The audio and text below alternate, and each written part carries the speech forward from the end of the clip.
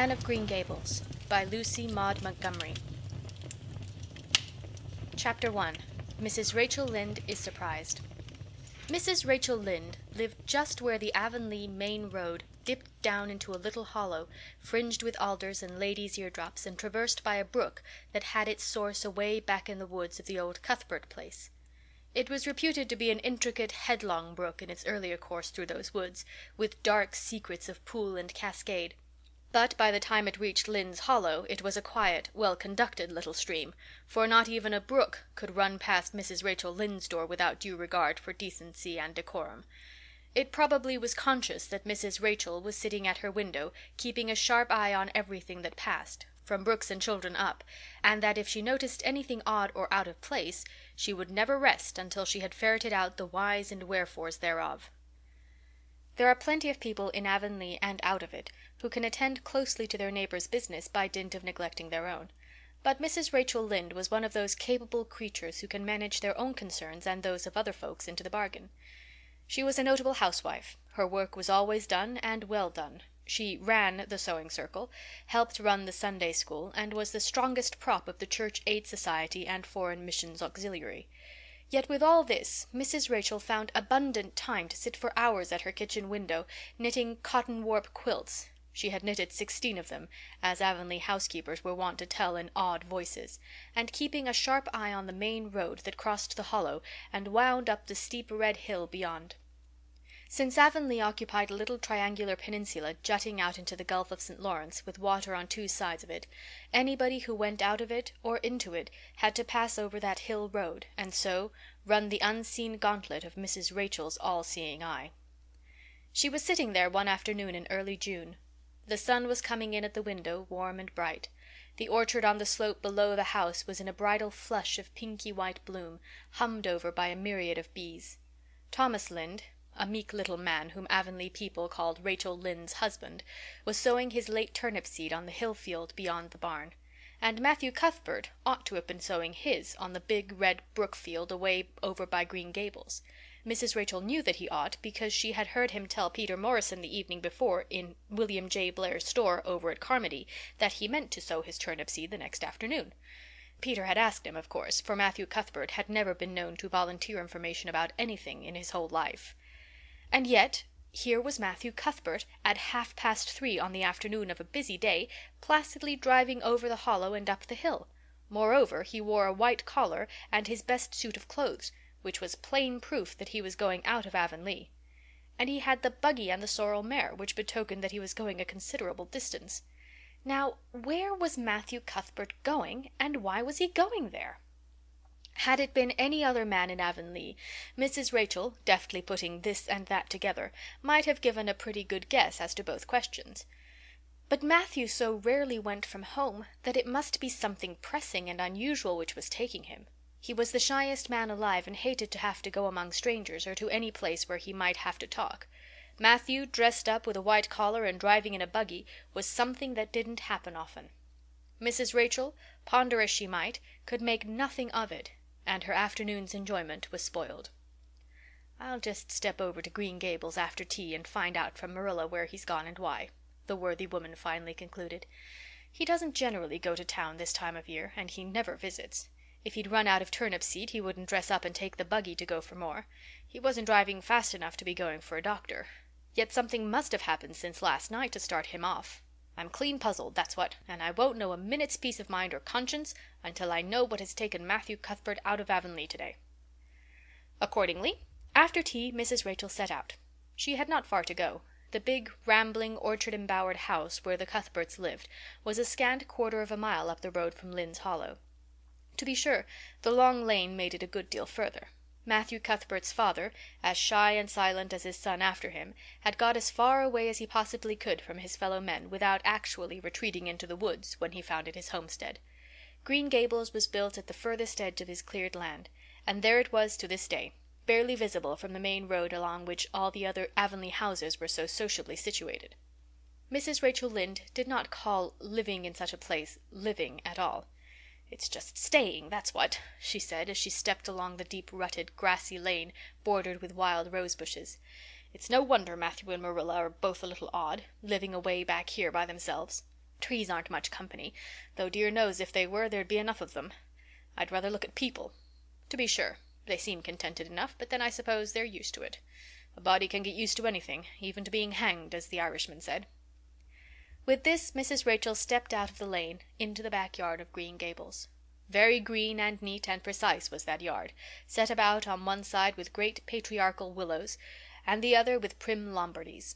Not a stray stick nor stone was to be seen, for Mrs. Rachel would have seen it if there had been. Privately she was of the opinion that Marilla Cuthbert swept that yard over as often as she swept her house. One could have eaten a meal off the ground without overbrimming the proverbial peck of dirt. Mrs. Rachel rapped smartly at the kitchen door and stepped in when bidden to do so. The kitchen at Green Gables was a cheerful apartment, or would have been cheerful if it had not been so painfully clean as to give it something of the appearance of an unused parlor. Its windows looked east and west. Through the west one, looking out on the backyard, came a flood of mellow June sunlight. But the east one, whence you got a glimpse of the bloom white cherry trees in the left orchard and nodding slender birches down in the hollow by the brook, was greened over by a tangle of vines. Here sat Marilla Cuthbert, when she sat at all, always slightly distrustful of sunshine, which seemed to her too dancing and irresponsible a thing for a world which was meant to be taken seriously. And here she sat now, knitting, and the table behind her was laid for supper. Mrs. Rachel, before she had fairly closed the door, had taken mental note of everything that was on that table. There were 3 plates laid, so that Marilla must be expecting someone home with Matthew to tea. But the dishes were everyday dishes, and there was only crab-apple preserves and one kind of cake, so that the expected company could not be any particular company. Yet what of Matthew's white collar and the sorrel mare? Mrs. Rachel was getting fairly dizzy with this unusual mystery about quiet, unmysterious Green Gables. "Good evening, Rachel," Marilla said briskly. "This is a real fine evening, isn't it? Won't you sit down? How are all your folks?" Something that for lack of any other name might be called friendship existed and always had existed between Marilla Cuthbert and Mrs. Rachel, in spite of, or perhaps because of, their dissimilarity. Marilla was a tall, thin woman with angles and without curves. Her dark hair showed some gray streaks and was always twisted up in a hard little knot behind, with 2 wire hairpins stuck aggressively through it. She looked like a woman of narrow experience and rigid conscience, which she was. But there was a saving something about her mouth which, if it had been ever so slightly developed, might have been considered indicative of a sense of humor. "We're all pretty well," said Mrs. Rachel. "I was kind of afraid you weren't, though, when I saw Matthew starting off today. I thought maybe he was going to the doctor's." Marilla's lips twitched understandingly. She had expected Mrs. Rachel up. She had known that the sight of Matthew jaunting off so unaccountably would be too much for her neighbor's curiosity. "Oh, no, I'm quite well, although I had a bad headache yesterday," she said. "Matthew went to Bright River. We're getting a little boy from an orphan asylum in Nova Scotia, and he's coming on the train tonight." If Marilla had said that Matthew had gone to Bright River to meet a kangaroo from Australia, Mrs. Rachel could not have been more astonished. She was actually stricken dumb for 5 seconds. It was unsupposable that Marilla was making fun of her, but Mrs. Rachel was almost forced to suppose it. "Are you in earnest, Marilla?" she demanded when voice returned to her. "Yes, of course," said Marilla, as if getting boys from orphan asylums in Nova Scotia were part of the usual spring work on any well-regulated Avonlea farm, instead of being an unheard-of innovation. Mrs. Rachel felt that she had received a severe mental jolt. She thought in exclamation points. A boy? Marilla and Matthew Cuthbert, of all people, adopting a boy! From an orphan asylum! Well, the world was certainly turning upside down. She would be surprised at nothing after this. Nothing. "What on earth put such a notion into your head?" she demanded disapprovingly. This had been done without her advice being asked, and must perforce be disproved. "Well, we've been thinking about it for some time. All winter, in fact," returned Marilla. "Mrs. Alexander Spencer was up here one day before Christmas, and she said she was going to get a little girl from the asylum over in Hopeton in the spring. Her cousin lives there, and Mrs. Spencer has visited her and knows all about it. So Matthew and I have talked it over off and on ever since. We thought we'd get a boy. Matthew's getting up in years, you know. He's 60, and he isn't so spry as he once was. His heart troubles him a good deal, and you know how desperate hard it's got to be to get hired help. There's never anybody to be had but those stupid, half-grown little French boys, and as soon as you do get one broke into your ways and taught something, he's up and off to the lobster canneries or the States. At first Matthew suggested getting a home boy, but I said no flat to that. They may be all right, I'm not saying they're not, but no London street Arabs for me, I said. Give me a native born at least. There'll be a risk, no matter who we get, but I'll feel easier in my mind and sleep sounder at nights if we get a born Canadian. So in the end we decided to ask Mrs. Spencer to pick us out one when she went over to get her little girl. We heard last week she was going, so we sent her word by Richard Spencer's folks at Carmody to bring us a smart, likely boy of about 10 or 11. We decided that would be the best age. Old enough to be of some use in doing chores, right off, and young enough to be trained up proper. We mean to give him a good home and schooling. We had a telegram from Mrs. Alexander Spencer today, the mailman brought it from the station, saying they were coming on the 5:30 train tonight. So Matthew went to Bright River to meet him. Mrs. Spencer will drop him off there. Of course, she goes on to White Sands Station herself. Mrs. Rachel prided herself on always speaking her mind. She proceeded to speak it now, having adjusted her mental attitude to this amazing piece of news. Well, Marilla, I'll just tell you plain that I think you're doing a mighty foolish thing, a risky thing, that's what.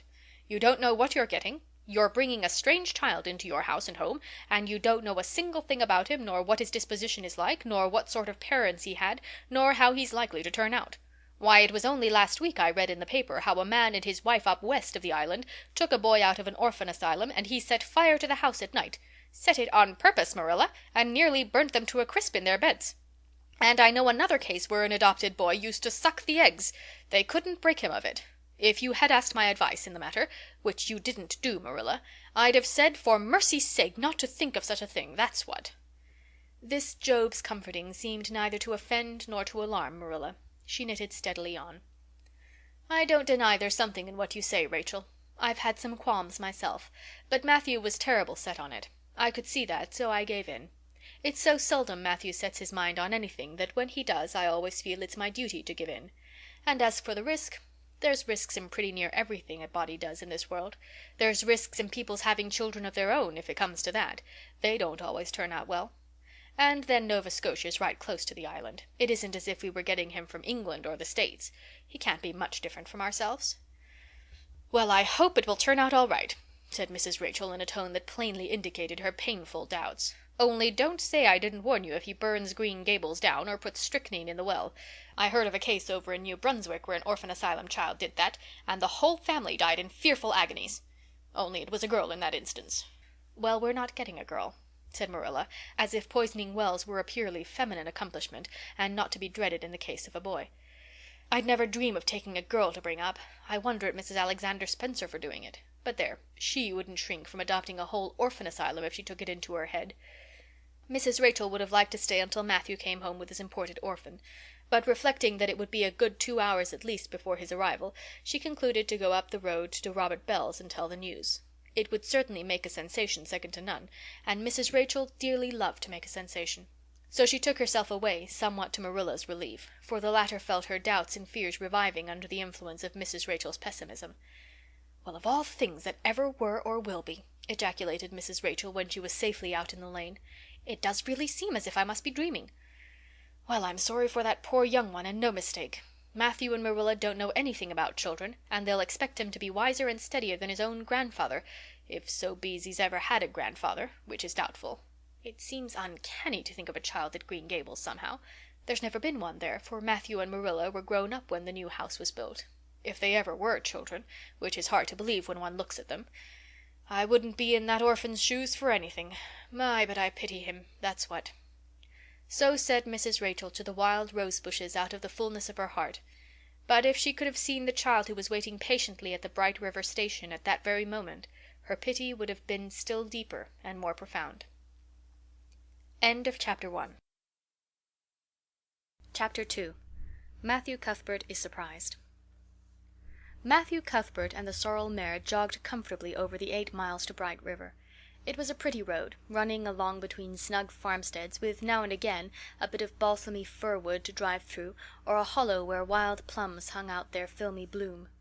The air was sweet with the breath of many apple orchards, and the meadows sloped away in the distance to horizon mists of pearl and purple, while the little birds sang as if it were the one day of summer in all the year. Matthew enjoyed the drive after his own fashion, except during the moments when he met women and had to nod to them, for in Prince Edward Island you are supposed to nod to all and sundry you meet on the road, whether you know them or not. Matthew dreaded all women except Marilla and Mrs. Rachel. He had an uncomfortable feeling that the mysterious creatures were secretly laughing at him. He may have been quite right in thinking so, for he was an odd-looking personage, with an ungainly figure, and long iron-gray hair that touched his stooping shoulders, and a full, soft brown beard, which he had worn ever since he was 20. In fact, he had looked at 20 very much as he looked at 60, lacking a little of the grayness. When he reached Bright River there was no sign of any train. He thought he was too early, so he tied his horse in the yard of the small Bright River Hotel and went over to the station house. The long platform was almost deserted, the only living creature in sight being a girl who was sitting on a pile of shingles at the extreme end. Matthew, barely noticing that it was a girl, sidled past her as quickly as possible without looking at her. Had he looked, he could hardly have failed to notice the tense rigidity and expectation of her attitude and expression. She was sitting there waiting for something or somebody, and, since sitting and waiting was the only thing to do just then, she sat and waited with all her might and main. Matthew encountered the station master locking up the ticket office preparatory to going home for supper, and asked him if the 5:30 train would soon be along. "The 5:30 train has been in and gone half an hour ago," answered that brisk official. "But there was a passenger dropped off for you, a little girl. She's sitting out there on the shingles. I asked her to go into the ladies' waiting room, but she informed me gravely that she preferred to stay outside. There was more scope for the imagination, she said. She's a case, I should say." "I'm not expecting a girl," said Matthew blankly. "It's a boy I've come for. He should be here. Mrs. Alexander Spencer was to bring him over from Nova Scotia for me." The station master whistled. "Guess there's some mistake," he said. "Mrs. Spencer came off the train with that girl and gave her into my charge. Said you and your sister were adopting her from an orphan asylum, and that you would be along for her presently. That's all I know about it, and I haven't got any more orphans concealed hereabouts." "I don't understand," said Matthew helplessly, wishing that Marilla was at hand to cope with the situation. "Well, you'd better question the girl," said the station master carelessly. "I dare say she'll be able to explain. She's got a tongue of her own, that's certain. Maybe they were out of boys of the brand you wanted."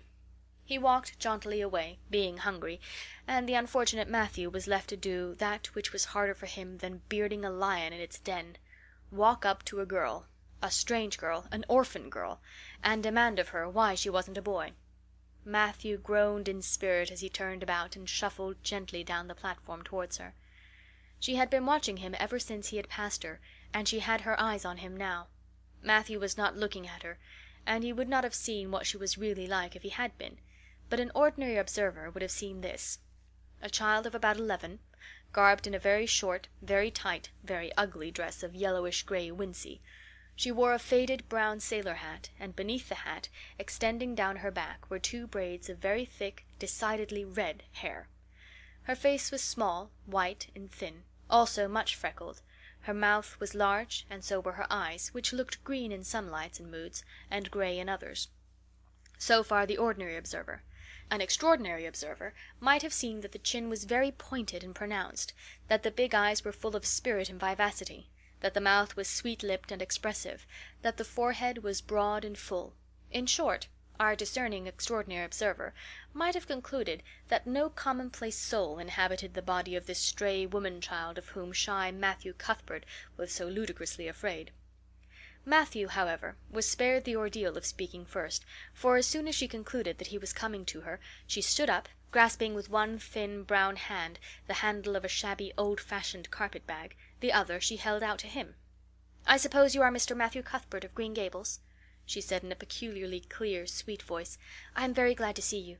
I was beginning to be afraid you weren't coming for me, and I was imagining all the things that might have happened to prevent you. I had made up my mind that if you didn't come for me tonight, I'd go down the track to that big wild cherry tree at the bend and climb up into it and stay all night. I wouldn't be a bit afraid, and it would be lovely to sleep in a wild cherry tree all white with bloom in the moonshine, don't you think? You could imagine you were dwelling in marble halls, couldn't you? And I was quite sure you would come for me in the morning, if you didn't tonight." Matthew had taken the scrawny little hand awkwardly in his. Then and there he decided what to do. He could not tell this child with the glowing eyes that there had been a mistake. He would take her home and let Marilla do that.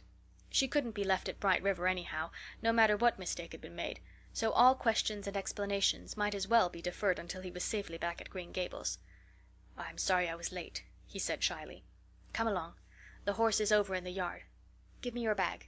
"Oh, I can carry it," the child responded cheerfully. "It isn't heavy. I've got all my worldly goods in it, but it isn't heavy. And if it isn't carried in just a certain way, the handle pulls out, so I'd better keep it because I know the exact knack of it. It's an extremely old carpet bag. Oh, I'm very glad you've come, even if it would have been nice to sleep in a wild cherry tree. We've got to drive a long piece, haven't we? Mrs. Spencer said it was 8 miles. I'm glad, because I love driving. Oh, it seems so wonderful that I'm going to live with you and belong to you. I've never belonged to anybody, not really. But the asylum was the worst. I've only been in it 4 months, but that was enough.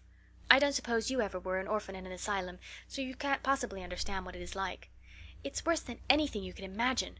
Mrs. Spencer said it was wicked of me to talk like that, but I didn't mean to be wicked.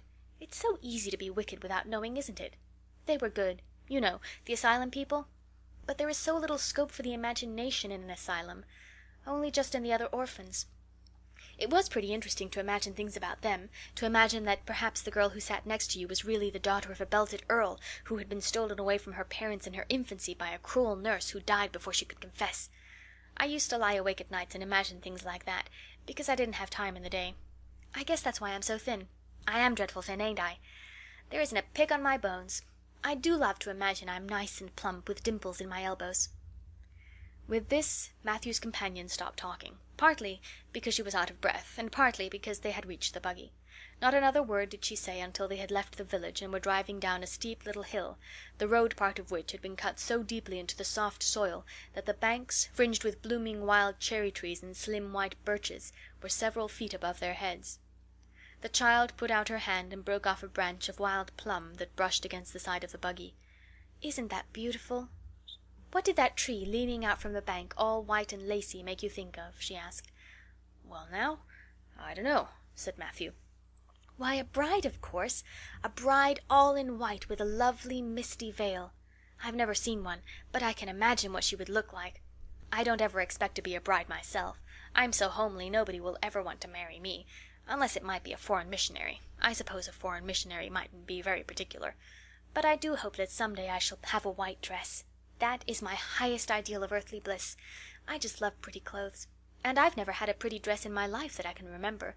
But of course, it's all the more to look forward to, isn't it? And then I can imagine that I'm dressed gorgeously. This morning when I left the asylum I felt so ashamed because I had to wear this horrid old wincey dress. All the orphans had to wear them, you know. A merchant in Hopeton last winter donated 300 yards of wincey to the asylum. Some people said it was because he couldn't sell it, but I'd rather believe that it was out of the kindness of his heart, wouldn't you? When we got on the train I felt as if everybody must be looking at me and pitying me. But I just went to work and imagined that I had on the most beautiful pale blue silk dress, because when you are imagining you might as well imagine something worthwhile, and a big hat all flowers and nodding plumes, and a gold watch and kid gloves and boots. I felt cheered up right away, and I enjoyed my trip to the island with all my might. I wasn't a bit sick coming over in the boat. Neither was Mrs. Spencer, although she generally is. She said she hadn't time to get sick, watching to see that I didn't fall overboard. She said she never saw the beat of me for prowling about. But if it kept her from being seasick, it's a mercy I did prowl, isn't it? And I wanted to see everything that was to be seen on that boat, because I didn't know whether I'd ever have another opportunity. Oh, there are a lot more cherry trees all in bloom. This island is the bloomiest place. I just love it already, and I'm so glad I'm going to live here. I've always heard that Prince Edward Island was the prettiest place in the world, and I used to imagine I was living here, but I never really expected I would. It's delightful when your imaginations come true, isn't it? But those red roads are so funny. When we got into the train at Charlottetown and the red roads began to flash past, I asked Mrs. Spencer what made them red, and she said she didn't know, and for pity's sake not to ask her any more questions.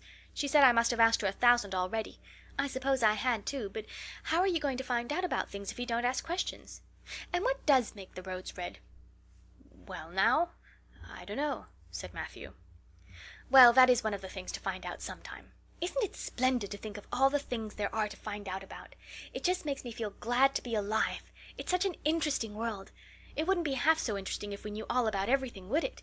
There'd be no scope for the imagination then, would there? But am I talking too much? People are always telling me I do. Would you rather I didn't talk? If you say so, I'll stop. I can stop when I make up my mind to it, although it's difficult.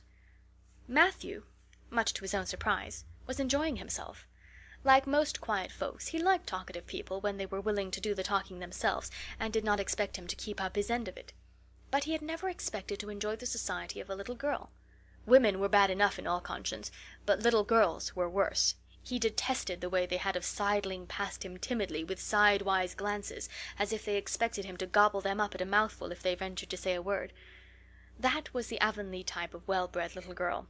But this freckled witch was very different, and although he found it rather difficult for his slower intelligence to keep up with her brisk mental processes, he thought that he kind of liked her chatter.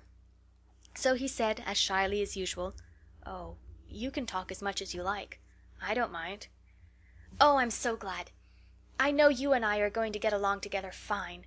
It's such a relief to talk when one wants to and not be told that children should be seen and not heard.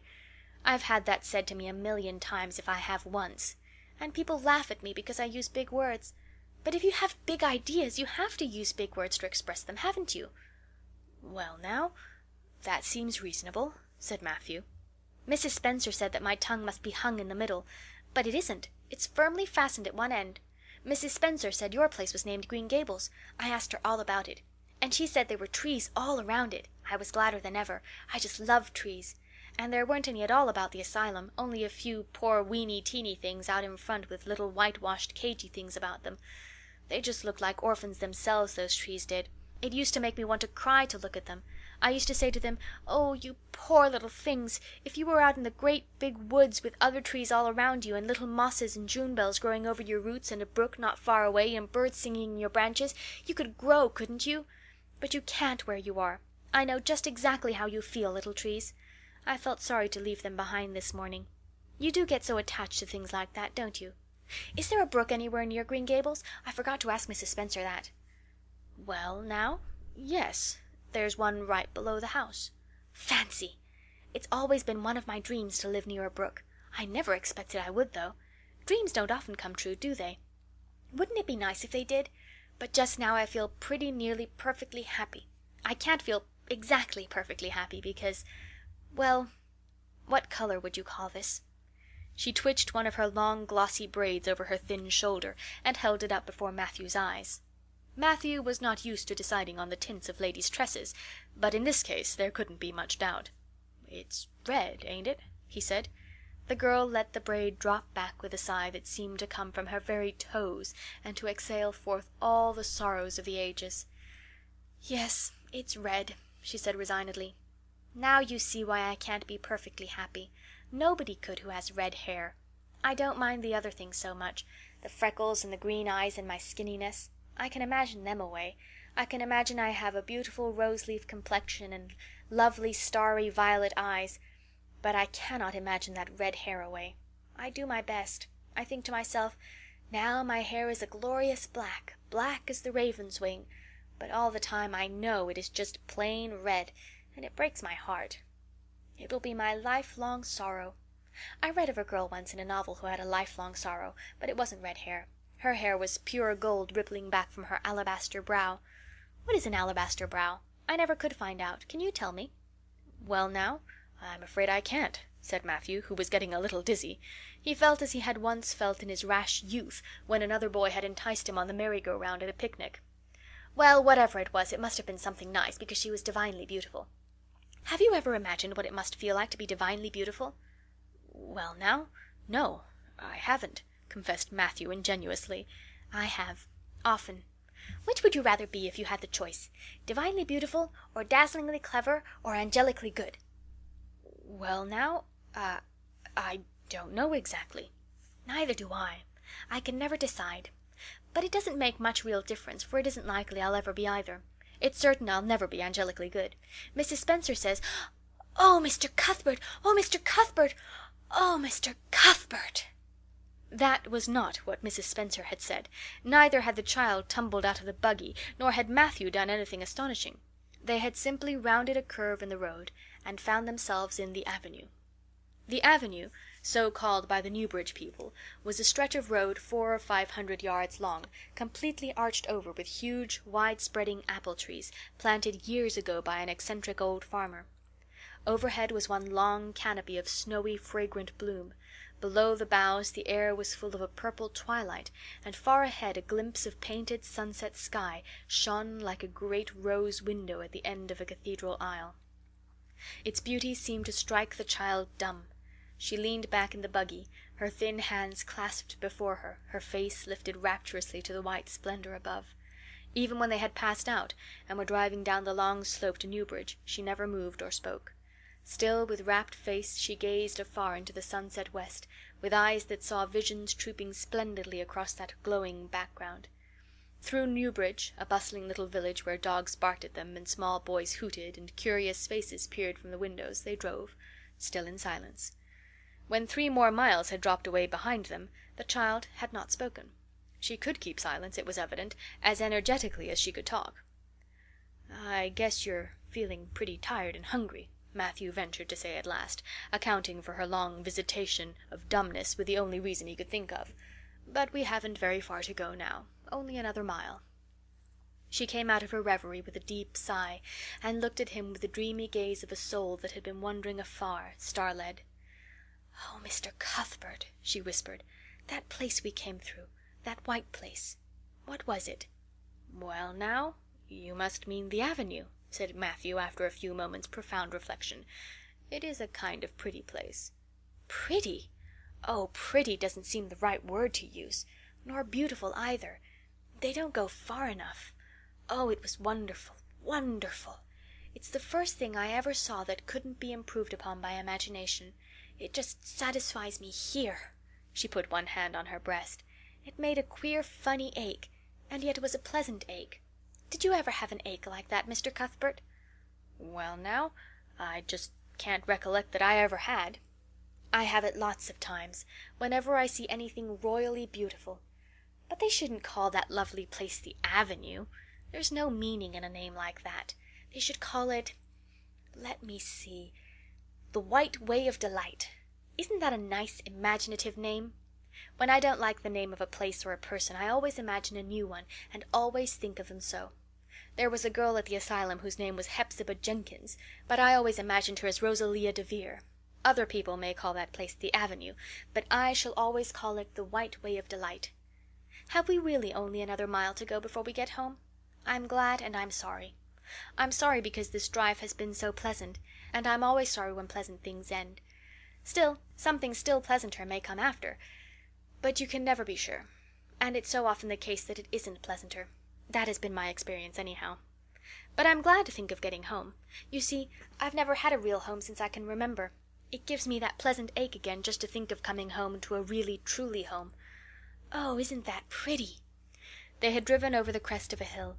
Below them was a pond, looking almost like a river, so long and winding was it.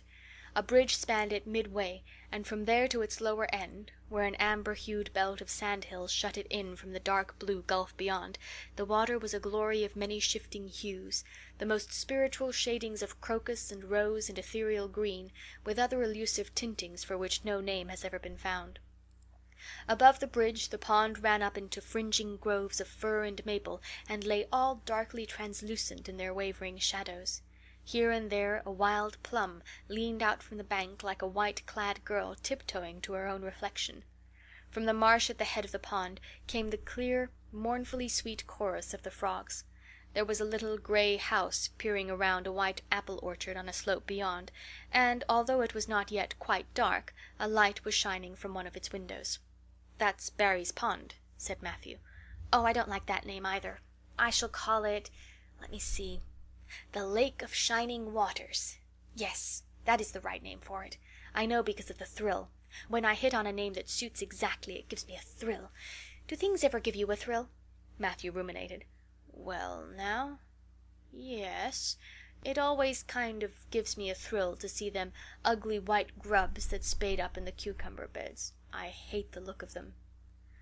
"Oh, I don't think that can be exactly the same kind of a thrill. Do you think it can?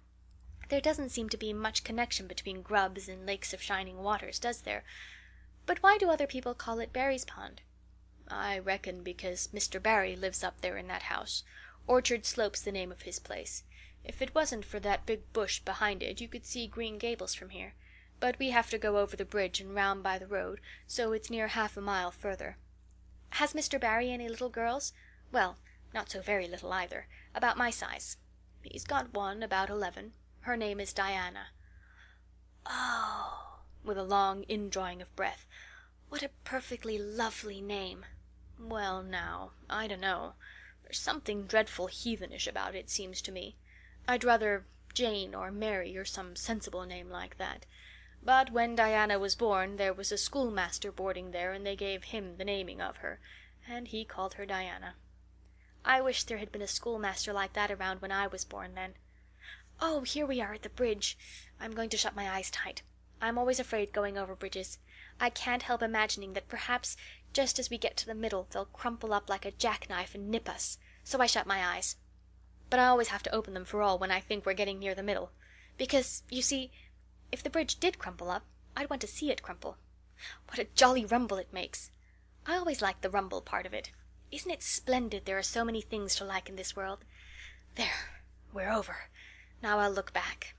Good night, dear lake of shining waters. I always say good night to the things I love, just as I would to people. I think they like it. That water looks as if it were smiling at me." When they had driven up the further hill and around a corner, Matthew said, "We're pretty near home now. That's Green Gables over—" "Oh, don't tell me," she interrupted breathlessly, catching at his partially raised arm and shutting her eyes that she might not see his gesture. "Let me guess. I'm sure I'll guess right." She opened her eyes and looked about her. They were on the crest of a hill.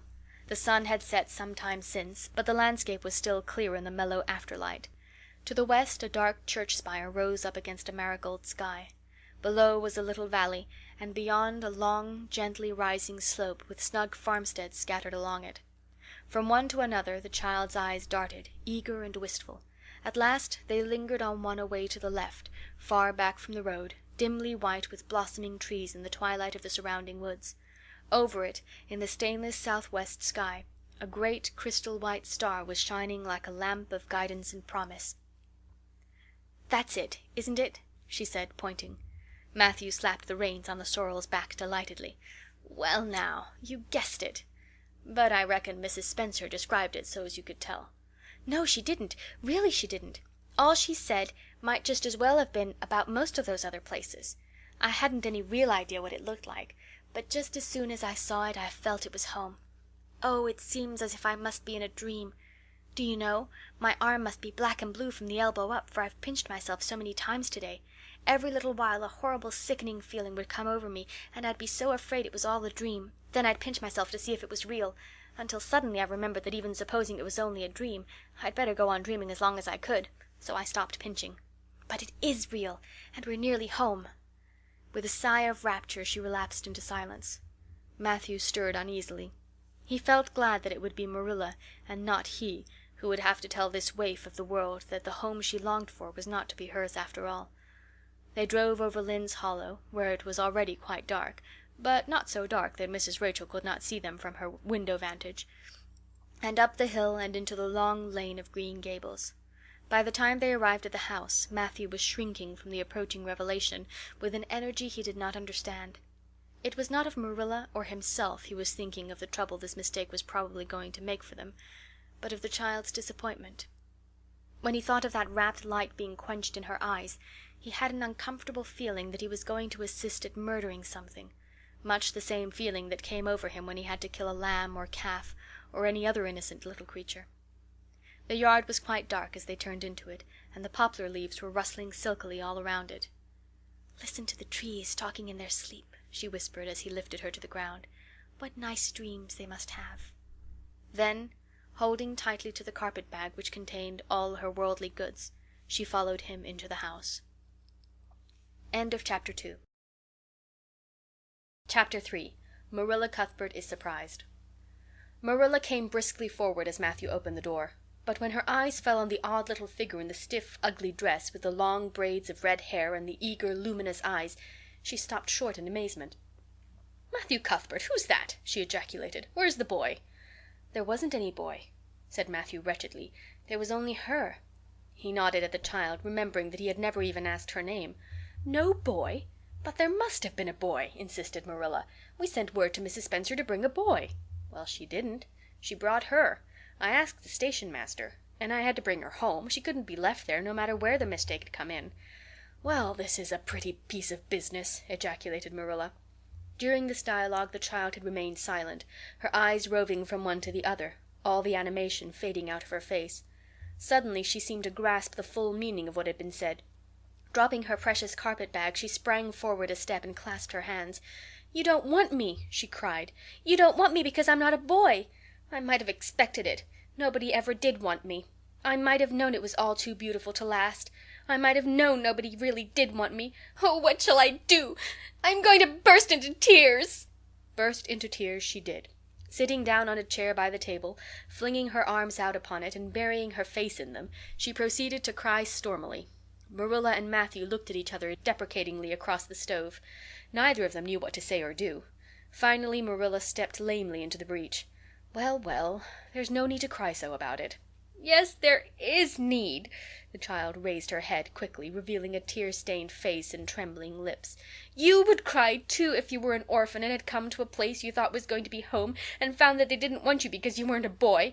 Oh, this is the most tragical thing that has ever happened to me." Something like a reluctant smile, rather rusty from long disuse, mellowed Marilla's grim expression. "Well, don't cry any more. We're not going to turn you out of doors tonight. You'll have to stay here until we investigate this affair. What's your name?" The child hesitated for a moment. "Will you please call me Cordelia?" she said eagerly.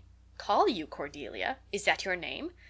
"No, it's not exactly my name, but I would love to be called Cordelia. It's such a perfectly elegant name."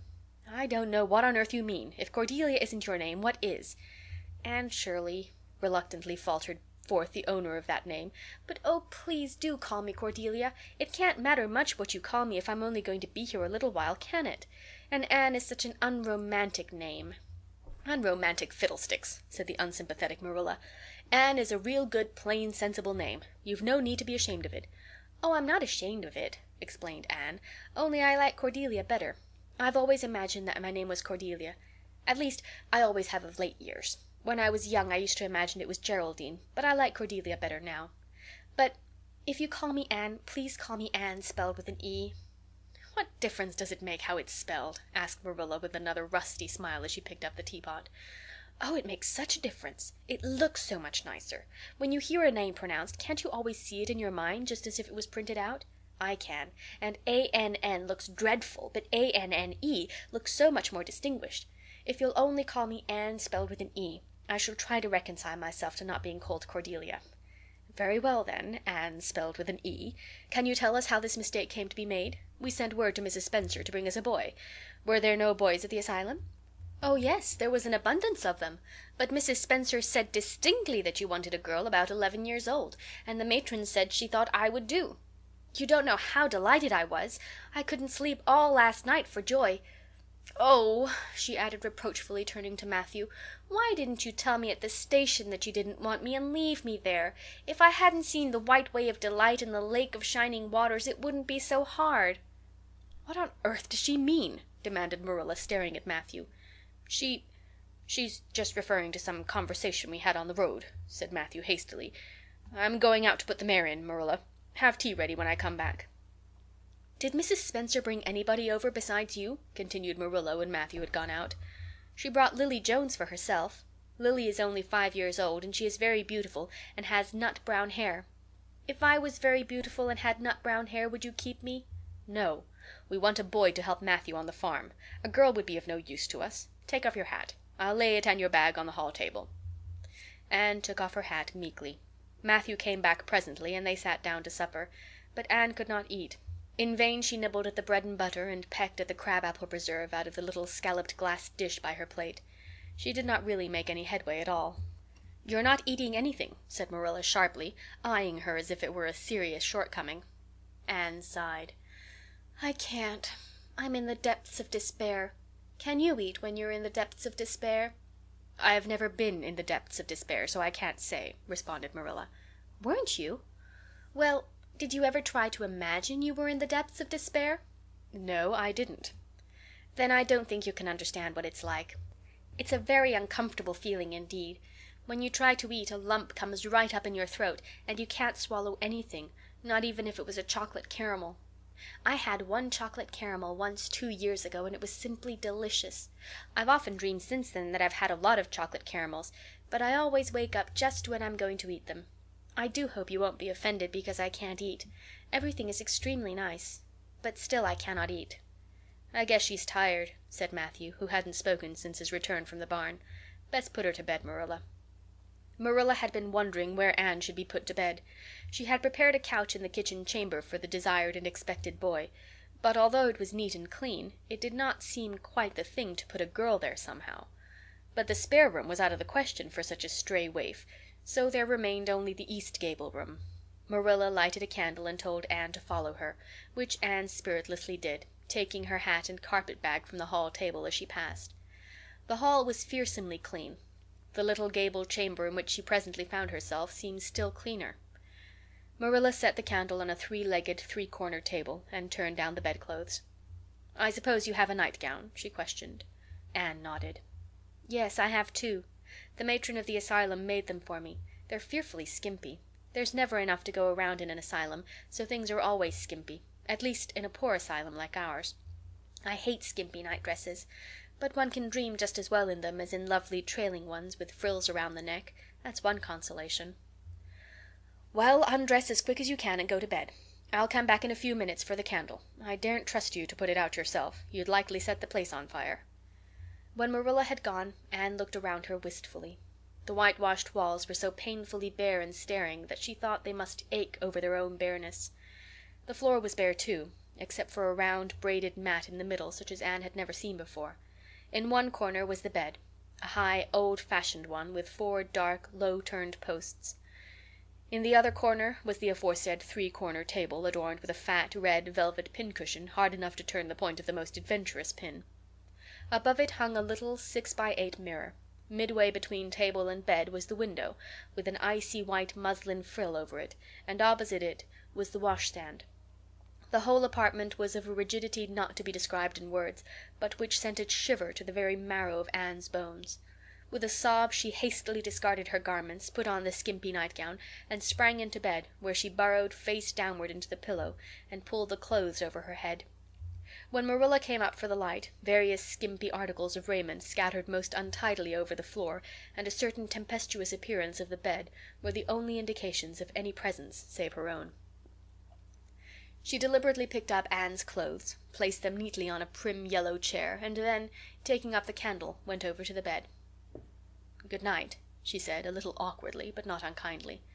Anne's white face and big eyes appeared over the bedclothes with a startling suddenness. "How can you call it a good night when you know it must be the very worst night I've ever had?" she said reproachfully.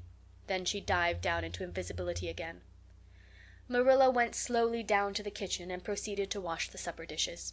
Matthew was smoking, a sure sign of perturbation of mind. He seldom smoked, for Marilla set her face against it as a filthy habit, but at certain times and seasons he felt driven to it, and then Marilla winked at the practice, realizing that a mere man must have some vent for his emotions. "Well, this is a pretty kettle of fish," she said wrathfully. "This is what comes of sending word instead of going ourselves. Richard Spencer's folks have twisted that message somehow. One of us will have to drive over and see Mrs. Spencer tomorrow, that's certain. This girl will have to be sent back to the asylum." "Yes, I suppose so," said Matthew reluctantly. "You suppose so? Don't you know it?" "Well, now, she's a real nice little thing, Marilla. It's kind of a pity to send her back when she's so set on staying here." "Matthew Cuthbert, you don't mean to say you think we ought to keep her?" Marilla's astonishment could not have been greater if Matthew had expressed a predilection for standing on his head. "Well, now, no, I suppose not. Not exactly," stammered Matthew, uncomfortably driven into a corner for his precise meaning. "I suppose we could hardly be expected to keep her." "I should say not. What good would she be to us?" "We might be some good to her," said Matthew suddenly and unexpectedly. "Matthew Cuthbert, I believe that child has bewitched you. I can see as plain that you want to keep her." "Well, now, she's a real interesting little thing," persisted Matthew. "You should have heard her talk comin' from the station." "Oh, she can talk fast enough. I saw that at once. It's nothing in her favor either. I don't like children who have so much to say. I don't want an orphan girl, and if I did she isn't the style I'd pick out. There's something I don't understand about her. No, she's got to be dispatched straight way back to where she came from." "I could hire a French boy to help me," said Matthew, "and she'd be company for you." "I'm not suffering for company," said Marilla shortly, "and I'm not going to keep her." "Well now, it's just as you say, of course, Marilla," said Matthew, rising and putting his pipe away. "I'm going to bed." To bed went Matthew, and to bed, when she had put her dishes away, went Marilla, frowning most resolutely. And upstairs in the east gable, a lonely, heart-hungry, friendless child cried herself to sleep. End of Chapter 3. Chapter 4. Morning at Green Gables. It was broad daylight when Anne awoke and sat up in bed, staring confusedly at the window through which a flood of cheery sunshine was pouring, and outside of which something white and feathery waved across glimpses of blue sky. For a moment she could not remember where she was. First came a delightful thrill as of something very pleasant, then a horrible remembrance. This was Green Gables, and they didn't want her because she wasn't a boy. But it was morning, and yes, it was a cherry tree in full bloom outside of her window. With a bound she was out of bed and across the floor. She pushed up the sash. It went up stiffly and creakily as if it hadn't been open for a long time, which was the case, and it stuck so tight that nothing was needed to hold it up. Anne dropped on her knees and gazed out into the June morning, her eyes glistening with delight. Oh, wasn't it beautiful? Wasn't it a lovely place? Suppose she wasn't really going to stay here. She would imagine she was. There was scope for imagination here. A huge cherry tree grew outside, so close that its boughs tapped against the house, and it was so thick-set with blossoms that hardly a leaf was to be seen. On both sides of the house was a big orchard, one of apple trees and one of cherry trees, also showered over with blossoms, and their grass was all sprinkled with dandelions. In the garden below were lilac trees purple with flowers, and their dizzily sweet fragrance drifted up to the window on the morning wind. Below the garden, a green field lush with clover sloped down to the hollow where the brook ran and where scores of white birches grew, upspringing airily out of an undergrowth suggestive of delightful possibilities in ferns and mosses and woodsy things generally. Beyond it was a hill, green and feathery with spruce and fir. There was a gap in it where the gray gable end of the little house she had seen from the other side of the Lake of Shining Waters was visible. Off to the left were the big barns, and beyond them, away down over green, low-sloping fields, was a sparkling blue glimpse of sea. Anne's beauty-loving eyes lingered on it all, taking everything greedily in. She had looked on so many unlovely places in her life, poor child, but this was as lovely as anything she had ever dreamed. She knelt there, lost to everything but the loveliness around her, until she was startled by a hand on her shoulder. Marilla had come in unheard by the small dreamer. "It's time you were dressed," she said curtly. Marilla really did not know how to talk to the child, and her uncomfortable ignorance made her crisp and curt when she did not mean to be. Anne stood up and drew a long breath. "Oh, isn't it wonderful?" she said, waving her hand comprehensively at the good world outside. "It's a big tree," said Marilla, "and it blooms great, but the fruit don't amount to much never. Small and wormy." "Oh, I don't mean just the tree. Of course it's lovely, yes. It's radiantly lovely. It blooms as if it meant it. But I meant everything. The garden and the orchard and the brook and the woods, the whole big dear world. Don't you feel as if you just loved the world on a morning like this? And I can hear the brook laughing all the way up here. Have you ever noticed what cheerful things brooks are? They're always laughing. Even in wintertime I've heard them under the ice. I'm so glad there's a brook near Green Gables. Perhaps you think it doesn't make any difference to me when you're not going to keep me, but it does. I shall always like to remember that there is a brook at Green Gables, even if I never see it again. If there wasn't a brook, I'd be haunted by the uncomfortable feeling that there ought to be one. I'm not in the depths of despair this morning. I never can be in the morning. Isn't it a splendid thing that there are mornings? But I feel very sad. I've just been imagining that it was really me you wanted after all, and that I was to stay here forever and ever. It was a great comfort while it lasted, but the worst of imagining things is that the time comes when you have to stop, and that hurts. "You'd better get dressed and come downstairs and never mind your imaginings," said Marilla, as soon as she could get a word in edgewise. "Breakfast is waiting. Wash your face and comb your hair. Leave the window up and turn your bedclothes back over the foot of the bed. Be as smart as you can. Anne could evidently be smart to some purpose, for she was downstairs in 10 minutes' time with her clothes neatly on, her hair brushed and braided, her face washed, and a comfortable consciousness pervading her soul that she had fulfilled all Marilla's requirements. As a matter of fact, however, she had forgotten to turn back the bedclothes. "I'm pretty hungry this morning," she announced as she slipped into the chair Marilla placed for her. "The world doesn't seem such a howling wilderness as it did last night. I'm so glad it's a sunshiny morning. But I like rainy mornings real well, too. All sorts of mornings are interesting, don't you think? You don't know what's going to happen through the day, and there's so much scope for imagination. But I'm glad it's not rainy today, because it's easier to be cheerful and bear up under affliction on a sunshiny day. I feel that I have a good deal to bear up under. It's all very well to read about sorrows and imagine yourself living through them heroically, but it's not so nice when you really come to have them, is it?" "For pity's sake, hold your tongue," said Marilla. "You talk entirely too much for a little girl."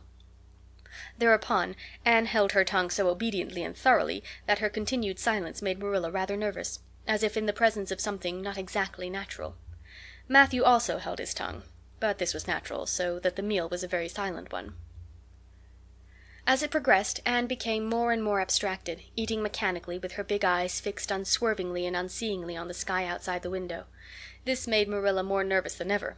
She had an uncomfortable feeling that while this odd child's body might be there at the table, her spirit was far away in some remote, airy cloudland, borne aloft on the wings of imagination. Who would want such a child about the place? Yet Matthew wished to keep her, of all unaccountable things. Marilla felt that he wanted it just as much this morning as he had the night before, and that he would go on wanting it. That was Matthew's way. Take a whim into his head and cling to it with the most amazing silent persistency, a persistency 10 times more potent and effectual in its very silence than if he had talked it out. When the meal was ended, Anne came out of her reverie and offered to wash the dishes. "Can you wash dishes right?" asked Marilla distrustfully. "Pretty well.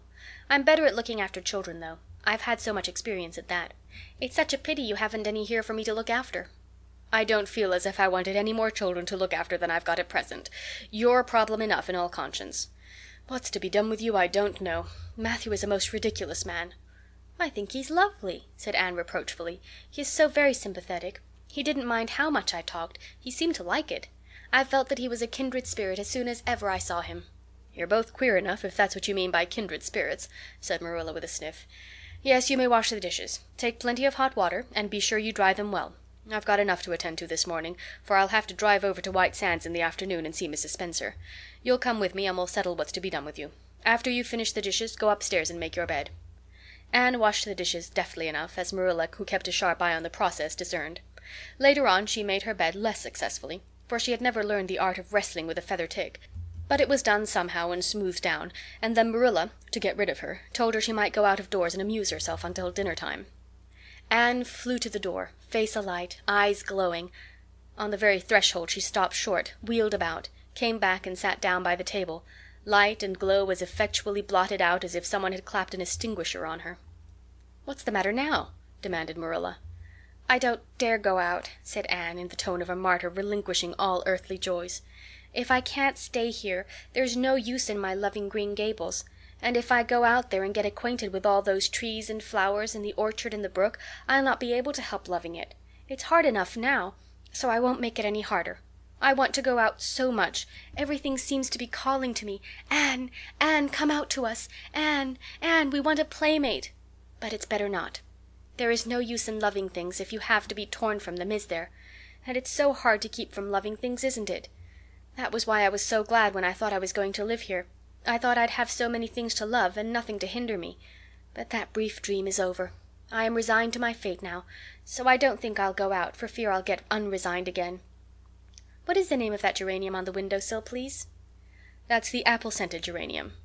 "Oh, I don't mean that sort of a name. I mean just a name you gave it yourself. Didn't you give it a name? May I give it one then? May I call it, let me see, Bonnie would do. May I call it Bonnie while I'm here? Oh, do let me." "Goodness, I don't care. But where on earth is the sense of naming a geranium?" "Oh, I like things to have handles, even if they're only geraniums. It makes them seem more like people. How do you know but that it hurts a geranium's feelings just to be called a geranium and nothing else? You wouldn't like to be called nothing but a woman all the time. Yes, I shall call it Bonnie. I named that cherry tree outside my bedroom window this morning. I called it Snow Queen because it was so white. Of course it won't always be in blossom, but one can imagine that it is, can't one?" "I never in all my life saw or heard anything to equal her," muttered Marilla, beating a retreat down to the cellar after potatoes. "She is kind of interesting, as Matthew says. I can feel already that I'm wondering what on earth she'll say next. She'll be casting a spell over me, too. She's cast it over Matthew. That look he gave me when he went out said everything he said or hinted last night over again. I wish he was like other men and would talk things out. A body could answer back then and argue him into reason. But what's to be done with a man who just looks?" Anne had relapsed into reverie with her chin in her hands and her eyes on the sky, when Marilla returned from her cellar pilgrimage. There Marilla left her until the early dinner was on the table. "I suppose I can have the mare and buggy this afternoon, Matthew," said Marilla. Matthew nodded and looked wistfully at Anne. Marilla intercepted the look and said grimly, "I'm going to drive over to White Sands and settle this thing. I'll take Anne with me, and Mrs. Spencer will probably make arrangements to send her back to Nova Scotia at once. I'll set your tea out for you, and I'll be home in time to milk the cows." Still Matthew said nothing, and Marilla had a sense of having wasted words and breath. There is nothing more aggravating than a man who won't talk back, unless it is a woman who won't. Matthew hitched the sorrel into the buggy in due time, and Marilla and Anne set off. Matthew opened the yard gate for them, and as they drove slowly through, he said, to nobody in particular as it seemed, "Little Jerry Buote from the creek was here this morning, and I told him I guessed I'd hire him for the summer." Marilla made no reply, but she hit the unlucky sorrel such a vicious clip with the whip that the fat mare, unused to such treatment, whizzed indignantly down the lane at an alarming pace. Marilla looked back once as the buggy bounced along and saw that aggravating Matthew leaning over the gate, looking wistfully after them. End of Chapter 4. Chapter 5. Anne's History. "Do you know," said Anne confidentially, "I've made up my mind to enjoy this drive. It's been my experience that you can nearly always enjoy things if you make up your mind firmly that you will. Of course, you must make it up firmly. I'm not going to think about going back to the asylum while we're having our drive. I am just going to think about the drive. Oh, look! There's one little early wild rose out. Isn't it lovely? Don't you think it must be glad to be a rose? Wouldn't it be nice if roses could talk? I'm sure they could tell us such lovely things. And isn't pink the most bewitching color in the world? I love it, but I can't wear it. Red-headed people can't wear pink, not even in imagination. Did you ever know of anybody whose hair was red when she was young, but got to be another color when she grew up?" "No, I don't know as I ever did," said Marilla mercilessly. "And I shouldn't think it likely to happen in your case either." Anne sighed. "Well, that is another hope gone. My life is a perfect graveyard of buried hopes. That's a sentence I read in a book once, and I say it over to comfort myself whenever I'm disappointed in anything." "I don't see where the comforting comes in myself," said Marilla. "Why, because it sounds so nice and romantic, just as if I were a heroine in a book, you know. I'm so fond of romantic things, and a graveyard full of buried hopes is about as romantic a thing as one can imagine, isn't it? I'm rather glad I have one. Are we going across the Lake of Shining Waters today?" "We're not going over Barry's Pond, if that's what you mean by your Lake of Shining Waters. We're going by the shore road." "Shore road sounds nice," said Anne dreamily. "Is it as nice as it sounds? Just when you said shore road I saw it in a picture in my mind, as quick as that. And White Sands is a pretty name, too. But I don't like it as well as Avonlea. Avonlea is a lovely name.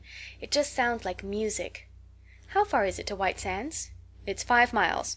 And as you're evidently bent on talking, you might as well talk to some purpose by telling me what you know about yourself." "Oh, what I know about myself isn't really worth telling," said Anne eagerly. "If you'll only let me tell you what I imagine about myself, you'll think it ever so much more interesting." "No, I don't want any of your imaginings. Just you stick to bald facts. Begin at the beginning. Where were you born, and how old are you?" "I was 11 last March," said Anne, resigning herself to bald facts with a little sigh.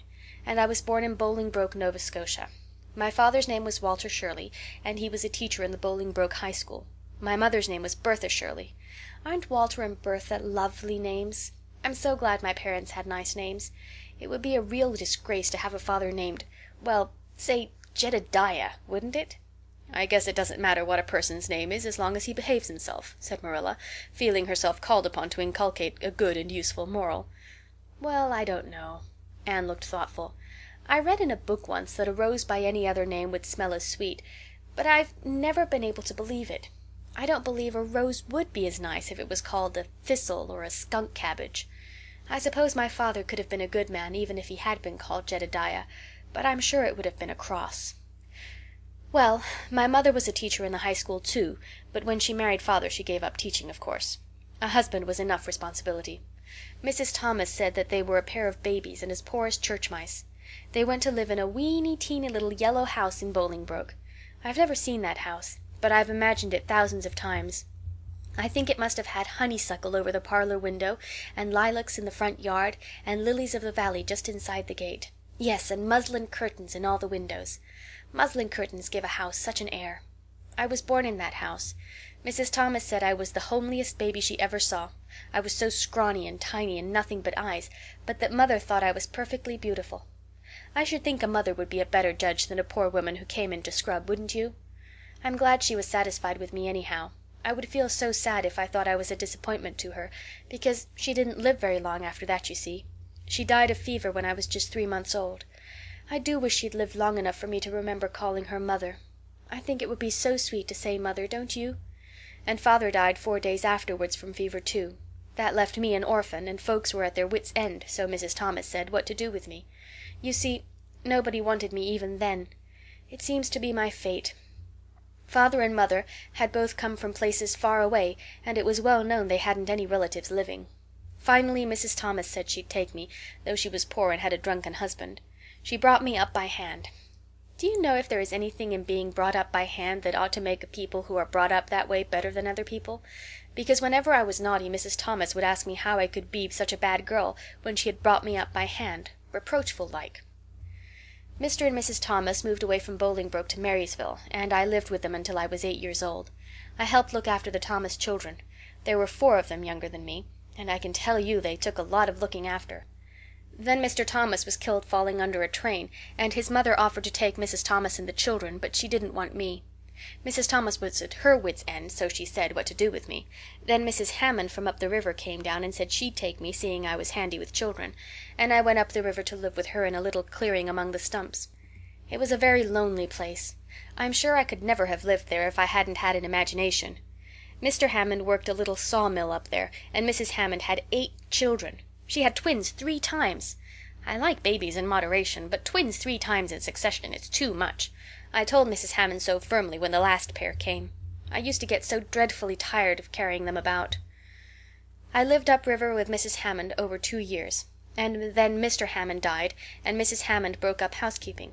She divided her children among her relatives and went to the States. I had to go to the asylum at Hopeton because nobody would take me. They didn't want me at the asylum either. They said they were overcrowded as it was.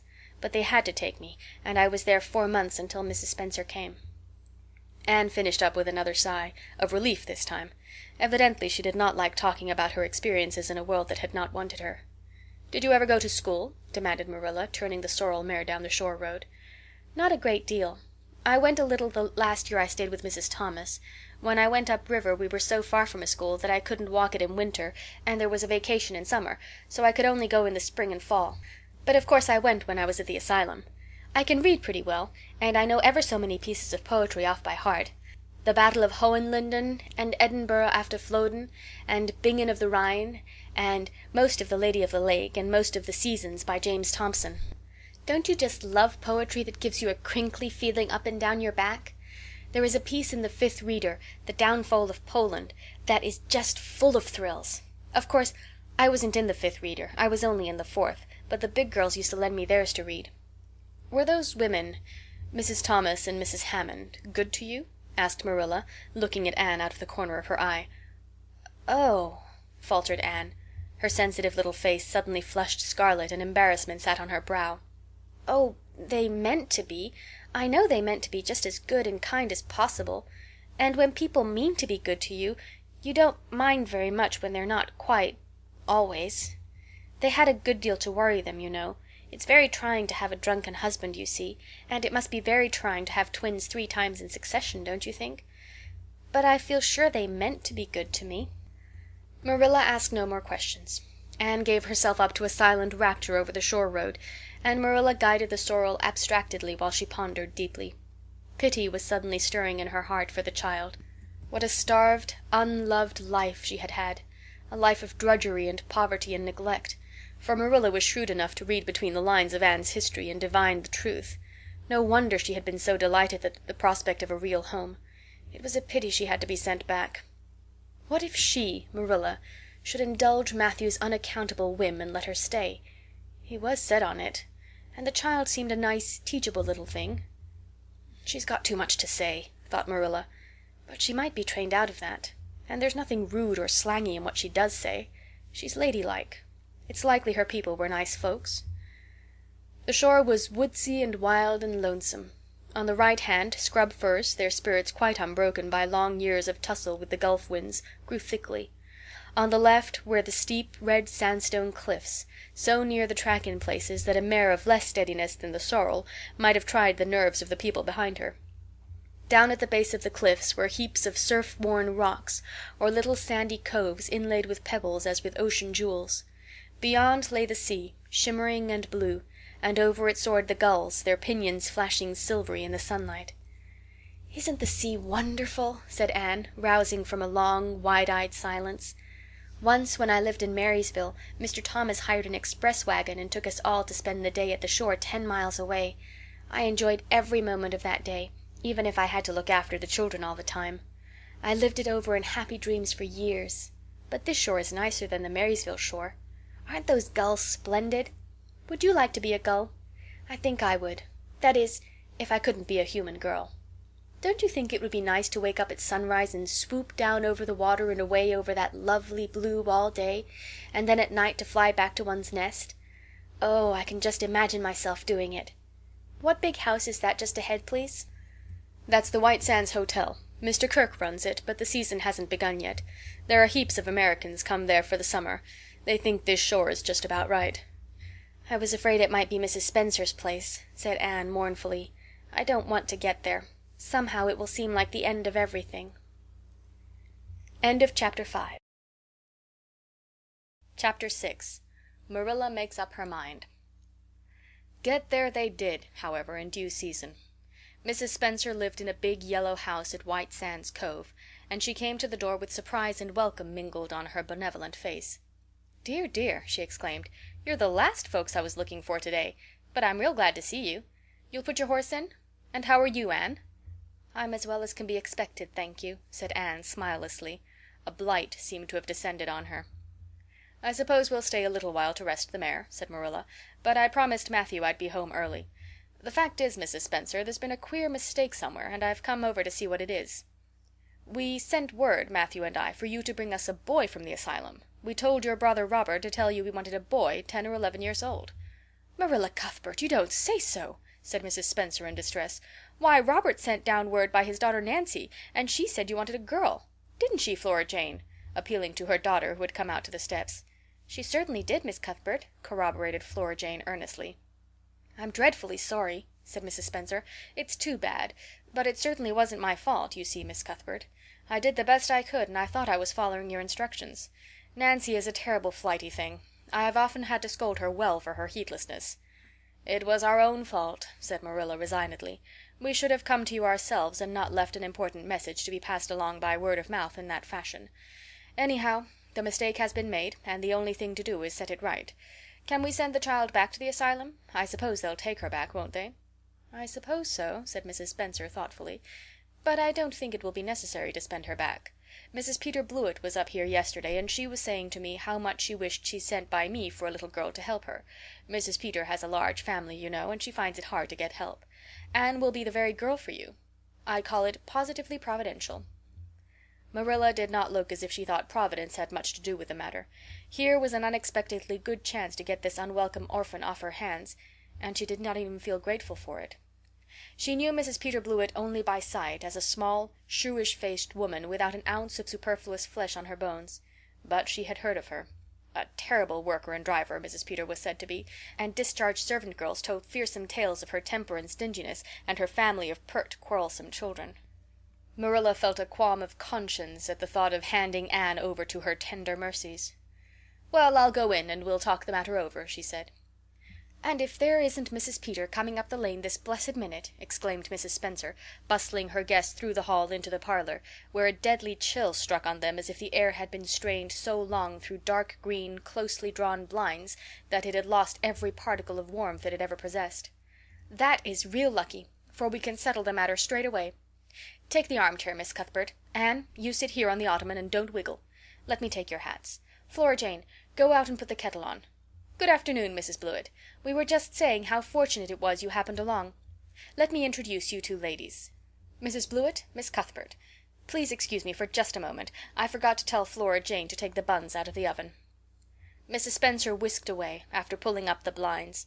Anne, sitting mutely on the ottoman, with her hands clasped tightly in her lap, stared at Mrs. Blewett as one fascinated. Was she to be given into the keeping of this sharp-faced, sharp-eyed woman? She felt a lump coming up in her throat, and her eyes smarted painfully. She was beginning to be afraid she couldn't keep back the tears when Mrs. Spencer returned, flushed and beaming, quite capable of taking any and every difficulty, physical, mental, or spiritual, into consideration and settling it out of hand. "It seems there's been a mistake about this little girl, Mrs. Blewett," she said. "I was under the impression that Mr. and Miss Cuthbert wanted a little girl to adopt. I was certainly told so. But it seems it was a boy they wanted. So if you're still of the same mind you were yesterday, I think she'll be just the thing for you." Mrs. Blewett darted her eyes over Anne from head to foot. "How old are you, and what's your name?" she demanded. "Anne Shirley," faltered the shrinking child, not daring to make any stipulations regarding the spelling thereof. "And I'm 11 years old." "Humph! You don't look as if there was much to you. But you're wiry. I don't know but the wiry ones are the best after all. Well, if I take you, you'll have to be a good girl, you know. Good and smart and respectful. I'll expect you to earn your keep, and no mistake about that. Yes, I suppose I might as well take her off your hands, Miss Cuthbert. The baby's awful fractious, and I'm clean worn out attending to him. If you like, I can take her home right now." Marilla looked at Anne and softened at the sight of the child's pale face with its look of mute misery, the misery of a helpless little creature who finds itself once more caught in the trap from which it had escaped. Marilla felt an uncomfortable conviction that if she denied the appeal of that look it would haunt her to her dying day. Moreover, she did not fancy Mrs. Blewett. To hand a sensitive, high-strung child over to such a woman— No, she could not take the responsibility of doing that. "Well, I don't know," she said slowly. "I didn't say that Matthew and I had absolutely decided that we wouldn't keep her.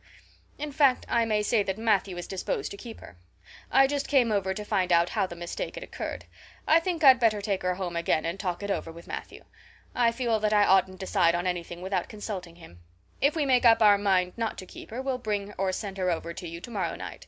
If we don't, you may know that she is going to stay with us. Will that suit you, Mrs. Blewett?" "I suppose it will have to," said Mrs. Blewett ungraciously. During Marilla's speech a sunrise had been dawning on Anne's face. First the look of despair faded out, then came a faint flush of hope. Her eyes grew deep and bright as morning stars. The child was quite transfigured, and a moment later, when Mrs. Spencer and Mrs. Blewett went out in quest of a recipe the latter had come to borrow, she sprang up and flew across the room to Marilla. "Oh, Miss Cuthbert, did you really say that perhaps you would let me stay at Green Gables?"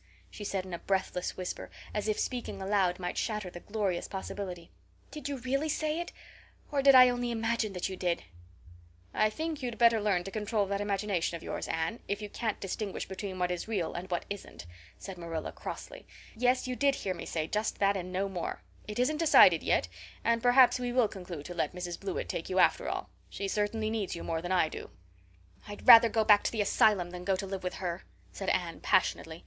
"She looks exactly like a gimlet." Marilla smothered a smile under the conviction that Anne must be reproved for such a speech.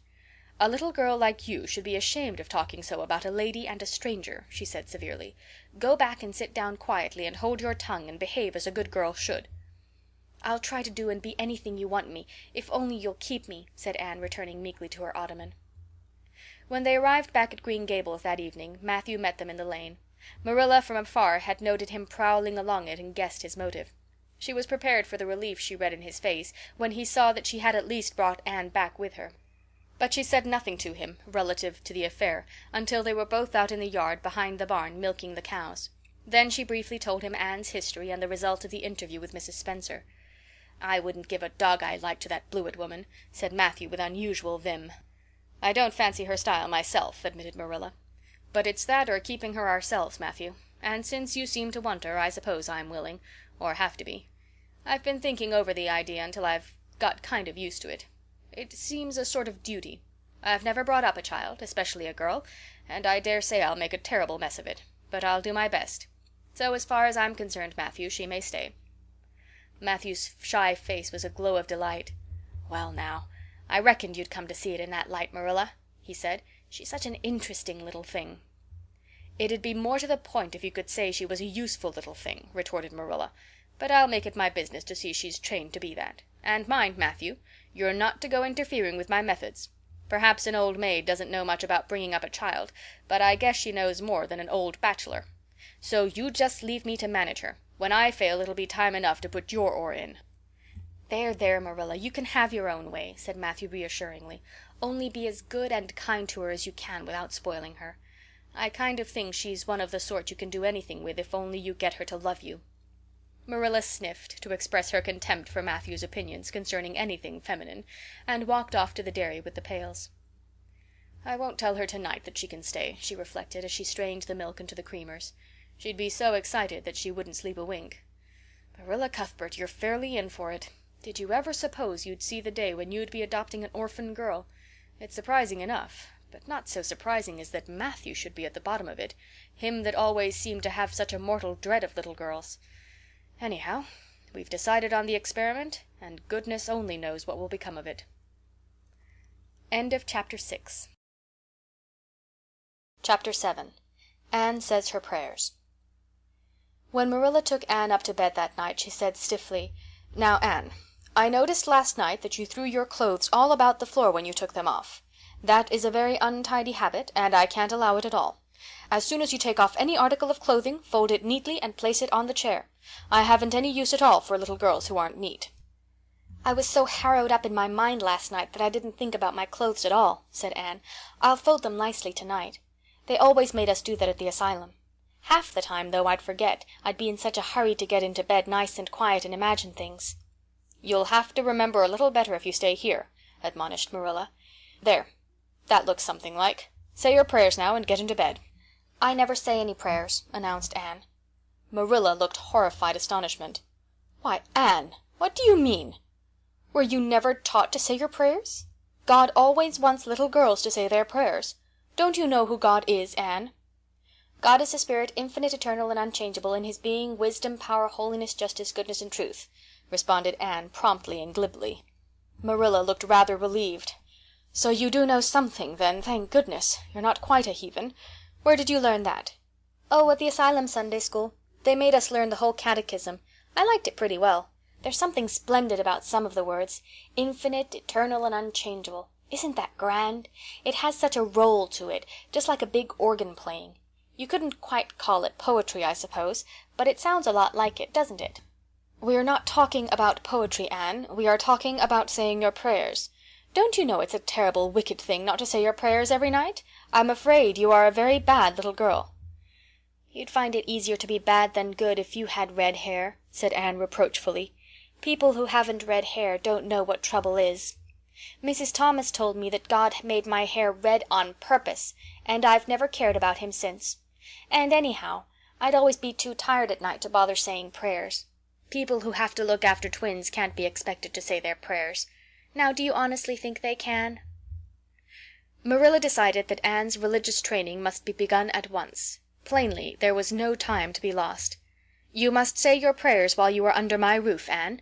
"Why, of course, if you want me to," assented Anne cheerfully. "I'd do anything to oblige you.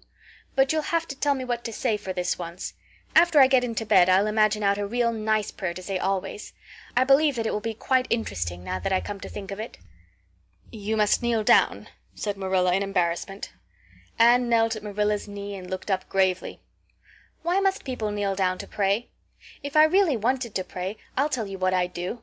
I'd go out into a great big field all alone, or into the deep, deep woods, and I'd look up into the sky, up, up into that lovely blue sky that looks as if there was no end to its blueness, and then I'd just feel a prayer. Well, I'm ready.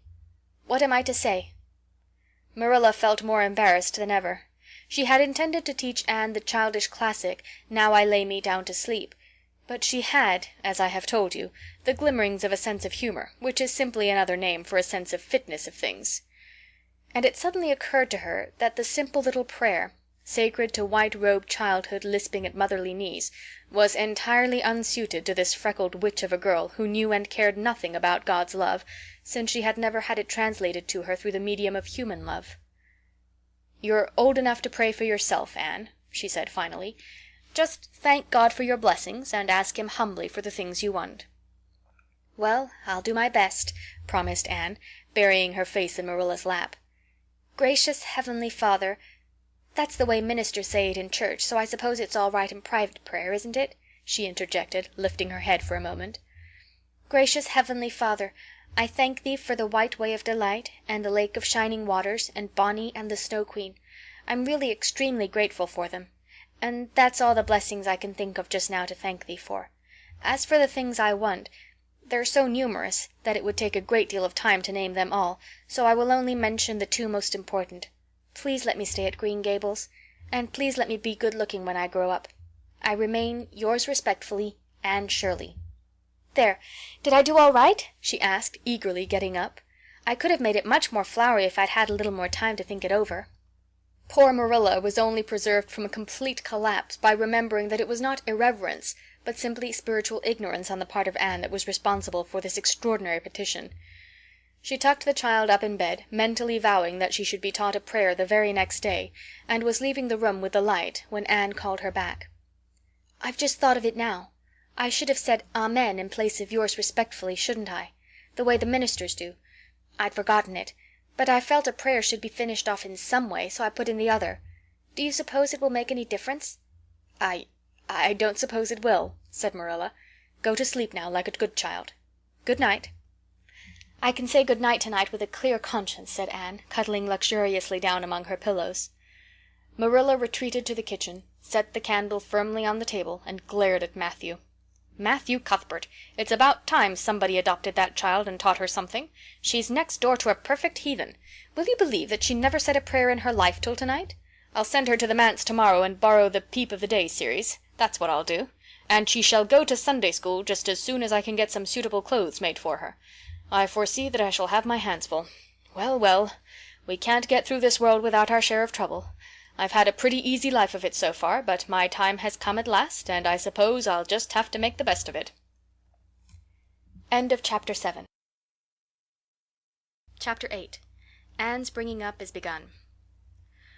For reasons best known to herself, Marilla did not tell Anne that she was to stay at Green Gables until the next afternoon.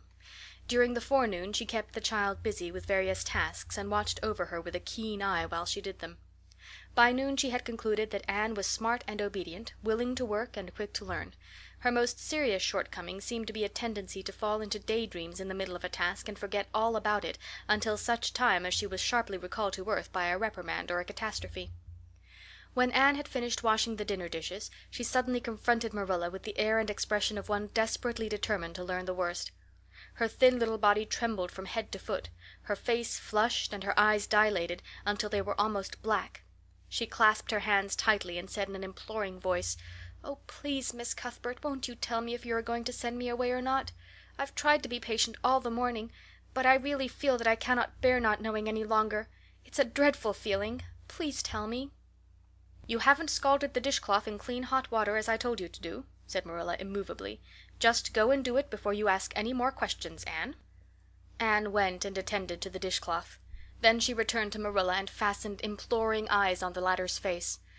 "Well," said Marilla, unable to find any excuse for deferring her explanation any longer, "I suppose I might as well tell you. Matthew and I have decided to keep you. That is, if you will try to be a good little girl and show yourself grateful. Why, child, whatever is the matter?"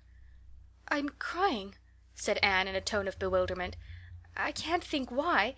I'm as glad as can be. Oh, glad doesn't seem the right word at all. I was glad about the White Way and the cherry blossoms, but this— oh, it's something more than glad.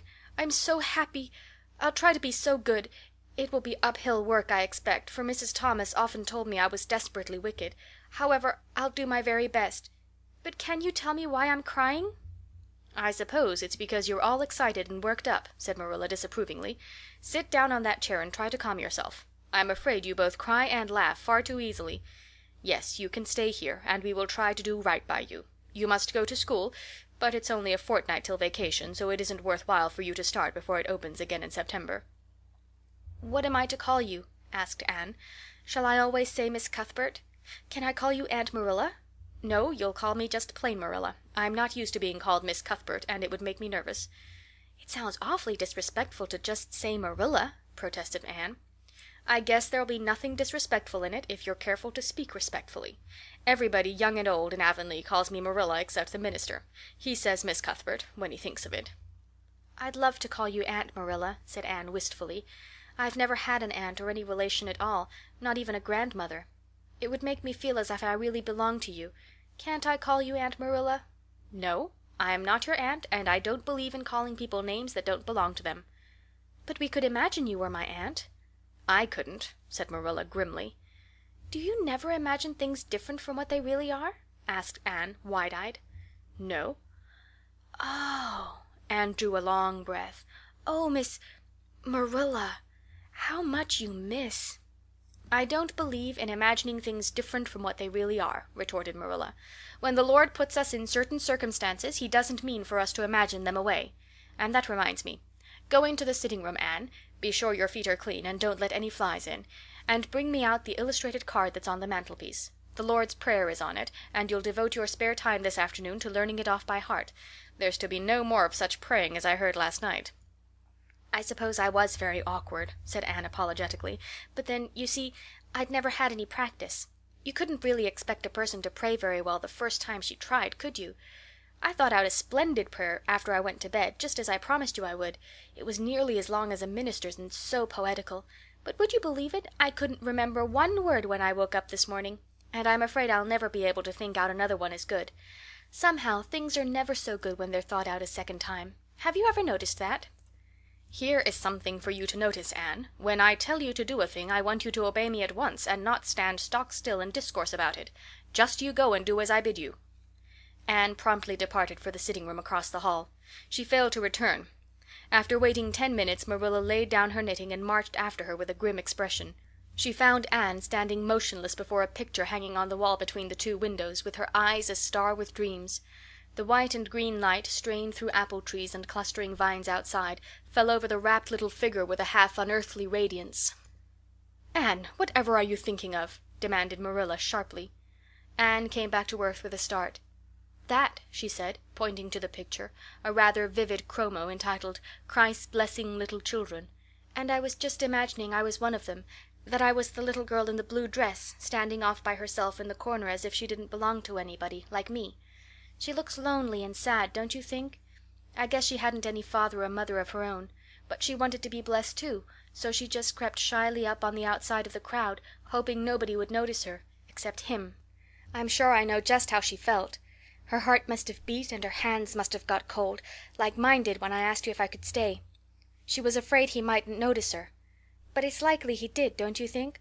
I've been trying to imagine it all out, her edging a little nearer all the time until she was quite close to him, and then he would look at her and put his hand on her hair, and oh, such a thrill of joy as would run over her. But I wish the artist hadn't painted him so sorrowful looking. All his pictures are like that, if you've noticed. But I don't believe he could really have looked so sad, or the children would have been afraid of him." "Anne," said Marilla, wondering why she had not broken into this speech long before, "you shouldn't talk that way. It's irreverent, positively irreverent." Anne's eyes marveled. "Why, I felt just as reverent as could be. I'm sure I didn't mean to be irreverent." "Well, I don't suppose you did, but it doesn't sound right to talk so familiarly about such things. And another thing, Anne, when I send you after something you're to bring it back at once, and not fall into mooning and imagining before pictures. Remember that. Take that card and come right to the kitchen. Now sit down in the corner and learn that prayer off by heart." Anne set the card up against the jugful of apple blossoms she had brought in to decorate the dinner table. Marilla had eyed that decoration askance, but had said nothing, propped her chin on her hands, and fell to studying it intently for several silent minutes. "I like this," she announced at length. "It's beautiful. I've heard it before. I heard the superintendent of the asylum Sunday school say it over once, but I didn't like it then. He had such a cracked voice and he prayed it so mournfully. I really felt sure he thought praying was a disagreeable duty. This isn't poetry, but it makes me feel just the same way poetry does. 'Our Father who art in heaven, hallowed be thy name.' That is just like a line of music. Oh, I'm so glad you thought of making me learn this, Miss Marilla." "Well, learn it, and hold your tongue," said Marilla shortly. Anne tipped the vase of apple blossoms near enough to bestow a soft kiss on a pink-cupped bud, and then studied diligently for some moments longer. "Marilla," she demanded presently, "do you think that I shall ever have a bosom friend in Avonlea?" A what kind of friend?" "A bosom friend. An intimate friend, you know. A really kindred spirit to whom I can confide my inmost soul. I've dreamed of meeting her all my life.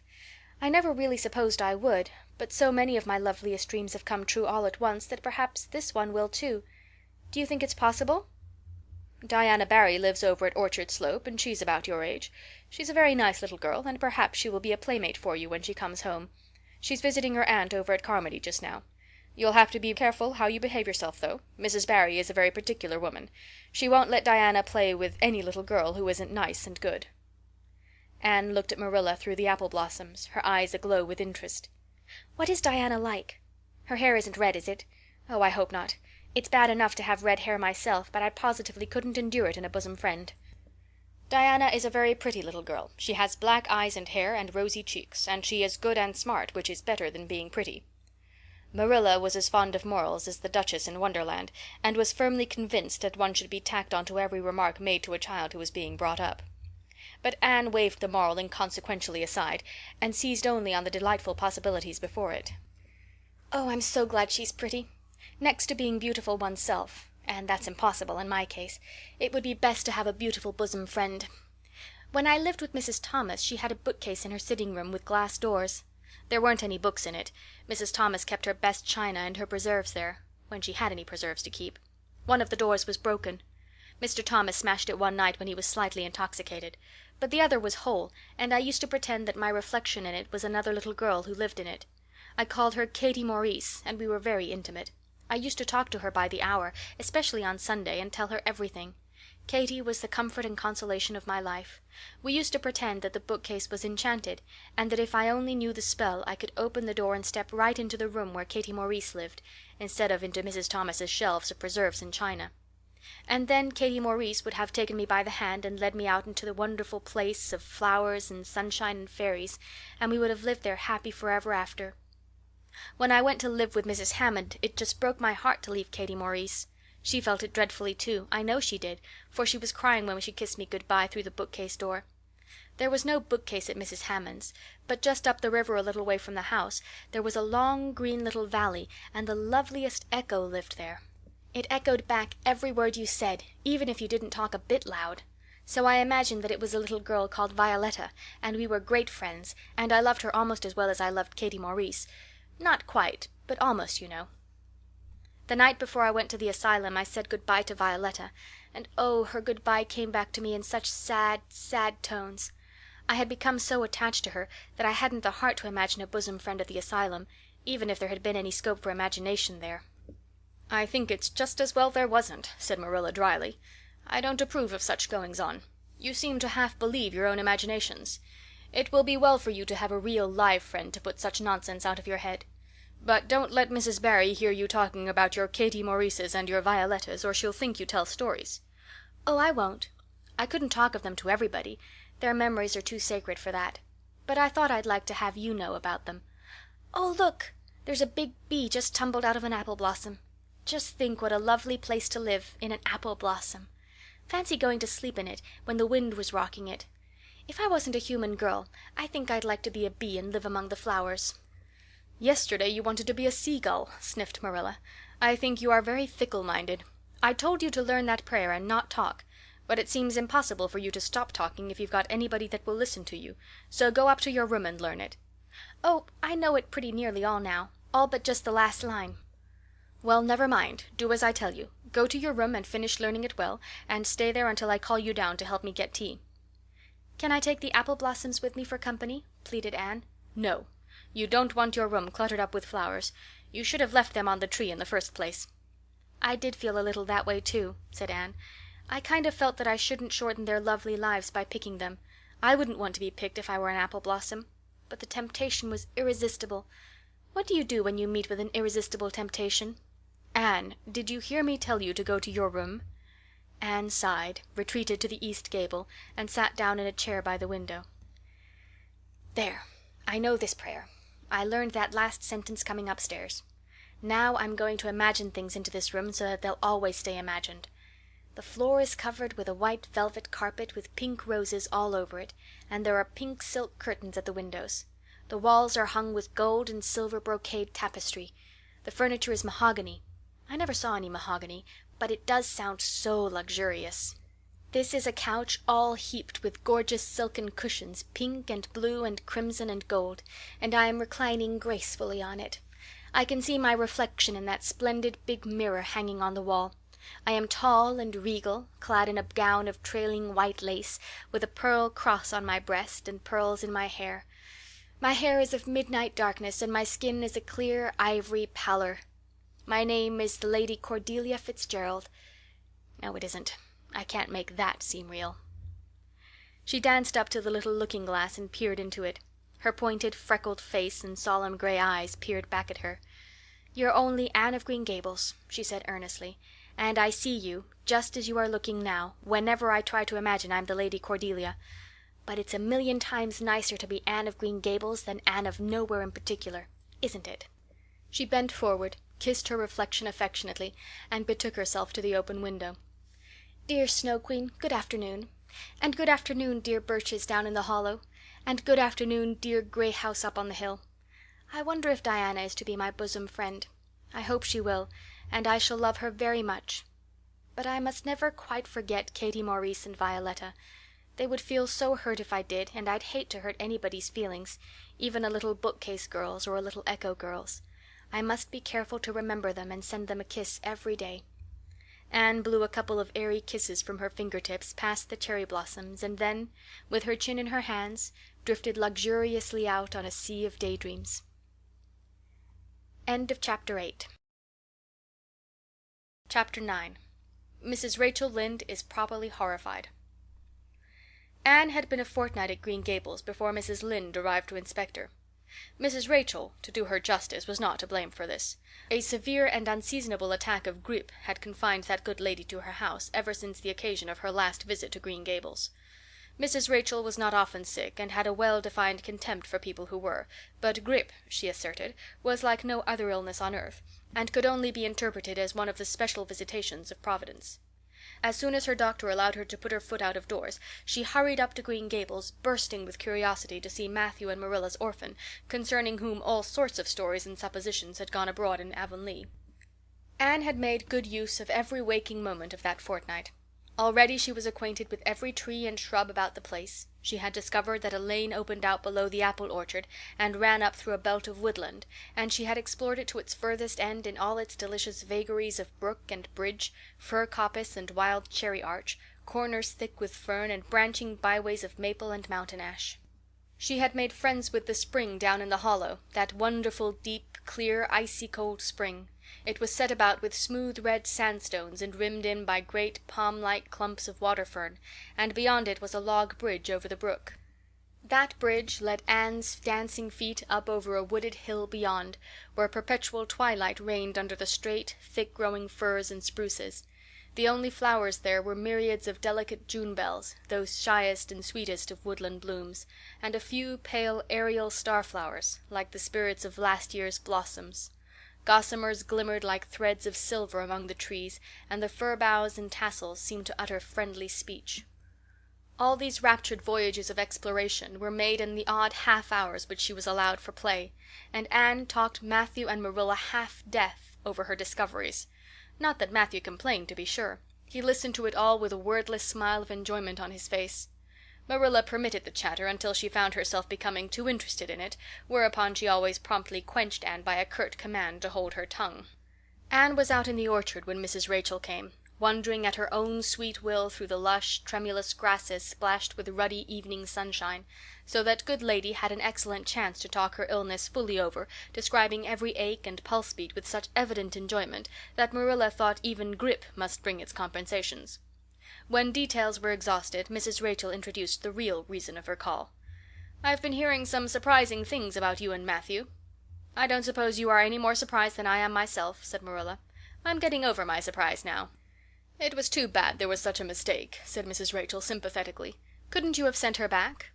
"I suppose we could, but we decided not to. Matthew took a fancy to her, and I must say I like her myself, although I admit she has her faults. The house seems a different place already. She's a real bright little thing."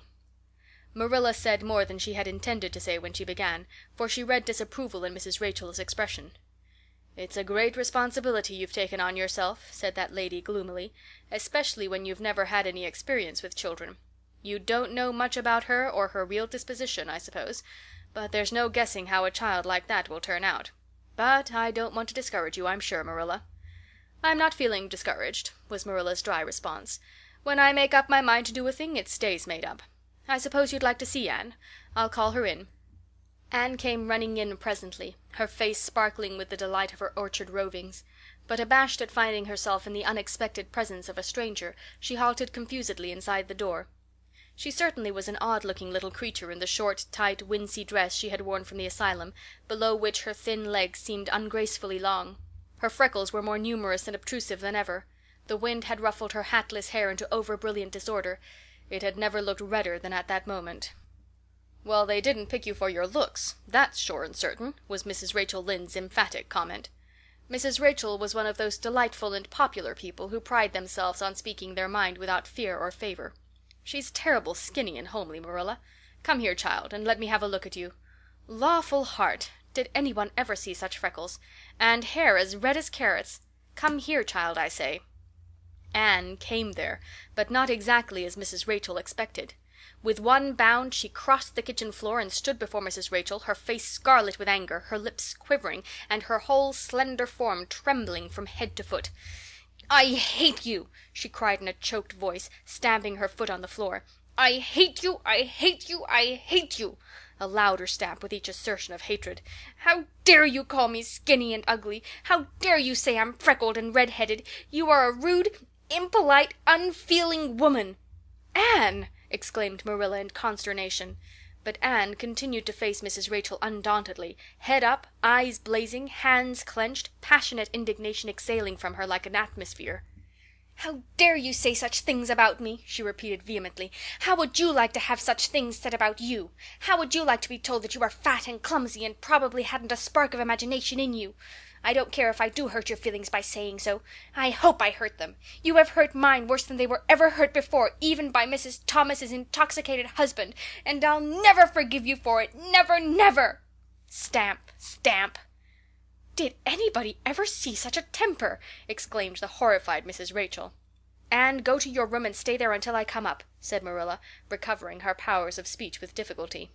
Anne, bursting into tears, rushed to the hall door, slammed it until the tins on the porch wall outside rattled in sympathy, and fled through the hall and up the stairs like a whirlwind. A subdued slam above told that the door of the east gable had been shut with equal vehemence. "Well, I don't envy you your job bringing that up, Marilla," said Mrs. Rachel with unspeakable solemnity. Marilla opened her lips to say she knew not what of apology or deprecation. What she did say was a surprise to herself then and ever afterwards. "You shouldn't have twitted her about her looks, Rachel." "Marilla Cuthbert, you don't mean to say that you are upholding her in such a terrible display of temper as we've just seen?" demanded Mrs. Rachel indignantly. "No," said Marilla slowly. "I'm not trying to excuse her. She's been very naughty, and I'll have to give her a talking to about it. But we must make allowances for her. She's never been taught what is right. And you were too hard on her, Rachel." Marilla could not help tacking on that last sentence, although she was again surprised at herself for doing it. Mrs. Rachel got up with an air of offended dignity. "Well, I see that I'll have to be very careful what I say after this, Marilla, since the fine feelings of orphans brought from goodness knows where have to be considered before anything else. Oh, no, I'm not vexed. Don't worry yourself. I'm too sorry for you to leave any room for anger in my mind. You'll have your own troubles with that child. But if you'll take my advice, which I suppose you won't do, although I've brought up 10 children and buried 2, you'll do that talking to you mention with a fair-sized birch switch. I should think that would be the most effective language for that kind of a child. Her temper matches her hair, I guess. Well, good evening, Marilla. I hope you'll come down to see me often as usual, but you can't expect me to visit here again in a hurry if I'm liable to be flown at and insulted in such a fashion. It's something new in my experience." Whereat Mrs. Rachel swept out and away, if a fat woman who always waddled could be said to sweep away, and Marilla, with a very solemn face, betook herself to the east gable. On the way upstairs she pondered uneasily as to what she ought to do. She felt no little dismay over the scene that had just been enacted. How unfortunate that Anne should have displayed such temper before Mrs. Rachel Lynde, of all people! Then Marilla suddenly became aware of an uncomfortable and rebuking consciousness that she felt more humiliation over this than sorrow over the discovery of such a serious defect in Anne's disposition. And how was she to punish her? The amiable suggestion of the birch switch, to the efficiency of which all of Mrs. Rachel's own children could have borne smarting testimony, did not appeal to Marilla. She did not believe she could whip a child. No, some other method of punishment must be found to bring Anne to a proper realization of the enormity of her offense. Marilla found Anne face downward on her bed, crying bitterly, quite oblivious of muddy boots on a clean counterpane. "Anne," she said, not ungently. No answer. "Anne," with greater severity, "get off that bed this minute and listen to what I have to say to you." Anne squirmed off the bed and sat rigidly on a chair beside it, her face swollen and tear-stained, and her eyes fixed stubbornly on the floor. "This is a nice way for you to behave. Anne, aren't you ashamed of yourself?" "She hadn't any right to call me ugly and red-headed," retorted Anne, evasive and defiant. "You hadn't any right to fly into such a fury and talk the way you did to her, Anne. I was ashamed of you. Thoroughly ashamed of you. I wanted you to behave nicely to Mrs. Lynde, and instead of that you have disgraced me. I'm sure I don't know why you should lose your temper like that just because Mrs. Lynde said you were red-haired and homely. You say it yourself often enough." "Oh, but there's such a difference between saying a thing yourself and hearing other people say it," wailed Anne. "You may know a thing is so, but you can't help hoping other people don't quite think it is. I suppose you think I have an awful temper, but I couldn't help it. When she said those things something just rose right up in me and choked me. I had to fly out at her." "Well, you made a fine exhibition of yourself, I must say. Mrs. Lynde will have a nice story to tell about you everywhere, and she'll tell it, too. It was a dreadful thing for you to lose your temper like that, Anne." "Just imagine how you would feel if somebody told you to your face that you were skinny and ugly," pleaded Anne tearfully. An old remembrance suddenly rose up before Marilla. She had been a very small child when she had heard one aunt say of her to another, "What a pity she is such a dark, homely little thing." Marilla was every day of 50 before the sting had gone out of that memory. "I don't say that I think Mrs. Lynde was exactly right in saying what she did to you, Anne," she admitted in a softer tone. "Rachel is too outspoken. But that is no excuse for such behavior on your part. She was a stranger and an elderly person and my visitor, all three very good reasons why you should have been respectful to her. You were rude and saucy and—" Marilla had a saving inspiration of punishment. "You must go to her and tell her you are very sorry for your bad temper and ask her to forgive you." "I can never do that," said Anne determinedly and darkly. "You can punish me in any way you like, Marilla. You can shut me up in a dark, damp dungeon inhabited by snakes and toads, and feed me only on bread and water, and I shall not complain. But I cannot ask Mrs. Lynde to forgive me." "We are not in the habit of shutting people up in dark, damp dungeons," said Marilla dryly, "especially as they're rather scarce in Avonlea. But apologize to Mrs. Lynde you must and shall, and you'll stay here in your room until you can tell me you're willing to do it." "I shall have to stay here forever then," said Anne mournfully, "because I can't tell Mrs. Lynde I'm sorry I said those things to her. How can I? I'm not sorry. I'm sorry I've vexed you, but I'm glad I told her just what I did. It was a great satisfaction. I can't say I'm sorry when I'm not, can I? I can't even imagine I'm sorry." "Perhaps your imagination will be in better working order by the morning," said Marilla, rising to depart. "You'll have the night to think over your conduct in, and come to a better frame of mind. You said you would try to be a very good girl if we kept you at Green Gables, but I must say it hasn't seemed very much like it this evening." Leaving this Parthian shaft to rankle in Anne's stormy bosom, Marilla descended to the kitchen, grievously troubled in mind and vexed in soul. She was as angry with herself as with Anne, because, whenever she recalled Mrs. Rachel's dumbfounded countenance, her lips twitched with amusement, and she felt a most reprehensible desire to laugh. Chapter 10. Anne's Apology. Marilla said nothing to Matthew about the affair that evening, but when Anne proved still refractory the next morning an explanation had to be made to account for her absence from the breakfast table. Marilla told Matthew the whole story, taking pains to impress him with a due sense of the enormity of Anne's behaviour. "It's a good thing Rachel Lynde got a calling down. She's a meddlesome old gossip," was Matthew's consolatory rejoinder. "Matthew Cuthbert, I'm astonished at you. You know that Anne's behaviour was dreadful, and yet you take her part. I suppose you'll be saying next that she oughtn't to be punished at all." "Well, now, no, not exactly," said Matthew uneasily. "I reckon she ought to be punished a little, but don't be too hard on her, Marilla. Recollect, she hasn't ever had anyone to teach her right. You're going to give her something to eat, aren't you?" "When did you ever hear me of starving people into good behaviour?" demanded Marilla indignantly. "She'll have her meals regular, and I'll carry them up to her myself. But she'll stay up there until she's willing to apologize to Mrs. Lynde, and that's final, Matthew."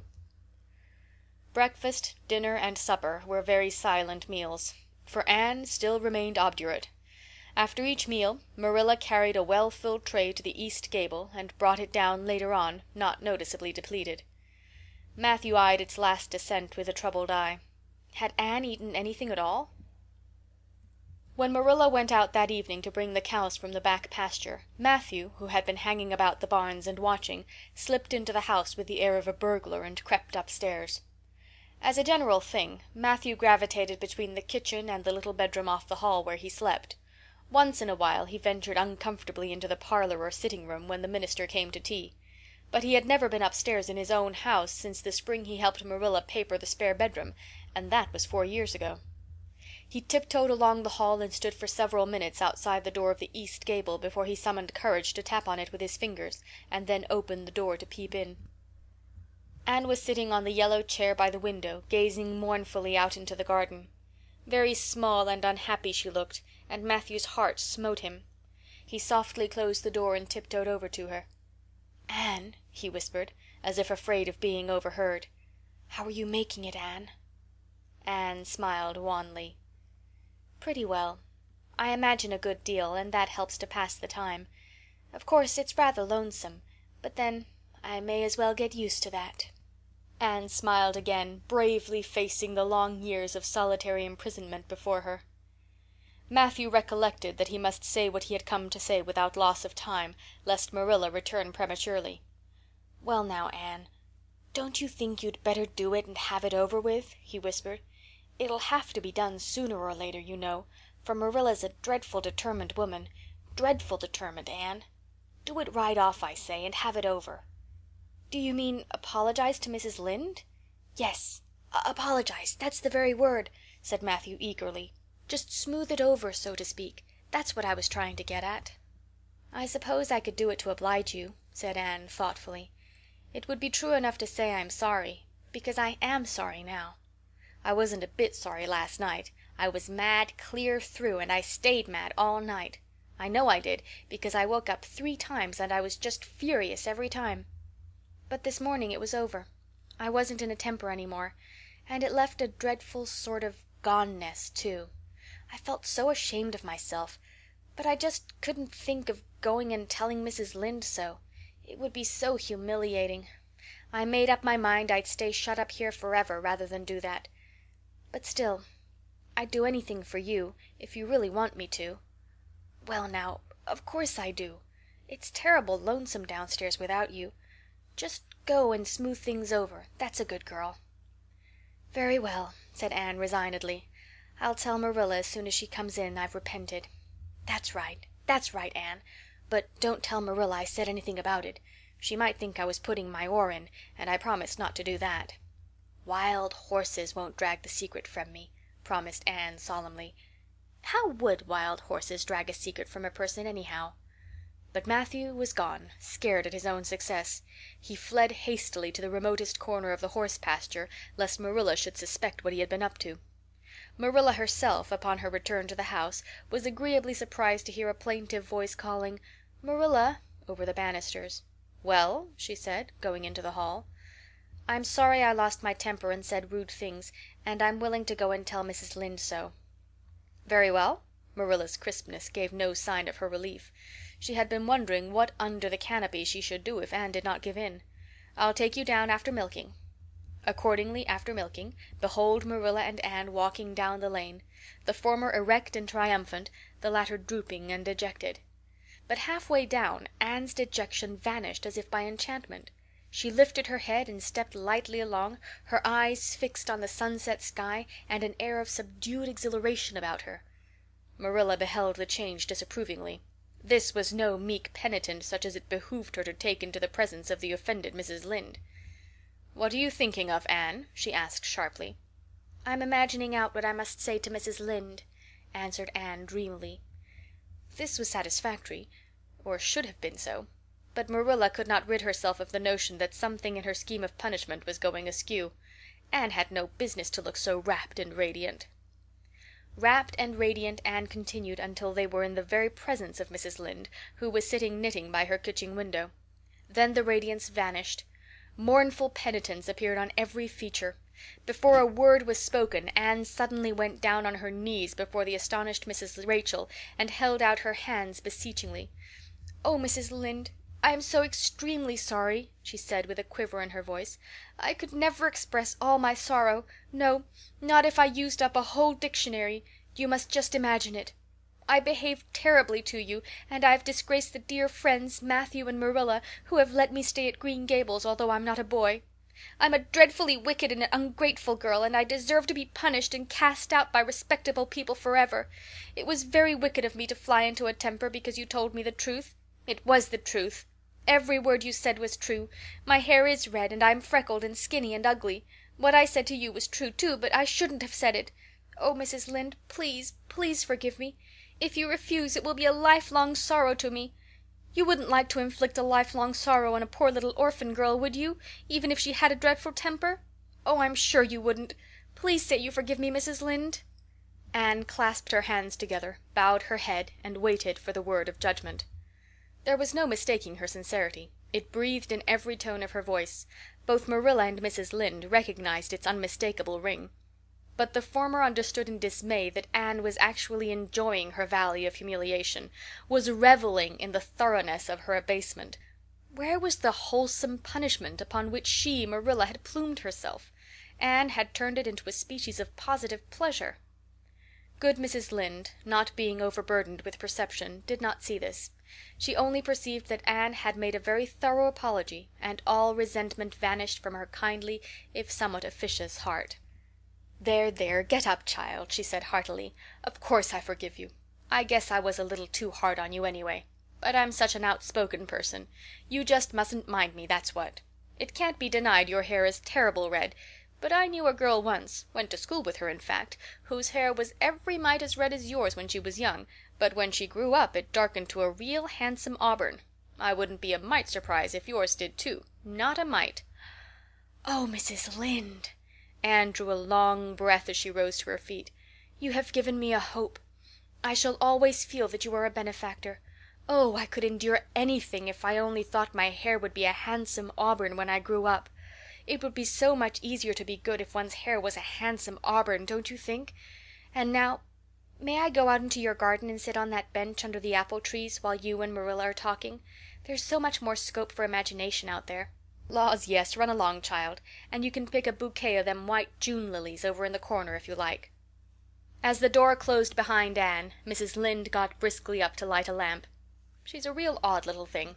Take this chair, Marilla. It's easier than the one you've got. I just keep that for the hired boy to sit on. Yes, she certainly is an odd child, but there is something kind of taking about her after all. I don't feel so surprised at you and Matthew keeping her as I did, nor so sorry for you either. She may turn out all right. Of course, she has a queer way of expressing herself, a little too, well, too kind of forcible, you know. But she'll likely get over that now that she's come to live among civilized folks. And then her temper's pretty quick, I guess. But there's one comfort. A child that has a quick temper, just blaze up and cool down, ain't never likely to be sly or deceitful. Preserve me from a sly child, that's what. On the whole, Marilla, I kind of like her." When Marilla went home Anne came out of the fragrant twilight of the orchard with a sheaf of white narcissi in her hands. "I apologized pretty well, didn't I?" she said proudly as they went down the lane. "I thought since I had to do it, I might as well do it thoroughly." "You did it thoroughly, all right enough," was Marilla's comment. Marilla was dismayed at finding herself inclined to laugh over the recollection. She had also an uneasy feeling that she ought to scold Anne for apologizing so well, but then that was ridiculous. She compromised with her conscience by saying severely, "I hope you won't have occasion to make many more such apologies. I hope you'll try to control your temper now, Anne." "That wouldn't be so hard if people wouldn't twit me about my looks," said Anne with a sigh. "I don't get cross about other things, but I'm so tired of being twitted about my hair, and it just makes me boil right over. Do you suppose my hair will really be a handsome auburn when I grow up?" "You shouldn't think so much about your looks, Anne. I'm afraid you are a very vain little girl." "How can I be vain when I know I'm homely?" protested Anne. "I love pretty things, and I hate to look in the glass and see something that isn't pretty. It makes me feel so sorrowful, just as I feel when I look at any ugly thing. I pity it because it isn't beautiful." "Handsome is as handsome does," quoted Marilla. "I've had that said to me before, but I have my doubts about it," remarked skeptical Anne, sniffing at her narcissi. "Oh, aren't these flowers sweet? It was lovely of Mrs. Lynde to give them to me. I have no hard feelings against Mrs. Lynde now. It gives you a lovely, comfortable feeling to apologize and be forgiven, doesn't it? Aren't the stars bright tonight? If you could live in a star, which one would you pick? I'd like that lovely, clear, big one away over there above that dark hill." "Anne, do hold your tongue," said Marilla, thoroughly worn out trying to follow the gyrations of Anne's thoughts. Anne said no more until they turned into their own lane. A little gypsy wind came down it to meet them, laden with the spicy perfume of young, dew-wet ferns. Far up in the shadows a cheerful light gleamed out through the trees from the kitchen at Green Gables. Anne suddenly came close to Marilla and slipped her hand into the older woman's hard palm. "It's lovely to be going home and know it's home," she said. "I love Green Gables already, and I never loved any place before. No place ever seemed like home. Oh, Marilla, I'm so happy.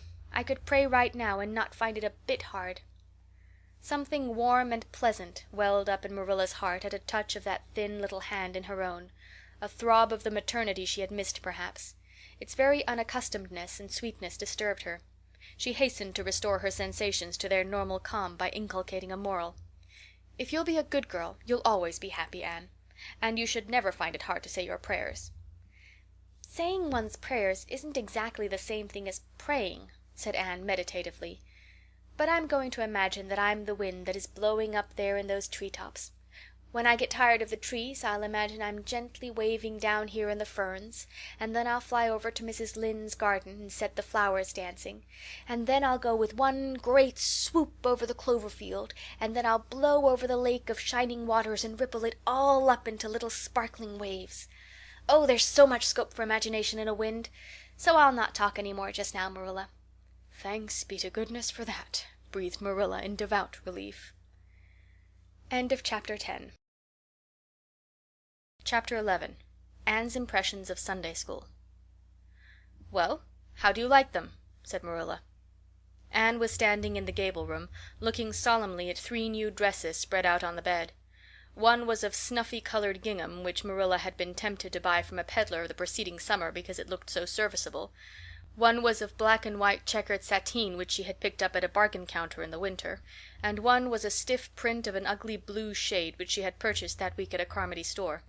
She had made them up herself, and they were all made alike, plain skirts fulled tightly to plain waists, with sleeves as plain as waist and skirt and tight as sleeves could be. "I'll imagine that I like them," said Anne soberly. "I don't want you to imagine it," said Marilla, offended. "Oh, I can see you don't like the dresses. What is the matter with them? Aren't they neat and clean and new?" "Yes." "Then why don't you like them?" They're not pretty," said Anne reluctantly. "Pretty?" Marilla sniffed. "I didn't trouble my head about getting pretty dresses for you. I don't believe in pampering Vanity, Anne, I'll tell you that right off. Those dresses are good, sensible, serviceable dresses, without any frills or furbelows about them, and they're all you'll get this summer. The brown gingham and the blue print will do you for school when you begin to go. The sateen is for church and Sunday school. I'll expect you to keep them neat and clean and not to tear them. I should think you'd be grateful to get most anything after those skimpy, wincey things you've been wearing." "Oh, I am grateful," protested Anne. "But I'd be ever so much gratefuller if you'd made just one of them with puffed sleeves. Puffed sleeves are so fashionable now. It would give me such a thrill, Marilla, just to wear a dress with puffed sleeves." Well, you'll have to do without your thrill.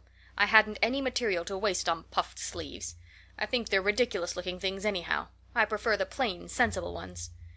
"But I'd rather look ridiculous when everybody else does than plain and sensible all by myself," persisted Anne mournfully. "Trust you for that.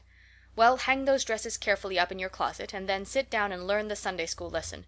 I got a quarterly from Mr. Bell for you, and you'll go to Sunday school tomorrow," said Marilla, disappearing downstairs in high dudgeon. Anne clasped her hands and looked at the dresses. "I did hope there would be a white one with puffed sleeves," she whispered disconsolately. "I prayed for one, but I didn't much expect it on that account.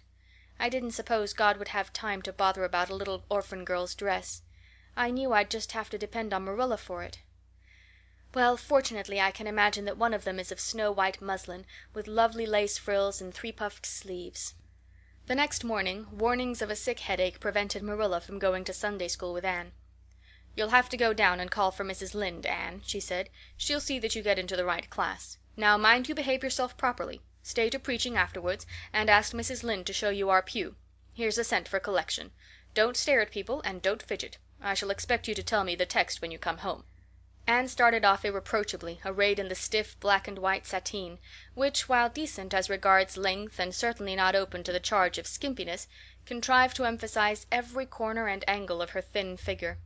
Her hat was a little flat glossy new sailor, the extreme plainness of which had likewise much disappointed Anne, who had permitted herself secret visions of ribbon and flowers. The latter, however, were supplied before Anne reached the main road, for being confronted halfway down the lane with a golden frenzy of wind-stirred buttercups and a glory of wild roses, Anne promptly and liberally garlanded her hat with a heavy wreath of them. Whatever other people might have thought of the result, it satisfied Anne, and she tripped gaily down the road, holding her ruddy head with its decoration of pink and yellow very proudly. When she had reached Mrs. Lynde's house she found that lady gone. Nothing daunted, Anne proceeded onward to the church alone. In the porch she found a crowd of little girls, all more or less gaily attired in whites and blues and pinks, and all staring with curious eyes at this stranger in their midst, with her extraordinary head adornment. Avonlea little girls had already heard queer stories about Anne. Mrs. Lynde said she had an awful temper. Jerry Butte, the hired boy at Green Gables, said she talked all the time to herself or to the trees and flowers like a crazy girl. They looked at her and whispered to each other behind their quarterlies. Nobody made any friendly advances, then or later on when the opening exercises were over, and Anne found herself in Miss Rogerson's class. Miss Rogerson was a middle-aged lady who had taught a Sunday school class for 20 years. Her method of teaching was to ask the printed questions from the quarterly and look sternly over its edge at the particular little girl she thought ought to answer the question. She looked very often at Anne, and Anne, thanks to Marilla's drilling, answered promptly, but it may be questioned if she understood very much about either question or answer. She did not think she liked Miss Rogerson, and she felt very miserable. Every other little girl in the class had puffed sleeves. Anne felt that life was really not worth living without puffed sleeves. "Well, how did you like Sunday school?" Marilla wanted to know when Anne came home. Her wreath having faded, Anne had discarded it in the lane, so Marilla was spared the knowledge of that for a time. "I didn't like it a bit. It was horrid." "Anne Shirley!" said Marilla rebukingly. Anne sat down on the rocker with a long sigh, kissed one of Bonny's leaves, and waved her hand to a blossoming fuchsia. "They might have been lonesome while I was away," she explained. "And now about the Sunday school. I behaved well, just as you told me. Mrs. Lynde was gone, but I went right on myself. I went into the church with a lot of other little girls, and I sat in the corner of a pew by the window while the opening exercises went on.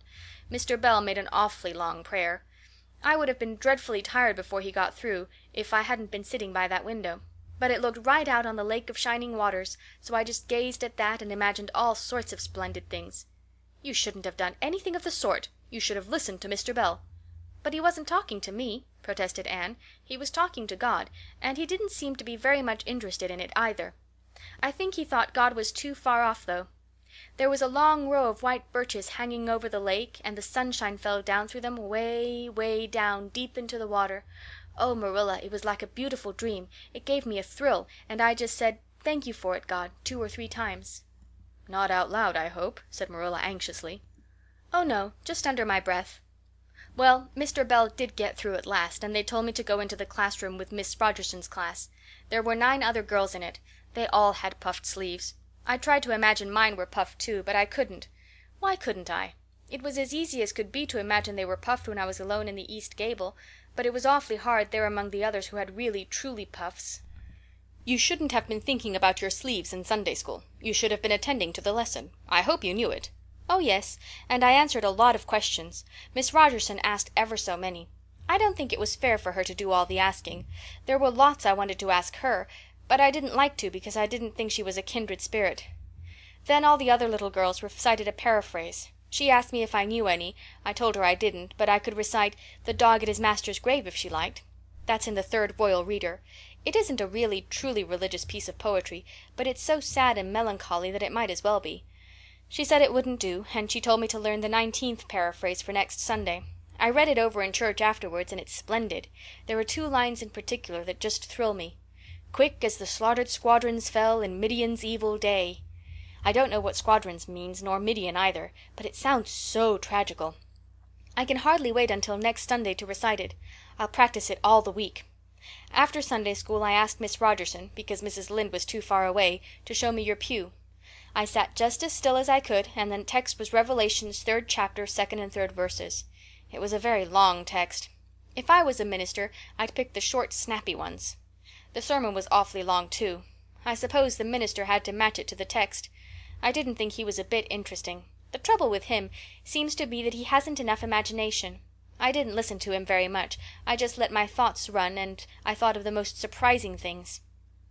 Marilla felt helplessly that all this should be sternly reproved, but she was hampered by the undeniable fact that some of the things Anne had said, especially about the minister's sermons and Mr. Bell's prayers, were what she herself had really thought, deep down in her heart, for years, but had never given expression to. It almost seemed to her that those secret, unuttered, critical thoughts had suddenly taken visible and accusing shape and form in the person of this outspoken morsel of neglected humanity. End of Chapter 11. Chapter 12. A Solemn Vow and Promise. It was not until next Friday that Marilla heard the story of the flower-wreathed hat. She came home from Mrs. Lynde's and called Anne to account. "Anne, Mrs. Rachel says you went to church last Sunday with your hat rigged out ridiculous with roses and buttercups. What on earth put you up to such a caper? A pretty-looking object you must have been." "Oh, I know pink and yellow aren't becoming to me," began Anne. "Becoming fiddlesticks! It was putting flowers on your hat at all, no matter what color they were, that was ridiculous. You are the most aggravating child."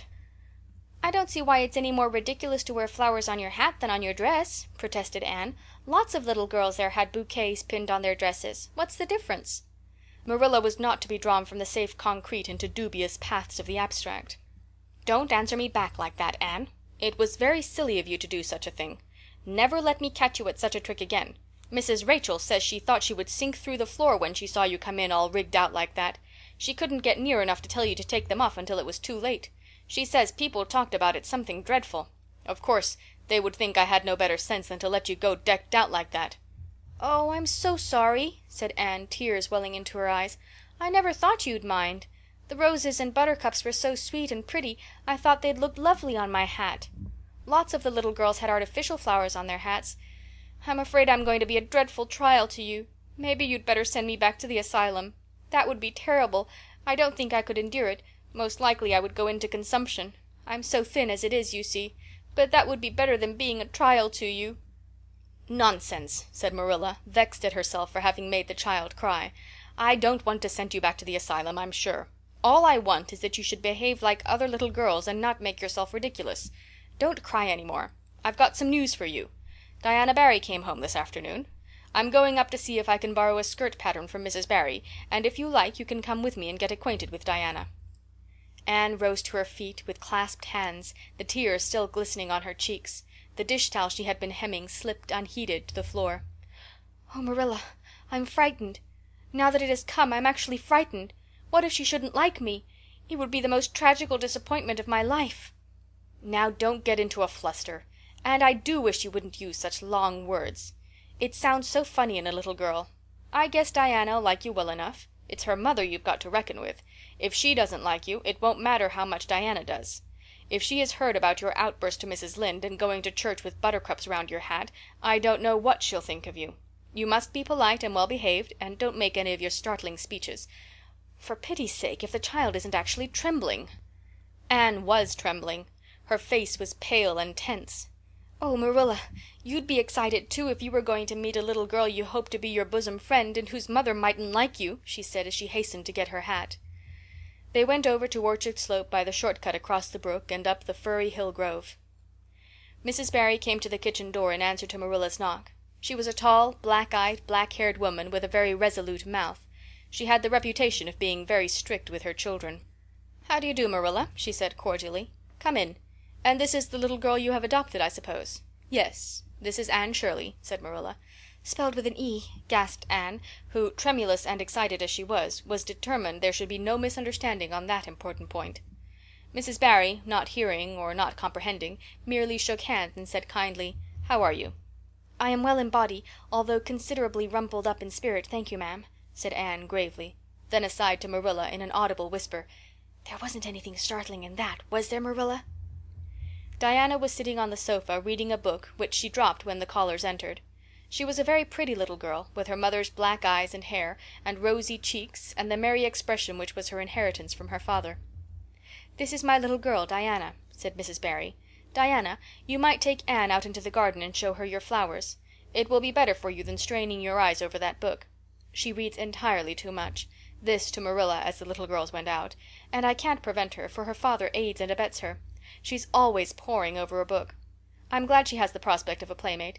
Perhaps it will take her more out of doors." Outside in the garden, which was full of mellow sunset light streaming through the dark old firs to the west of it, stood Anne and Diana, gazing bashfully at each other over a clump of gorgeous tiger lilies. The Barry garden was a bowery wilderness of flowers, which would have delighted Anne's heart at any time less fraught with destiny. It was encircled by huge old willows and tall firs, beneath which flourished flowers that loved the shade. Prim, right-angled paths, neatly bordered with clamshells, intersected it like moist red ribbons, and in the beds between old-fashioned flowers ran riot. There were rosy bleeding hearts and great splendid crimson peonies, white fragrant narcissi and thorny sweet Scotch roses, pink and blue and white columbines and lilac-tinted bouncing bets, clumps of southernwood and ribbon grass and mint, purple Adam and Eve, daffodils, and masses of sweet clover, white with its delicate, fragrant, feathery sprays, scarlet lightning that shot its fiery lances over prim, white musk flowers. A garden it was where sunshine lingered and bees hummed, and winds, beguiled into loitering, purred and rustled. "Oh, Diana," said Anne at last, clasping her hands and speaking almost in a whisper, "oh, do you think you can like me a little, enough to be my bosom friend?" Diana laughed. Diana always laughed before she spoke. "Why, I guess so," she said frankly. "I'm awfully glad you've come to live at Green Gables. It will be jolly to have somebody to play with. There isn't any other girl who lives near enough to play with, and I've no sisters big enough." "Will you swear to be my friend forever and ever?" demanded Anne eagerly. Diana looked shocked. "Why, it's dreadfully wicked to swear," she said rebukingly. "Oh, no, not my kind of swearing. There are two kinds, you know." "I never heard of but one kind," said Diana doubtfully. "There really is another. Oh, it isn't wicked at all. It just means vowing and promising solemnly." "Well, I don't mind doing that," agreed Diana, relieved. "How do you do it?" "We must join hands, so," said Anne gravely. "It ought to be over running water. We'll just imagine this path is running water. I'll repeat the oath first. I solemnly swear to be faithful to my bosom friend Diana Barry as long as the sun and moon shall endure. Now you say it and put my name in." Diana repeated the oath with a laugh fore and aft. Then she said, "You're a queer girl, Anne. I heard before that you were queer, but I believe I'm going to like you real well." When Marilla and Anne went home, Diana went with them as far as the log bridge. The two little girls walked with their arms about each other. At the brook they parted with many promises to spend the next afternoon together. "Well, did you find Diana a kindred spirit?" asked Marilla as they went up through the garden of Green Gables. "Oh, yes," sighed Anne, blissfully unconscious of any sarcasm on Marilla's part. "Oh, Marilla, I'm the happiest girl on Prince Edward Island this very moment. I assure you I'll say my prayers with a right good will tonight. Diana and I are going to build a playhouse in Mr. William Bell's birch grove tomorrow. Can I have those broken pieces of china that are out in the woodshed? Diana's birthday's in February and mine is in March. Don't you think that is a very strange coincidence? Diana is going to lend me a book to read. She says it's perfectly splendid and tremendously exciting. She's going to show me a place back in the woods where rice lilies grow. Don't you think Diana has got very soulful eyes? I wished I had soulful eyes. Diana is going to teach me to sing a song called Nellie in the Hazel Dell. She's going to give me a picture to put up in my room. It's a perfectly beautiful picture, she says. A lovely lady in a pale blue silk dress. A sewing machine agent gave it to her. I wish I had something to give Diana. I'm an inch taller than Diana, but she is ever so much fatter. She says she'd like to be thin because it's so much more graceful, but I'm afraid she only said it to soothe my feelings. We're going to the shore some day to gather shells. We have agreed to call the spring down by the log bridge the Dryad's Bubble. Isn't that a perfectly elegant name? I read a story once about a spring called that. A dryad is sort of a grown-up fairy, I think. Well, all I hope is you won't talk Diana to death, said Marilla. But remember this in all your planning, Anne. You're not going to play all the time, nor most of it. You'll have your work to do, and it'll have to be done first. Anne's cup of happiness was full, and Matthew caused it to overflow. He had just got home from a trip to the store at Carmody, and he sheepishly produced a small parcel from his pocket and handed it to Anne with a deprecatory look at Marilla. "I heard you say you liked chocolate sweeties, so I got you some," he said. "Humph," sniffed Marilla. "It'll ruin her teeth and stomach. There, there, child, don't look so dismal. You can eat those, since Matthew has gone and got them. He'd better have brought you peppermints. They're wholesomer. Don't sicken yourself eating all of them at once now." "Oh, no, indeed I won't," said Anne eagerly. "I'll just eat one tonight, Marilla. And I can give Diana half of them, can't I? The other half will taste twice as sweet to me if I give some to her. It's delightful to think I have something to give her." "I will say it for the child," said Marilla when Anne had gone to her gable. "She isn't stingy. I am glad, for of all faults I detest stinginess in a child. Dear me, it's only 3 weeks since she came, and it seems as if she'd been here always. I can't imagine the place without her. Now don't be looking 'I told you so,' Matthew. That's bad enough in a woman, but it isn't to be endured in a man. I'm perfectly willing to own up that I'm glad I consented to keep the child, and that I'm getting fond of her, but don't you rub it in, Matthew Cuthbert." End of Chapter 12. Chapter 13. The Delights of Anticipation. "It's time Anne was in to do her sewing," said Marilla, glancing at the clock and then out into the yellow August afternoon where everything drowsed in the heat. "She stayed playing with Diana more than half an hour more'n I gave her leave to, and now she's perched out there on the woodpile talking to Matthew 19 to the dozen when she knows perfectly well she ought to be at her work. And of course he's listening to her like a perfect ninny. I never saw such an infatuated man. The more she talks and the odder the things she says, the more he's delighted, evidently. Anne Shirley, you come right in here this minute, do you hear me?" A series of staccato taps on the west window brought Anne flying in from the yard, eyes shining, cheeks faintly flushed with pink, unbraided hair streaming behind her in a torrent of brightness. "Oh, Marilla," she exclaimed breathlessly, "there's going to be a Sunday school picnic next week in Mr. Harmon Andrews' field, right near the Lake of Shining Waters. And Mrs. Superintendent Bell and Mrs. Rachel Lynde are going to make ice cream. Think of it, Marilla, ice cream! And oh, Marilla, can I go to it?" "Just look at the clock, if you please, Anne. What time did I tell you to come in?" 2 o'clock. But isn't it splendid about the picnic, Marilla? Please can I go? Oh, I've never been to a picnic. I've dreamed of picnics, but I've never— "Yes, I told you to come in at 2 o'clock, and it's 2:45. I'd like to know why you didn't obey me, Anne." "Why, I meant to, Marilla, as much as could be. But you have no idea how fascinating Idlewild is. And then, of course, I had to tell Matthew about the picnic. Matthew is such a sympathetic listener. Please can I go?" "You'll have to learn to resist the fascination of whatever you call it. When I tell you to come in at a certain time, I mean that time and not half an hour later. And you needn't stop to discourse with sympathetic listeners on your way either. As for the picnic, of course you can go. You're a Sunday school scholar, and it's not likely I'd refuse to let you go when all the other little girls are going." But, faltered Anne, Diana says that everybody must take a basket of things to eat. I can't cook, as you know, Marilla, and I don't mind going to a picnic without puffed sleeves so much, but I'd feel terribly humiliated if I had to go without a basket. It's been preying on my mind ever since Diana told me." "Well, it needn't prey any longer. I'll bake you a basket." "Oh, you dear good Marilla. Oh, you're so kind to me. Oh, I'm so much obliged to you." Getting through with her O's, Anne cast herself into Marilla's arms and rapturously kissed her sallow cheek. It was the first time in her whole life that childish lips had voluntarily touched Marilla's face. Again that sudden sensation of startling sweetness thrilled her.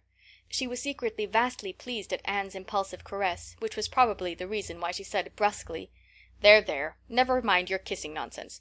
I'd sooner see you doing strictly as you're told. As for cooking, I mean to begin giving you lessons in that some of these days. But you're so feather-brained, Anne, I've been waiting to see if you'd sober down a little and learn to be steady before I begin. You've got to keep your wits about you in cooking, and not stop in the middle of things to let your thoughts rove all over creation. Now get out your patchwork and have your square done before tea time." "I do not like patchwork," said Anne dolefully, hunting out her work-basket and sitting down before a little heap of red and white diamonds with a sigh. "I think some kinds of sewing would be nice, but there's no scope for imagination in patchwork. It's just one little seam after another, and you never seem to be getting anywhere.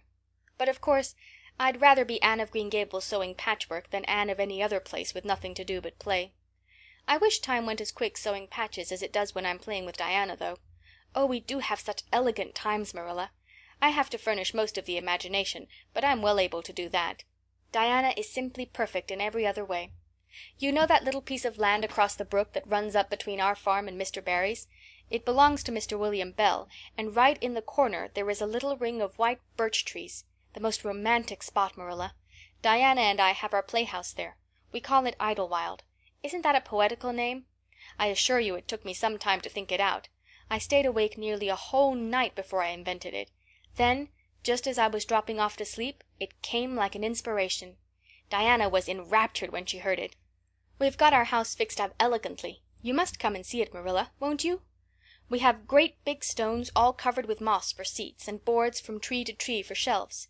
And we have all our dishes on them. Of course they're all broken, but it's the easiest thing in the world to imagine that they are whole. There is a piece of a plate with a spray of red and yellow ivy on it that is especially beautiful. We keep it in the parlor, and we have the fairy glass there too. The fairy glass is as lovely as a dream. Diana found it out in the woods behind their chicken house.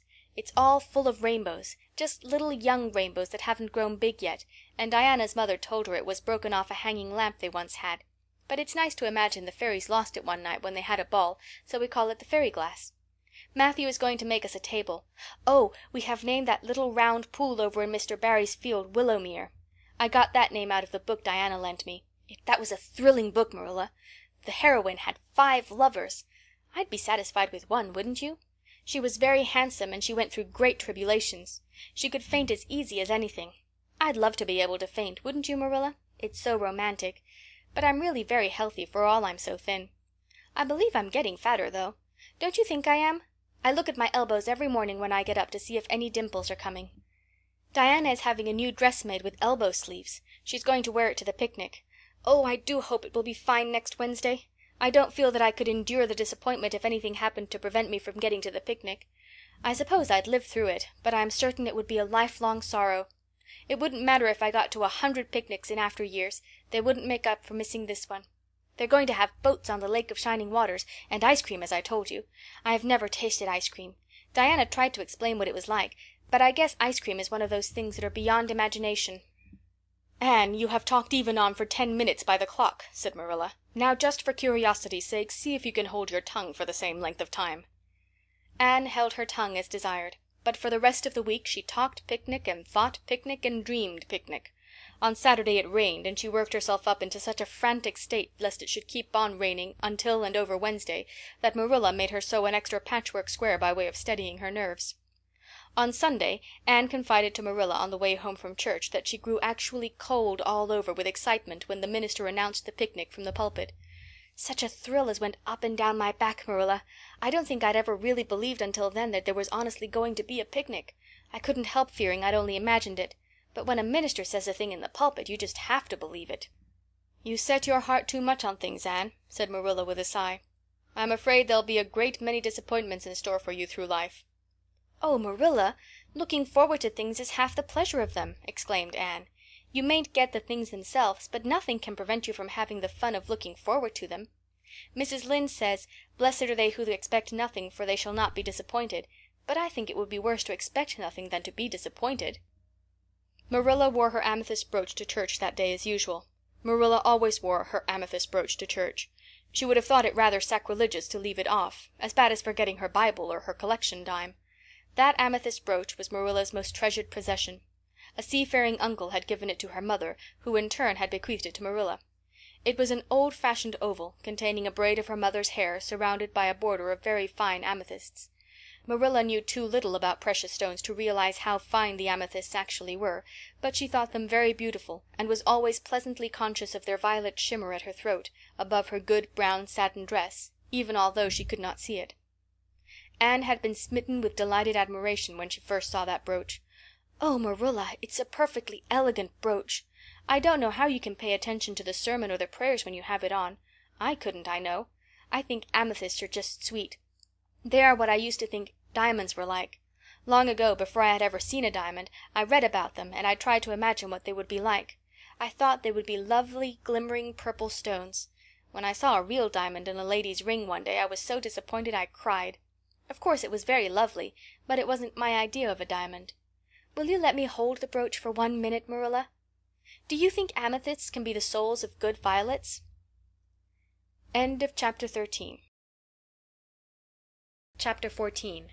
Anne's Confession. On the Monday evening before the picnic, Marilla came down from her room with a troubled face.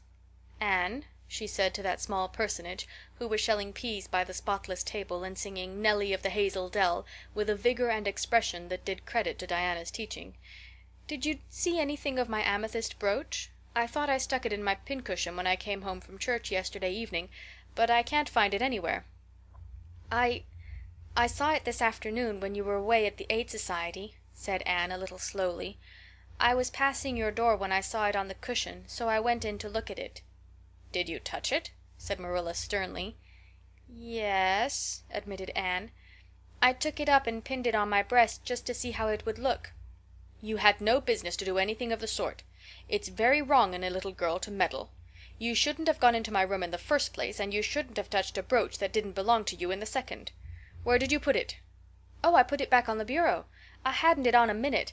Truly, I didn't mean to meddle, Marilla. I didn't think about its being wrong to go in and try on the brooch, but I see now that it was, and I'll never do it again.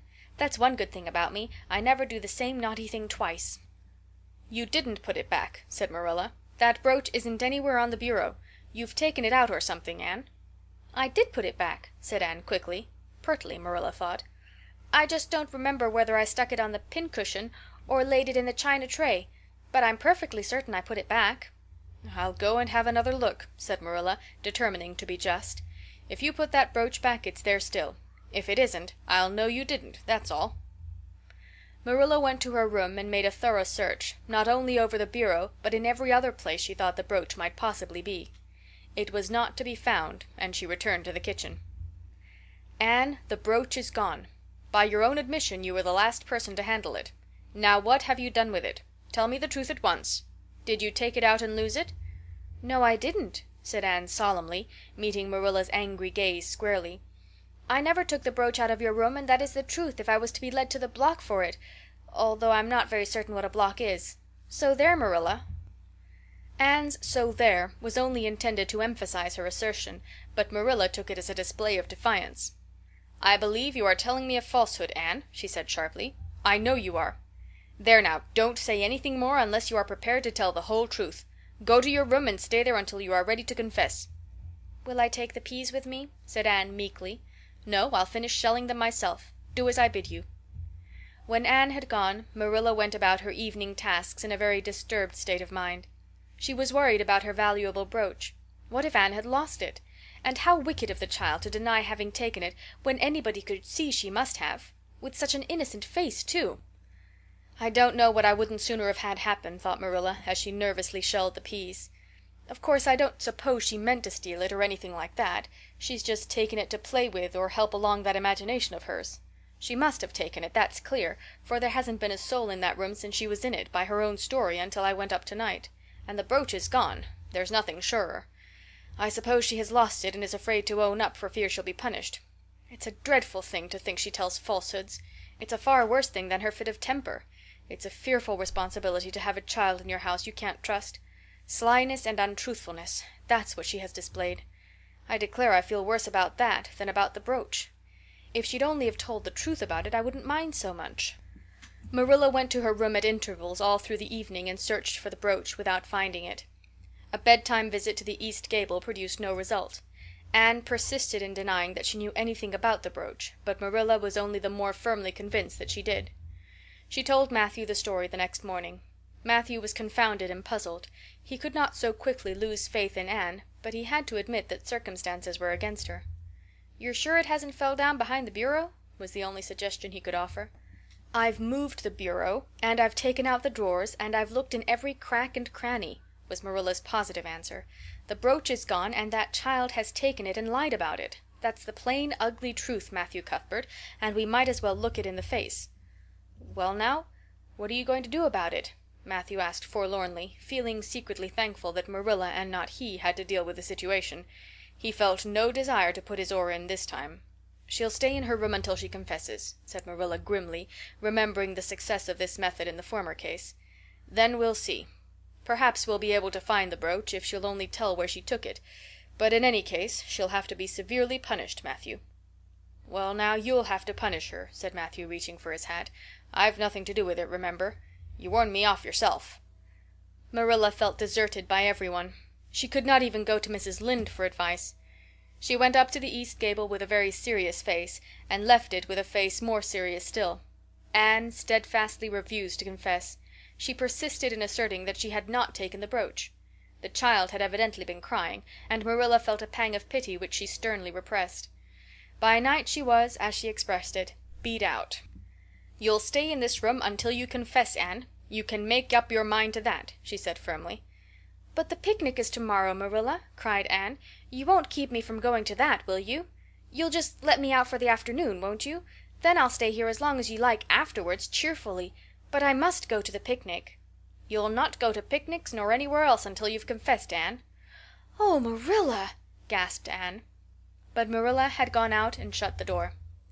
Wednesday morning dawned as bright and fair as if expressly made to order for the picnic. Birds sang around Green Gables. The Madonna lilies in the garden sent out whiffs of perfume that entered in on viewless winds at every door and window, and wandered through halls and rooms like spirits of benediction. The birches in the hollow waved joyful hands as if watching for Anne's usual morning greeting from the east gable. But Anne was not at her window. When Marilla took her breakfast up to her, she found the child sitting primly on her bed, pale and resolute, with tight-shut lips and gleaming eyes. "Marilla, I'm ready to confess."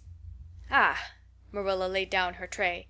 Once again her method had succeeded, but her success was very bitter to her. "Let me hear what you have to say, then, Anne." "I took the amethyst brooch," said Anne, as if repeating a lesson she had learned. "I took it just as you said.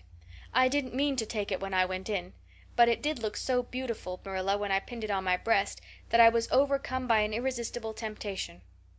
I imagined how perfectly thrilling it would be to take it to Idlewild and play that I was the Lady Cordelia Fitzgerald.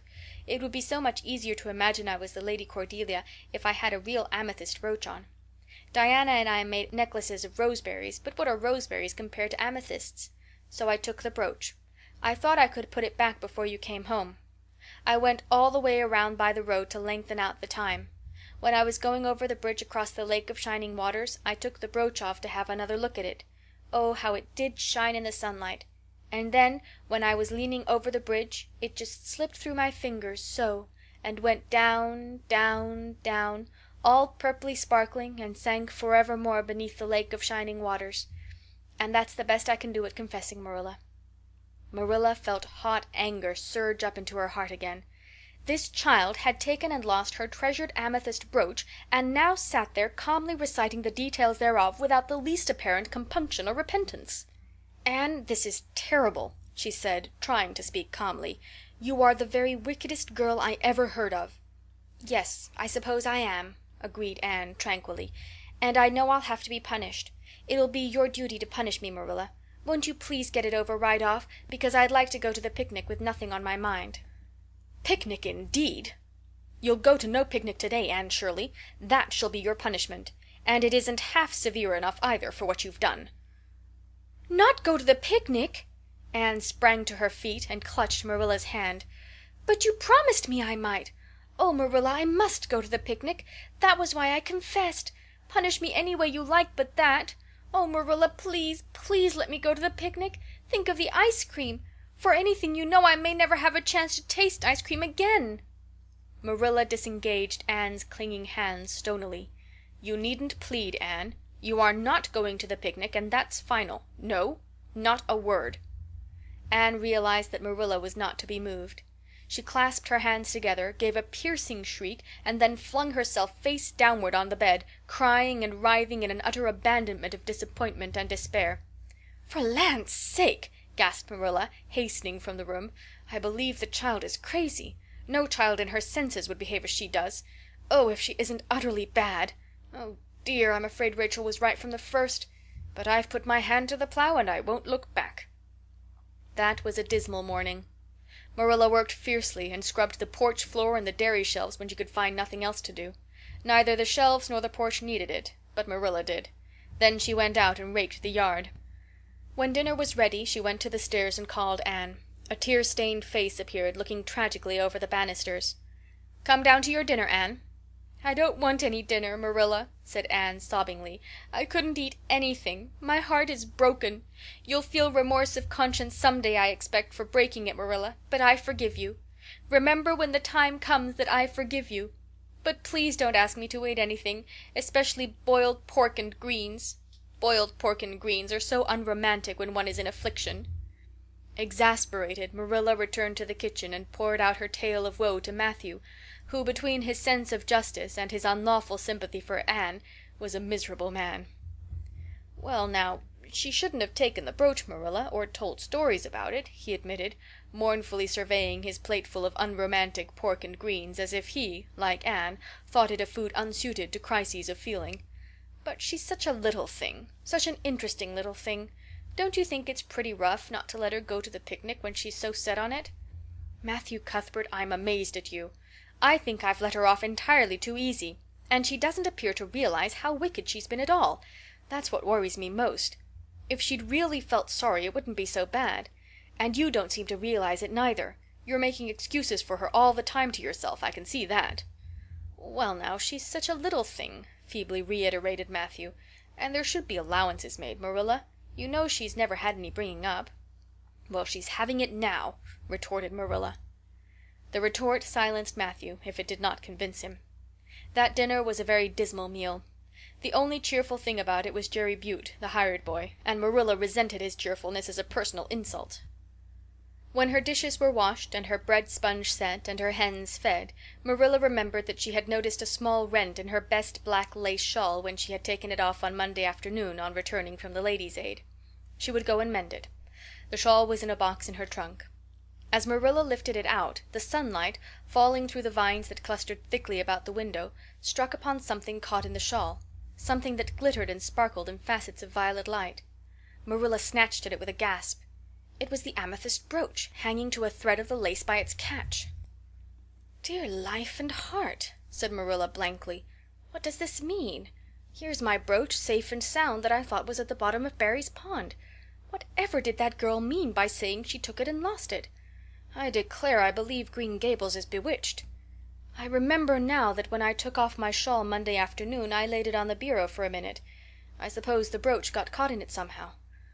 Well—" Marilla betook herself to the east gable, brooch in hand. Anne had cried herself out and was sitting dejectedly by the window. "Anne Shirley," said Marilla solemnly, "I've just found my brooch hanging to my black lace shawl. Now I want to know what that rigmarole you told me this morning meant." "Why, you said you'd keep me here until I confessed," returned Anne wearily, "and so I decided to confess because I was bound to get to the picnic. I thought out a confession last night after I went to bed and made it as interesting as I could, and I said it over and over so that I wouldn't forget it. But you wouldn't let me go to the picnic after all, so all my trouble was wasted." Marilla had to laugh in spite of herself, but her conscience pricked her. "Anne, you do beat all. But I was wrong, I see that now. I shouldn't have doubted your word when I'd never known you to tell a story. Of course, it wasn't right for you to confess to a thing you hadn't done. It was very wrong to do so. But I drove you to it. So if you'll forgive me, Anne, I'll forgive you and we'll start square again. And now get yourself ready for the picnic." Anne flew up like a rocket. "Oh, Marilla, isn't it too late?" "No, it's only 2 o'clock. They won't be more than well gathered yet, and it'll be an hour before they have tea. Wash your face and comb your hair and put on your gingham. I'll fill a basket for you. There's plenty of stuff baked in the house. And I'll get Jerry to hitch up the sorrel and drive you down to the picnic ground." "Oh, Marilla," exclaimed Anne, flying to the washstand. "5 minutes ago I was so miserable I was wishing I'd never been born, and now I wouldn't change places with an angel." That night a thoroughly happy, completely tired out Anne returned to Green Gables in a state of beatification impossible to describe. "Oh, Marilla, I've had a perfectly scrumptious time. Scrumptious is a new word I learned today. I heard Mary Alice Bell use it. Isn't it very expressive? Everything was lovely. We had a splendid tea, and then Mr. Harmon Andrews took us all for a row on the Lake of Shining Waters, 6 of us at a time. And Jane Andrews nearly fell overboard. She was leaning out to pick water lilies, and if Mr. Andrews hadn't caught her by the sash just in the nick of time she'd fallen in and probably been drowned. I wish it had been me. It would have been such a romantic experience to have been nearly drowned. It would be such a thrilling tale to tell. And we had the ice cream. Words fail me to describe that ice cream. Marilla, I assure you it was sublime." That evening Marilla told the whole story to Matthew over her stocking basket. "I'm willing to own up that I made a mistake," she concluded candidly. "But I've learned a lesson. I have to laugh when I think of Anne's confession, although I suppose I shouldn't, for it really was a falsehood. But it doesn't seem as bad as the other would have been, somehow, and anyhow I'm responsible for it. That child is hard to understand in some respects, but I believe she'll turn out all right yet. And there's one thing certain, no house will ever be dull that she's in." End of chapter 14. Chapter 15. A Tempest in the School Teapot. "What a splendid day," said Anne, drawing a long breath. "Isn't it good just to be alive on a day like this? I pity the people who aren't born yet for missing it. They may have good days, of course, but they can never have this one. And it's splendiner still to have such a lovely way to go to school by, isn't it?" "It's a lot nicer than going round by the road. That is so dusty and hot," said Diana practically, peeping into her dinner basket and mentally calculating if the 3 juicy, toothsome raspberry tarts reposing there were divided among 10 girls, how many bites each girl would have. The little girls of Avonlea school always pooled their lunches, and to eat 3 raspberry tarts all alone, or even to share them only with one's best chum, would have forever and ever branded as awful mean the girl who did it. And yet, when the tarts were divided among 10 girls, you just got enough to tantalize you. The way Anne and Diana went to school was a pretty one. Anne thought those walks to and from school with Diana couldn't be improved upon even by imagination. Going round by the main road would have been so unromantic, but to go by Lover's Lane and Willowmere and Violet Vale and the Birch Path was romantic if ever anything was. Lover's Lane opened out below the orchard at Green Gables and stretched far up into the woods to the end of the Cuthbert farm. It was the way by which the cows were taken to the back pasture and the wood hauled home in winter. Anne had named it Lover's Lane before she had been a month at Green Gables. "Not that lovers ever really walk there," she explained to Marilla, "but Diana and I are reading a perfectly magnificent book, and there's a Lover's Lane in it, so we want to have one too. And it's a very pretty name, don't you think? So romantic. We can imagine the lovers into it, you know. I like that lane because you can think out loud there without people calling you crazy." Anne, starting out alone in the morning, went down Lover's Lane as far as the brook. Here Diana met her, and the 2 little girls went on up the lane under the leafy arch of maples. "Maples are such sociable trees," said Anne. "They're always rustling and whispering to you," until they came to a rustic bridge. Then they left the lane and walked through Mr. Barry's back field and past Willowmere. Beyond Willowmere came Violet Vale, a little green dimple in the shadow of Mr. Andrew Bell's big woods. "Of course, there are no violets there now," Anne told Marilla, "but Diana says there are millions of them in spring. Oh, Marilla, can't you just imagine you see them? It actually takes away my breath. I named it Violet Vale.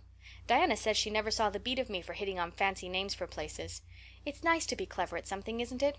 But Diana named the Birch Path. She wanted to, so I let her, but I'm sure I could have found something more poetical than plain Birch Path. Anybody can think of a name like that. But the Birch Path is one of the prettiest places in the world, Marilla." It was. Other people besides Anne thought so when they stumbled on it. It was a little, narrow, twisting path, winding down over a long hill straight through Mr. Bell's woods, where the light came down sifted through so many emerald screens that it was as flawless as the heart of a diamond. It was fringed in all its length with slim young birches, white-stemmed and lissom-boughed. Ferns and starflowers and wild lilies of the valley and scarlet tufts of pigeonberries grew thickly along it. And there was always a delightful spiciness in the air, and music of bird calls and the murmur and laugh of woodwinds in the trees overhead. Now and then you might see a rabbit skipping across the road if you were quiet, which, with Anne and Diana, happened about once in a blue moon. Down in the valley the path came out to the main road, and then it was just up the spruce hill to the school. The Avonlea school was a whitewashed building, low in the eaves and wide in the windows, furnished inside with comfortable, substantial, old-fashioned desks that opened and shut, and were carved all over their lids with the initials and hieroglyphics of 3 generations of school children. The schoolhouse was set back from the road, and behind it was a dusky fir wood and a brook where all the children put their bottles of milk in the morning to keep cool and sweet until dinner hour. Marilla had seen Anne start off to school on the first day of September with many secret misgivings. Anne was such an odd girl. How would she get on with the other children? And how on earth would she ever manage to hold her tongue during school hours? Things went better than Marilla feared, however. Anne came home that evening in high spirits. "I think I'm going to like school here," she announced. "I don't think much of the master, though. He's all the time curling his mustache and making eyes at Prissy Andrews.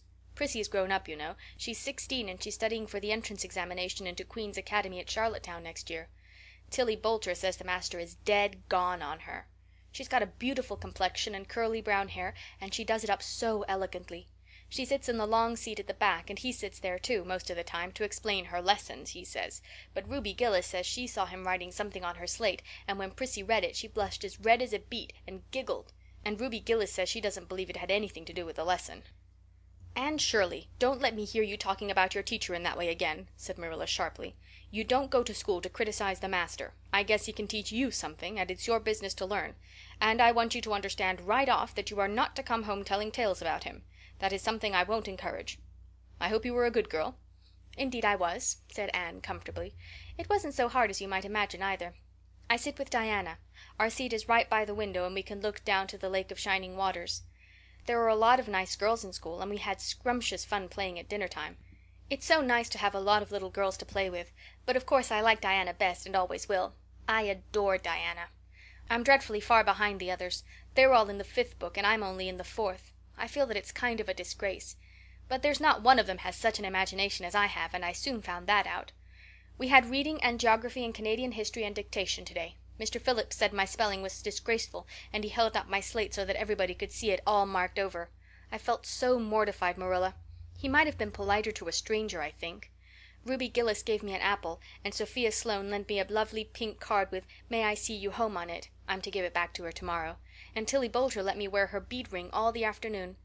Can I have some of those pearl beads off the old pincushion in the garret to make myself a ring? And oh, Marilla, Jane Andrews told me that Minnie MacPherson told her that she heard Prissy Andrews tell Sarah Gillis that I had a very pretty nose. Marilla, that is the first compliment I have ever had in my life, and you can't imagine what a strange feeling it gave me. Marilla, have I really a pretty nose? I know you'll tell me the truth." "Your nose is well enough," said Marilla shortly. Secretly she thought Anne's nose was a remarkably pretty one, but she had no intention of telling her so.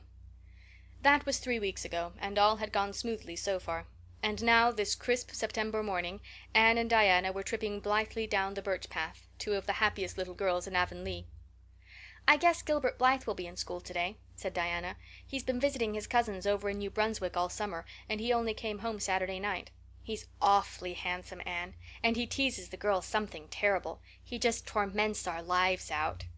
Diana's voice indicated that she rather liked having her life tormented out than not. "Gilbert Blythe?" said Anne. "Isn't it his name that's written up on the porch wall with Julia Bells and a big 'Take Notice' over them?" "Yes," said Diana, tossing her head, "but I'm sure he doesn't like Julia Bell so very much. I've heard him say he studied the multiplication table by her freckles." "Oh, don't speak about freckles to me," implored Anne. "It isn't delicate when I've got so many. But I do think that writing 'Take Notices' up on the wall about the boys and girls is the silliest ever. I should just like to see anybody dare to write my name up with a boy's. Not, of course," she hastened to add, "that anybody would." Anne sighed. She didn't want her name written up, but it was a little humiliating to know that there was no danger of it. "Nonsense," said Diana, whose black eyes and glossy tresses had played such havoc with the hearts of Avonlea schoolboys that her name figured on the porch walls in half a dozen Take Notices. "It's only meant as a joke. And don't you be too sure your name won't ever be written up. Charlie Sloane is dead gone on you. He told his mother, mind you, that you were the smartest girl in school. That's better than being good looking." "No, it isn't," said Anne, feminine to the core. "I'd rather be pretty than clever. And I hate Charlie Sloane. I can't bear a boy with goggle eyes. If anyone wrote my name up with his, I'd never get over it, Diana Barry. But it is nice to keep head of your class." "You'll have Gilbert in your class after this," said Diana, "and he's used to being head of his class, I can tell you. He's only in the 4th book, although he's nearly 14. 4 years ago his father was sick and had to go out to Alberta for his health, and Gilbert went with him.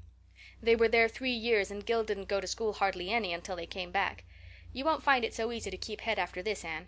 "I'm glad," said Anne quickly. "I couldn't really feel proud of keeping head of little boys and girls of just 9 or 10. I got up yesterday spelling ebullition.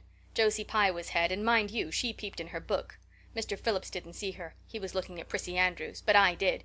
I just swept her a look of freezing scorn, and she got as red as a beet and spelled it wrong after all."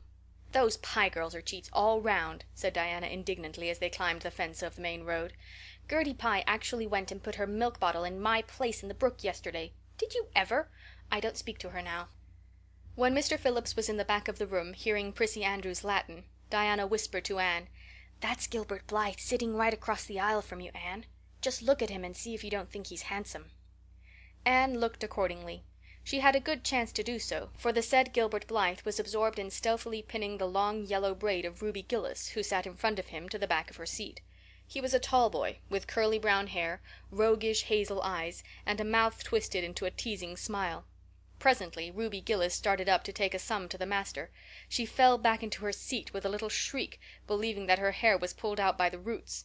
Everybody looked at her, and Mr. Phillips glared so sternly that Ruby began to cry. Gilbert had whisked the pin out of sight and was studying his history with the soberest face in the world, but when the commotion subsided he looked at Anne and winked with inexpressible drollery. "I think your Gilbert Blythe is handsome," confided Anne to Diana, "but I think he's very bold. It isn't good manners to wink at a strange girl." But it was not until the afternoon that things really began to happen. Mr. Phillips was back in the corner explaining a problem in algebra to Prissy Andrews, and the rest of the scholars were doing pretty much as they pleased, eating green apples, whispering, drawing pictures on their slates, and driving crickets harnessed to strings up and down the aisle.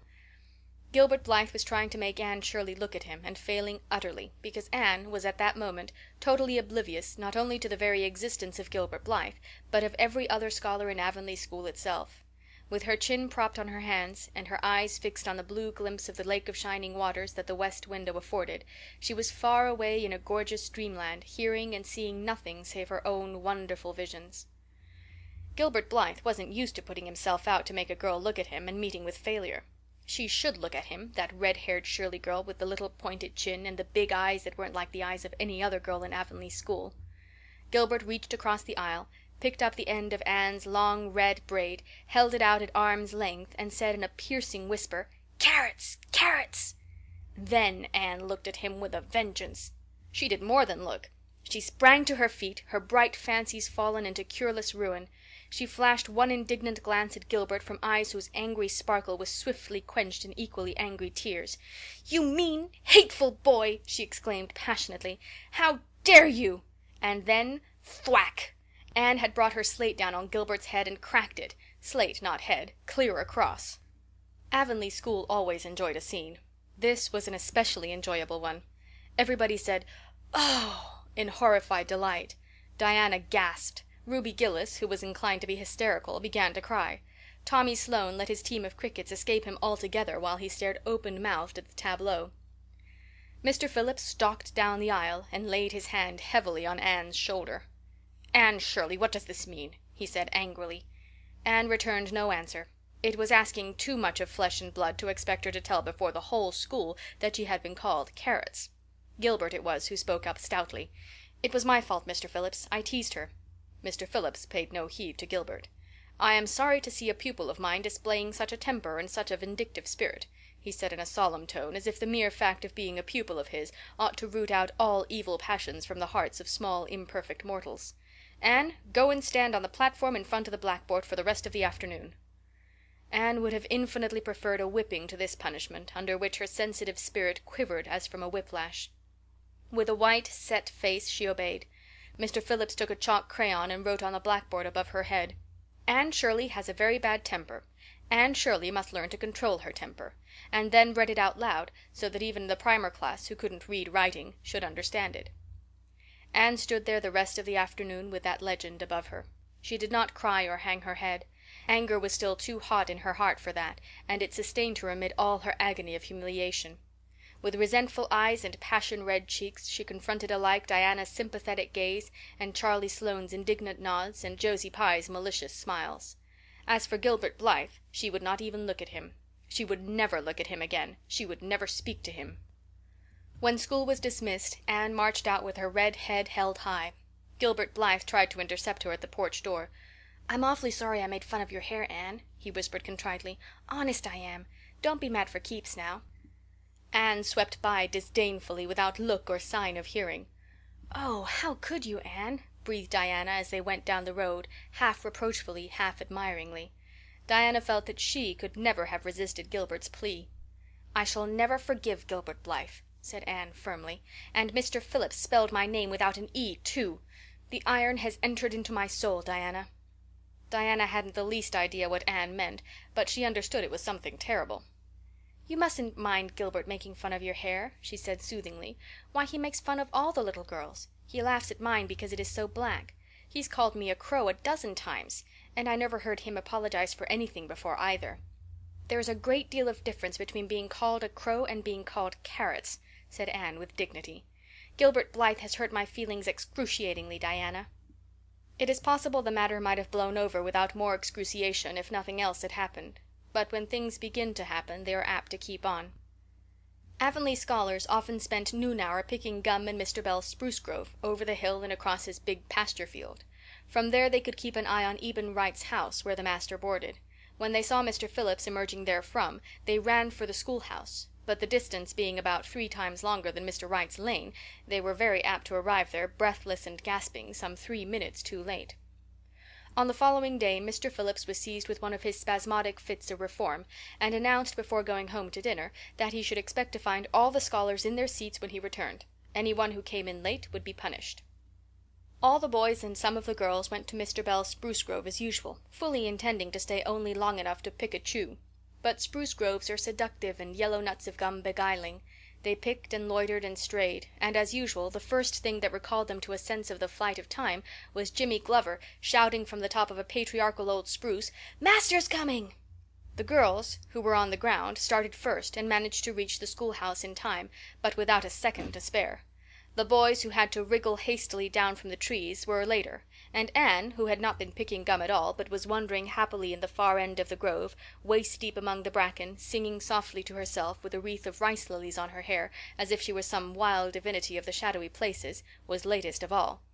Anne could run like a deer, however. Run she did, with the impish result that she overtook the boys at the door and was swept into the schoolhouse among them just as Mr. Phillips was in the act of hanging up his hat.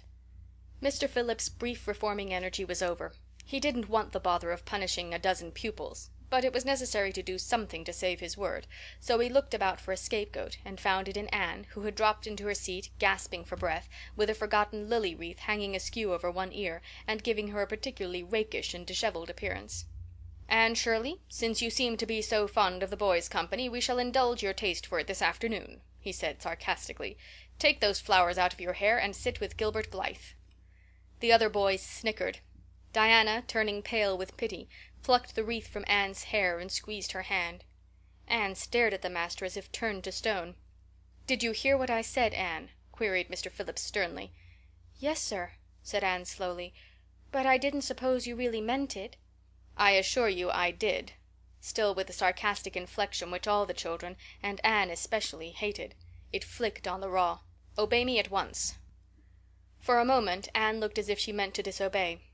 Then, realizing that there was no help for it, she rose haughtily, stepped across the aisle, sat down beside Gilbert Blythe, and buried her face in her arms on the desk. Ruby Gillis, who got a glimpse of it as it went down, told the others going home from school that she'd actually never seen anything like it. It was so white, with awful little red spots in it. To Anne this was the end of all things. It was bad enough to be singled out for punishment from among a dozen equally guilty ones. It was worse still to be sent to sit with a boy, but that boy should be Gilbert Blythe was heaping insult on injury to a degree utterly unbearable. Anne felt that she could not bear it, and it would be of no use to try. Her whole being seethed with shame and anger and humiliation. At first the others looked and whispered and giggled and nudged. But as Anne never lifted her head, and as Gilbert worked fractions as if his whole soul was absorbed in them and them only, they soon returned to their own tasks, and Anne was forgotten. When Mr. Phillips called the history class out, Anne should have gone, but Anne did not move, and Mr. Phillips, who had been writing some verses to Priscilla before he called the class, was thinking about an obstinate rhyme still, and never missed her. Once, when nobody was looking, Gilbert took from his desk a little pink candy heart with a gold motto on it, "You are sweet," and slipped it under the curve of Anne's arm. Whereupon Anne arose, took the pink heart gingerly between the tips of her fingers, dropped it on the floor, ground it to powder beneath her heel, and resumed her position without deigning to bestow a glance on Gilbert. When school went out, Anne marched to her desk, ostentatiously took out everything therein, books and writing tablet, pen and ink, testament and arithmetic, and piled them neatly on her cracked slate. "What are you taking all those things home for, Anne?" Diana wanted to know as soon as they were out on the road. She had not dared to ask the question before. "I am not coming back to school any more," said Anne. Diana gasped and stared at Anne to see if she meant it. "Will Marilla let you stay home?" she asked. "She'll have to," said Anne. "I'll never go to school to that man again." "Oh, Anne!" Diana looked as if she were ready to cry. "I do think you're mean. What shall I do? Mr. Phillips will make me sit with that horrid Gertie Pye. I know he will, because she is sitting alone. Do come back, Anne." "I'd do almost anything in the world for you, Diana," said Anne sadly. "I'd let myself be torn limb from limb if it would do you any good. But I can't do this, so please don't ask it. You harrow up my very soul." "Just think of all the fun you will miss," mourned Diana. "We are going to build the loveliest new house down by the brook, and we'll be playing ball next week, and you've never played ball, Anne. It's tremendously exciting. And we're going to learn a new song. Jane Andrews is practicing it up now. And Alice Andrews is going to bring a new pansy book next week, and we're all going to read it out loud, chapter about, down by the brook. And you know you are so fond of reading out loud, Anne." Nothing moved Anne in the least. Her mind was made up. She would not go to school to Mr. Phillips again. She told Marilla so when she got home. "Nonsense," said Marilla.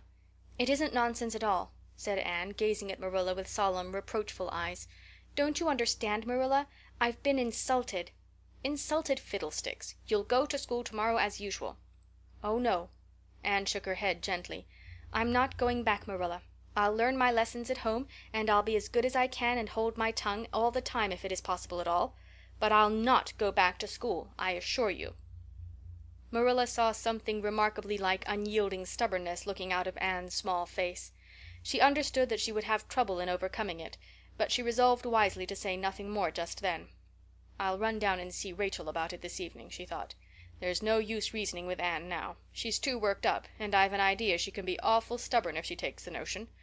Far as I can make out from her story, Mr. Phillips has been carrying matters with a rather high hand, but it would never do to say so to her.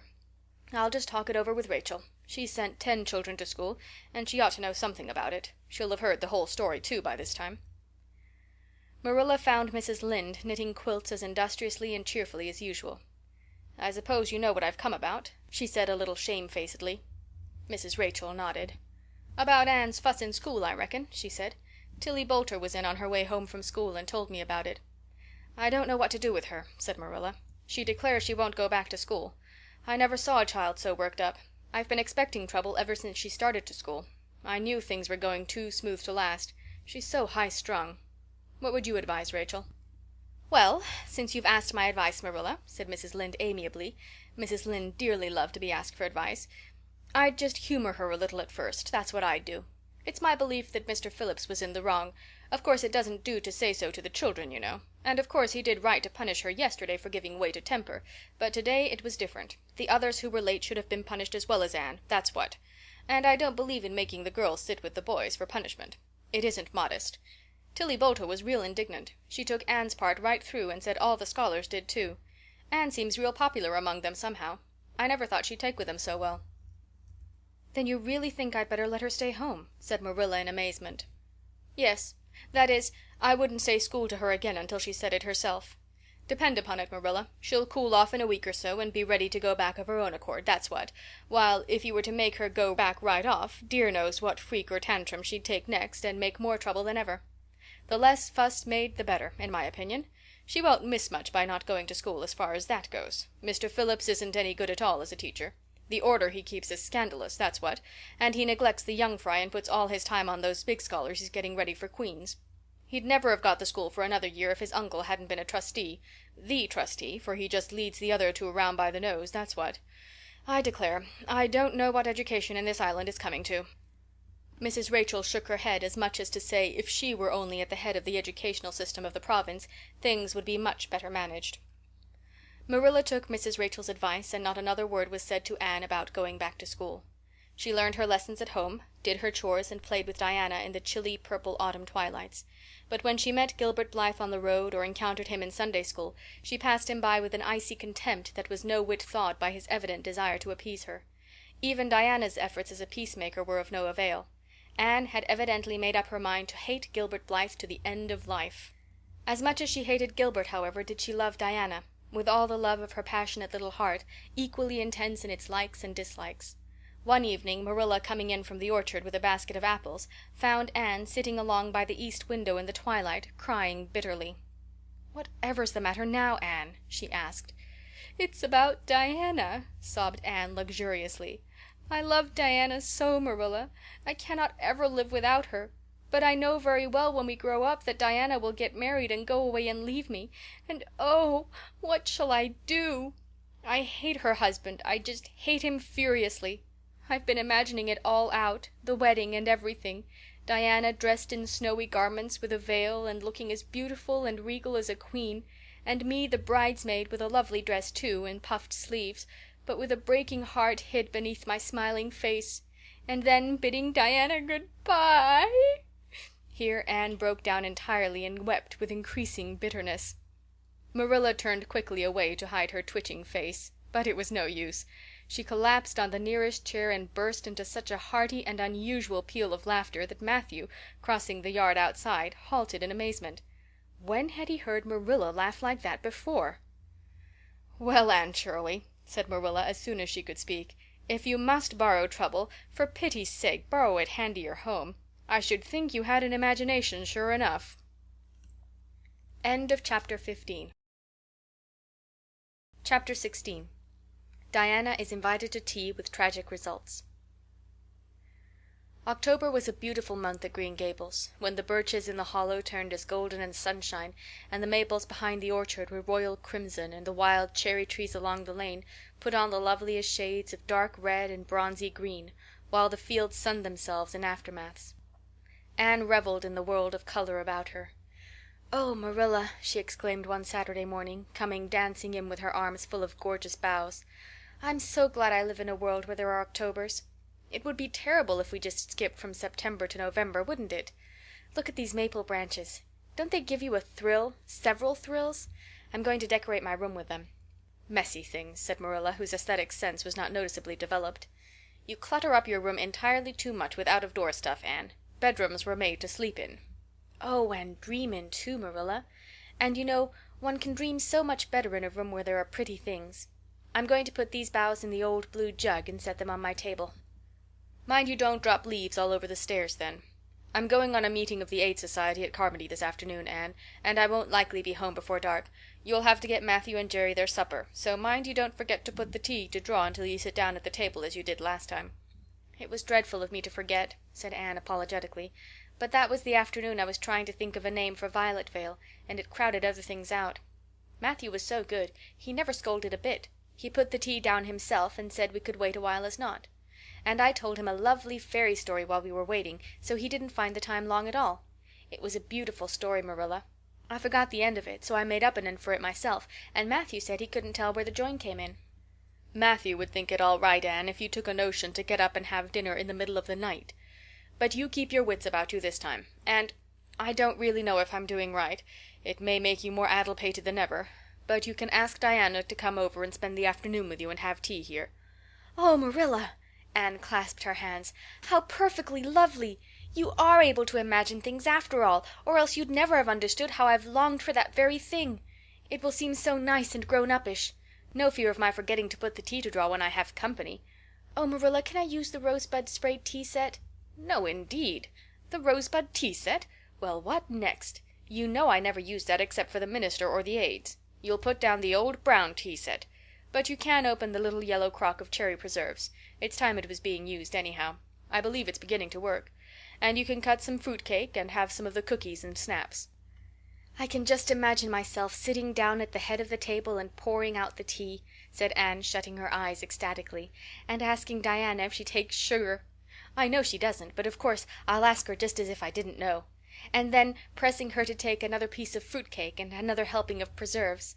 Oh, Marilla, it's a wonderful sensation just to think of it. Can I take her into the spare room to lay off her hat when she comes, and then into the parlor to sit?" "No, the sitting room will do for you and your company. But there is a bottle half full of raspberry cordial that was left over from the church social the other night.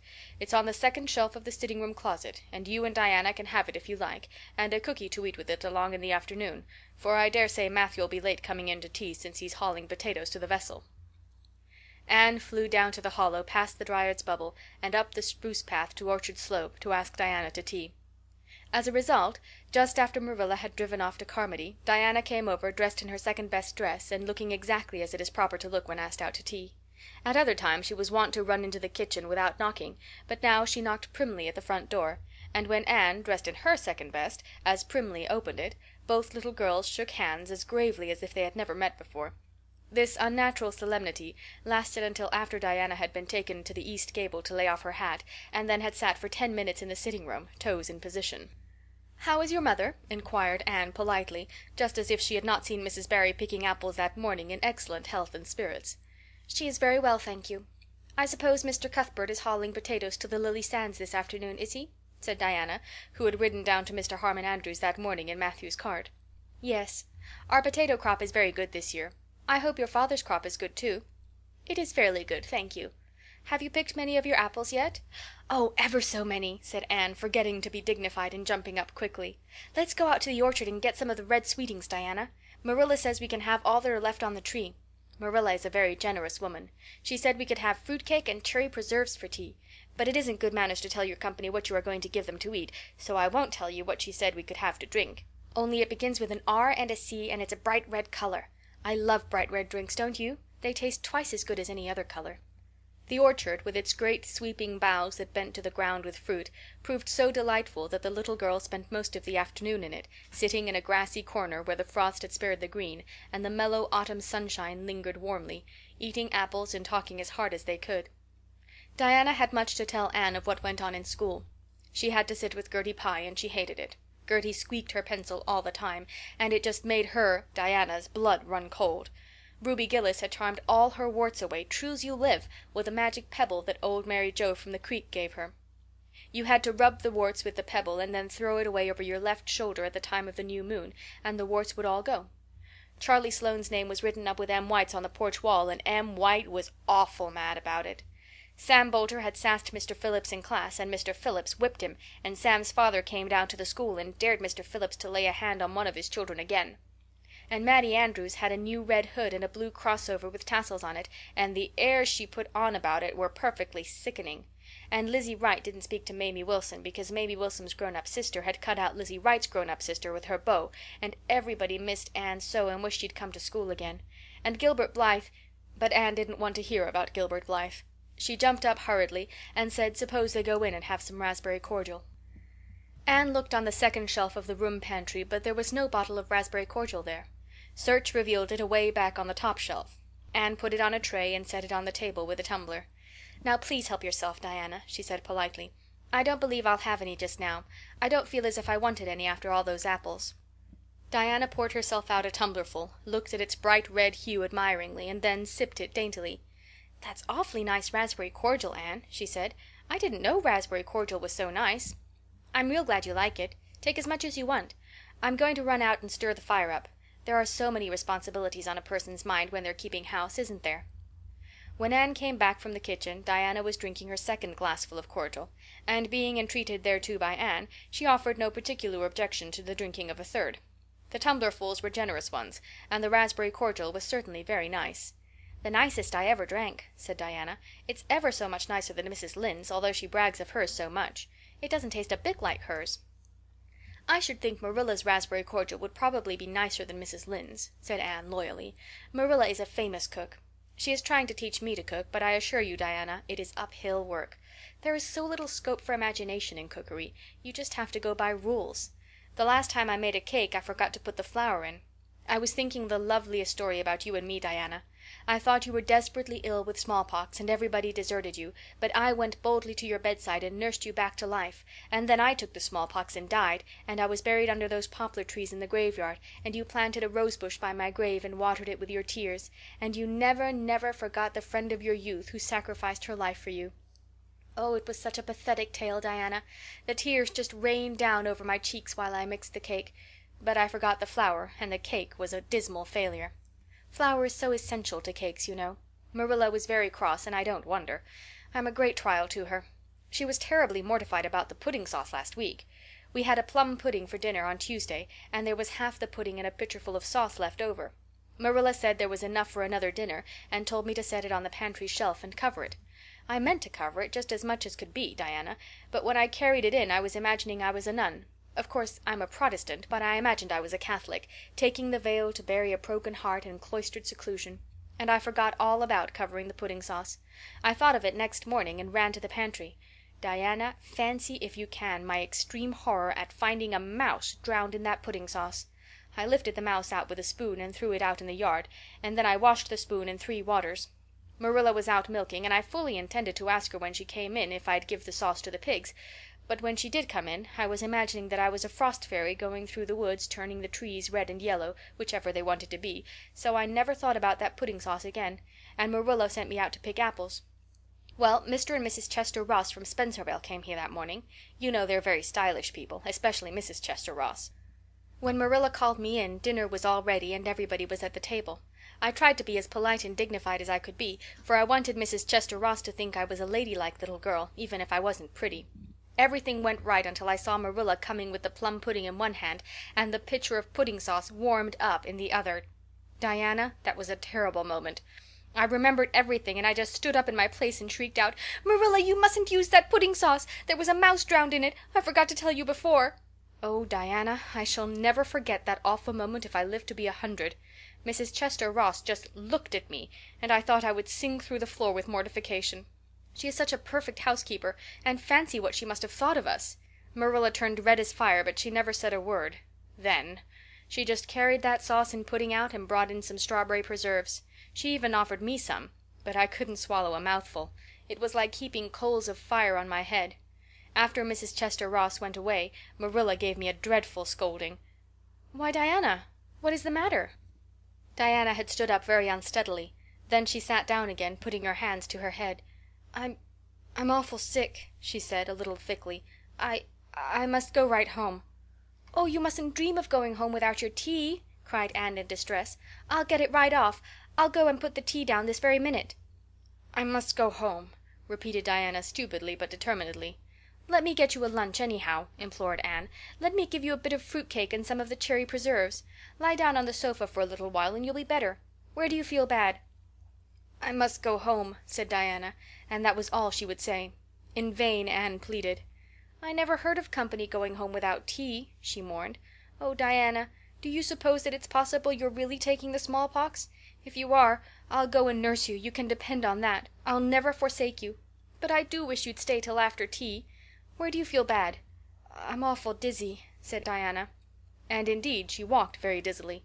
Anne, with tears of disappointment in her eyes, got Diana's hat and went with her as far as the Barry yard fence. Then she wept all the way back to Green Gables, where she sorrowfully put the remainder of the raspberry cordial back into the pantry and got tea ready for Matthew and Jerry, with all the zest gone out of the performance. The next day was Sunday, and as the rain poured down in torrents from dawn till dusk, Anne did not stir abroad from Green Gables. Monday afternoon Marilla sent her down to Mrs. Lynde's on an errand. In a very short space of time Anne came flying back up the lane with tears rolling down her cheeks. Into the kitchen she dashed and flung herself face downward on the sofa in an agony. "Whatever has gone wrong now, Anne?" queried Marilla in doubt and dismay. "I do hope you haven't gone and been saucy to Mrs. Lynde again." No answer from Anne save more tears and stormier sobs. "Anne Shirley, when I ask you a question I want to be answered. Sit right up this very minute and tell me what you are crying about." Anne sat up, tragedy personified. Mrs. Lynde was up to see Mrs. Barry today, and Mrs. Barry was in an awful state," she wailed. "She says that I set Diana drunk Saturday and sent her home in a disgraceful condition, and she says I must be a thoroughly bad, wicked little girl, and she's never, never going to let Diana play with me again. Oh, Marilla, I'm just overcome with woe." Marilla stared in blank amazement. "Set Diana drunk?" she said when she found her voice. "Anne, are you or Mrs. Barry crazy? What on earth did you give her?" "Not a thing but raspberry cordial," sobbed Anne. "I never thought raspberry cordial would set people drunk, Marilla, not even if they drank 3 big tumblerfuls as Diana did. Oh, it sounds so like Mrs. Thomas's husband. But I didn't mean to set her drunk." "Drunk fiddlesticks," said Marilla, marching to the sitting-room pantry. There on the shelf was a bottle which she at once recognized as one containing some of her 3-year-old homemade currant wine, for which she was celebrated in Avonlea, although certain of the stricter sort, Mrs. Barry among them, disapproved strongly of it. And at the same time Marilla recollected that she had put the bottle of raspberry cordial down in the cellar instead of in the pantry as she had told Anne. She went back to the kitchen with the wine bottle in her hand. Her face was twitching in spite of herself. "Anne, you certainly have a genius for getting into trouble. You went and gave Diana currant wine instead of raspberry cordial. Didn't you know the difference yourself?" "I never tasted it," said Anne. "I thought it was the cordial. I meant to be so hospitable. Diana got awfully sick and had to go home. Mrs. Barry told Mrs. Lynde she was simply dead drunk. She just laughed silly-like when her mother asked what was the matter, and went to sleep and slept for hours. Her mother smelled her breath and knew she was drunk. She had a fearful headache all day yesterday. Mrs. Barry is so indignant. She will never believe but what I did it on purpose."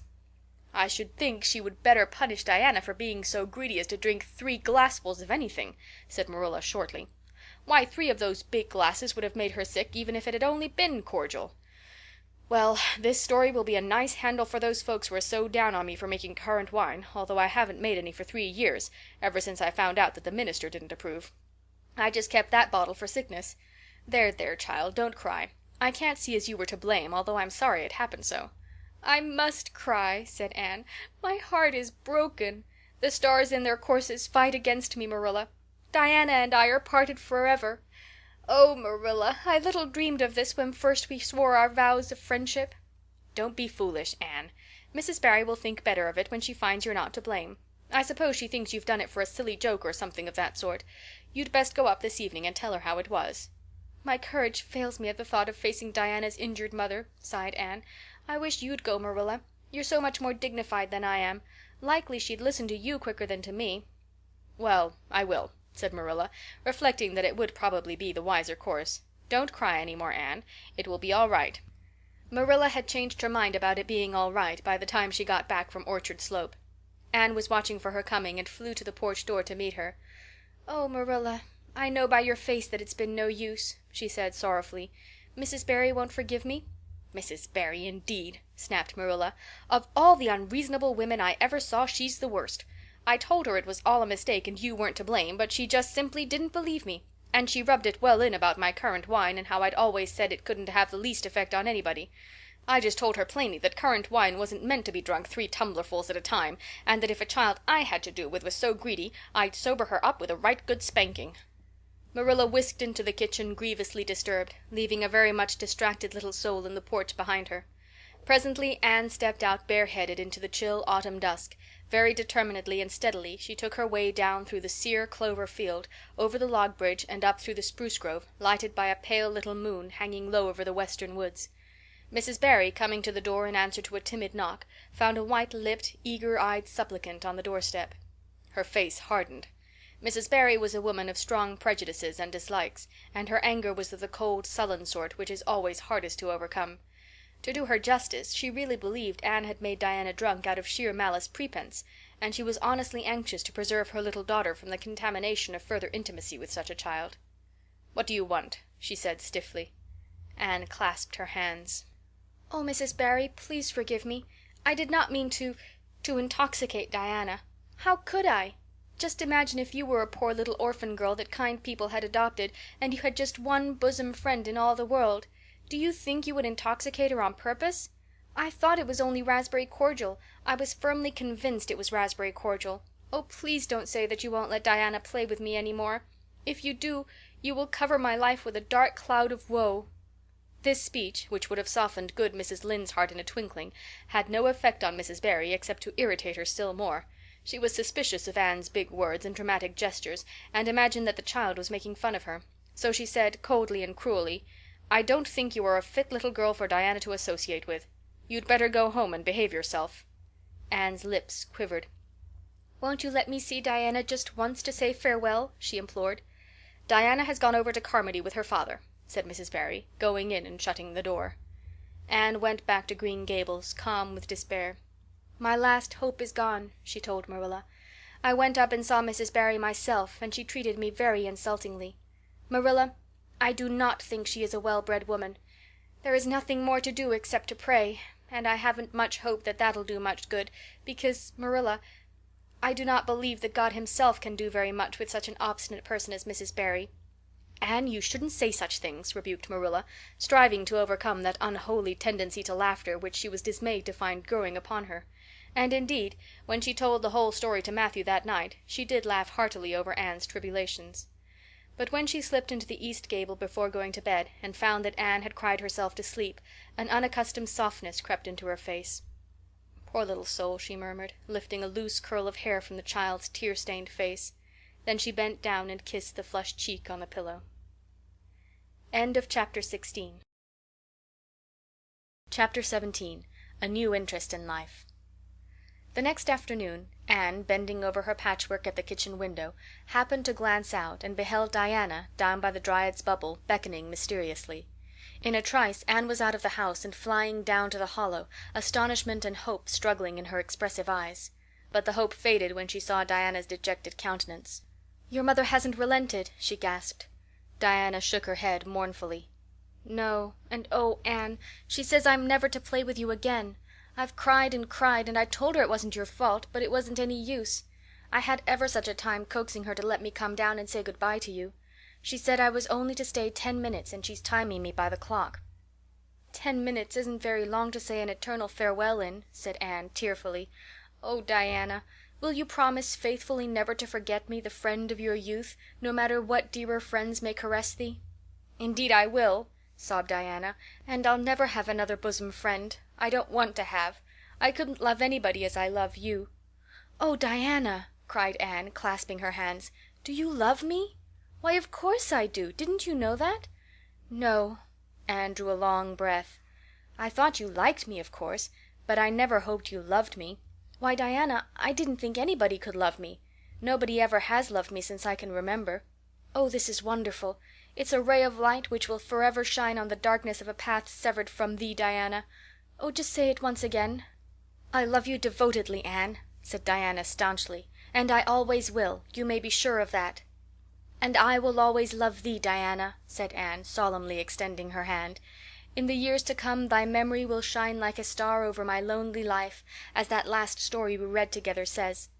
Diana, wilt thou give me a lock of thy jet-black tresses in parting to treasure forevermore?" "Have you got anything to cut it with?" queried Diana, wiping away the tears which Anne's affecting accents had caused to flow afresh, and returning to practicalities. "Yes, I've got my patchwork scissors in my apron pocket, fortunately," said Anne. She solemnly clipped one of Diana's curls. "Fare thee well, my beloved friend. Henceforth we must be as strangers, though living side by side, but my heart will ever be faithful to thee." Anne stood and watched Diana out of sight, mournfully waving her hand to the latter whenever she turned to look back. Then she returned to the house, not a little consoled for the time being by this romantic parting. "It's all over," she informed Marilla. "I shall never have another friend. I'm really worse off than ever before, for I haven't even Katie Maurice and Violetta now. And even if I had, it wouldn't be the same. Somehow little dream girls are not satisfying after a real friend. Diana and I had such an affecting farewell down by the spring. It will be sacred in my memory forever. I used the most pathetic language I could think of and said thou and thee. Thou and thee seems so much more romantic than you. Diana gave me a lock of her hair, and I'm going to sew it up in a little bag and wear it round my neck all my life. Please see that it is buried with me, for I don't believe I'll live very long. Perhaps when she sees me lying cold and dead before her, Mrs. Barry may feel remorse for what she has done, and will let Diana come to my funeral. "I don't think there is much fear of your dying of grief as long as you can talk, Anne," said Marilla unsympathetically. The following Monday Anne surprised Marilla by coming down from her room with her basket of books on her arm and hip, and her lips primmed up into a line of determination. "I'm going back to school," she announced. "That is all there is left in life for me, now that my friend has been ruthlessly torn from me. In school I can look at her and muse over days departed." "You'd better muse over your lessons and sums," said Marilla, concealing her delight at this development of the situation. "If you're going back to school I hope we'll hear no more of breaking slates over people's heads and such carryings on. Behave yourself and do just what your teacher tells you." "I'll try to be a model pupil," agreed Anne dolefully. "There won't be much fun in it, I expect. Mr. Phillips said Minnie Andrews was a model pupil, and there isn't a spark of imagination or life in her. She is just dull and poky, and never seems to have a good time. But I feel so depressed that perhaps it will come easy to me now. I'm going round by the road. I couldn't bear to go by the birch path all alone. I should weep bitter tears if I did." Anne was welcomed back to school with open arms. Her imagination had been sorely missed in games, and her voice in the singing, and her dramatic ability in the perusal aloud of books at dinner hour. Ruby Gillis smuggled 3 blue plums over to her during Testament reading. Ella May Macpherson gave her an enormous yellow pansy cut from the covers of a floral catalogue, a species of desk decoration much prized in Avonlea school. Sophia Sloane offered to teach her a perfectly elegant new pattern of knit lace, so nice for trimming aprons. Katie Boulter gave her a perfume bottle to keep slate water in, and Julia Bell copied carefully on a piece of pale pink paper, scalloped on the edges, the following effusion: "When twilight drops her curtain down and pins it with a star, remember that you have a friend though she may wander far." "It's so nice to be appreciated," sighed Anne rapturously to Marilla that night. The girls were not the only scholars who appreciated her. When Anne went to her seat after dinner hour (she had been told by Mr. Phillips to sit with the model, Minnie Andrews) she found on her desk a big, luscious strawberry apple.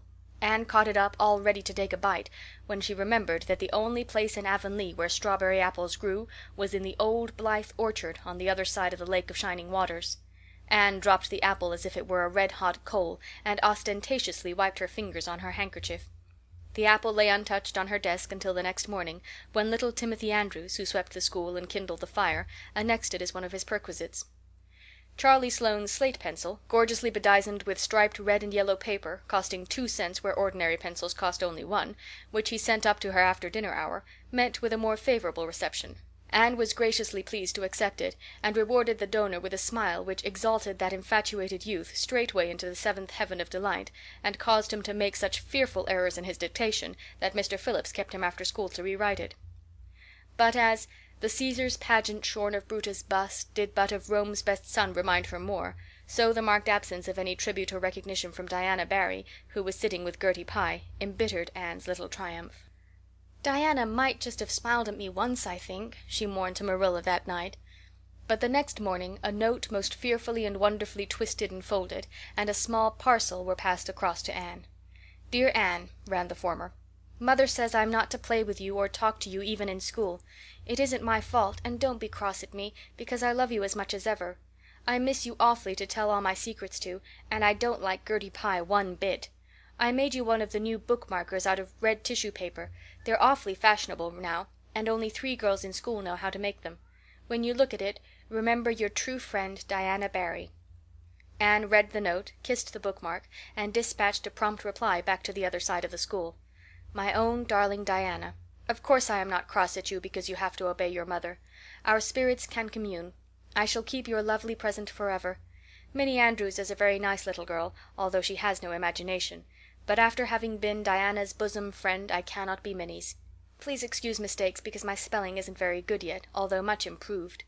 Yours until death do us part, Anne or Cordelia Shirley. P.S. I shall sleep with your letter under my pillow tonight. A. or C.S." Marilla pessimistically expected more trouble, since Anne had again begun to go to school, but none developed. Perhaps Anne caught something of the model spirit from Minnie Andrews. At least, she got on very well with Mr. Phillips thenceforth. She flung herself into her studies heart and soul, determined not to be outdone in any class by Gilbert Blythe. The rivalry between them was soon apparent. It was entirely good-natured on Gilbert's side, but it is much to be feared that the same thing cannot be said of Anne, who had certainly an unpraiseworthy tenacity for holding grudges. She was as intense in her hatreds as in her loves. She would not stoop to admit that she meant to rival Gilbert in schoolwork, because that would have been to acknowledge his existence, which Anne persistently ignored. But the rivalry was there, and honors fluctuated between them. Now Gilbert was head of the spelling class. Now Anne, with a toss of her long red braids, spelled him down. One morning Gilbert had all his sums done correctly, and had his name written on the blackboard on the roll of honor.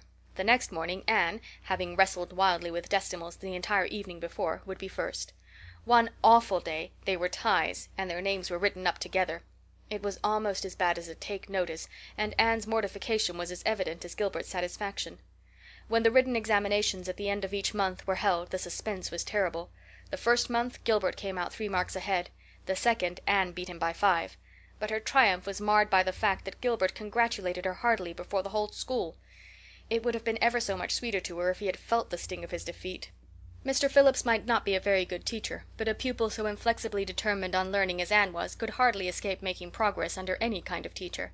By the end of the term Anne and Gilbert were both promoted into the 5th class and allowed to begin studying the elements of the branches, by which Latin, geometry, French, and algebra were meant. In geometry Anne met her Waterloo. "It's perfectly awful stuff, Marilla," she groaned. "I'm sure I'll never be able to make head or tail of it. There is no scope for imagination in it at all. Mr. Phillips says I'm the worst dunce he ever saw at it. And some of the others are so smart at it. It's extremely mortifying, Marilla. Even Diana gets along better than I do. But I don't mind being beaten by Diana. Even although we meet as strangers now, I still love her with an inextinguishable love. It makes me very sad at times to think about her. But really, Marilla, one can't stay sad very long in such an interesting world, can one?" End of chapter 17. Chapter 18. Anne to the rescue. All things great are wound up with all things little. At first glance it might not seem that the decision of a certain Canadian premier to include Prince Edward Island in a political tour could have much or anything to do with the fortunes of little Anne Shirley at Green Gables. But it had. It was in January the premier came, to address his loyal supporters and such of his non-supporters as chose to be present at the monster mass meeting held in Charlottetown. Most of the Avonlea people were on the premier's side of politics. Hence, on the night of the meeting, nearly all the men and a goodly proportion of the women had gone to town 30 miles away. Mrs. Rachel Lynde had gone too. Mrs. Rachel Lynde was a red-hot politician, and couldn't have believed that the political rally could be carried through without her, although she was on the opposite side of politics. So she went to town and took her husband, Thomas would be useful in looking after the horse, and Marilla Cuthbert with her. Marilla had a sneaking interest in politics herself, and as she thought it might be her only chance to see a real live premier, she promptly took it, leaving Anne and Matthew to keep house until her return the following day. Hence, while Marilla and Mrs. Rachel were enjoying themselves hugely at the mass meeting, Anne and Matthew had the cheerful kitchen at Green Gables all to themselves. A bright fire was glowing in the old-fashioned Waterloo stove, and blue-white frost crystals were shining on the window panes. Matthew nodded over a Farmer's Advocate on the sofa, and Anne at the table studied her lessons with grim determination, despite sundry wistful glances at the clock shelf where lay a new book that Jane Andrews had lent her that day. Jane had assured her that it was warranted to produce any number of thrills, or words to that effect, and Anne's fingers tingled to reach out for it. But that would mean Gilbert Blythe's triumph on the morrow. Anne turned her back on the clock shelf and tried to imagine it wasn't there. "Matthew, did you ever study geometry when you went to school?" "Well now, no, I didn't," said Matthew, coming out of his doze with a start. "I wish you had," sighed Anne, "because then you'd be able to sympathize with me. You can't sympathize properly if you've never studied it. It is casting a cloud over my whole life. I'm such a dunce at it, Matthew." "Well now, I don't know," said Matthew soothingly. "I guess you're all right at anything. Mr. Phillips told me last week in Blair's store at Carmody that you was the smartest scholar in school and was making rapid progress. Rapid progress was his very words. There's them as runs down Teddy Phillips and says he ain't much of a teacher, but I guess he's all right." Matthew would have thought anyone who praised Anne was all right. "I'm sure I'd get on better with geometry if only he wouldn't change the letters," complained Anne. "I learn the proposition off by heart, and then he draws it on the blackboard and puts different letters from what are in the book, and I get all mixed up. I don't think a teacher should take such a mean advantage, do you? We're studying agriculture now, and I've found out at last what makes the roads red. It's a great comfort." I wonder how Marilla and Mrs. Lynde are enjoying themselves. Mrs. Lynde says Canada is going to the dogs the way things are being run at Ottawa, and that it's an awful warning to the electors. She says if women were allowed to vote we would soon see a blessed change. What way do you vote, Matthew?" "Conservative," said Matthew promptly. To vote Conservative was part of Matthew's religion. "Then I'm Conservative too," said Anne decidedly. "I'm glad because some of the boys in school are Grits. I guess Mr. Phillips is a Grit too, because Prissy Andrews' father is one, and Ruby Gillis says that when a man is courting he always has to agree with the girl's mother in religion and her father in politics. Is that true, Matthew?" "Well, now, I dunno," said Matthew. "Did you ever go courting, Matthew?" "Well, now, no, I dunno's I ever did," said Matthew, who had certainly never thought of such a thing in his whole existence. Anne reflected with her chin in her hands. "It must be rather interesting, don't you think, Matthew? Ruby Gillis says when she grows up she is going to have ever so many bows on the string and have them all crazy about her. But I think that would be too exciting. I'd rather have just one in his right mind. But Ruby Gillis knows a great deal about such matters because she has so many big sisters, and Mrs. Lynde says the Gillis girls have gone off like hot cakes. Mr. Phillips goes up to see Prissy Andrews nearly every evening. He says it is to help her with her lessons, but Miranda Sloane is studying for Queen's too, and I should think she needed help a lot more than Prissy because she's ever so much stupider, but he never goes to help her in the evenings at all. There are a great many things in this world that I can't understand very well, Matthew." "Well, now, I don't know as I comprehend them all myself," acknowledged Matthew. "Well, I suppose I must finish up my lessons. I won't allow myself to open that new book Jane lent me until I'm through. But it's a terrible temptation, Matthew. Even when I turn my back on it I can see it there just as plain. Jane said she'd cried herself sick over it. I love a book that makes me cry. But I think I'll carry that book into the sitting room and lock it in the jam closet and give you the key. And you must not give it to me, Matthew, until my lessons are done, not even if I implore you on my bended knees. It's all very well to say resist temptation, but it's ever so much easier to resist it if you can't get the key." "And then shall I run down the cellar and get some russets, Matthew? Wouldn't you like some russets?" "Well, now, I don't know but what I would," said Matthew, who never ate russets, but knew Anne's weakness for them. Just as Anne emerged triumphantly from the cellar with her plate full of russets came the sound of flying footsteps on the icy boardwalk outside, and the next moment the kitchen door was flung open and in rushed Diana Barry, white-faced and breathless, with a shawl wrapped hastily around her head. Anne promptly let go of her candle and plate in her surprise, and plate, candle, and apples crashed together down the cellar ladder and were found at the bottom embedded in melted grease the next day by Marilla, who gathered them up and thanked mercy the house hadn't been set on fire. "Whatever is the matter, Diana?" cried Anne. "Has your mother relented at last?" "Oh, Anne, do come quick," implored Diana nervously. "Minnie May is awful sick. She's got croup, young Mary Joe says, and father and mother are away to town and there's nobody to go for the doctor. Minnie May's awful bad and young Mary Joe doesn't know what to do, and oh, Anne, I'm so scared." Matthew, without a word, reached out for cap and coat, slipped past Diana and away into the darkness of the yard. "He's gone to harness the sorrel mare to go to Carmody for the doctor," said Anne, who was hurrying on hood and jacket. "I know it as well as if he'd said so. Matthew and I are such kindred spirits I can read his thoughts without words at all." "I don't believe he'll find the doctor at Carmody," sobbed Diana. "I know that Dr. Blair went to town, and I guess Dr. Spencer would go too. Young Mary Joe never saw anybody with croup, and Mrs. Lynde is away. Oh, Anne!" "Don't cry, Di," said Anne cheerily. "I know exactly what to do for croup. You forget that Mrs. Hammond had twins 3 times. When you look after 3 pairs of twins you naturally get a lot of experience. They all had croup regularly. Just wait till I get the Ipecac bottle. You mayn't have any at your house. Come on now." The 2 little girls hastened out hand in hand and hurried through Lover's Lane and across the crusted field beyond, for the snow was too deep to go by the shorter wood way. Anne, although sincerely sorry for Minnie May, was far from being insensible to the romance of the situation and to the sweetness of once more sharing that romance with a kindred spirit. The night was clear and frosty, all ebony of shadow and silver of snowy slope. Big stars were shining over the silent fields. Here and there the dark pointed firs stood up with snow powdering their branches and the wind whistling through them. Anne thought it was truly delightful to go skimming through all this mystery and loveliness with your bosom friend who had been so long estranged. Minnie May, aged 3, was really very sick. She lay on the kitchen sofa, feverish and restless, while her hoarse breathing could be heard all over the house. Young Mary Joe, a buxom, broad-faced French girl from the Creek, whom Mrs. Barry had engaged to stay with the children during her absence, was helpless and bewildered, quite incapable of thinking what to do or doing it if she thought of it. Anne went to work with skill and promptness.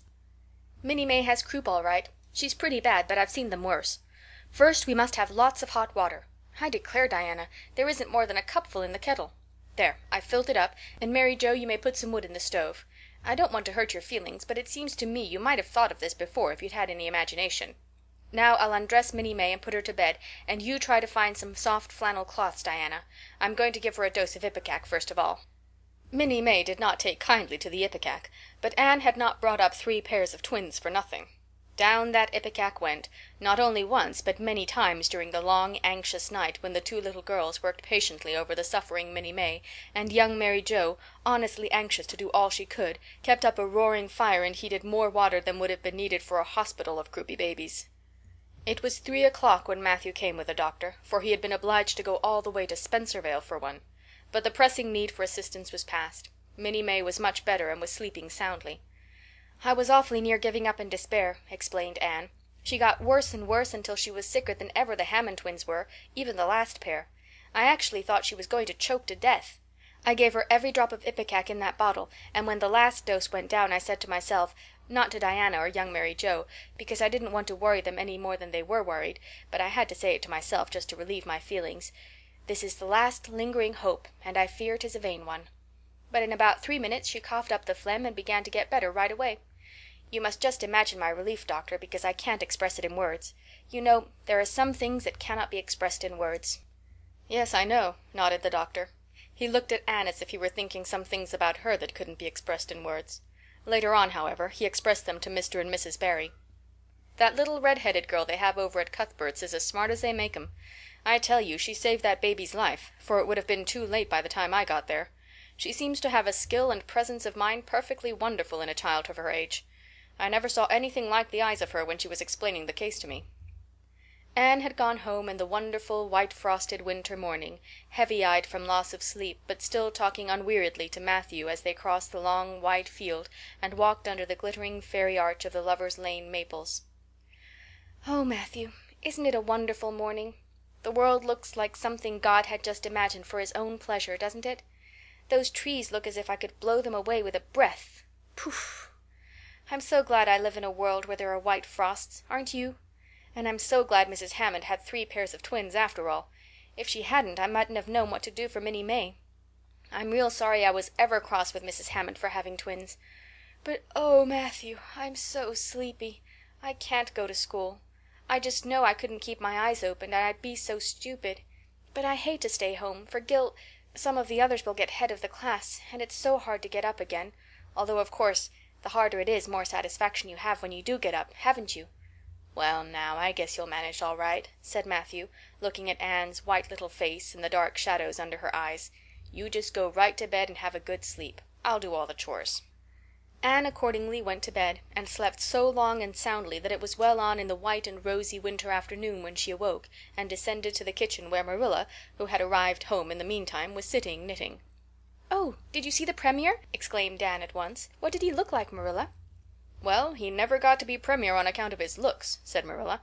"Such a nose as that man had. But he can speak. I was proud of being a Conservative. Rachel Lynde, of course, being a Liberal, had no use for him. Your dinner is in the oven, Anne, and you can get yourself some blue plum preserve out of the pantry.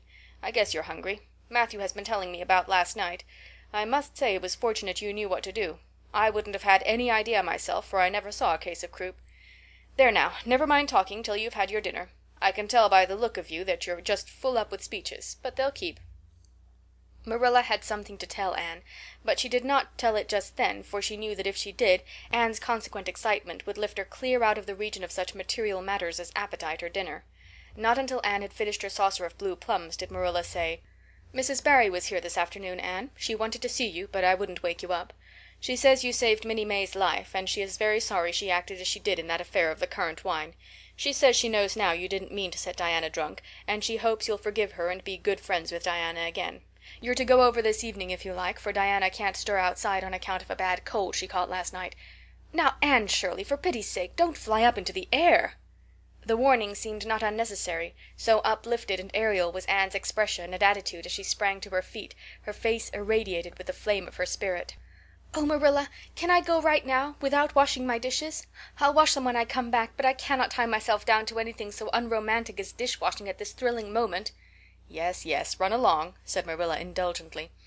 "Anne Shirley, are you crazy? Come back this instant and put something on you." I might as well call to the wind. She's gone without cap or wrap. Look at her tearing through the orchard with her hair streaming. It'll be a mercy if she doesn't catch her death of cold. Anne came dancing home in the purple winter twilight across the snowy places. Afar in the southwest was the great shimmering pearl-like sparkle of an evening star in a sky that was pale golden and ethereal rose over gleaming white spaces and dark glens of spruce. The tinkles of sleigh bells among the snowy hills came like elfin chimes through the frosty air, but their music was not sweeter than the song in Anne's heart and on her lips. "You see before you a perfectly happy person, Marilla," she announced. "I'm perfectly happy, yes, in spite of my red hair. Just at present I have a soul above red hair. Mrs. Barry kissed me and cried and said she was so sorry and she could never repay me. I felt fearfully embarrassed, Marilla, but I just said as politely as I could, 'I have no hard feelings for you, Mrs. Barry. I assure you once and for all I did not mean to intoxicate Diana, and henceforth I shall cover the past with the mantle of oblivion.' That was a pretty dignified way of speaking, wasn't it, Marilla?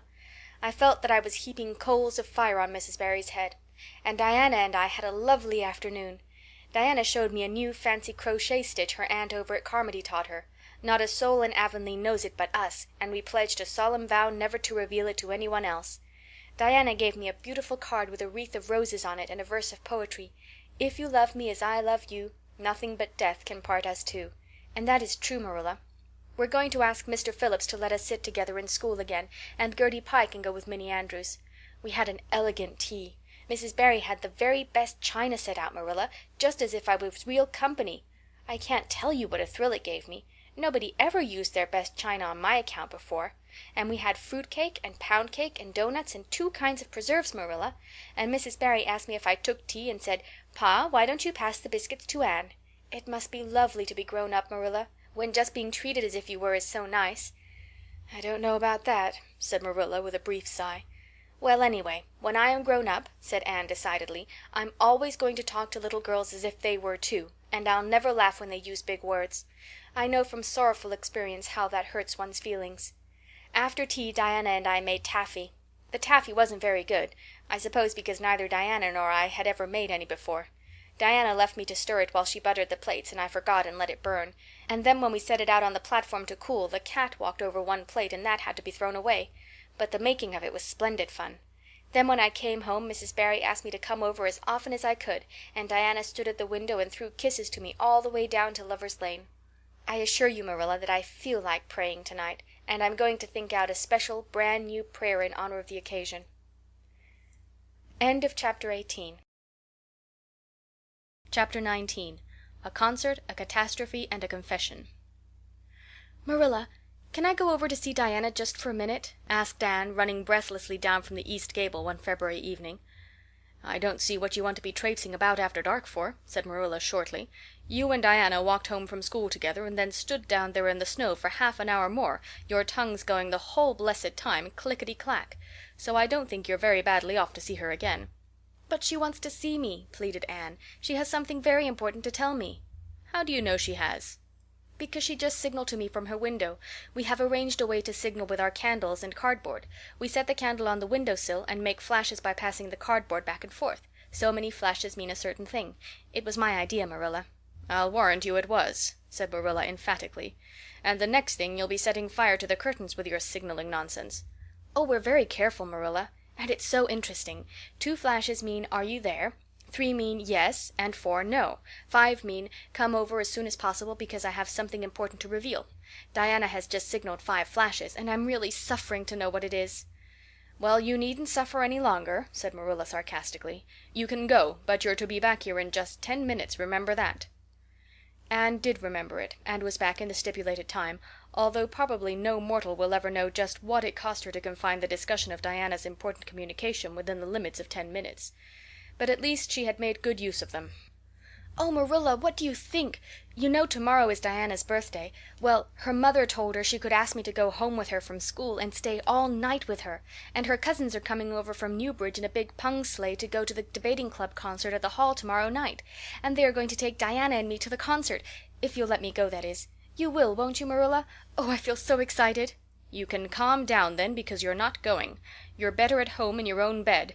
And as for that club concert, it's all nonsense, and little girls should not be allowed to go out to such places at all. "I'm sure the debating club is a most respectable affair," pleaded Anne. I'm not saying it isn't, but you're not going to begin gadding about to concerts and staying out all hours of the night. Pretty doings for children. I'm surprised at Mrs. Barry's letting Diana go. "But it's such a very special occasion," mourned Anne, on the verge of tears. "Diana has only one birthday in a year. It isn't as if birthdays were common things, Marilla. Prissy Andrews is going to recite 'Curfew Must Not Ring Tonight.' That is such a good moral piece, Marilla. I'm sure it would do me lots of good to hear it. And the choir are going to sing 4 lovely pathetic songs that are pretty near as good as hymns. And oh, Marilla, the minister's going to take part. Yes, indeed he is. He's going to give an address. That will be just about the same thing as a sermon. Please mayn't I go, Marilla?" You heard what I said, Anne, didn't you? Take off your boots now and go to bed. It's past 8. "There's just one more thing, Marilla," said Anne, with the air of producing the last shot in her locker. "Mrs. Barry told Diana that we might sleep in the spare room bed. Think of the honor of your little Anne being put in the spare room bed." It's an honor you'll have to get along without. Go to bed, Anne, and don't let me hear another word out of you." When Anne, with tears rolling over her cheeks, had sorrowfully gone upstairs, Matthew, who had been apparently sound asleep on the lounge during the whole dialogue, opened his eyes and said decidedly, "Well now, Marilla, I think you ought to let Anne go." "I don't then," retorted Marilla. "Who's bringing this child up, Matthew? You or me?" "Well now, you," admitted Matthew. "Don't interfere then." "Well now, I ain't interfering. It ain't interfering to have your own opinion. And my opinion is that you ought to let Anne go." "You'd think I ought to let Anne go to the moon if she took the notion, I've no doubt," was Marilla's amiable rejoinder. "I might have let her spend the night with Diana, if that was all, but I don't approve of this concert plan. She'd go there and catch cold like as not, and have her head filled up with nonsense and excitement. It would unsettle her for a week. I understand that child's disposition and what's good for it better than you, Matthew." "I think you ought to let Anne go," repeated Matthew firmly. Argument was not his strong point, but holding fast to his opinion certainly was. Marilla gave a gasp of helplessness and took refuge in silence. The next morning, when Anne was washing the breakfast dishes in the pantry, Matthew paused on his way out to the barn to say to Marilla again, "I think you ought to let Anne go, Marilla." For a moment Marilla looked things not lawful to be uttered. Then she yielded to the inevitable and said tartly, "Very well, she can go, since nothing else'll please you." Anne flew out of the pantry, dripping dishcloth in hand. "Oh, Marilla, Marilla, say those blessed words again." "I guess once is enough to say them. This is Matthew's doing, and I wash my hands of it. If you catch pneumonia sleeping in a strange bed or coming out of that hot hall in the middle of the night, don't blame me, blame Matthew. Anne Shirley, you're dripping greasy water all over the floor. I never saw such a careless child." "Oh, I know I'm a great trial to you, Marilla," said Anne repentantly. "I make so many mistakes. But then just think of all the mistakes I don't make, although I might. I'll get some sand and scrub up the spots before I go to school. Oh, Marilla, my heart was just set on going to that concert. I never was to a concert in my life, and when the other girls talk about them in school I feel so out of it. You didn't know just how I felt about it, but you see Matthew did. Matthew understands me, and it's so nice to be understood, Marilla." Anne was too excited to do herself justice as to lessons that morning in school. Gilbert Blythe spelled her down in class and left her clear out of sight in mental arithmetic. Anne's consequent humiliation was less than it might have been, however, in view of the concert and the spare room bed. She and Diana talked so constantly about it all day that with a stricter teacher than Mr. Phillips, dire disgrace must inevitably have been their portion. Anne felt that she could not have borne it if she had not been going to the concert, for nothing else was discussed that day in school. The Avonlea Debating Club, which met fortnightly all winter, had had several smaller free entertainments, but this was to be a big affair, admission 10 cents in aid of the library. The Avonlea young people had been practicing for weeks, and all the scholars were especially interested in it by reason of older brothers and sisters who were going to take part. Everybody in school over 9 years of age expected to go, except Carrie Sloane, whose father shared Marilla's opinions about small girls going out to night concerts. Carrie Sloane cried into her grammar all the afternoon and felt that life was not worth living. For Anne the real excitement began with the dismissal of school and increased therefrom in crescendo until it reached to a crash of positive ecstasy in the concert itself. They had a perfectly elegant tea, and then came the delicious occupation of dressing in Diana's little room upstairs. Diana did Anne's front hair in the new pompadour style, and Anne tied Diana's bows with the especial knack she possessed, and they experimented with at least half a dozen different ways of arranging their back hair. At last they were ready, cheeks scarlet and eyes glowing with excitement. True, Anne could not help a little pang when she contrasted her plain black tam and shapeless, tight-sleeved, home-made gray cloth coat with Diana's jaunty fur cap and smart little jacket, but she remembered in time that she had an imagination and could use it. Then Diana's cousins, the Murrays from Newbridge, came. They all crowded into the big pung sleigh, among straw and furry robes. Anne revelled in the drive to the hall, slipping along over the satin-smooth roads with the snow crisping under the runners. There was a magnificent sunset, and the snowy hills and deep blue water of the St. Lawrence Gulf seemed to rim in the splendor like a huge bowl of pearl and sapphire brimmed with white and fire. Tinkles of sleigh bells and distant laughter that seemed like the mirth of wood elves came from every quarter. "Oh, Diana," breathed Anne, squeezing Diana's mittened hand under the fur robe, "isn't it all like a beautiful dream? Do I really look the same as usual? I feel so different that it seems to me it must show in my looks." "You look awfully nice," said Diana, who, having just received a compliment from one of her cousins, felt that she ought to pass it on. "You've got the loveliest color." The program that night was a series of thrills for at least one listener in the audience, and as Anne assured Diana, every succeeding thrill was thrillier than the last. When Prissy Andrews, attired in a new pink silk waist, with a string of pearls about her smooth white throat and real carnations in her hair, rumor whispered that the master had sent all the way to town for them for her, climbed the slimy ladder dark without one ray of light, Anne shivered in luxurious sympathy. When the choir sang "Far above the gentle daisies," Anne gazed at the ceiling as if it were frescoed with angels. When Sam Sloane proceeded to explain and illustrate how Sockery set a hen, Anne laughed until people sitting near her laughed too, more out of sympathy with her than with amusement at a selection that was rather threadbare even in Avonlea. And when Mr. Phillips gave Mark Antony's oration over the dead body of Caesar in the most heart-stirring tones, looking at Prissy Andrews at the end of every sentence, Anne felt that she could rise and mutiny on the spot if but one Roman citizen led the way. Only one number on the program failed to interest her. When Gilbert Blythe recited Bingen on the Rhine, Anne picked up Rhoda Murray's library book and read it until he had finished, when she sat rigidly stiff and motionless while Diana clapped her hands until they tingled. It was 11 when they got home, sated with dissipation, but with the exceeding sweet pleasure of talking it all over still to come. Everybody seemed asleep, and the house was dark and silent. Anne and Diana tiptoed into the parlor, a long, narrow room out of which the spare room opened. It was pleasantly warm and dimly lighted by the embers of a fire in the grate. "Let's undress here," said Diana. "It's so nice and warm." "Hasn't it been a delightful time?" sighed Anne rapturously. "It must be splendid to get up and recite there. Do you suppose we will ever be asked to do it, Diana?" "Yes, of course, some day. They're always wanting the big scholars to recite. Gilbert Blythe does often, and he's only 2 years older than us." "Oh, Anne, how could you pretend not to listen to him? When he came to the line, 'There's another, not a sister,' he looked right down at you."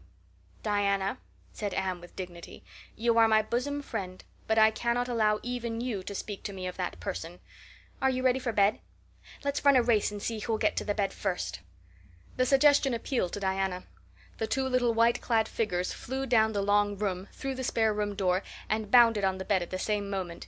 And then something moved beneath them. There was a gasp and a cry, and somebody said in muffled accents, "Merciful goodness!" Anne and Diana were never able to tell just how they got off that bed and out of the room. They only knew that after one frantic rush they found themselves tiptoeing shiveringly upstairs. "Oh, who was it? What was it?" whispered Anne, her teeth chattering with cold and fright. "It was Aunt Josephine," said Diana, gasping with laughter. "Oh, Anne, it was Aunt Josephine, however she came to be there. Oh, and I know she will be furious. It's dreadful, it's really dreadful. But did you ever know anything so funny, Anne?" "Who is your Aunt Josephine?" "She's father's aunt, and she lives in Charlottetown. She's awfully old, 70 anyhow, and I don't believe she was ever a little girl. We were expecting her out for a visit, but not so soon. She's awfully prim and proper, and she'll scold dreadfully about this, I know. Well, we'll have to sleep with Minnie May. And you can't think how she kicks." Miss Josephine Barry did not appear at the early breakfast the next morning. Mrs. Barry smiled kindly at the two little girls. "Did you have a good time last night? I tried to stay awake until you came home, for I wanted to tell you Aunt Josephine had come, and that you would have to go upstairs after all, but I was so tired I fell asleep. I hope you didn't disturb your aunt, Diana." Diana preserved a discreet silence, but she and Anne exchanged furtive smiles of guilty amusement across the table. Anne hurried home after breakfast, and so remained in blissful ignorance of the disturbance which presently resulted in the Barry household, until the late afternoon, when she went down to Mrs. Lynde's on an errand for Marilla. "So you and Diana nearly frightened poor old Miss Barry to death last night," said Mrs. Lynde severely, but with a twinkle in her eye. "Mrs. Barry was here a few minutes ago on her way to Carmody. She's feeling real worried over it. Old Miss Barry was in a terrible temper when she got up this morning, and Josephine Barry's temper is no joke, I can tell you that. She wouldn't speak to Diana at all." "It wasn't Diana's fault," said Anne contritely. "It was mine. I suggested racing to see who would get into bed first." "I knew it," said Mrs. Lynde with the exultation of a correct guesser. "I knew that idea came out of your head. Well, it's made a nice lot of trouble, that's what. Old Miss Barry came out to stay for a month, but she declares she won't stay another day, and is going right back to town tomorrow, Sunday and all as it is. She'd have gone today if they could have taken her. She had promised to pay for a quarter's music lessons for Diana, but now she is determined to do nothing at all for such a tomboy. Oh, I guess they had a lively time of it there this morning. The Barrys must feel cut up. Old Miss Barry is rich, and they'd like to keep on the good side of her. Of course, Mrs. Barry didn't say just that to me, but I'm a pretty good judge of human nature, that's what." "I'm such an unlucky girl," mourned Anne. "I'm always getting into scrapes myself, and getting my best friends, people I'd shed my heart's blood for, into them too. Can you tell me why it is so, Mrs. Lynde?" "It's because you're too heedless and impulsive, child, that's what. You never stop to think. Whatever comes into your head to say or do, you say or do it without a moment's reflection." "Oh, but that's the best of it," protested Anne. "Something just flashes into your mind, so exciting, and you must out with it. If you stop to think it over, you spoil it all. Haven't you never felt that yourself, Mrs. Lynde?" No, Mrs. Lynde had not. She shook her head sagely. "You must learn to think a little, Anne, that's what. The proverb you need to go by is 'look before you leap,' especially into spare room beds." Mrs. Lynde laughed comfortably over her mild joke, but Anne remained pensive.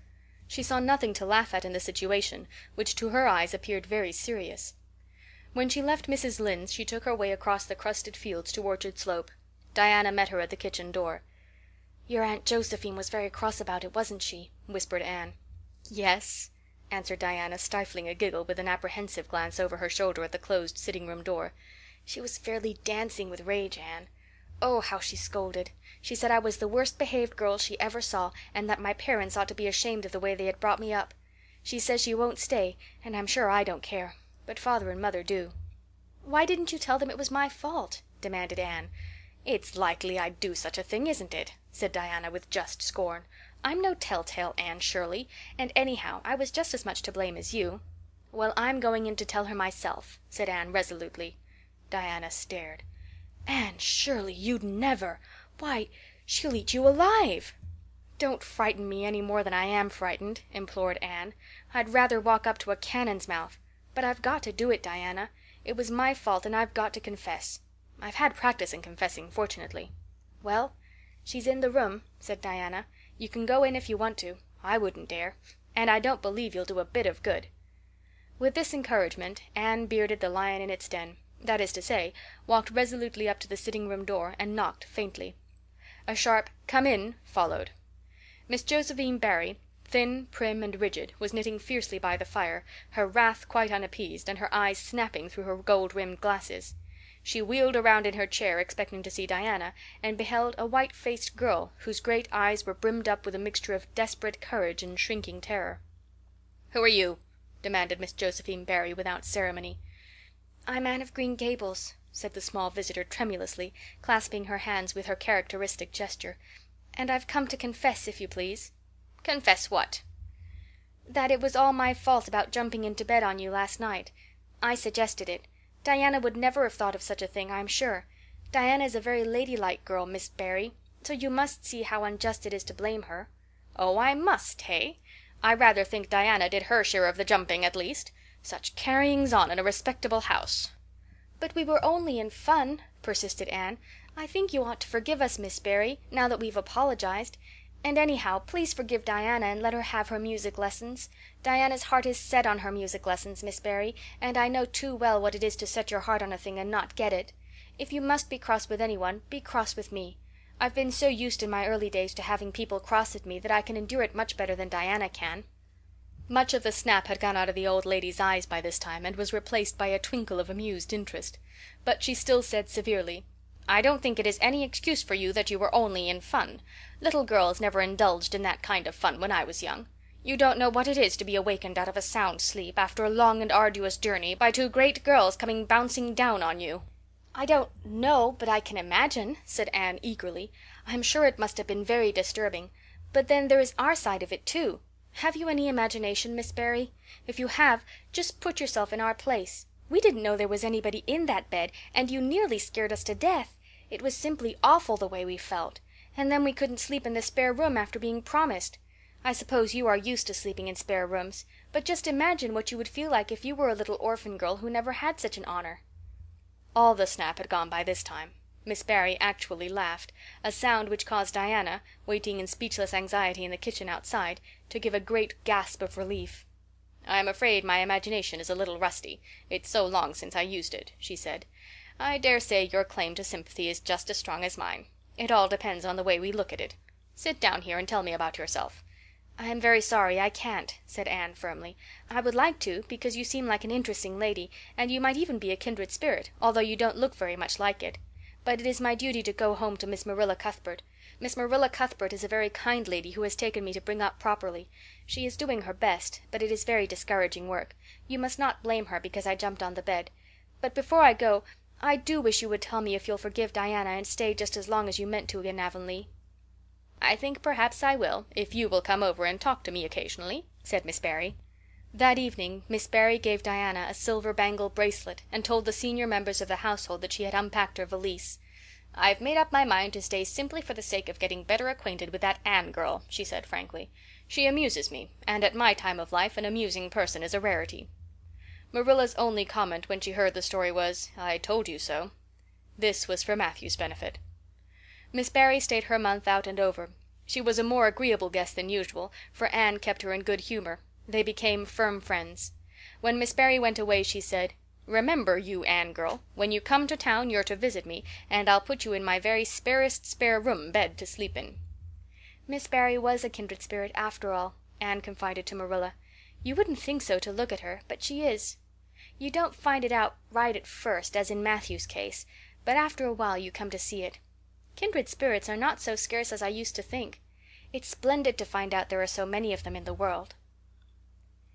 End of chapter 19. Chapter 20. A Good Imagination Gone Wrong. Spring had come once more to Green Gables. The beautiful, capricious, reluctant Canadian spring, lingering along through April and May in a succession of sweet, fresh, chilly days, with pink sunsets and miracles of resurrection and growth. The maples in Lover's Lane were red-budded, and little curly ferns pushed up around the Dryad's Bubble. Away up in the barrens, behind Mr. Silas Sloane's place, the mayflowers blossomed out, pink and white stars of sweetness under their brown leaves.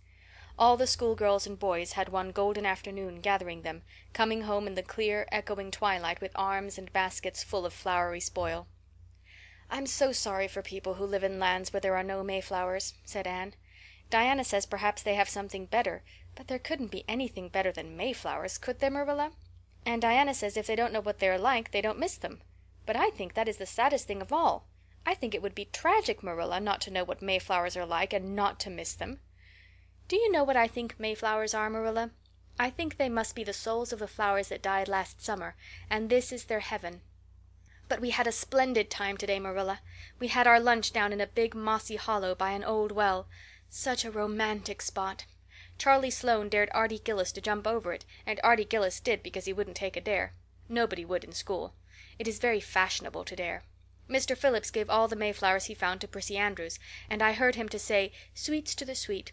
He got that out of a book, I know, but it shows he has some imagination. I was offered some mayflowers too, but I rejected them with scorn. I can't tell you the person's name because I have vowed never to let it cross my lips. We made wreaths of the Mayflowers and put them on our hats, and when the time came to go home we marched in procession down the road, 2 by 2, with our bouquets and wreaths, singing My Home on the Hill. Oh, it was so thrilling, Marilla. All Mr. Silas Sloane's folks rushed out to see us, and everybody we met on the road stopped and stared at us. We made a real sensation." "Not much wonder. Such silly doings," was Marilla's response. After the Mayflowers came the violets, and Violet Vale was empurpled with them. Anne walked through it on her way to school with reverent steps and worshipping eyes, as if she trod on holy ground. "Somehow," she told Diana, "when I'm going through here I don't really care whether anybody gets ahead of me in class or not. But when I'm up in school it's all different, and I care as much as ever. There's such a lot of different Annes in me. I sometimes think that is why I'm such a troublesome person. If I was just the one Anne, it would be ever so much more comfortable. But then it wouldn't be half so interesting." One June evening, when the orchards were pink-blossomed again, when the frogs were singing silverly sweet in the marshes about the head of the Lake of Shining Waters, and the air was full of the savor of clover fields and balsamic fir woods, Anne was sitting by her gable window. She had been studying her lessons, but it had grown too dark to see the book, so she had fallen into wide-eyed reverie, looking out past the boughs of the Snow Queen, once more bestarred with its tufts of blossom. In all essential respects the little gable chamber was unchanged. The walls were as white, the pincushion as hard, the chairs as stiffly and yellowly upright as ever, yet the whole character of the room was altered. It was full of a new, vital, pulsing personality that seemed to pervade it and to be quite independent of schoolgirl books and dresses and ribbons, and even of the cracked blue jug full of apple blossoms on the table. It was as if all the dreams, sleeping and waking, of its vivid occupant had taken a visible although unmaterial form and had tapestried the bare room with splendid filmy tissues of rainbow and moonshine. Presently Marilla came briskly in with some of Anne's freshly ironed school aprons. She hung them over a chair and sat down with a short sigh. She had had one of her headaches that afternoon, and although the pain had gone she felt weak and tuckered out, as she expressed it. Anne looked at her with eyes limpid with sympathy. "I do truly wish I could have had the headache in your place, Marilla. I would have endured it joyfully for your sake." "I guess you did your part in attending to the work and letting me rest," said Marilla. "You seem to have got on fairly well and made fewer mistakes than usual. Of course, it wasn't exactly necessary to starch Matthew's handkerchiefs, and most people, when they put a pie in the oven to warm up for dinner, take it out and eat it when it gets hot instead of leaving it to be burned to a crisp. But that doesn't seem to be your way, evidently." Headaches always left Marilla somewhat sarcastic. "Oh, I'm so sorry," said Anne penitently. "I never thought about that pie from the moment I put it in the oven till now, although I felt instinctively that there was something missing on the dinner table. I was firmly resolved, when you left me in charge this morning, not to imagine anything, but keep my thoughts on facts. I did pretty well until I put the pie in, and then an irresistible temptation came to me to imagine I was an enchanted princess shut up in a lonely tower with a handsome knight riding to my rescue on a coal-black steed. So that is how I came to forget the pie. I didn't know I starched the handkerchiefs. All the time I was ironing I was trying to think of a name for a new island Diana and I have discovered up the brook. It's the most ravishing spot, Marilla. There are 2 maple trees on it, and the brook flows right around it. At last it struck me that it would be splendid to call it Victoria Island, because we found it on the Queen's birthday. Both Diana and I are very loyal. But I'm sorry about that pie and the handkerchiefs. I wanted to be extra good today because it's an anniversary. Do you remember what happened this day last year, Marilla?" "No, I can't think of anything special." "Oh, Marilla, it was the day I came to Green Gables. I shall never forget it. It was the turning point in my life. Of course, it wouldn't seem so important to you. I've been here for a year, and I've been so happy. Of course, I've had my troubles, but one can live down troubles." "Are you sorry you kept me, Marilla?" "No, I can't say I'm sorry," said Marilla, who sometimes wondered how she could have lived before Anne came to Green Gables. "No, not exactly sorry. If you've finished your lessons, Anne, I want you to run over and ask Mrs. Barry if she'll lend me Diana's apron pattern." "Oh, it's too dark," cried Anne. "Too dark? Why, it's only twilight, and goodness knows you've gone over often enough after dark." "I'll go over early in the morning," said Anne eagerly. "I'll get up at sunrise and go over, Marilla." "What has got into your head now, Anne Shirley? I want that pattern to cut out your new apron this evening. Go at once, and be smart, too." "I'll have to go around by the road then," said Anne, taking up her hat reluctantly. "Go by the road and waste half an hour? I'd like to catch you." "I can't go through the haunted wood, Marilla," cried Anne desperately. Marilla stared. The haunted wood? Are you crazy? What under the canopy is the haunted wood?" "The spruce wood over the brook," said Anne in a whisper. "Fiddlesticks! There is no such thing as a haunted wood anywhere. Who has been telling you such stuff?" "Nobody," confessed Anne. "Diana and I just imagined the wood was haunted. All the places around here are so commonplace. We just got this up for our own amusement. We began it in April. A haunted wood is so very romantic, Marilla. We chose the spruce grove because it's so gloomy. Oh, we have imagined the most harrowing things. There's a white lady walks along the brook just about this time of the night and wrings her hands and utters wailing cries. She appears when there is to be a death in the family. And the ghost of a little murdered child haunts the corner up by Idlewild. It creeps up behind you and lays its cold fingers on your hand. So. Oh, Marilla, it gives me a shudder to think of it. And there's a headless man stalks up and down the path, and skeletons glower at you between the boughs. Oh, Marilla, I wouldn't go through the haunted wood after dark now for anything. I'd be sure that white things would reach out from behind the trees and grab me." "Did ever anyone hear the like?" ejaculated Marilla, who had listened in dumb amazement. "Anne Shirley, do you mean to tell me you believe all that wicked nonsense of your own imagination?" "Not believe exactly," faltered Anne. "At least, I don't believe it in daylight. But after dark, Marilla, it's different. That is when ghosts walk." "There are no such things as ghosts, Anne." "Oh, but there are, Marilla," cried Anne eagerly. "I know people who have seen them, and they're respectable people. Charlie Sloane says that his grandmother saw his grandfather driving home the cows one night after he'd been buried for a year. You know Charlie Sloane's grandmother wouldn't tell a story for anything. She's a very religious woman.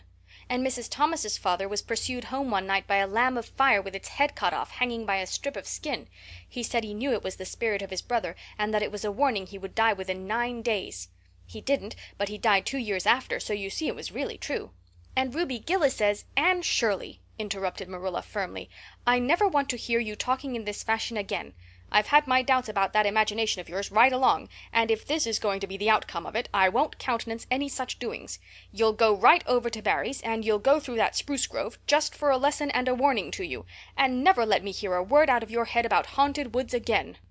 Anne might plead and cry as she liked, and did, for her terror was very real. Her imagination had run away with her, and she held the spruce grove in mortal dread after nightfall. But Marilla was inexorable. She marched the shrinking ghost seer down to the spring and ordered her to proceed straightaway over the bridge and into the dusky retreats of wailing ladies and headless specters beyond. "Oh, Marilla, how can you be so cruel?" sobbed Anne. "What would you feel like if a white thing did snatch me up and carry me off?" "I'll risk it," said Marilla unfeelingly. "You know I always mean what I say. I'll cure you of imagining ghosts into places. March now." Anne marched. That is, she stumbled over the bridge and went shuddering up the horrible dim path beyond. Anne never forgot that walk. Bitterly did she repent the license she had given to her imagination. The goblins of her fancy lurked in every shadow about her, reaching out their cold, fleshless hands to grasp the terrified small girl who had called them into being. A white strip of birch bark blowing up from the hollow over the brown floor of the grove made her heart stand still. The long-drawn wail of 2 old boughs rubbing against each other brought out the perspiration in beads on her forehead. The swoop of bats in the darkness over her was as the wings of unearthly creatures. When she reached Mr. William Bell's field she fled across it as if pursued by an army of white things, and arrived at the Barry kitchen door so out of breath that she could hardly gasp out her request for the apron pattern. Diana was away, so that she had no excuse to linger. The dreadful return journey had to be faced. Anne went back over it with shut eyes, preferring to take the risk of dashing her brains out among the boughs to that of seeing a white thing. When she finally stumbled over the log bridge she drew one long, shivering breath of relief. "Well, so nothing caught you?" said Marilla unsympathetically. "Oh, Marilla," chattered Anne, "I'll be contented with commonplace places after this." End of chapter 20. Chapter 21. A New Departure in Flavorings. "Dear me, there is nothing but meetings and partings in this world, as Mrs. Lynde says," remarked Anne plaintively, putting her slate and books down on the kitchen table on the last day of June and wiping her red eyes with a very damp handkerchief. "Wasn't it fortunate, Marilla, that I took an extra handkerchief to school today? I had a presentiment that it would be needed." "I never thought you were so fond of Mr. Phillips that you'd require 2 handkerchiefs to dry your tears just because he was going away," said Marilla. "I don't think I was crying because I was really so very fond of him," reflected Anne. "I just cried because all the others did. It was Ruby Gillis started it. Ruby Gillis has always declared she hated Mr. Phillips, but just as soon as he got up to make his farewell speech she burst into tears. Then all the girls began to cry, one after the other. I tried to hold out, Marilla. I tried to remember the time Mr. Phillips made me sit with a boy, and the time he spelled my name without an E on the blackboard, and how he said I was the worst dunce he ever saw at geometry, and laughed at my spelling, and all the times he had been so horrid and sarcastic. But somehow I couldn't, Marilla, and I just had to cry too. Jane Andrews has been talking for a month about how glad she'd be when Mr. Phillips went away, and she declared she'd never shed a tear. Well, she was worse than any of us, and had to borrow a handkerchief from her brother.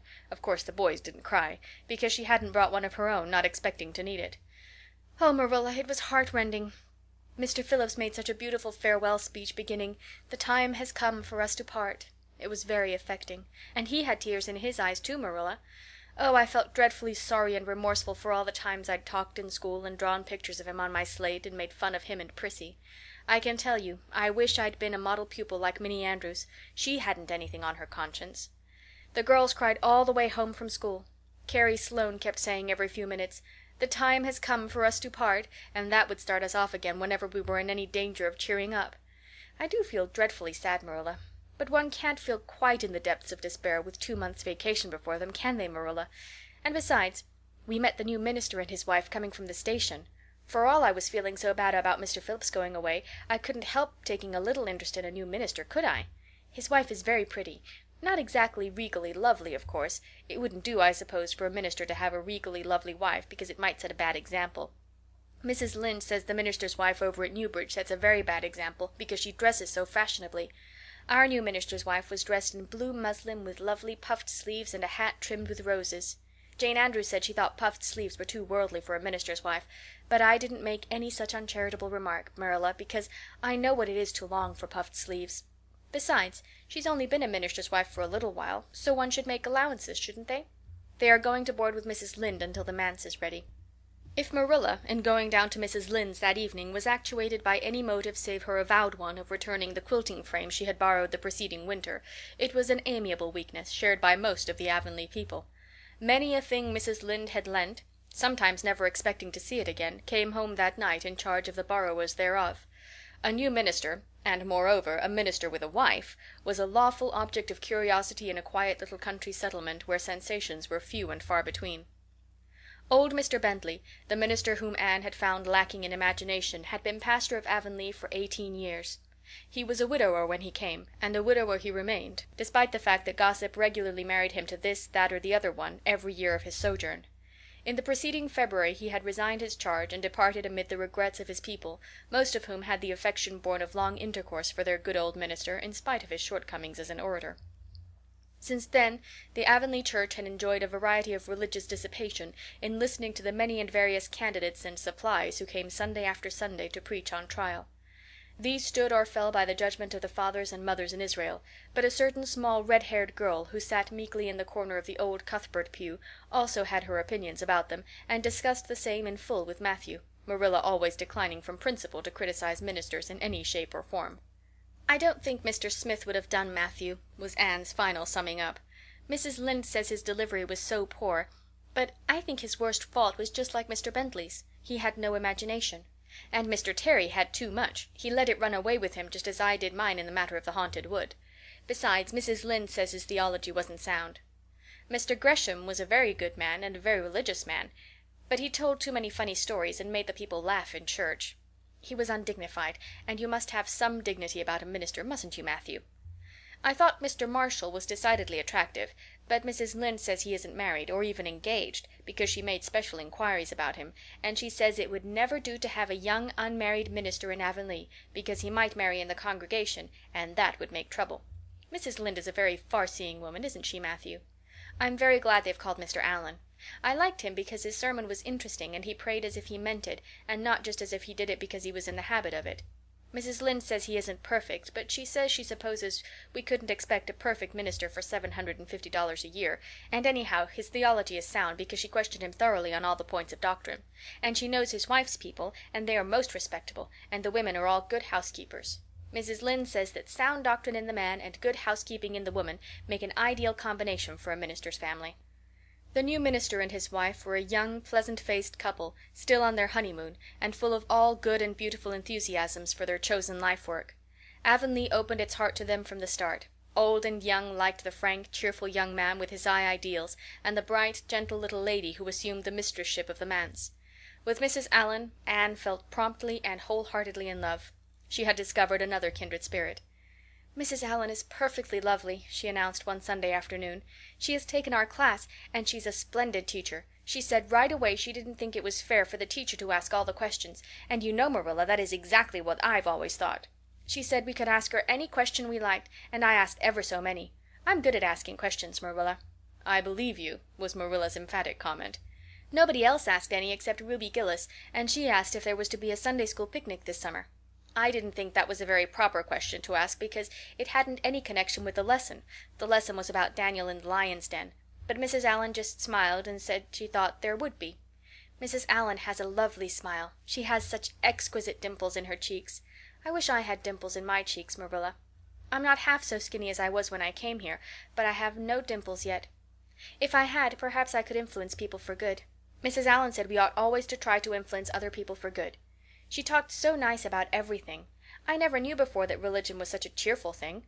I always thought it was kind of melancholy, but Mrs. Allan's isn't, and I'd like to be a Christian if I could be one like her. I wouldn't want to be one like Mr. Superintendent Bell." "It's very naughty of you to speak so about Mr. Bell," said Marilla severely. "Mr. Bell is a real good man."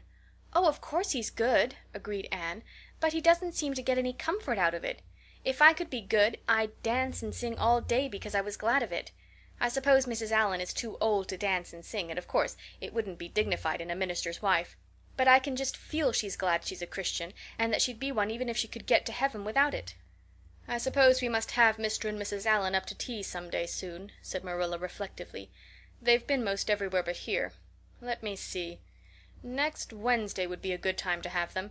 But don't say a word to Matthew about it, for if he knew they were coming he'd find some excuse to be away that day. He'd got so used to Mr. Bentley he didn't mind him, but he's going to find it hard to get acquainted with a new minister, and a new minister's wife will frighten him to death." "I'll be as secret as the dead," assured Anne. "But oh, Marilla, will you let me make a cake for the occasion? I'd love to do something for Mrs. Allan, and you know I can make a pretty good cake by this time." "You can make a layer cake," promised Marilla.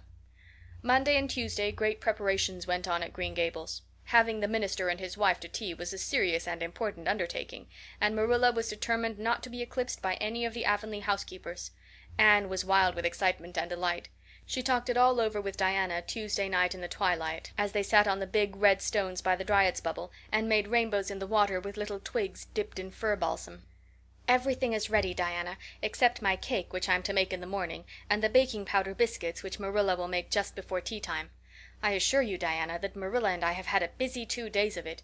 It's such a responsibility having a minister's family to tea. I never went through such an experience before. You should just see our pantry. It's a sight to behold. We're going to have jellied chicken and cold tongue. We're to have 2 kinds of jelly, red and yellow, and whipped cream and lemon pie and cherry pie and 3 kinds of cookies and fruit cake and Marilla's famous yellow plum preserves that she keeps especially for ministers, and pound cake and layer cake and biscuits as aforesaid, and new bread and old both in case the minister is dyspeptic and can't eat new. Mrs. Lynde says ministers are dyspeptic, but I don't think Mr. Allan has been a minister long enough for it to have had a bad effect on him. I just grow cold when I think of my layer cake. Oh, Diana, what if it shouldn't be good? I dreamed last night that I was chased all around by a fearful goblin with a big layer cake for a head." "It'll be good all right," assured Diana, who was a very comfortable sort of friend. "I'm sure that piece of the one you made that we had for lunch in Idlewild 2 weeks ago was perfectly elegant." "Yes, but cakes have such a terrible habit of turning out bad just when you especially want them to be good," sighed Anne, setting a particularly well balsamed twig afloat. "However, I suppose I shall just have to trust to Providence and be careful to put in the flour. Oh, look, Diana, what a lovely rainbow. Do you suppose the Dryad will come out after we go away and take it for a scarf?" "You know there is no such thing as a Dryad," said Diana. Diana's mother had found out about the haunted wood and had been decidedly angry over it. As a result, Diana had abstained from any further imitative flights of imagination and did not think it prudent to cultivate a spirit of belief even in harmless Dryads. "But it's so easy to imagine there is," said Anne. Every night before I go to bed I look out of my window and wonder if the Dryad is really sitting here, combing her locks with the spring for a mirror. Sometimes I look for her footprints in the dew in the morning. Oh, Diana, don't give up your faith in the Dryad." Wednesday morning came. Anne got up at sunrise because she was too excited to sleep. She had caught a severe cold in the head by reason of her dabbling in the spring on the preceding evening, but nothing short of absolute pneumonia could have quenched her interest in culinary matters that morning. After breakfast she proceeded to make her cake. When she finally shut the oven door upon it she drew a long breath. "I'm sure I haven't forgotten anything this time, Marilla. But do you think it will rise? Just suppose perhaps the baking powder isn't good. I used it out of the new can, and Mrs. Lynde says you can never be sure of getting good baking powder nowadays when everything is so adulterated. Mrs. Lynde says the government ought to take the matter up, but she says we'll never see the day when a Tory government will do it. Marilla, what if that cake doesn't rise?" "We'll have plenty without it," was Marilla's unimpassioned way of looking at the subject. The cake did rise, however, and came out of the oven as light and feathery as golden foam. Anne, flushed with delight, clapped it together with layers of ruby jelly, and in imagination saw Mrs. Allan eating it and possibly asking for another piece. "You'll be using the best tea set, of course, Marilla," she said. "Can I fix the table with ferns and wild roses?" "I think that's all nonsense," sniffed Marilla. "In my opinion it's the eatables that matter, not flummery decorations." "Mrs. Barry had her table decorated," said Anne, who was not entirely guiltless of the wisdom of the serpent, "and the minister paid her an elegant compliment. He said it was a feast for the eye as well as the palate." "Well, do as you like," said Marilla, who was quite determined not to be surpassed by Mrs. Barry or anybody else. "Only mind you leave enough room for the dishes and the food." Anne laid herself out to decorate in a manner and after a fashion that should leave Mrs. Barry's nowhere. Having abundance of roses and ferns, and a very artistic taste of her own, she made that tea table such a thing of beauty that when the minister and his wife sat down to it they exclaimed in chorus over its loveliness. "It's Anne's doings," said Marilla, grimly just, and Anne felt that Mrs. Allan's approving smile was almost too much happiness for this world. Matthew was there, having been inveigled into the party only goodness and Anne knew how. He had been in such a state of shyness and nervousness that Marilla had given him up in despair, but Anne took him in hand so successfully that he now sat at the table in his best clothes and white collar and talked to the minister not uninterestingly. He never said a word to Mrs. Allan, but that, perhaps, was not to be expected. All went merry as a marriage bell until Anne's layer cake was passed. Mrs. Allan, having already been helped to a bewildering variety, declined it, but Marilla, seeing the disappointment on Anne's face, said smilingly, "Oh, you must take a piece of this, Mrs. Allan. Anne made it on purpose for you." "In that case I must sample it," laughed Mrs. Allan, helping herself to a plump triangle, as did also the minister and Marilla. Mrs. Allan took a mouthful of hers, and a most peculiar expression crossed her face. Not a word did she say, however, but steadily ate away at it. Marilla saw the expression and hastened to taste the cake. "Anne Shirley!" she exclaimed. "What on earth did you put into that cake?" "Nothing but what the recipe said, Marilla," cried Anne with a look of anguish. "Oh, isn't it all right?" "All right? It's simply horrible. Mr. Allan, don't try to eat it. Anne, taste it yourself. What flavoring did you use?" "Vanilla," said Anne, her face scarlet with mortification after tasting the cake. "Only vanilla. Oh, Marilla, it must have been the baking powder. I had my suspicions of that baking powder fiddlesticks. Go and bring me the bottle of vanilla you used." Anne fled to the pantry and returned with a small bottle partially filled with a brown liquid and labeled yellowly, "Best Vanilla." Marilla took it, uncorked it, and smelled it. "Mercy on us, Anne! You flavored that cake with anodyne liniment. I broke the liniment bottle last week and poured what was left into an old empty vanilla bottle. I suppose it's partly my fault. I should have warned you. But for pity's sake, why couldn't you have smelled it?" Anne dissolved into tears under this double disgrace. "I couldn't. I had such a cold." And with this she fairly fled to the gable chamber, where she cast herself on the bed and wept as one who refuses to be comforted. Presently a light step sounded on the stairs, and somebody entered the room. "Oh, Marilla," sobbed Anne, without looking up, "I'm disgraced forever. I shall never be able to live this down. It will get out. Things always do get out in Avonlea. Diana will ask me how my cake turned out, and I shall have to tell her the truth. I shall always be pointed at as the girl who flavored a cake with anodyne liniment. The boys in school will never get over laughing at it. Oh, Marilla, if you have a spark of Christian pity, don't tell me that I must go down and wash the dishes after this. I'll wash them when the minister and his wife are gone, but I cannot ever look Mrs. Allan in the face again. Perhaps she'll think I tried to poison her. Mrs. Lynde says she knows an orphan girl who tried to poison her benefactor, but the liniment isn't poisonous. It's meant to be taken internally, although not in cakes. Won't you tell Mrs. Allan so, Marilla?" "Suppose you jump up and tell her so yourself," said a merry voice. Anne flew up to find Mrs. Allan standing by her bed, surveying her with laughing eyes. "My dear little girl, you mustn't cry like this," she said, genuinely disturbed by Anne's tragic face. "Why, it's all just a funny mistake that anybody might make." "Oh, no, it takes me to make such a mistake," said Anne forlornly. "And I wanted to have that cake so nice for you, Mrs. Allan." "Yes, I know, dear, and I assure you I appreciate your kindness and thoughtfulness just as much as if it had turned out all right.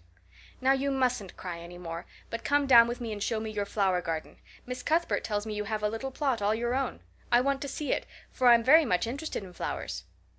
Anne permitted herself to be led down and comforted, reflecting that it was really providential that Mrs. Allan was a kindred spirit. Nothing more was said about the liniment cake, and when the guests went away Anne found that she had enjoyed the evening more than could have been expected, considering that terrible incident. Nevertheless, she sighed deeply. "Marilla, isn't it nice to think that tomorrow is a new day with no mistakes in it yet?" "I warrant you'll make plenty in it," said Marilla. "I never saw your beat for making mistakes, Anne." "Yes, and well I know it," admitted Anne mournfully. "But have you ever noticed one encouraging thing about me, Marilla? I never make the same mistake twice." "I don't know as that's much benefit when you're always making new ones." "Oh, don't you see, Marilla? There must be a limit to the mistakes one person can make, and when I get to the end of them, then I'll be through with them. That's a very comforting thought." "Well, you'd better go and give that cake to the pigs," said Marilla. "It isn't fit for any human to eat, not even Jerry Butte." End of chapter 21. Chapter 22. Anne is invited out to tea. "And what are your eyes popping out of your head about now?" asked Marilla when Anne had just come in from a run to the post office. "Have you discovered another kindred spirit?" Excitement hung around Anne like a garment, shone in her eyes, kindled in every feature. She had come dancing up the lane like a wind-blown sprite through the mellow sunshine and lazy shadows of the August evening. "No, Marilla, but oh, what do you think? I'm invited to tea at the manse tomorrow afternoon. Mrs. Allan left the letter for me at the post office. Just look at it, Marilla. Miss Anne Shirley, Green Gables. That is the first time I was ever called Miss. Such a thrill as it gave me. I shall cherish it forever among my choicest treasures." "Mrs. Allan told me she meant to have all the members of her Sunday school class to tea in turn," said Marilla, regarding the wonderful event very coolly. "You needn't get in such a fever over it. Do learn to take things calmly, child." For Anne to take things calmly would have been to change her nature. All spirit and fire and dew as she was, the pleasures and pains of life came to her with trebled intensity. Marilla felt this and was vaguely troubled over it, realizing that the ups and downs of existence would probably bear hardly on this impulsive soul, and not sufficiently understanding that the equally great capacity for delight might more than compensate. Therefore Marilla conceived it to be her duty to drill Anne into a tranquil uniformity of disposition as impossible and alien to her as to a dancing sunbeam in one of the Brook shallows. She did not make much headway, as she sorrowfully admitted to herself. The downfall of some dear hope or plan plunged Anne into deeps of affliction. The fulfillment thereof exalted her into dizzy realms of delight. Marilla had almost begun to despair of ever fashioning this waif of the world into her model little girl of demure manners and prim deportment. Neither would she have believed that she really liked Anne much better as she was. Anne went to bed that night speechless with misery because Matthew had said the wind was round northeast and he feared it would be a rainy day tomorrow. The rustle of the poplar leaves about the house worried her, it sounded so like pattering raindrops, and the full, faraway roar of the Gulf, to which she listened delightedly at other times, loving its strange, sonorous, haunting rhythm, now seemed like a prophecy of storm and disaster to a small maiden who particularly wanted a fine day. Anne thought that the morning would never come. But all things have an end, even nights before the day on which you are invited to take tea at the manse. The morning, in spite of Matthew's predictions, was fine, and Anne's spirits soared to their highest. "Oh, Marilla, there is something in me today that makes me just love everybody I see," she exclaimed as she washed the breakfast dishes. "You don't know how good I feel. Wouldn't it be nice if it could last? I believe I could be a model child if I were just invited out to tea every day. But oh, Marilla, it's a solemn occasion, too. I feel so anxious. What if I shouldn't behave properly? You know I never had tea at a manse before, and I'm not sure that I know all the rules of etiquette, although I've been studying the rules given in the etiquette department of the Family Herald ever since I came here. I'm so afraid I'll do something silly or forget to do something I should do. Would it be good manners to take a second helping of anything if you wanted to very much?" "The trouble with you, Anne, is that you're thinking too much about yourself. You should just think of Mrs. Allan and what would be nicest and most agreeable to her," said Marilla, hitting for once in her life on a very sound and pithy piece of advice. Anne instantly realized this. "You're right, Marilla. I'll try not to think about myself at all."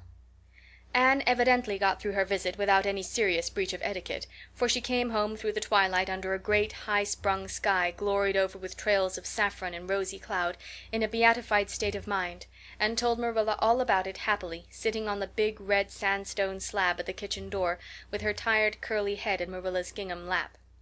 A cool wind was blowing down over the long harvest fields from the rims of furry western hills and whistling through the poplars. One clear star hung over the orchard, and the fireflies were flitting over in Lover's Lane, in and out among the ferns and rustling boughs. Anne watched them as she talked, and somehow felt that wind and stars and fireflies were all tangled up together into something unutterably sweet and enchanting. "Oh, Marilla, I've had a most fascinating time.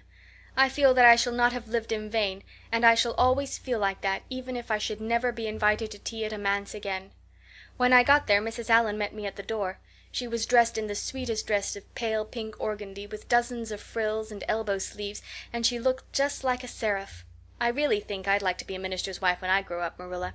A minister mightn't mind my red hair, because he wouldn't be thinking of such worldly things. But then, of course, one would have to be naturally good, and I'll never be that, so I suppose there's no use thinking about it. Some people are naturally good, you know, and others are not. I'm one of the others. Mrs. Lynde says I'm full of original sin. No matter how hard I try to be good, I can never make such a success of it as those who are naturally good. It's a good deal like geometry, I expect.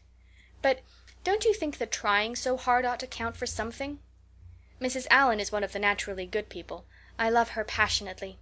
You know there are some people like Matthew and Mrs. Allan that you can love right off without any trouble, and there are others like Mrs. Lynde that you have to try very hard to love. You know you ought to love them because they know so much and are such active workers in the church, but you have to keep reminding yourself of it all the time or else you forget. There was another little girl at the manse to tea from the White Sands Sunday School. Her name was Lauretta Bradley, and she was a very nice little girl. Not exactly a kindred spirit, you know, but still very nice. We had an elegant tea, and I think I kept all the rules of etiquette pretty well. After tea Mrs. Allan played and sang, and she got Lauretta and me to sing too.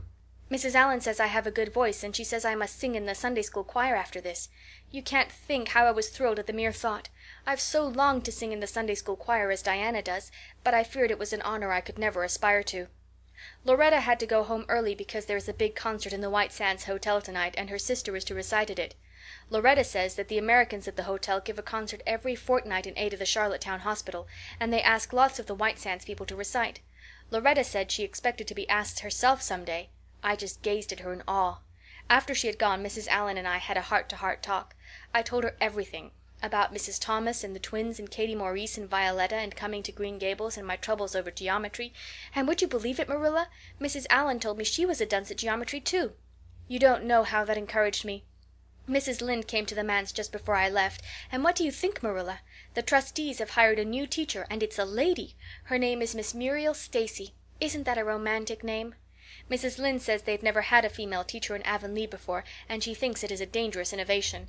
But I think it will be splendid to have a lady teacher, and I really don't see how I'm going to live through the 2 weeks before school begins. I'm so impatient to see her. End of chapter 22. Chapter 23. Anne comes to grief in an affair of honor. Anne had to live through more than 2 weeks, as it happened. Almost a month having elapsed since the liniment cake episode, it was high time for her to get into fresh trouble of some sort. Little mistakes such as absent-mindedly emptying a pan of skim milk into a basket of yarn balls in the pantry instead of into the pig's bucket, and walking clean over the edge of the log bridge into the brook while wrapped in imaginative reverie, not really being worth counting. A week after the tea at the manse, Diana Barry gave a party. Small and select, Anne assured Marilla, just the girls in our class. They had a very good time, and nothing untoward happened until after tea, when they found themselves in the Barry garden, a little tired of all their games, and ripe for any enticing form of mischief which might present itself. This presently took the form of daring.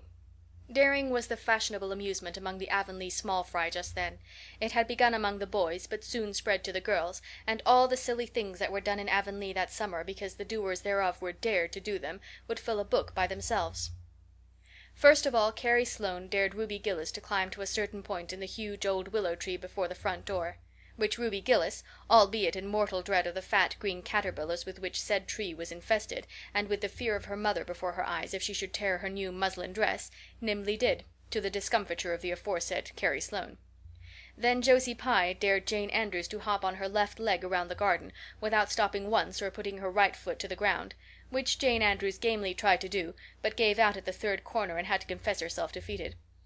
Josie's triumph being rather more pronounced than good taste permitted, Anne Shirley dared her to walk along the top of the board fence which bounded the garden to the east. Now, to walk board fences requires more skill and steadiness of head and heel than one might suppose who has never tried it. But Josie Pye, if deficient in some qualities that make for popularity, had at least a natural and inborn gift, duly cultivated, for walking board fences. Josie walked the very fence with an airy unconcern, which seemed to imply that a little thing like that wasn't worth a dare. Reluctant admiration greeted her exploit, for most of the other girls could appreciate it, having suffered many things themselves in their efforts to walk fences. Josie descended from her perch, flushed with victory, and darted a defiant glance at Anne. Anne tossed her red braids. "I don't think it's such a very wonderful thing to walk a little low board fence," she said. "I knew a girl in Marysville who could walk the ridgepole of a roof." "I don't believe it," said Josie flatly. "I don't believe anybody could walk a ridgepole. You couldn't, anyhow." "Couldn't I?" cried Anne rashly. "Then I dare you to do it," said Josie defiantly. "I dare you to climb up there and walk the ridgepole of Mr. Barry's kitchen roof." Anne turned pale, but there was clearly only one thing to be done. She walked toward the house, where a ladder was leaning against the kitchen roof. All the fifth-class girls said, "Oh!" partly in excitement, partly in dismay. "Don't you do it, Anne," entreated Diana. "You'll fall off and be killed. Never mind, Josie Pye. It isn't fair to dare anybody to do anything so dangerous." "I must do it. My honor is at stake," said Anne solemnly. "I shall walk that ridgepole, Diana, or perish in the attempt. If I am killed, you are to have my pearl bead ring." Anne climbed the ladder amid breathless silence, gained the ridgepole, balanced herself uprightly on that precarious footing, and started to walk along it, dizzily conscious that she was uncomfortably high up in the world, and that walking ridgepoles was not a thing in which your imagination helped you out much. Nevertheless, she managed to take several steps before the catastrophe came. Then she swayed, lost her balance, stumbled, staggered, and fell, sliding down over the sun-baked roof and crashing off it through the tangle of Virginia creeper beneath, all before the dismayed circle below could give a simultaneous terrified shriek. If Anne had tumbled off the roof on the side up which she had ascended, Diana would probably have fallen heir to the pearl bead ring then and there. Fortunately, she fell on the other side, where the roof extended down over the porch so nearly to the ground that a fall therefrom was a much less serious thing. Nevertheless, when Diana and the other girls had rushed frantically around the house, except Ruby Gillis, who remained as if rooted to the ground and went into hysterics, they found Anne lying all white and limp among the wreck and ruin of the Virginia creeper. "Anne, are you killed?" shrieked Diana, throwing herself on her knees beside her friend. "Oh, Anne, dear Anne, speak just one word to me and tell me if you're killed." To the immense relief of all the girls, and especially of Josie Pye, who in spite of lack of imagination had been seized with horrible visions of a future branded as the girl who was the cause of Anne Shirley's early and tragic death, Anne sat dizzily up and answered uncertainly, "No, Diana, I am not killed, but I think I am rendered unconscious." "Where?" sobbed Carrie Sloane. "Oh, where, Anne?" Before Anne could answer, Mrs. Barry appeared on the scene. At sight of her, Anne tried to scramble to her feet, but sank back again with a sharp little cry of pain. "What's the matter? Where have you hurt yourself?" demanded Mrs. Barry. "My ankle," gasped Anne. "Oh, Diana, please find your father and ask him to take me home. I know I could never walk there, and I'm sure I couldn't hop so far on one foot when Jane couldn't even hop around the garden." Marilla was out in the orchard picking a panful of summer apples when she saw Mr. Barry coming over the log bridge and up the slope, with Mrs. Barry beside him and a whole procession of little girls trailing after him. In his arms he carried Anne, whose head lay limply against his shoulder. At that moment Marilla had a revelation. In the sudden stab of fear that pierced her very heart, she realized what Anne had come to mean to her. She would have admitted that she liked Anne, nay, that she was very fond of Anne. But now she knew as she hurried wildly down the slope that Anne was dearer to her than anything else on earth. "Mr. Barry, what has happened to her?" she gasped, more white and shaken than the self-contained, sensible Marilla had been for many years. Anne herself answered, lifting her head. "Don't be very frightened, Marilla. I was walking the ridgepole and I fell off. I expect I have sprained my ankle. But, Marilla, I might have broken my neck. Let us look on the bright side of things." "I might have known you'd go and do something of the sort when I let you go to that party," said Marilla, sharp and shrewish in her very relief. "Bring her in here, Mr. Barry, and lay her on the sofa. Mercy me, the child has gone and fainted." It was quite true. Overcome by the pain of her injury, Anne had one more of her wishes granted to her. She had fainted dead away. Matthew, hastily summoned from the harvest field, was straightway dispatched for the doctor, who in due time came, to discover that the injury was more serious than they had supposed. Anne's ankle was broken. That night, when Marilla went up to the east gable, where a white-faced girl was lying, a plaintive voice greeted her from the bed. "Aren't you very sorry for me, Marilla?" "It was your own fault," said Marilla, twitching down the blind and lighting a lamp. "And that is just why you should be sorry for me," said Anne. "Because the thought that it is all my fault is what makes it so hard. If I could blame it on anybody I would feel so much better. But what would you have done, Marilla, if you'd been dared to walk a ridgepole?" "I'd have stayed on good firm ground and let them dare away. Such absurdity," said Marilla. Anne sighed. "But you have such strength of mind, Marilla. I haven't. I just felt that I couldn't bear Josie Pye's scorn. She would have crowed over me all my life. And I think I've been punished so much that you needn't be very cross with me, Marilla. It's not a bit nice to faint after all. And the doctor hurt me dreadfully when he was setting my ankle. I won't be able to go around for 6 or 7 weeks, and I'll miss the new lady teacher. She won't be new any more by the time I'm able to go to school. And everybody will get ahead of me in class. Oh, I am an afflicted mortal. But I'll try to bear it all bravely if only you won't be cross with me, Marilla." "There, there, I'm not cross," said Marilla. "You're an unlucky child, there's no doubt about that. But as you say, you'll have the suffering of it. Here now, try and eat some supper." "Isn't it fortunate I've got such an imagination?" said Anne. "It will help me through splendidly, I expect. What do people who haven't any imagination do when they break their bones, do you suppose, Marilla?" Anne had good reason to bless her imagination many a time and oft during the tedious 7 weeks that followed. But she was not solely dependent on it. She had many visitors, and not a day passed without one or more of the schoolgirls dropping in to bring her flowers and books and tell her all the happenings in the juvenile world of Avonlea. "Everyone has been so good and kind, Marilla," sighed Anne happily on the day when she could first limp across the floor. "It isn't very pleasant to be laid up, but there is a bright side to it, Marilla. You find out how many friends you have. Why, even Superintendent Bell came to see me, and he's really a very fine man. Not a kindred spirit, of course, but still, I like him, and I'm awfully sorry I ever criticized his prayers.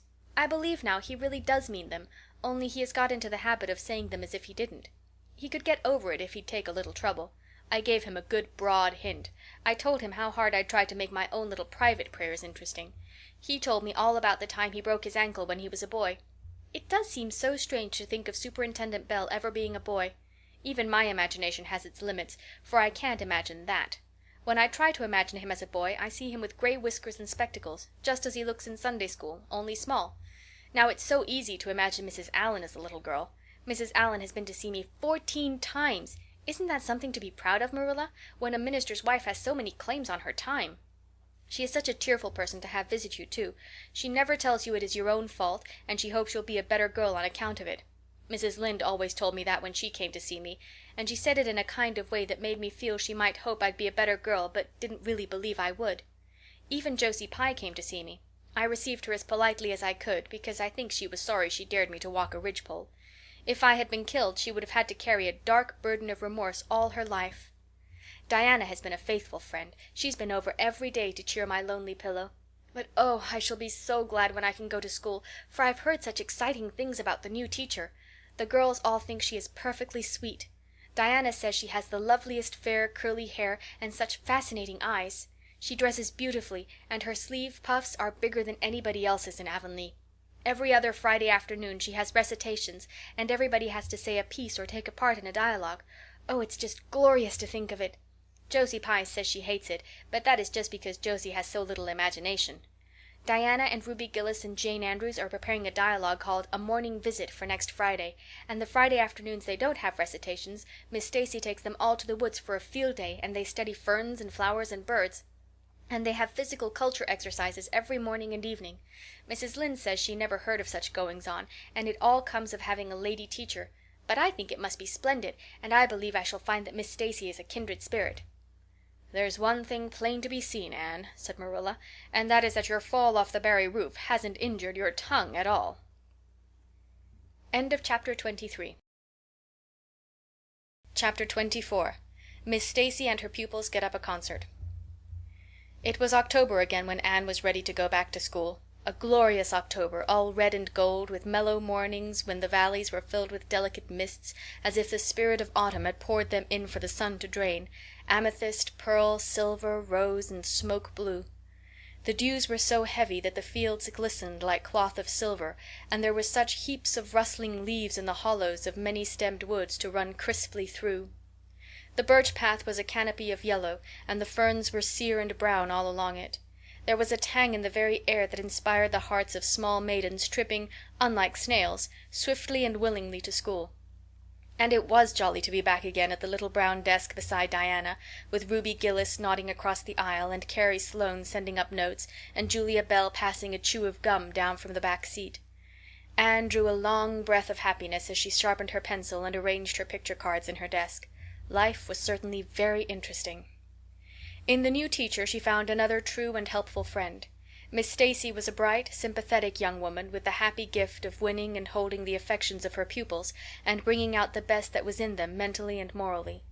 Anne expanded like a flower under this wholesome influence, and carried home to the admiring Matthew and the critical Marilla glowing accounts of schoolwork and aims. "I love Miss Stacy with my whole heart, Marilla. She is so ladylike and has such a sweet voice. When she pronounces my name I feel instinctively that she's spelling it with an E. We had recitations this afternoon. I just wish you could have been there to hear me recite 'Mary, Queen of Scots.' I just put my whole soul into it. Ruby Gillis told me coming home that the way I said the line, 'Now for my father's arms,' she said, 'my woman's heart farewell,' just made her blood run cold." "Well now, you might recite it for me some of these days, out in the barn," suggested Matthew. "Of course I will," said Anne meditatively. "But I won't be able to do it so well, I know. It won't be so exciting as it is when you have a whole schoolful before you hanging breathlessly on your words. I know I won't be able to make your blood run cold." "Mrs. Lynde said it made her blood run cold to see the boys climbing to the very top of those big trees on Bell's Hill after crow's nests last Friday," said Marilla. "I wonder at Miss Stacy for encouraging it."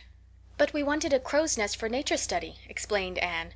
"That was on our field afternoon. Field afternoons are splendid, Marilla, and Miss Stacy explains everything so beautifully. We have to write compositions on our field afternoons, and I write the best ones."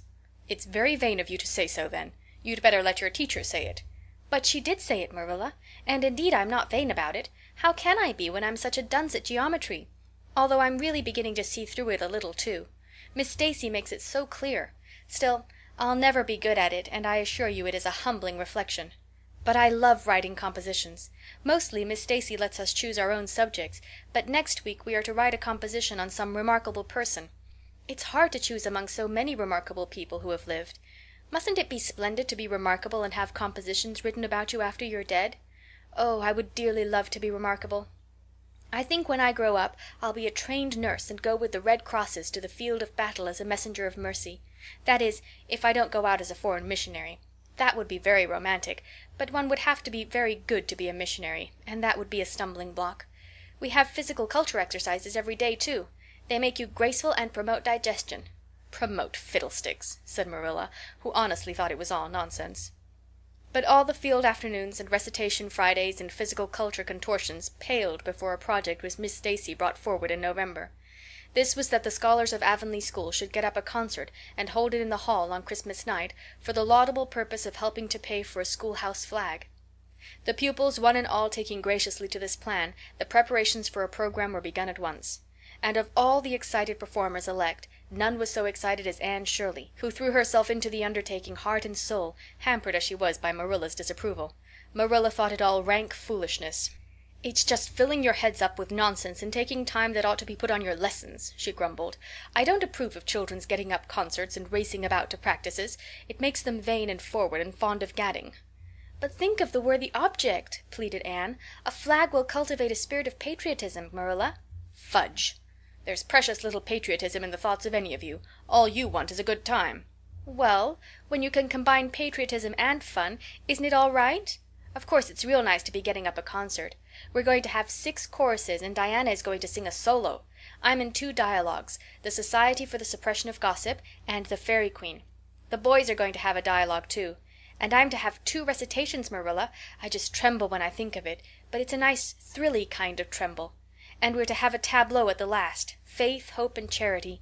Diana and Ruby and I are to be in it, all draped in white with flowing hair. I'm to be Hope, with my hands clasped so, and my eyes uplifted. I'm going to practice my recitations in the garret. Don't be alarmed if you hear me groaning. I have to groan heartrendingly in one of them, and it's really hard to get up a good artistic groan, Marilla. Josie Pye is sulky because she didn't get the part she wanted in the dialogue. She wanted to be the Fairy Queen. That would have been ridiculous, for who ever heard of a fairy queen as fat as Josie? Fairy queens must be slender. Jane Andrews is to be the queen, and I am to be one of her maids of honor. Josie says she thinks a red-haired fairy's just as ridiculous as a fat one, but I do not let myself mind what Josie says. I'm to have a wreath of white roses on my hair, and Ruby Gillis is going to lend me her slippers because I haven't any of my own. It's necessary for fairies to have slippers, you know. You couldn't imagine a fairy wearing boots, could you? Especially with copper toes. We are going to decorate the hall with creeping spruce and fir mottos with pink tissue paper roses in them, and we are all to march in 2 by 2 after the audience is seated, while Emma White plays a march on the organ. Oh, Marilla, I know you are not so enthusiastic about it as I am, but don't you hope your little Anne will distinguish herself? All I hope is that you'll behave yourself. I'll be heartily glad when all this fuss is over and you'll be able to settle down. You are simply good for nothing just now, with your head stuffed full of dialogues and groans and tableaux. As for your tongue, it's a marvel it's not clean worn out." Anne sighed and betook herself to the backyard, over which a young new moon was shining through the leafless poplar boughs from an apple-green western sky, and where Matthew was splitting wood. Anne perched herself on a block and talked the concert over with him, sure of an appreciative and sympathetic listener in this instance at least. "Well now, I reckon it's going to be a pretty good concert, and I expect you'll do your part fine," he said, smiling down into her eager, vivacious little face. Anne smiled back at him. Those two were the best of friends, and Matthew thanked his stars many a time and oft that he had nothing to do with bringing her up. That was Marilla's exclusive duty. If it had been his, he would have been worried over frequent conflicts between inclination and said duty. As it was, he was free to spoil Anne, Marilla's phrasing, as much as he liked. But it was not such a bad arrangement after all. A little appreciation sometimes does quite as much good as all the conscientious bringing up in the world. End of chapter 24. Chapter 25. Matthew insists on puffed sleeves. Matthew was having a bad 10 minutes of it. He had come into the kitchen in the twilight of a cold, gray December evening, and had sat down in the woodbox corner to take off his heavy boots, unconscious of the fact that Anne and a bevy of her schoolmates were having a practice of the Fairy Queen in the sitting-room. Presently they came trooping through the hall and out into the kitchen, laughing and chattering gaily. They did not see Matthew, who shrank bashfully back into the shadows beyond the woodbox, with a boot in one hand and a boot-jack in the other, and watched them shyly for the aforesaid 10 minutes as they put on caps and jackets and talked about the dialogue and the concert. Anne stood among them, bright-eyed and animated as they, but Matthew suddenly became conscious that there was something about her different from her mates. And what worried Matthew was that the difference impressed him as being something that should not exist. Anne had a brighter face and bigger, starrier eyes and more delicate features than the others. Even shy, unobservant Matthew had learned to take note of these things. But the difference that disturbed him did not consist in any of these respects. Then in what did it consist? Matthew was haunted by this question long after the girls had gone, arm in arm, down the long, hard-frozen lane, and Anne had betaken herself to her books. He could not refer it to Marilla, who, he felt, would be quite sure to sniff scornfully and remark that the only difference she saw between Anne and the other girls was that they sometimes kept their tongues quiet, while Anne never did. This, Matthew felt, would be no great help. He had recourse to his pipe that evening to help him study it out, much to Marilla's disgust. After 2 hours of smoking and hard reflection, Matthew arrived at a solution of his problem. Anne was not dressed like the other girls. The more Matthew thought about the matter, the more he was convinced that Anne never had been dressed like the other girls, never since she came to Green Gables. Marilla kept her clothed in plain, dark dresses, all made after the same unvarying pattern. If Matthew knew there was such a thing as fashion in dress, it was as much as he did, but he was quite sure that Anne's sleeves did not look at all like the sleeves the other girls wore. He recalled the cluster of little girls he had seen around her that evening, all gay in waists of red and blue and pink and white, and he wondered why Marilla always kept her so plainly and soberly gowned. Of course it must be all right. Marilla knew best, and Marilla was bringing her up. Probably some wise, inscrutable motive was to be served thereby. But surely it would do no harm to let the child have one pretty dress, something like Diana Barry always wore. Matthew decided that he would give her one. That surely could not be objected to as an unwarranted putting in of his oar. Christmas was only a fortnight off. A nice new dress would be the very thing for a present. Matthew, with a sigh of satisfaction, put away his pipe and went to bed, while Marilla opened all the doors and aired the house. The very next evening Matthew betook himself to Carmody to buy the dress, determined to get the worst over and have done with it. It would be, he felt assured, no trifling ordeal. There were some things Matthew could buy and prove himself no mean bargainer, but he knew he would be at the mercy of shopkeepers when it came to buying a girl's dress. After much cogitation Matthew resolved to go to Samuel Lawson's store instead of William Blair's. To be sure, the Cuthberts always had gone to William Blair's. It was almost as much a matter of conscience with them as to attend the Presbyterian church and vote Conservative. But William Blair's 2 daughters frequently waited on customers there, and Matthew held them in absolute dread. He could contrive to deal with them when he knew exactly what he wanted and could point it out, but in such a matter as this, requiring explanation and consultation, Matthew felt that he must be sure of a man behind the counter. So he would go to Lawson's, where Samuel or his son would wait on him. Alas, Matthew did not know that Samuel, in the recent expansion of his business, had set up a lady clerk also. She was a niece of his wife's, and a very dashing young person indeed, with a huge drooping pompadour, big rolling brown eyes, and a most extensive and bewildering smile. She was dressed with exceeding smartness, and wore several bangle bracelets that glittered and rattled and tinkled with every movement of her hands. Matthew was covered with confusion at finding her there at all, and those bangles completely wrecked his wits at one fell swoop. "What can I do for you this evening, Mr. Cuthbert?" Miss Lucilla Harris inquired, briskly and ingratiatingly, tapping the counter with both hands. "Have you any, well now, say, any garden rakes?" stammered Matthew. Miss Harris looked somewhat surprised, as well she might, to hear a man inquiring for garden rakes in the middle of December. "I believe we have 1 or 2 left over," she said, "but they're upstairs in the lumber room. I'll go and see." During her absence Matthew collected his scattered senses for another effort. When Miss Harris returned with the rake and cheerfully inquired, "Anything else tonight, Mr. Cuthbert?" Matthew took his courage in both hands and replied, "Well now, since you suggest it, I might as well buy some hayseed." Miss Harris had heard Matthew Cuthbert called odd. She now concluded that he was entirely crazy. "We only keep hayseed in the spring," she explained loftily. "We've none on hand just now." "Oh, certainly, certainly, just as you say," stammered unhappy Matthew, seizing the rake and making for the door. At the threshold he recollected that he had not paid for it, and he turned miserably back. While Miss Harris was counting out his change he rallied his powers for a final, desperate attempt.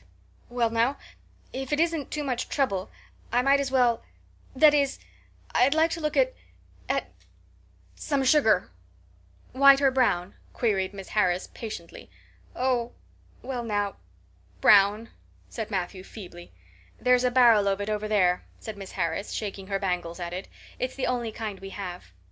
I'll take 20 pounds of it," said Matthew, with beads of perspiration standing on his forehead. Matthew had driven halfway home before he was his own man again. It had been a gruesome experience, but it served him right, he thought, for committing the heresy of going to a strange store. When he reached home he hid the rake in the tool house, but the sugar he carried in to Marilla. "Brown sugar!" exclaimed Marilla. "Whatever possessed you to get so much? You know I never use it except for the hired man's porridge or black fruit cake. Jerry's gone, and I've made my cake long ago. It's not good sugar either. It's coarse and dark. William Blair doesn't usually keep sugar like that." I thought it might come in handy sometime," said Matthew, making good his escape. When Matthew came to think the matter over, he decided that a woman was required to cope with the situation. Marilla was out of the question. Matthew felt sure she would throw cold water on his project at once. Remained only Mrs. Lynde, for of no other woman in Avonlea would Matthew have dared to ask advice. To Mrs. Lynde he went accordingly, and that good lady promptly took the matter out of the harassed man's hands. "Pick out a dress for you to give Anne? To be sure I will. I'm going to Carmody tomorrow, and I'll attend to it. Have you something particular in mind? No? Well, I'll just go by my own judgment then. I believe a nice rich brown would just suit Anne, and William Blair has some new Gloria in that's real pretty. Perhaps you'd like me to make it up for her too, seeing that if Marilla was to make it Anne would probably get wind of it before the time and spoil the surprise? Well, I'll do it. No, it isn't a mite of trouble. I like sewing. I'll make it to fit my niece, Jenny Gillis, for she and Anne are as like as two peas as far as figure goes." "Well now, I'm much obliged," said Matthew, and I don't know, but I think they make the sleeves different nowadays to what they used to be. If it wouldn't be asking too much, I'd like them made in the new way." "Puffs? Of course. You needn't worry a speck more about it, Matthew. I'll make it up in the very latest fashion," said Mrs. Lynde. To herself she added, when Matthew had gone, "It'll be a real satisfaction to see that poor child wearing something decent for once. The way Marilla dresses her is positively ridiculous, that's what, and I've ached to tell her so plainly a dozen times. I've held my tongue, though, for I can see Marilla doesn't want advice, and she thinks she knows more about bringing up children than I do, for all she's an old maid. But that's always the way. Folks that has brought up children know there's no hard and fast method in the world that'll suit every child. But them as never have think it's all plain and easy as rule of 3. Just set your 3 terms down so fashion, and the sum'll work out correct. But flesh and blood don't come under the head of arithmetic, and that's where Marilla Cuthbert makes her mistake. I suppose she's trying to cultivate a spirit of humility in Anne by dressing her as she does, but it's more likely to cultivate envy and discontent. I'm sure the child must feel the difference between her clothes and the other girls. But to think of Matthew taking notice of it! That man is waking up after being asleep for over 60 years. Marilla knew all the following fortnight that Matthew had something on his mind, but what it was she could not guess until Christmas Eve, when Mrs. Lynde brought up the new dress. Marilla behaved pretty well on the whole, although it is very likely she distrusted Mrs. Lynde's diplomatic explanation that she had made the dress because Matthew was afraid Anne would find out about it too soon if Marilla made it. "So this is what Matthew has been looking so mysterious over and grinning about to himself for 2 weeks, is it?" she said, a little stiffly but tolerantly. "I knew he was up to some foolishness. Well, I must say I don't think Anne needed any more dresses. I made her 3 good, warm, serviceable ones this fall, and anything more is sheer extravagance. There's enough material in those sleeves alone to make a waist, I declare there is. You'll just pamper Anne's vanity, Matthew, and she's as vain as a peacock now. Well, I hope she'll be satisfied at last, for I know she's been hankering after those silly sleeves ever since they came in, although she never said a word after the first. The puffs have been getting bigger and more ridiculous right along. They're as big as balloons now. Next year anybody who wears them will have to go through a door sideways." Christmas morning broke on a beautiful white world. It had been a very mild December, and people had looked forward to a green Christmas, but just enough snow fell softly in the night to transfigure Avonlea. Anne peeped out from her frosted gable window with delighted eyes. The firs in the haunted wood were all feathery and wonderful. The birches and wild cherry trees were outlined in pearl. The plowed fields were stretches of snowy dimples, and there was a crisp tang in the air that was glorious. Anne ran downstairs singing until her voice re-echoed through Green Gables. "Merry Christmas, Marilla! Merry Christmas, Matthew! Isn't it a lovely Christmas? I'm so glad it's white. Any other kind of Christmas doesn't seem real, does it? I don't like green Christmases. They're not green. They're just nasty faded browns and grays. What makes people call them green? Why, Matthew, is that for me? Oh, Matthew!" Matthew had sheepishly unfolded the dress from its paper swathings and held it out with a deprecatory glance at Marilla, who feigned to be contemptuously filling the teapot, but nevertheless watched the scene out of the corner of her eye with a rather interested air. Anne took the dress and looked at it in reverent silence. Oh, how pretty it was! A lovely soft brown gloria with all the gloss of silk, a skirt with dainty frills and shirrings, a waist elaborately pin-tucked in the most fashionable way, with a little ruffle of filmy lace at the neck. But the sleeves, they were the crowning glory. Long elbow cuffs, and above them 2 beautiful puffs, divided by rows of shirring and bows of brown silk ribbon. "That's a Christmas present for you, Anne," said Matthew shyly. Why, Anne, don't you like it?" Well now. For Anne's eyes had suddenly filled with tears. "Like it? Oh, Matthew!" Anne laid the dress over a chair and clasped her hands. "Matthew, it's perfectly exquisite. Oh, I can never thank you enough. Look at those sleeves. Oh, it seems to me this must be a happy dream." Well, let's have breakfast," interrupted Marilla. "I must say, Anne, I don't think you needed the dress, but since Matthew has got it for you, see that you take good care of it. There's a hair ribbon Mrs. Lynde left for you. It's brown, to match the dress. Come now, sit in." "I don't see how I'm going to eat breakfast," said Anne rapturously. "Breakfast seems so commonplace at such an exciting time. I'd rather feast my eyes on that dress. I'm so glad that puffed sleeves are still fashionable. It did seem to me that I'd never get over it if they went out before I had a dress with them. I'd never have felt quite satisfied, you see. It was lovely of Mrs. Lynde to give me the ribbon, too. I feel that I ought to be a very good girl indeed. It's at times like this I'm sorry I'm not a model little girl, and I always resolve that I will be in future. But somehow it's hard to carry out your resolutions when irresistible temptations come. Still, I really will make an extra effort after this." When the commonplace breakfast was over, Diana appeared, crossing the white log bridge in the hollow, a gay little figure in her crimson ulster. Anne flew down the slope to meet her. "Merry Christmas, Diana! And oh, it's a wonderful Christmas. I've something splendid to show you. Matthew has given me the loveliest dress, with such sleeves. I couldn't even imagine any nicer." "I've got something more for you," said Diana breathlessly. "Here, this box. Aunt Josephine sent us out a big box with ever so many things in it, and this is for you. I'd have brought it over last night, but it didn't come until after dark, and I never feel very comfortable coming through the haunted wood in the dark now." Anne opened the box and peeped in. First a card with "For the Anne girl and Merry Christmas" written on it, and then a pair of the daintiest little kid slippers, with beaded toes and satin bows and glistening buckles. "Oh," said Anne. "Diana, this is too much. I must be dreaming." "I call it providential," said Diana. "You won't have to borrow Ruby's slippers now, and that's a blessing, for they're 2 sizes too big for you, and it would be awful to hear a fairy shuffling. Josie Pye would be delighted. Mind you, Rob Wright went home with Gertie Pye from the practice night before last. Did you ever hear anything equal to that?"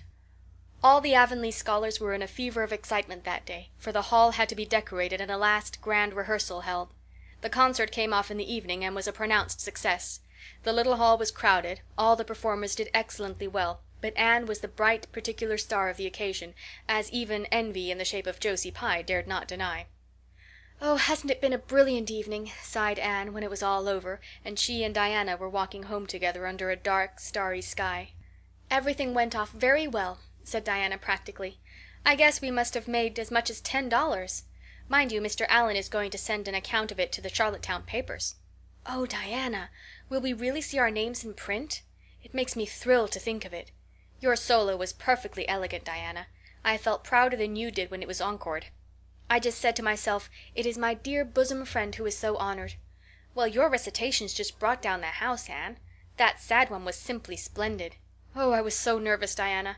When Mr. Allen called out my name I really cannot tell how I ever got up on that platform. I felt as if a million eyes were looking at me and through me. And for one dreadful moment I was sure I couldn't begin at all. Then I thought of my lovely puffed sleeves and took courage. I knew that I must live up to those sleeves, Diana. So I started in, and my voice seemed to be coming from ever so far away. I just felt like a parrot. It's providential that I practiced those recitations so often up in the garret, or I'd never have been able to get through. Did I groan all right?" "Yes, indeed, you groaned lovely," assured Diana. "I saw old Mrs. Sloane wiping away tears when I sat down. It was splendid to think I had touched somebody's heart. It's so romantic to take part in a concert, isn't it? Oh, it's been a very memorable occasion indeed." "Wasn't the boys' dialogue fine?" said Diana. "Gilbert Blythe was just splendid. Anne, I do think it's awful mean the way you treat Gil. Wait till I tell you. When you ran off the platform after the fairy dialogue one of your roses fell out of your hair. I saw Gil pick it up and put it in his breast pocket. There now. You're so romantic that I'm sure you ought to be pleased at that." "It's nothing to me what that person does," said Anne loftily. "I simply never waste a thought on him, Diana." That night Marilla and Matthew, who had been out to a concert for the first time in 20 years, sat for a while by the kitchen fire after Anne had gone to bed. "Well now, I guess our Anne did as well as any of them," said Matthew proudly. "Yes, she did," admitted Marilla. "She's a bright child, Matthew, and she looked real nice, too. I've been kind of opposed to this concert scheme, but I suppose there's no real harm in it after all. Anyhow, I was proud of Anne tonight, although I'm not going to tell her so." "Well now, I was proud of her and I did tell her so 'fore she went upstairs," said Matthew. "We must see what we can do for her some of these days, Marilla. I guess she'll need something more than Avonlea school by and by." "There's time enough to think of that," said Marilla. "She's only 13 in March. Though tonight it struck me she was growing quite a big girl. Mrs. Lynde made that dress a mite too long, and it makes Anne look so tall. She's quick to learn, and I guess the best thing we can do for her will be to send her to Queen's after a spell. But nothing need be said about that for a year or two yet." "Well now, it'll do no harm to be thinking it over off and on," said Matthew. "Things like that are all the better for lots of thinking over." End of chapter 25. Chapter 26. The Story Club is formed. Junior Avonlea found it hard to settle down to humdrum existence again. To Anne in particular things seemed fearfully flat, stale, and unprofitable after the goblet of excitement she had been sipping for weeks. Could she go back to the former quiet pleasures of those faraway days before the concert? At first, as she told Diana, she did not really think she could.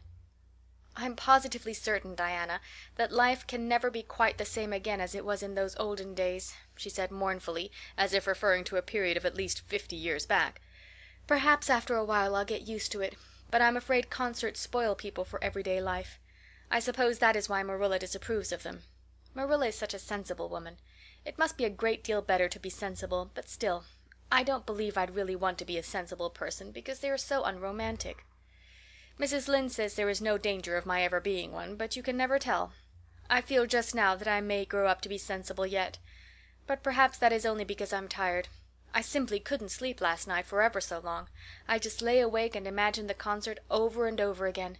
That's one splendid thing about such affairs. It's so lovely to look back to them."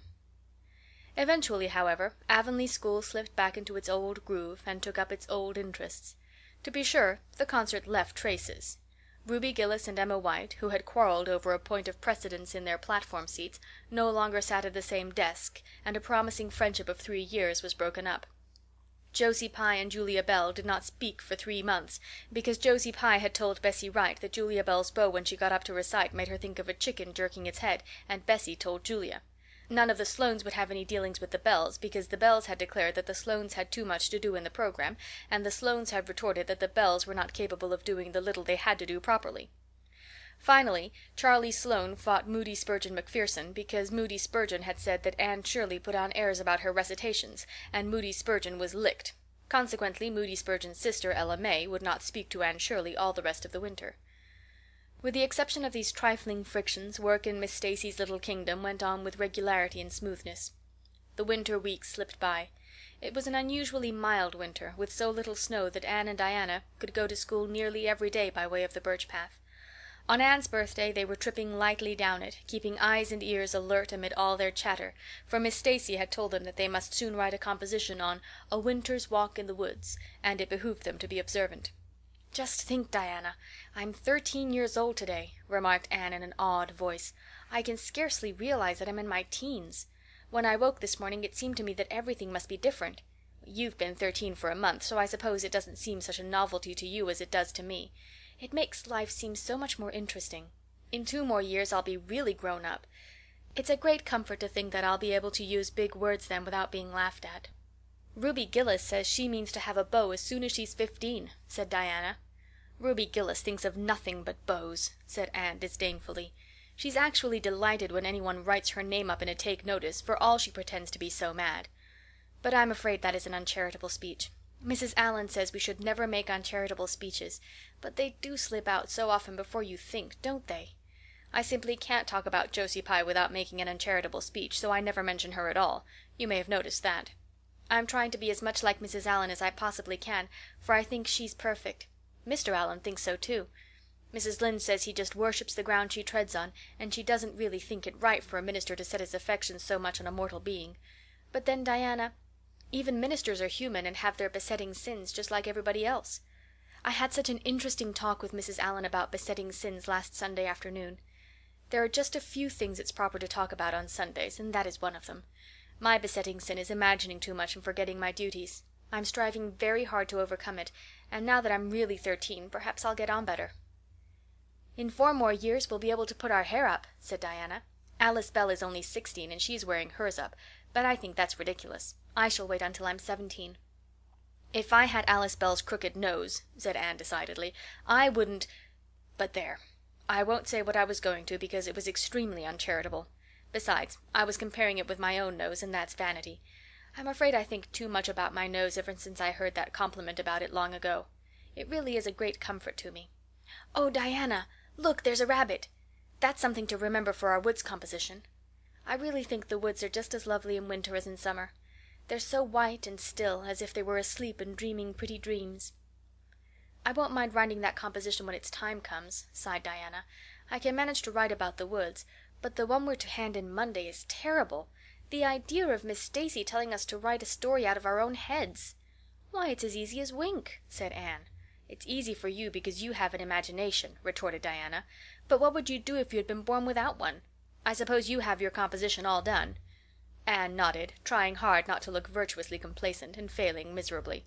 "I wrote it last Monday evening. It's called 'The Jealous Rival, or In Death Not Divided.' I read it to Marilla, and she said it was stuff and nonsense. Then I read it to Matthew, and he said it was fine. That is the kind of critic I like. It's a sad, sweet story. I just cried like a child while I was writing it. It's about two beautiful maidens called Cordelia Montmorency and Geraldine Seymour, who lived in the same village and were devotedly attached to each other. Cordelia was a regal brunette with a coronet of midnight hair and duskly flashing eyes. Geraldine was a queenly blonde with hair like spun gold and velvety purple eyes." "I never saw anybody with purple eyes," said Diana dubiously. "Neither did I. I just imagined them. I wanted something out of the common. Geraldine had an alabaster brow, too. I found out what an alabaster brow is. That is one of the advantages of being 13. You know so much more than you did when you were only 12. "Well, what became of Cordelia and Geraldine?" asked Diana, who was beginning to feel rather interested in their fate. "They grew in beauty side by side until they were 16. Then Bertram DeVere came to their native village and fell in love with the fair Geraldine. He saved her life when her horse ran away with her in a carriage, and she fainted in his arms, and he carried her home 3 miles, because, you understand, the carriage was all smashed up. I found it rather hard to imagine the proposal, because I had no experience to go by. I asked Ruby Gillis if she knew anything about how men proposed, because I thought she'd likely be an authority on the subject, having so many sisters married. Ruby told me she was hid in the hall pantry when Malcolm Andrews proposed to her sister Susan. She said Malcolm told Susan that his dad had given him the farm in his own name, and then said, 'What do you say, darling pet, if we get hitched this fall?' And Susan said, 'Yes, no, I don't know, let me see,' and there they were, engaged as quick as that. But I didn't think that sort of a proposal was a very romantic one, so in the end I had to imagine it out as well as I could. I made it very flowery and poetical, and Bertram went on his knees, although Ruby Gillis says it isn't done nowadays. Geraldine accepted him in a speech a page long. I can tell you I took a lot of trouble with that speech. I rewrote it 5 times, and I look upon it as my masterpiece. Bertram gave her a diamond ring and a ruby necklace, and told her they would go to Europe for a wedding tour, for he was immensely wealthy. But then, alas, shadows began to darken over their path. Cordelia was secretly in love with Bertram herself, and when Geraldine told her about the engagement she was simply furious, especially when she saw the necklace and the diamond ring. All her affection for Geraldine turned to bitter hate, and she vowed that she would never marry Bertram. But she pretended to be Geraldine's friend the same as ever. One evening they were standing on the bridge over a rushing turbulent stream, and Cordelia, thinking they were alone, pushed Geraldine over the brink with a wild mocking "Ha, ha, ha!" But Bertram saw it all, and he at once plunged into the current, exclaiming, "I will save thee, my peerless Geraldine!" But alas, he had forgotten he couldn't swim, and they were both drowned, clasped in each other's arms. Their bodies were washed ashore soon afterwards. They were buried in the one grave, and their funeral was most imposing, Diana. It's so much more romantic to end a story up with a funeral than a wedding. As for Cordelia, she went insane with remorse and was shut up in a lunatic asylum. I thought that was a poetical retribution for her crime. "How perfectly lovely," sighed Diana, who belonged to Matthew's school of critics. "I don't see how you can make up such thrilling things out of your own head, Anne. I wish my imagination was as good as yours." "It would be if you'd only cultivate it," said Anne cheeringly. "I've just thought of a plan, Diana. Let's you and me have a story club, all our own, and write stories for practice. I'll help you along until you can do them by yourself. You ought to cultivate your imagination, you know. Miss Stacy says so. Only we must take the right way. I told her about the haunted wood, but she said we went the wrong way about it in that." This was how the Story Club came into existence. It was limited to Diana and Anne at first, but soon it was extended to include Jane Andrews and Ruby Gillis and 1 or 2 others who felt that their imaginations needed cultivating. No boys were allowed in it, although Ruby Gillis opined that their admission would make it more exciting, and each member had to produce 1 story a week. "It's extremely interesting," Anne told Marilla. "Each girl has to read her story out loud, and then we talk it over. We're going to keep them all sacredly, and have them to read to our descendants. We each write under a nom de plume. Mine is Rosamond Montmorency. All the girls do pretty well. Ruby Gillis is rather sentimental. She puts too much love-making into her stories, and you know too much is worse than too little. Jane never puts any because she says it makes her feel so silly when she has to read it out loud. Jane's stories are extremely sensible. Then Diana puts too many murders into hers. She says most of the time she doesn't know what to do with the people, so she kills them off to get rid of them. I mostly always have to tell them what to write about, but that isn't hard, for I've millions of ideas. "I think this story-writing business is the foolishest yet," scoffed Marilla. "You'll get a pack of nonsense into your heads and waste time that should be put on your lessons. Reading stories is bad enough, but writing them is worse." "But we're so careful to put a moral into them all, Marilla," explained Anne. "I insist upon that. All the good people are rewarded, and all the bad ones are suitably punished. I'm sure that must have a wholesome effect. The moral is the great thing. Mr. Allan says so. I read one of my stories to him and Mrs. Allan, and they both agreed that the moral was excellent. Only they laughed in the wrong places. I like it better when people cry. Jane and Ruby almost always cry when I come to the pathetic parts. Diana wrote her Aunt Josephine about our club, and her Aunt Josephine wrote back that we were to send her some of our stories, so we copied out 4 of our very best and sent them. Miss Josephine Barry wrote back that she had never read anything so amusing in her life. That kind of puzzled us, because the stories were all very pathetic and almost everybody died. But I'm glad Miss Barry liked them. It shows our club is doing some good in the world. Mrs. Allan says that ought to be our object in everything. I do really try to make it my object, but I forget so often when I'm having fun. I hope I shall be a little like Mrs. Allan when I grow up. Do you think there is any prospect of it, Marilla?" "I shouldn't say there was a great deal," was Marilla's encouraging answer. "I'm sure Mrs. Allan was never such a silly, forgetful little girl as you are." "No. But she wasn't always so good as she is now, either," said Anne seriously. "She told me so herself. That is, she said she was a dreadful mischief when she was a girl, and was always getting into scrapes. I felt so encouraged when I heard that. Is it very wicked of me, Marilla, to feel encouraged when I hear that other people have been bad and mischievous?" "Mrs. Lynde says it is. Mrs. Lynde says she always feels shocked when she hears of anyone ever having been naughty, no matter how small they were. Mrs. Lynde says she once heard a minister confess that when he was a boy he stole a strawberry tart out of his aunt's pantry, and she never had any respect for that minister again. Now, I wouldn't have felt that way. I'd have thought that it was real noble of him to confess it, and I'd have thought what an encouraging thing it would be for small boys nowadays who do naughty things and are sorry for them, to know that perhaps they may grow up to be ministers in spite of it. That's how I'd feel, Marilla." "The way I feel at present, Anne," said Marilla, "is that it's high time you had those dishes washed. You've taken half an hour longer than you should with all your chattering. Learn to work first and talk afterwards." End of chapter 26. Chapter 27. Vanity and Vexation of Spirit. Marilla, walking home one late April evening from an aid meeting, realized that the winter was over and gone, with the thrill of delight that spring never fails to bring to the oldest and saddest as well as to the youngest and merriest. Marilla was not given to subjective analysis of her thoughts and feelings.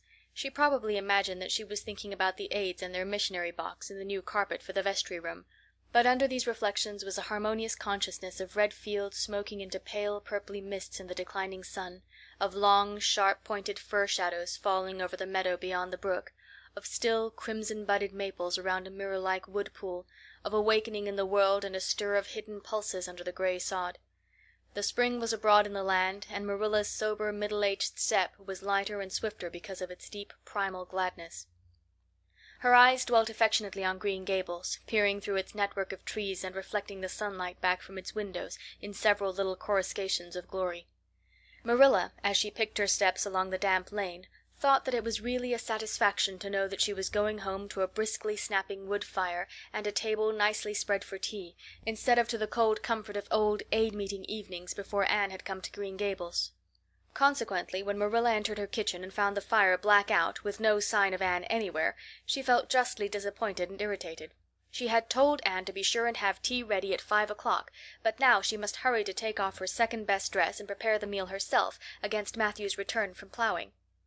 "I'll settle Miss Anne when she comes home," said Marilla grimly as she shaved up kindlings with a carving knife, and with more vim than was strictly necessary. Matthew had come in and was waiting patiently for his tea in his corner. "She's gadding off somewhere with Diana, writing stories or practicing dialogues or some such tomfoolery, and never thinking once about the time or her duties. She's just got to be pulled up short and sudden on this sort of thing. I don't care if Mrs. Allan does say she's the brightest and sweetest child she ever knew. She may be bright and sweet enough, but her head is full of nonsense, and there's never any knowing what shape it'll break out in next. Just as soon as she grows out of one freak, she takes up with another. But there, here I am saying the very thing I was so riled with Rachel Lynde for saying at the aid today. I was real glad when Mrs. Allan spoke up for Anne, for if she hadn't, I know I'd have said something too sharp to Rachel before everybody. Anne's got plenty of faults, goodness knows, and far be it from me to deny it, but I'm bringing her up, and not Rachel Lynde, who'd pick faults in the angel Gabriel himself if he lived in Avonlea. Just the same, Anne has no business to leave the house like this when I told her she was to stay home this afternoon and look after things. I must say, with all her faults, I never found her disobedient or untrustworthy before, and I'm real sorry to find her so now."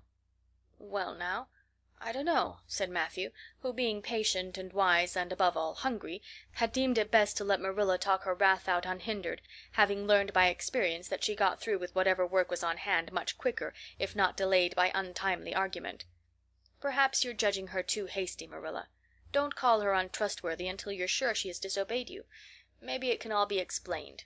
Anne's a great hand at explaining." "She's not here when I told her to stay," retorted Marilla. "I reckon she'll find it hard to explain that to my satisfaction. Of course I knew you'd take her part, Matthew, but I'm bringing her up, not you." It was dark when supper was ready, and still no sign of Anne, coming hurriedly over the log bridge or up Lover's Lane, breathless and repentant with a sense of neglected duties. Marilla washed and put away the dishes grimly.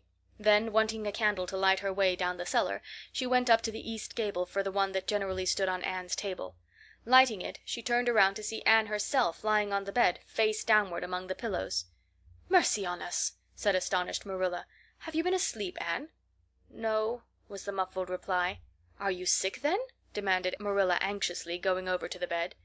Anne cowered deeper into her pillows as if desirous of hiding herself forever from mortal eyes. "No. But please, Marilla, go away and don't look at me. I'm in the depths of despair, and I don't care who gets head in class, or writes the best composition, or sings in the Sunday school choir any more. Little things like that are of no importance now, because I don't suppose I'll ever be able to go anywhere again. My career is closed. Please, Marilla, go away and don't look at me." "Did anyone ever hear the like?" the mystified Marilla wanted to know. "Anne Shirley, whatever is the matter with you? What have you done? Get right up this minute and tell me. This minute, I say. There now. What is it?" Anne had slid to the floor in despairing obedience. "Look at my hair, Marilla," she whispered. Accordingly, Marilla lifted her candle and looked scrutinizingly at Anne's hair, flowing in heavy masses down her back. It certainly had a very strange appearance. "Anne Shirley, what have you done to your hair? Why, it's green!" Green it might be called if it were any earthly color, a queer, dull, bronzy green, with streaks here and there of the original red to heighten the ghastly effect. Never in all her life had Marilla seen anything so grotesque as Anne's hair at that moment. "Yes, it's green," moaned Anne. "I thought nothing could be as bad as red hair, but now I know it's 10 times worse to have green hair. Oh, Marilla, you little know how utterly wretched I am." "I little know how you got into this fix, but I mean to find out," said Marilla. "Come right down to the kitchen, it's too cold up here, and tell me just what you've done. I've been expecting something queer for some time. You haven't got into any scrape for over 2 months, and I was sure another one was due. Now then, what did you do to your hair?" "I dyed it." "Dyed it? Dyed your hair? Anne Shirley, didn't you know it was a wicked thing to do?" "Yes, I knew it was a little wicked," admitted Anne, "but I thought it was worth while to be a little wicked to get rid of red hair. I counted the cost, Marilla. Besides, I meant to be extra good in other ways to make up for it." "Well," said Marilla sarcastically, "if I'd decided it was worth while to dye my hair, I'd have dyed it a decent color at least. I wouldn't have dyed it green." "But I didn't mean to dye it green, Marilla," protested Anne dejectedly.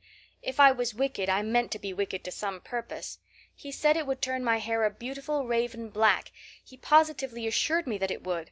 How could I doubt his word, Marilla? I know what it feels like to have your word doubted, and Mrs. Allan says we should never suspect anyone of not telling us the truth unless we have proof that they're not. I have proof now. Green hair is proof enough for anybody. But I hadn't then, and I believed every word he said implicitly." "Who said? Who are you talking about?" The peddler that was here this afternoon. I bought the dye from him." "Anne Shirley, how often have I told you never to let one of those Italians in the house? I don't believe in encouraging them to come around at all." "Oh, I didn't let him in the house. I remembered what you told me and I went out, carefully shut the door, and looked at his things on the step. Besides, he wasn't an Italian. He was a German Jew. He had a big box full of very interesting things, and he told me he was working hard to make enough money to bring his wife and children out from Germany. He spoke so feelingly about them that it touched my heart. I wanted to buy something from him to help him in such a worthy object. Then all at once I saw the bottle of hair dye. The peddler said it was warranted to dye any hair a beautiful raven black and wouldn't wash off. In a trice I saw myself with beautiful raven black hair, and the temptation was irresistible. But the price of the bottle was 75 cents, and I only had 50 cents left out of my chicken money. I think the peddler had a very kind heart, for he said that, seeing it was me, he'd sell it for 50 cents, and that was just giving it away. So I bought it, and as soon as he had gone I came up here and applied it with an old hairbrush, as the directions said. I used up the whole bottle, and oh, Marilla, when I saw the dreadful color it turned my hair, I repented of being wicked, I can tell you, and I've been repenting ever since." "Well, I hope you'll repent to good purpose," said Marilla severely, "and that you've got your eyes open to where your vanity has led you, Anne. Goodness knows what's to be done. I suppose the first thing is to give your hair a good washing and see if that will do any good." Accordingly Anne washed her hair, scrubbing it vigorously with soap and water, but for all the difference it made she might as well have been scouring its original red. The peddler had certainly spoken the truth when he declared that the dye wouldn't wash off, however his veracity might be impeached in other respects. "Oh, Marilla, what shall I do?" questioned Anne in tears. "I can never live this down. People have pretty well forgotten my other mistakes, the liniment cake and setting Diana drunk and flying into a temper with Mrs. Lynde, but they'll never forget this. They will think I'm not respectable. Oh, Marilla, what a tangled web we weave when first we practice to deceive. That is poetry, but it is true. And oh, how Josie Pye will laugh! Marilla, I cannot face Josie Pye. I am the unhappiest girl in Prince Edward Island." Anne's unhappiness continued for a week. During that time she went nowhere and shampooed her hair every day. Diana alone of outsiders knew the fatal secret, but she promised solemnly never to tell, and it may be stated here and now that she kept her word. At the end of the week Marilla said decidedly, "It's no use, Anne. That is fast dye if ever there was any. Your hair must be cut off. There is no other way. You can't go out with it looking like that." Anne's lips quivered, but she realized the bitter truth of Marilla's remarks. With a dismal sigh she went for the scissors. "Please cut it off at once, Marilla, and have it over. Oh, I feel that my heart is broken. This is such an unromantic affliction. The girls in books lose their hair in fevers or sell it to get money for some good deed, and I'm sure I wouldn't mind losing my hair in some such fashion half so much, but there is nothing comforting in having your hair cut off because you've dyed it a dreadful color, is there? I'm going to weep all the time you're cutting it off, if it won't interfere. It seems such a tragic thing." Anne wept then, but later on, when she went upstairs and looked in the glass, she was calm with despair. Marilla had done her work thoroughly, and it had been necessary to shingle the hair as closely as possible. The result was not becoming, to state the case as mildly as may be. Anne promptly turned her glass to the wall. "I'll never, never look at myself again until my hair grows," she exclaimed passionately. Then suddenly she righted the glass. "Yes, I will too. I'd do penance for being wicked that way. I'll look at myself every time I come to my room and see how ugly I am. And I won't try to imagine it away either. I never thought I was vain about my hair of all things, but now I know I was, in spite of its being red, because it was so long and thick and curly. I expect something will happen to my nose next." Anne's clipped head made a sensation in school on the following Monday, but to her relief nobody guessed the real reason for it, not even Josie Pye, who, however, did not fail to inform Anne that she looked like a perfect scarecrow. "I didn't say anything when Josie said that to me," Anne confided that evening to Marilla, who was lying on the sofa after one of her headaches, "because I thought it was part of my punishment, and I ought to bear it patiently. It's hard to be told you look like a scarecrow, and I wanted to say something back, but I didn't.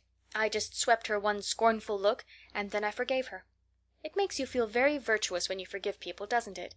I mean to devote all my energies to being good after this, and I shall never try to be beautiful again. Of course it's better to be good. I know it is, but it's sometimes so hard to believe a thing even when you know it.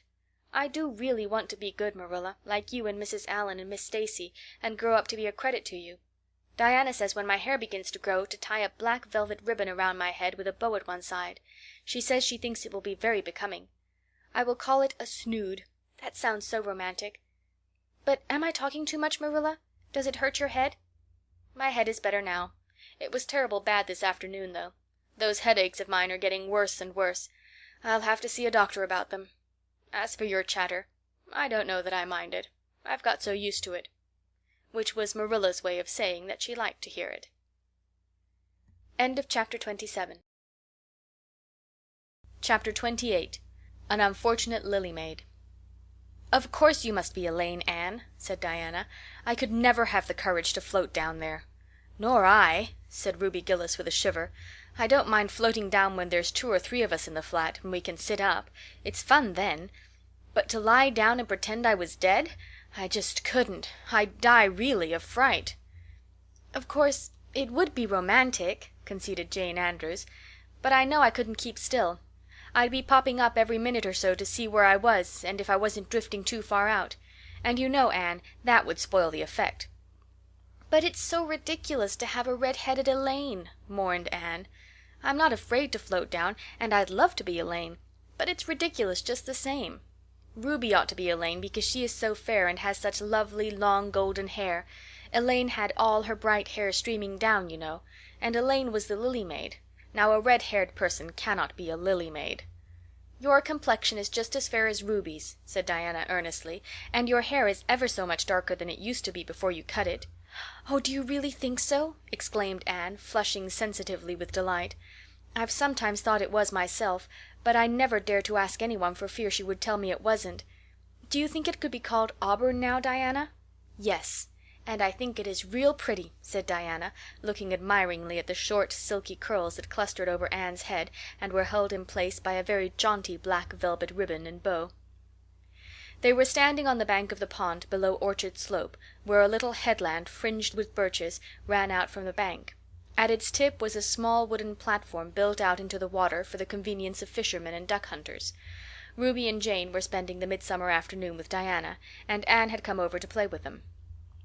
Anne and Diana had spent most of their playtime that summer on and about the pond. Idlewild was a thing of the past, Mr. Bell having ruthlessly cut down the little circle of trees in his back pasture in the spring. Anne had sat among the stumps and wept, not without an eye to the romance of it, but she was speedily consoled, for after all, as she and Diana said, big girls of 13 going on 14 were too old for such childish amusements as playhouses, and there were more fascinating sports to be found about the pond. It was splendid to fish for trout over the bridge, and the 2 girls learned to row themselves about in the little flat-bottomed dory Mr. Barry kept for duck shooting. It was Anne's idea that they dramatize Elaine. They had studied Tennyson's poem in school in the preceding winter, the superintendent of education having prescribed it in the English course for the Prince Edward Island schools. They had analyzed and parsed it and torn it to pieces in general until it was a wonder there was any meaning at all left in it for them, but at least the fair Lily Maid and Lancelot and Guinevere and King Arthur had become very real people to them, and Anne was devoured by secret regret that she had not been born in Camelot. Those days, she said, were so much more romantic than the present. Anne's plan was hailed with enthusiasm. The girls had discovered that if the flat were pushed off from the landing place it would drift down with the current under the bridge and finally strand itself on another headland lower down, which ran out at a curve in the pond. They had often gone down like this, and nothing could be more convenient for playing Elaine. "Well, I'll be Elaine," said Anne, yielding reluctantly, for although she would have been delighted to play the principal character, yet her artistic sense demanded fitness for it, and this, she felt, her limitations made impossible. "Ruby, you must be King Arthur, and Jane will be Guinevere, and Diana must be Lancelot. But first you must be the brothers and the father. We can't have the old dumb servitor because there isn't room for 2 in the flat when one is lying down. We must pawl the barge all its length in blackest samite. That old black shawl of your mother's will be just the thing, Diana." The black shawl having been procured, Anne spread it over the flat and then lay down on the bottom with closed eyes and hands folded over her breast. "Oh, she does look really dead," whispered Ruby Gillis nervously, watching the still, white little face under the flickering shadows of the birches. "It makes me feel frightened, girls. Do you suppose it's really right to act like this? Mrs. Lynde says that all play acting is abominably wicked."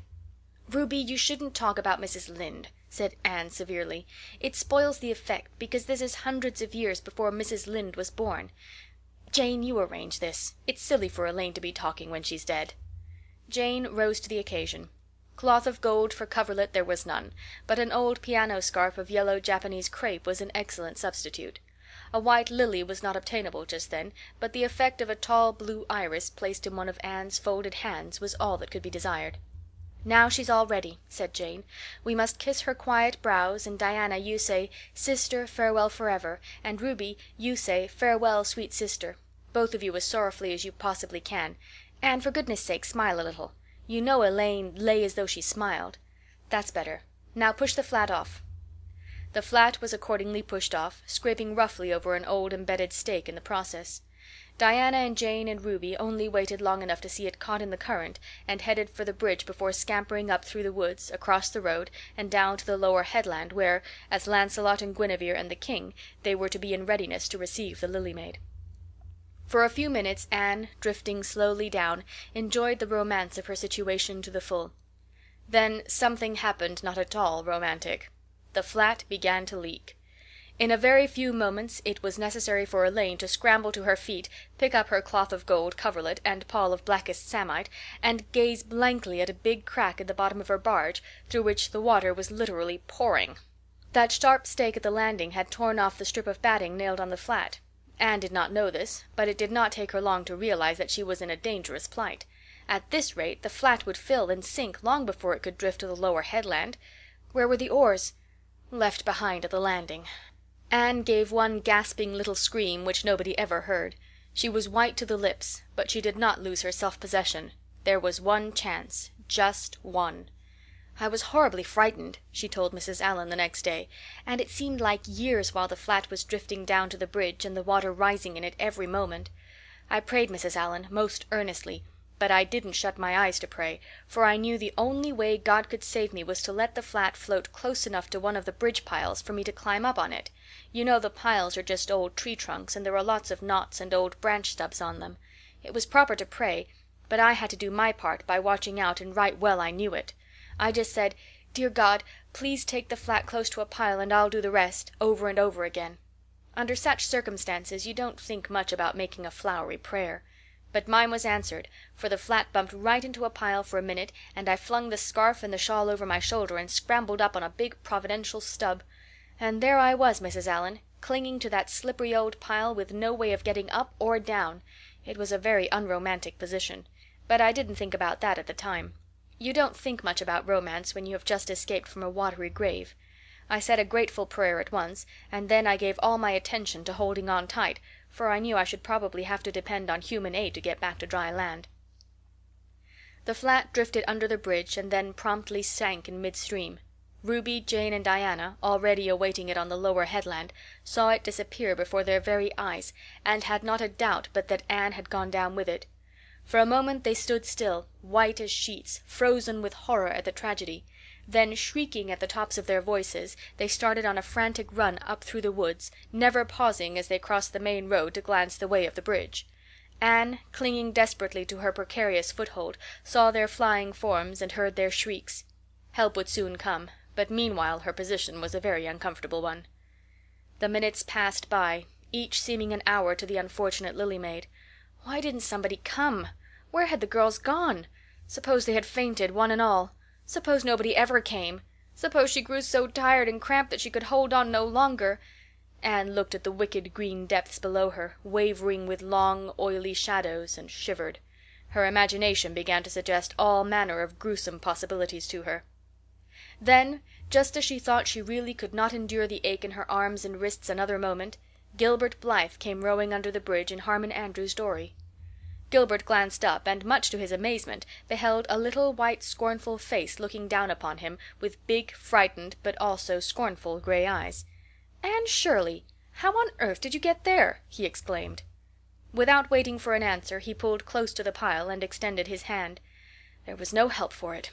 Anne, clinging to Gilbert Blythe's hand, scrambled down into the dory, where she sat, drabbled and furious, in the stern, with her arms full of dripping shawl and wet crepe. It was certainly extremely difficult to be dignified under the circumstances. "What has happened, Anne?" asked Gilbert, taking up his oars. "We were playing Elaine," explained Anne frigidly, without even looking at her rescuer, "and I had to drift down to Camelot in the barge. I mean the flat. The flat began to leak, and I climbed out on the pile. The girls went for help. Will you be kind enough to row me to the landing?" Gilbert obligingly rowed to the landing, and Anne, disdaining assistance, sprang nimbly on shore. "I'm very much obliged to you," she said haughtily as she turned away. But Gilbert had also sprung from the boat, and now laid a detaining hand on her arm. "Anne," he said hurriedly, "look here. Can't we be good friends? I'm awfully sorry I made fun of your hair that time. I didn't mean to vex you, and I only meant it for a joke. Besides, it's so long ago. I think your hair is awfully pretty now. Honest I do. Let's be friends." For a moment Anne hesitated. She had an odd, newly awakened consciousness under all her outraged dignity that the half shy, half eager expression in Gilbert's hazel eyes was something that was very good to see. Her heart gave a quick, queer little beat. But the bitterness of her old grievance promptly stiffened up her wavering determination. That scene of 2 years before flashed back into her recollection as vividly as if it had taken place yesterday. Gilbert had called her carrots and had brought about her disgrace before the whole school. Her resentment, which to other and older people might be as laughable as its cause, was in no whit allayed and softened by time, seemingly. She hated Gilbert Blythe. She would never forgive him. "No," she said coldly, "I shall never be friends with you, Gilbert Blythe, and I don't want to be." "All right." Gilbert sprang into his skiff with an angry color in his cheeks. "I'll never ask you to be friends again, Anne Shirley, and I don't care either." He pulled away with swift, defiant strokes, and Anne went up the steep, ferny little path under the maples. She held her head very high, but she was conscious of an odd feeling of regret.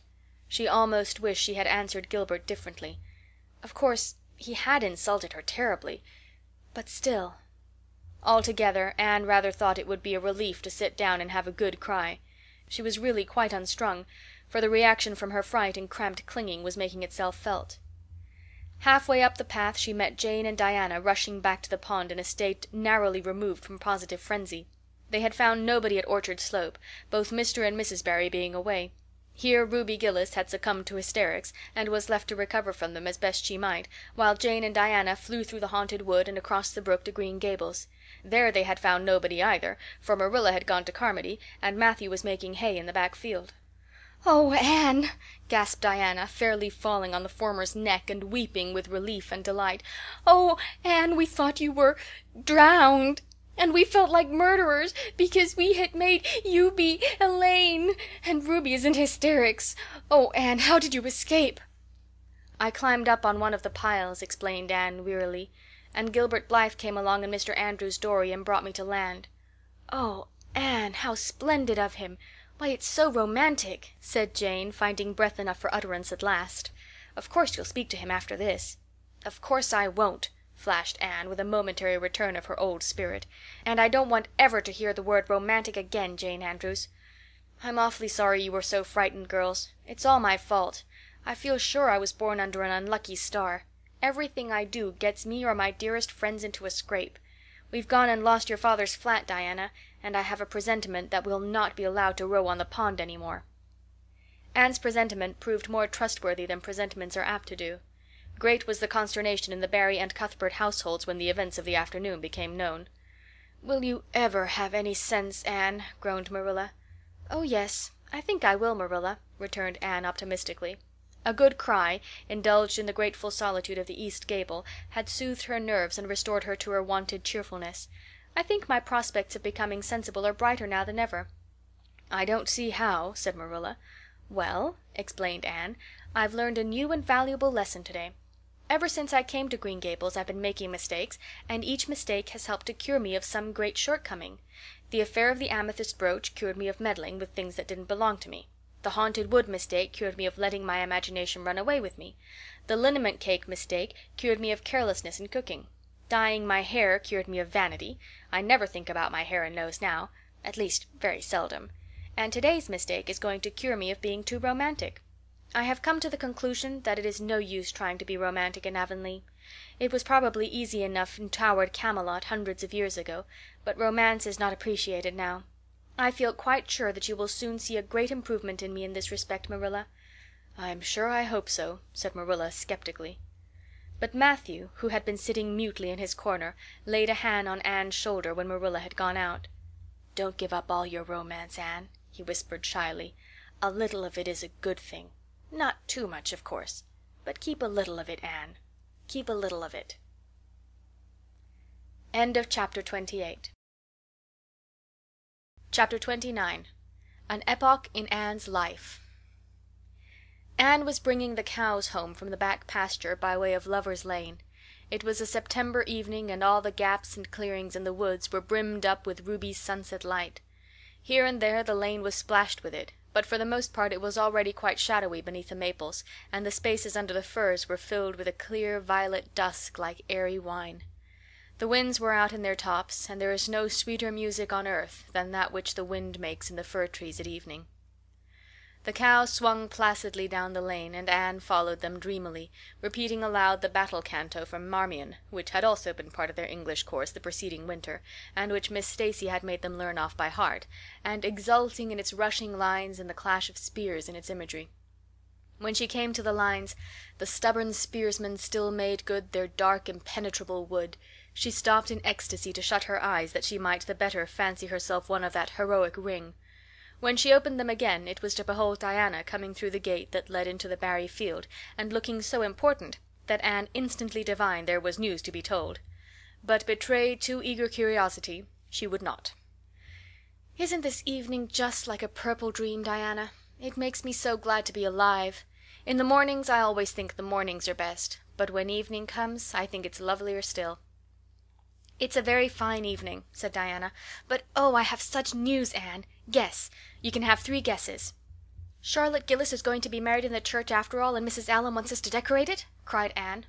"No, Charlotte's beau won't agree to that, because nobody has ever been married in that church yet, and he thinks it would seem too much like a funeral. It's too mean, because it would be such fun. Guess again. Jane's mother is going to let her have a birthday party?" Diana shook her head, her black eyes dancing with merriment. "I can't think what it can be," said Anne in despair, "unless it's that Moody Spurgeon Macpherson saw you home from prayer meeting last night." "Did he?" "I should think not!" exclaimed Diana indignantly. "I wouldn't be likely to boast of it if he did, the horrid creature. I knew you couldn't guess it. Mother had a letter from Aunt Josephine today, and Aunt Josephine wants you and me to go to town next Tuesday and stop with her for the exhibition. There!" "Oh, Diana," whispered Anne, finding it necessary to lean up against a maple tree for support. "Do you really mean it? But I'm afraid Marilla won't let me go. She will say that she can't encourage gadding about. That was what she said last week when Jane invited me to go with them in their double-seated buggy to the American concert at the White Sands Hotel. I wanted to go, but Marilla said I'd be better at home, learning my lessons, and so would Jane. I was bitterly disappointed, Diana. I felt so heartbroken that I wouldn't say my prayers when I went to bed. But I repented of that and got up in the middle of the night and said them." "I'll tell you," said Diana. "We'll get Mother to ask Marilla. She'll be more likely to let you go then. And if she does, we'll have the time of our lives, Anne. I've never been to an exhibition, and it's so aggravating to hear the other girls talking about their trips.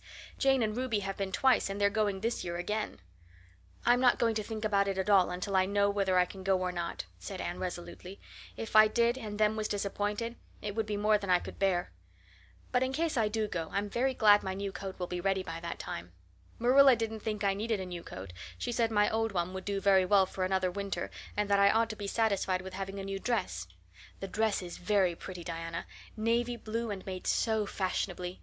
Marilla always makes my dresses fashionably now, because she says she doesn't intend to have Matthew going to Mrs. Lynde to make them.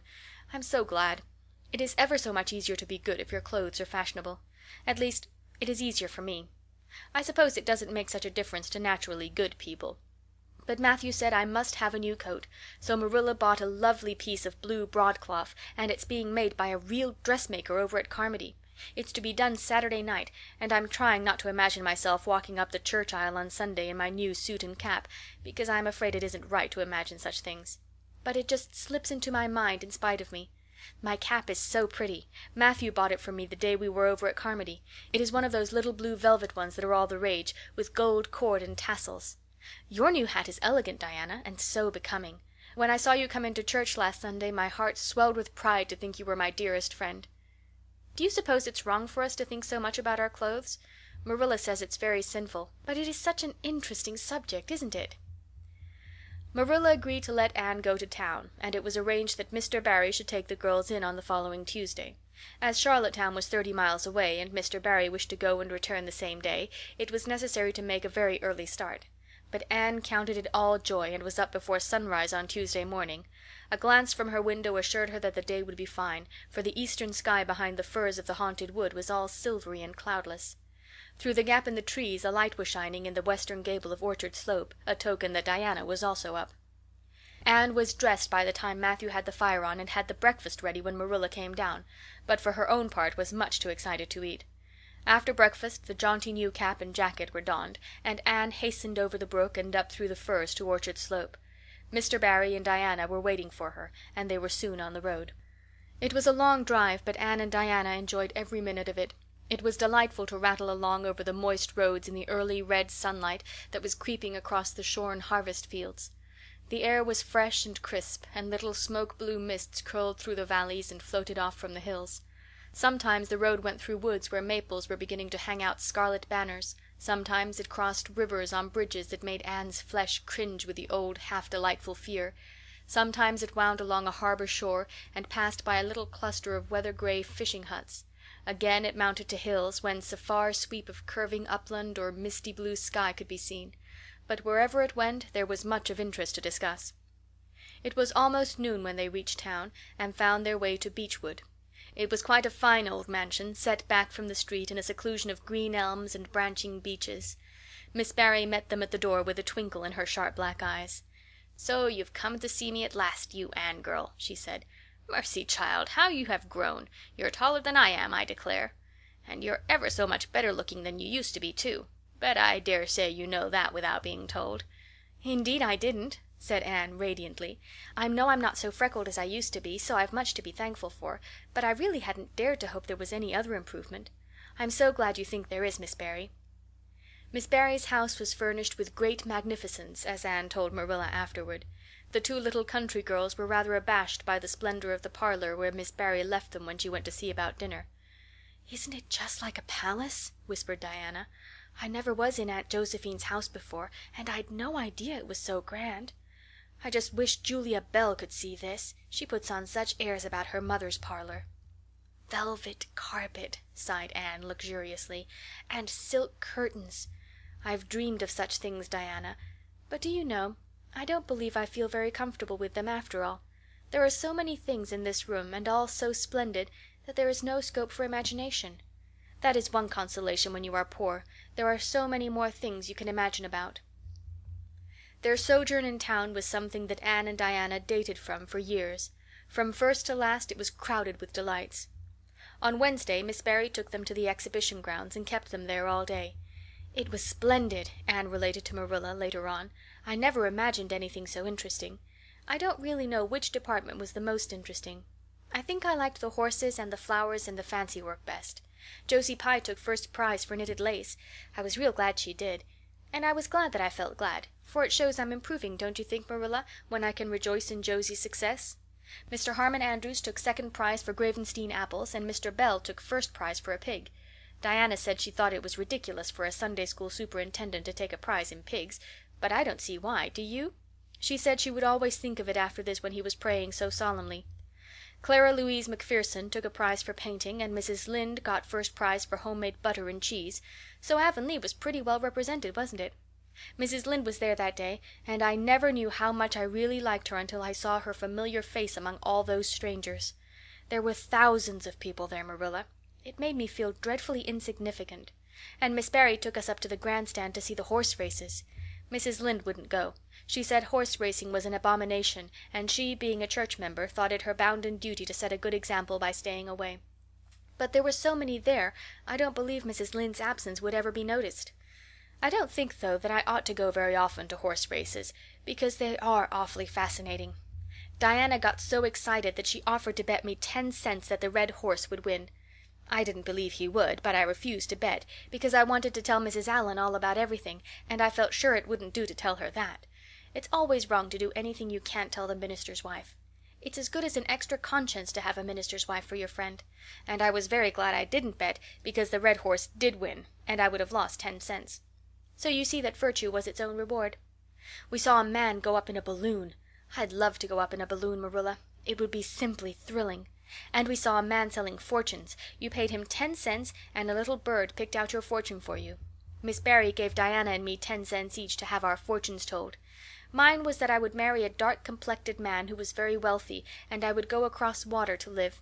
I looked very carefully at all the dark men I saw after that, but I didn't care much for any of them, and anyhow I suppose it's too early to be looking out for him yet. Oh, it was a never-to-be-forgotten day, Marilla. I was so tired I couldn't sleep at night. Miss Barry put us in the spare room, according to promise. It was an elegant room, Marilla, but somehow sleeping in a spare room isn't what I used to think it was. That's the worst of growing up, and I'm beginning to realize it. The things you wanted so much when you were a child don't seem half so wonderful to you when you get them. Thursday the girls had a drive in the park, and in the evening Miss Barry took them to a concert in the Academy of Music, where a noted prima donna was to sing. To Anne the evening was a glittering vision of delight. Oh, Marilla, it was beyond description. I was so excited I couldn't even talk, so you may know what it was like. I just sat in enraptured silence. Madame Selitsky was perfectly beautiful and wore white satin and diamonds. But when she began to sing I never thought about anything else. Oh, I can't tell you how I felt.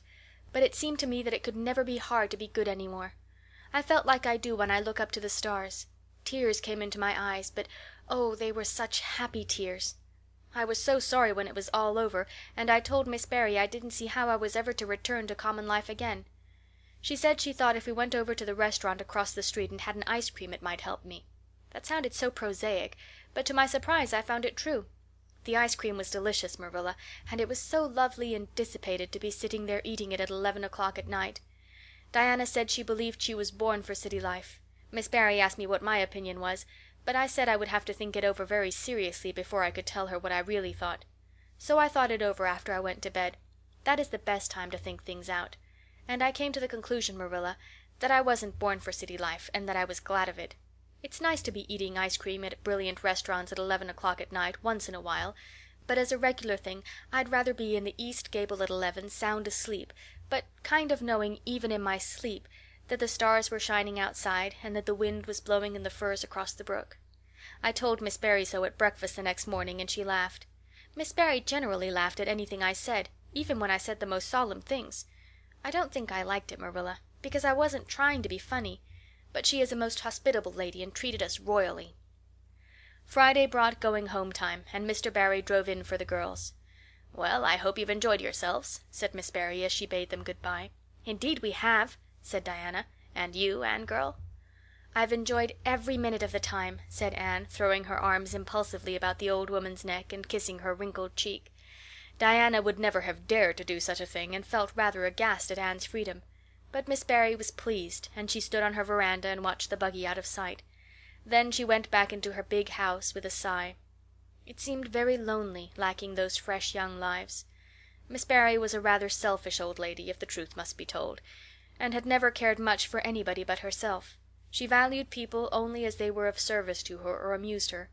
Anne had amused her, and consequently stood high in the old lady's good graces. But Miss Barry found herself thinking less about Anne's quaint speeches than of her fresh enthusiasms, her transparent emotions, her little winning ways, and the sweetness of her eyes and lips. "I thought Marilla Cuthbert was an old fool when I heard she'd adopted a girl out of an orphan asylum," she said to herself. "But I guess she didn't make much of a mistake after all.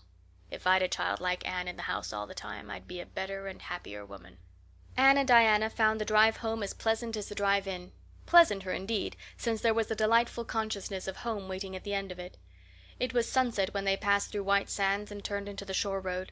Beyond, the Avonlea hills came out darkly against the saffron sky. Behind them the moon was rising out of the sea that grew all radiant and transfigured in her light. Every little cove along the curving road was a marvel of dancing ripples. The waves broke with a soft swish on the rocks below them, and the tang of the sea was in the strong, fresh air. "Oh, but it's good to be alive and to be going home," breathed Anne. When she crossed the log bridge over the brook, the kitchen light of Green Gables winked her a friendly welcome back, and through the open door shone the hearth fire, sending out its warm red glow athwart the chilly autumn night. Anne ran blithely up the hill and into the kitchen, where a hot supper was waiting on the table. "So you've got back," said Marilla, folding up her knitting. "Yes, and oh, it's so good to be back," said Anne joyously. "I could kiss everything, even to the clock. Marilla, a broiled chicken! You don't mean to say you cooked that for me?" "Yes, I did," said Marilla. "I thought you'd be hungry after such a drive, and need something real appetizing. Hurry and take off your things, and we'll have supper as soon as Matthew comes in. I'm glad you've got back, I must say. It's been fearful lonesome here without you, and I never put in 4 longer days." After supper Anne sat before the fire between Matthew and Marilla and gave them a full account of her visit. "I've had a splendid time," she concluded happily, "and I feel that it marks an epoch in my life. But the best of it all was the coming home." End of chapter 29. Chapter 30. The Queen's Class is Organized. Marilla laid her knitting on her lap and leaned back in her chair. Her eyes were tired, and she thought vaguely that she must see about having her glasses changed the next time she went to town, for her eyes had grown tired very often of late. It was nearly dark, for the full November twilight had fallen around Green Gables, and the only light in the kitchen came from the dancing red flames in the stove. Anne was curled up Turk fashion on the hearthrug, gazing into that joyous glow where the sunshine of 100 summers was being distilled from the maple cordwood. She had been reading, but her book had slipped to the floor, and now she was dreaming, with a smile on her parted lips. Glittering castles in Spain were shaping themselves out of the mists and rainbows of her lively fancy. Adventures wonderful and enthralling were happening to her in Cloudland, adventures that always turned out triumphantly, and never involved her in scrapes like those of actual life. Marilla looked at her with a tenderness that would never have been suffered to reveal itself in any clearer light than that soft mingling of fireshine and shadow. The lesson of a love that should display itself easily in spoken word and open look was one Marilla could never learn. But she had learned to love this slim, gray-eyed girl with an affection all the deeper and stronger from its very undemonstrativeness. Her love made her afraid of being unduly indulgent indeed. She had an uneasy feeling that it was rather sinful to set one's heart so intensely on any human creature as she had set hers on Anne, and perhaps she performed a sort of unconscious penance for this by being stricter and more critical than if the girl had been less dear to her. Certainly Anne herself had no idea how Marilla loved her. She sometimes thought wistfully that Marilla was very hard to please, and distinctly lacking in sympathy and understanding, but she always checked the thought reproachfully, remembering what she owed to Marilla. "Anne," said Marilla abruptly, "Miss Stacy was here this afternoon when you were out with Diana." Anne came back from her other world with a start and a sigh. "Was she? Oh, I'm so sorry I wasn't in. Why didn't you call me, Marilla? Diana and I were only over in the Haunted Wood. It's lovely in the woods now. All the little wood things, the ferns and the satin leaves and the crackerberries, have gone to sleep, just as if somebody had tucked them away until spring under a blanket of leaves. I think it was a little gray fairy with a rainbow scarf that came tiptoeing along the last moonlit night and did it. Diana wouldn't say much about that, though. Diana has never forgotten the scolding her mother gave her about imagining ghosts into the Haunted Wood. It had a very bad effect on Diana's imagination. It blighted it. Mrs. Lynde says Myrtle Bell is a blighted being. I asked Ruby Gillis why Myrtle was blighted, and Ruby said she guessed it was because her young man had gone back on her. Ruby Gillis thinks of nothing but young men, and the older she gets the worse she is. Young men are all very well in their place, but it doesn't do to drag them into everything, does it? Diana and I are thinking seriously of promising each other that we will never marry, but be nice old maids and live together forever. Diana hasn't quite made up her mind, though, because she thinks perhaps it would be nobler to marry some wild, dashing, wicked young man and reform him. Diana and I talk a great deal about serious subjects now, you know. We feel that we are so much older than we used to be that it isn't becoming to talk of childish matters. It's such a solemn thing to be almost 14, Marilla. Miss Stacy took all us girls who were in our teens down to the brook last Wednesday and talked to us about it. She said we couldn't be too careful what habits we formed and what ideals we acquired in our teens, because by the time we were 20 our characters would be developed and the foundation laid for our whole future life. And she said that if the foundation was shaky we could never build anything really worthwhile on it. Diana and I talked the matter over coming home from school. We felt extremely solemn, Marilla, and we decided that we would try to be very careful indeed and form respectable habits and learn all we could and be as sensible as possible, so that by the time we were 20 our characters would be properly developed. It's perfectly appalling to think of being 20, Marilla. It sounds so fearfully old and grown up. But why was Miss Stacy here this afternoon? That is what I want to tell you, Anne, if you'll ever give me a chance to get a word in edgewise. She was talking about you." "About me?" Anne looked rather scared. Then she flushed and exclaimed, "Oh, I know what she was saying. I meant to tell you, Marilla, honestly I did, but I forgot. Miss Stacy caught me reading Ben-Hur in school yesterday afternoon when I should have been studying my Canadian history. Jane Andrews lent it to me. I was reading it at dinner hour, and I had just got to the chariot race when school went in. I was simply wild to know how it turned out, although I felt sure Ben-Hur must win, because it wouldn't be poetical justice if he didn't. So I spread the history open on my desk lid, and then tucked Ben-Hur between the desk and my knee. I just looked as if I were studying Canadian history, you know, while all the while I was reveling in Ben-Hur. I was so interested in it that I never noticed Miss Stacy coming down the aisle until all at once I just looked up, and there she was looking down at me so reproachful like. I can't tell you how ashamed I felt, Marilla, especially when I heard Josie Pye giggling. Miss Stacy took Ben-Hur away, but she never said a word then.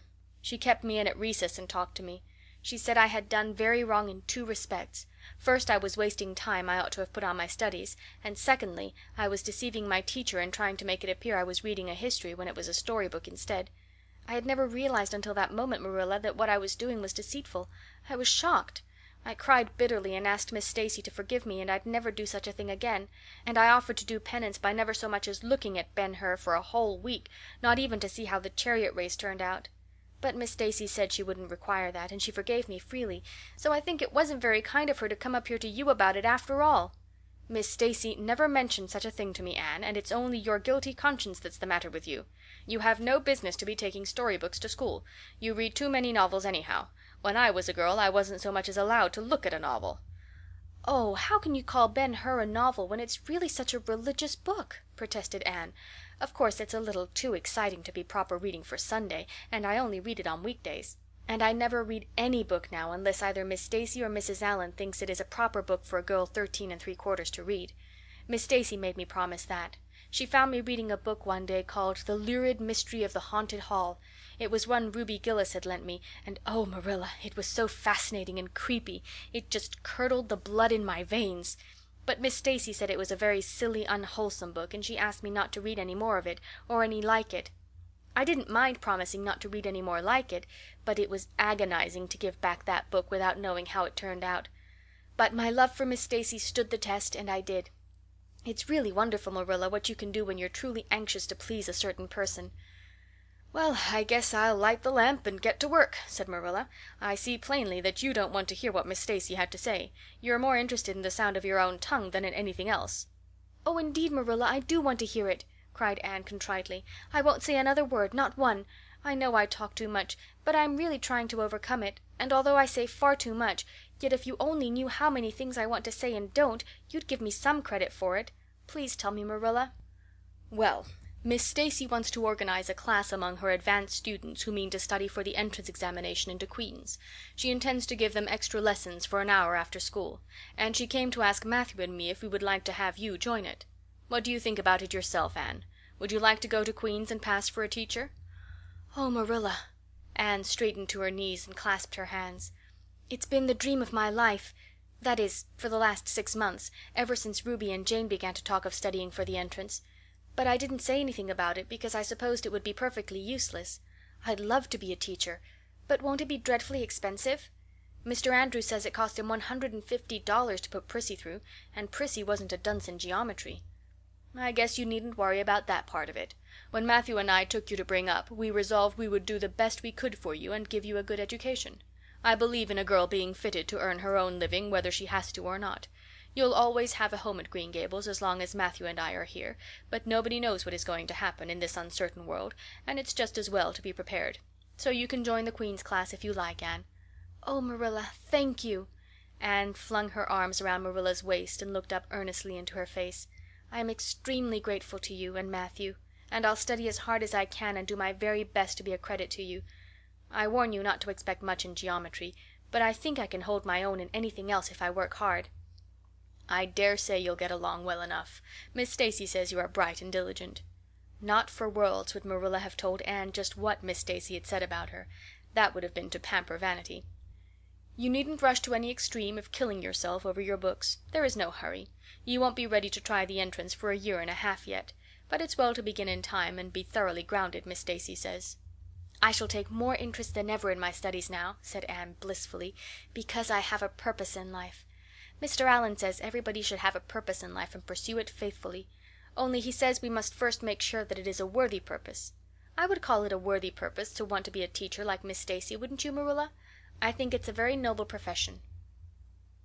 The Queen's class was organized in due time. Gilbert Blythe, Anne Shirley, Ruby Gillis, Jane Andrews, Josie Pye, Charlie Sloane, and Moody Spurgeon McPherson joined it. Diana Barry did not, as her parents did not intend to send her to Queen's. This seemed nothing short of a calamity to Anne. Never since the night on which Minnie May had had the croup had she and Diana been separated in anything. On the evening when the Queen's class first remained in school for the extra lessons and Anne saw Diana go slowly out with the others to walk home alone through the birch path and violet vale, it was all the former could do to keep her seat and refrain from rushing impulsively after her chum. A lump came into her throat, and she hastily retired behind the pages of her uplifted Latin grammar to hide the tears in her eyes. Not for worlds would Anne have had Gilbert Blythe or Josie Pye see those tears. "But oh, Marilla, I really felt that I had tasted the bitterness of death, as Mr. Allan said in his sermon last Sunday, when I saw Diana go out alone," she said mournfully that night. "I thought how splendid it would have been if Diana had only been going to study for the entrance too. But we can't have things perfect in this imperfect world, as Mrs. Lynde says. Mrs. Lynde isn't exactly a comforting person sometimes, but there's no doubt she says a great many very true things. And I think the Queen's class is going to be extremely interesting. Jane and Ruby are just going to study to be teachers. That is the height of their ambition. Ruby says she will only teach for 2 years after she gets through, and then she intends to be married. Jane says she will devote her whole life to teaching, and never, never marry, because you are paid a salary for teaching, but a husband won't pay you anything, and growls if you ask for a share in the egg and butter money. I expect Jane speaks from mournful experience, for Mrs. Lynde says that her father is a perfect old crank, and meaner than second skimmings. Josie Pye says she is just going to college for education's sake, because she won't have to earn her own living. She says of course it is different with orphans who are living on charity. They have to hustle. Moody Spurgeon is going to be a minister. Mrs. Lynde says he couldn't be anything else with a name like that to live up to. I hope it isn't wicked of me, Marilla, but really the thought of Moody Spurgeon being a minister makes me laugh. He's such a funny-looking boy with that big fat face and his little blue eyes and his ears sticking out like flaps. But perhaps he will be more intellectual-looking when he grows up. Charlie Sloane says he's going to go into politics and be a member of Parliament, but Mrs. Lynde says he'll never succeed at that, because the Sloanes are all honest people, and it's only rascals that get on in politics nowadays. "What is Gilbert Blythe going to be?" queried Marilla, seeing that Anne was opening her Caesar. "I don't happen to know what Gilbert Blythe's ambition in life is, if he has any," said Anne scornfully. There was open rivalry between Gilbert and Anne now. Previously the rivalry had been rather one-sided, but there was no longer any doubt that Gilbert was as determined to be first in class as Anne was. He was a foeman worthy of her steel. The other members of the class tacitly acknowledged their superiority and never dreamed of trying to compete with them. Since the day by the pond when she had refused to listen to his plea for forgiveness, Gilbert, save for the aforesaid determined rivalry, had evinced no recognition whatever of the existence of Anne Shirley. He talked and jested with the other girls, exchanged books and puzzles with them, discussed lessons and plans, sometimes walked home with one or the other of them from prayer meeting or debating club. But Anne Shirley he simply ignored. And Anne found out that it is not pleasant to be ignored. It was in vain that she told herself with a toss of her head that she did not care. Deep down in her wayward, feminine little heart she knew that she did care, and that if she had that chance of the Lake of Shining Waters again she would answer very differently. All at once, as it seemed, and to her secret dismay, she found that the old resentment she had cherished against him was gone just when she most needed its sustaining power. It was in vain that she recalled every incident and emotion of that memorable occasion and tried to feel the old satisfying anger. That day by the pond had witnessed its last spasmodic flicker. Anne realized that she had forgiven and forgotten without knowing it. But it was too late. And at least neither Gilbert nor anybody else, not even Diana, should ever suspect how sorry she was and how much she wished she hadn't been so proud and horrid. She determined to shroud her feelings in deepest oblivion, and it may be stated here and now that she did it so successfully that Gilbert, who possibly was not quite so indifferent as he seemed, could not console himself with any belief that Anne felt his retaliatory scorn. The only poor comfort he had was that she snubbed Charlie Sloane, unmercifully, continually, and undeservedly. Otherwise the winter passed away in a round of pleasant duties and studies. For Anne the days slipped by like golden beads on the necklace of the year. She was happy, eager, interested. There were lessons to be learned and honor to be won, delightful books to be read, new pieces to be practiced for the Sunday school choir, pleasant Saturday afternoons at the manse with Mrs. Allan, and then, almost before Anne realized it, spring had come again to Green Gables and all the world was abloom once more. Studies palled just a wee bit then. The Queen's class, left behind in school while the others scattered to green lanes and leafy woodcuts and meadow byways, looked wistfully out of the windows and discovered that Latin verbs and French exercises had somehow lost the tang and zest they had possessed in the crisp winter months. Even Anne and Gilbert lagged and grew indifferent. Teacher and taught were alike glad when the term was ended and the glad vacation days stretched rosily before them. "But you've done good work this past year," Miss Stacy told them on the last evening, "and you deserve a good, jolly vacation. Have the best time you can in the out-of-door world, and lay in a good stock of health and vitality and ambition to carry you through the next year. It will be the tug-of-war, you know. The last year before the entrance." "Are you going to be back next year, Miss Stacy?"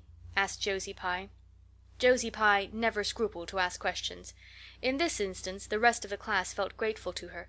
None of them would have dared to ask it of Miss Stacy, but all wanted to, for there had been alarming rumors running at large through the school for some time that Miss Stacy was not coming back the next year, that she had been offered a position in the grade school of her own home district and meant to accept. The Queen's class listened in breathless suspense for her answer. "Yes, I think I will," said Miss Stacy. "I thought of taking another school, but I have decided to come back to Avonlea. To tell the truth, I've grown so interested in my pupils here that I found I couldn't leave them. So I'll stay and see you through." "Hurrah!" said Moody Spurgeon. Moody Spurgeon had never been so carried away by his feelings before, and he blushed uncomfortably every time he thought about it for a week. "Oh, I'm so glad," said Anne, with shining eyes. "Dear Miss Stacy, it would be perfectly dreadful if you didn't come back. I don't believe I could have the heart to go on with my studies at all if another teacher came here." When Anne got home that night she stacked all her textbooks away in an old trunk in the attic, locked it, and threw the key into the blanket box. "I'm not even going to look at a school book in vacation," she told Marilla. "I've studied as hard all the term as I possibly could, and I've pored over that geometry until I know every proposition in the first book off by heart, even when the letters are changed. I just feel tired of everything sensible, and I'm going to let my imagination run riot for the summer. Oh, you needn't be alarmed, Marilla. I'll only let it run riot within reasonable limits. But I want to have a real good jolly time this summer, for maybe it's the last summer I'll be a little girl. Mrs. Lynde says that if I keep stretching out next year as I've done this, I'll have to put on longer skirts. She says I'm all running to legs and eyes. And when I put on longer skirts I shall feel that I have to live up to them and be very dignified. It won't even do to believe in fairies then, I'm afraid, so I'm going to believe in them with my whole heart this summer. I think we're going to have a very gay vacation. Ruby Gillis is going to have a birthday party soon, and there's the Sunday school picnic and the missionary concert next month. And Mr. Barry says that some evening he'll take Diana and me over to the White Sands Hotel and have dinner there. They have dinner there in the evening, you know. Jane Andrews was over once last summer, and she says it was a dazzling sight to see the electric lights and the flowers and all the lady guests in such beautiful dresses. Jane says it was her first glimpse into high life, and she'll never forget it to her dying day. Mrs. Lynde came up the next afternoon to find out why Marilla had not been at the aid meeting on Thursday. When Marilla was not at aid meetings, people knew there was something wrong at Green Gables. "Matthew had a bad spell with his heart Thursday," Marilla explained, "and I didn't feel like leaving him. Oh, yes, he's all right again now, but he takes them spells oftener than he used to, and I'm anxious about him. The doctor says he must be careful to avoid excitement. That's easy enough, for Matthew doesn't go about looking for excitement by any means, and never did. But he's not to do any heavy work either, and you might as well tell Matthew not to breathe as not to work. Come and lay off your things, Rachel. You'll stay to tea?" "Well, seeing you're so pressing, perhaps I might as well stay," said Mrs. Rachel, who had not the slightest intention of doing anything else. Mrs. Rachel and Marilla sat comfortably in the parlor while Anne got the tea and made hot biscuits that were light and white enough to defy even Mrs. Rachel's criticism. "I must say Anne has turned out a real smart girl," admitted Mrs. Rachel as Marilla accompanied her to the end of the lane at sunset. "She must be a great help to you." "She is," said Marilla, "and she's real steady and reliable now. I used to be afraid she'd never get over her feather-brained ways, but she has, and I wouldn't be afraid to trust her in anything now." "I never would have thought she'd have turned out so well that first day I was here 3 years ago," said Mrs. Rachel. "Lawful heart, shall I ever forget that tantrum of hers.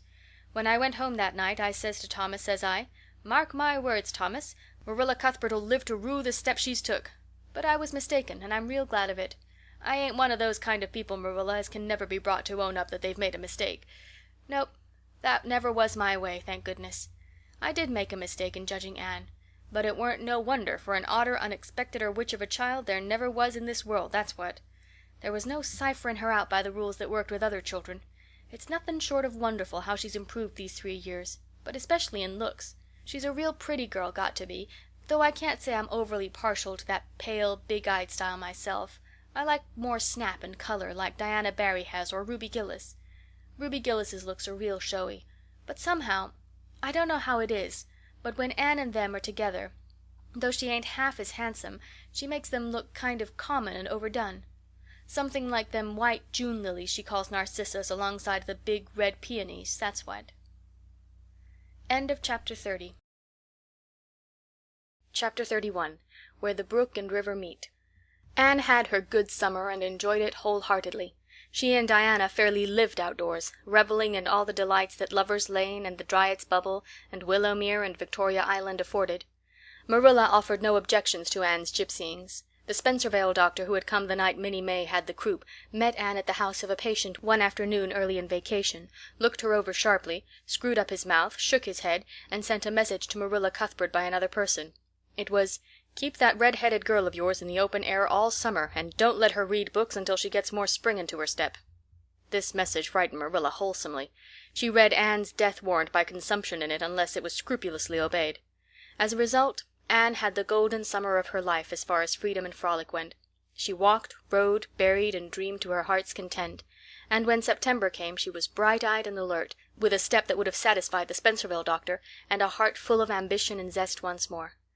"I feel just like studying with might and main," she declared as she brought her books down from the attic. "Oh, you good old friends, I'm glad to see your honest faces once more. Yes, even you, geometry. I've had a perfectly beautiful summer, Marilla, and now I'm rejoicing as a strong man to run a race, as Mr. Allan said last Sunday. Doesn't Mr. Allan preach magnificent sermons? Mrs. Lynde says he is improving every day, and the first thing we know some city church will gobble him up, and then we'll be left and have to turn to and break in another green preacher. But I don't see the use of meeting trouble halfway, do you, Marilla? I think it would be better just to enjoy Mr. Allan while we have him. If I were a man, I think I'd be a minister. They can have such an influence for good, if their theology is sound. And it must be thrilling to preach splendid sermons and stir your hearers' hearts. Why can't women be ministers, Marilla? I asked Mrs. Lynde that, and she was shocked and said it would be a scandalous thing. She said there might be female ministers in the States, and she believed there was, but thank goodness we hadn't got to that stage in Canada yet, and she hoped we never would. But I don't see why. I think women would make splendid ministers. When there is a social to be got up, or a church tea, or anything else to raise money, the women have to turn to and do the work.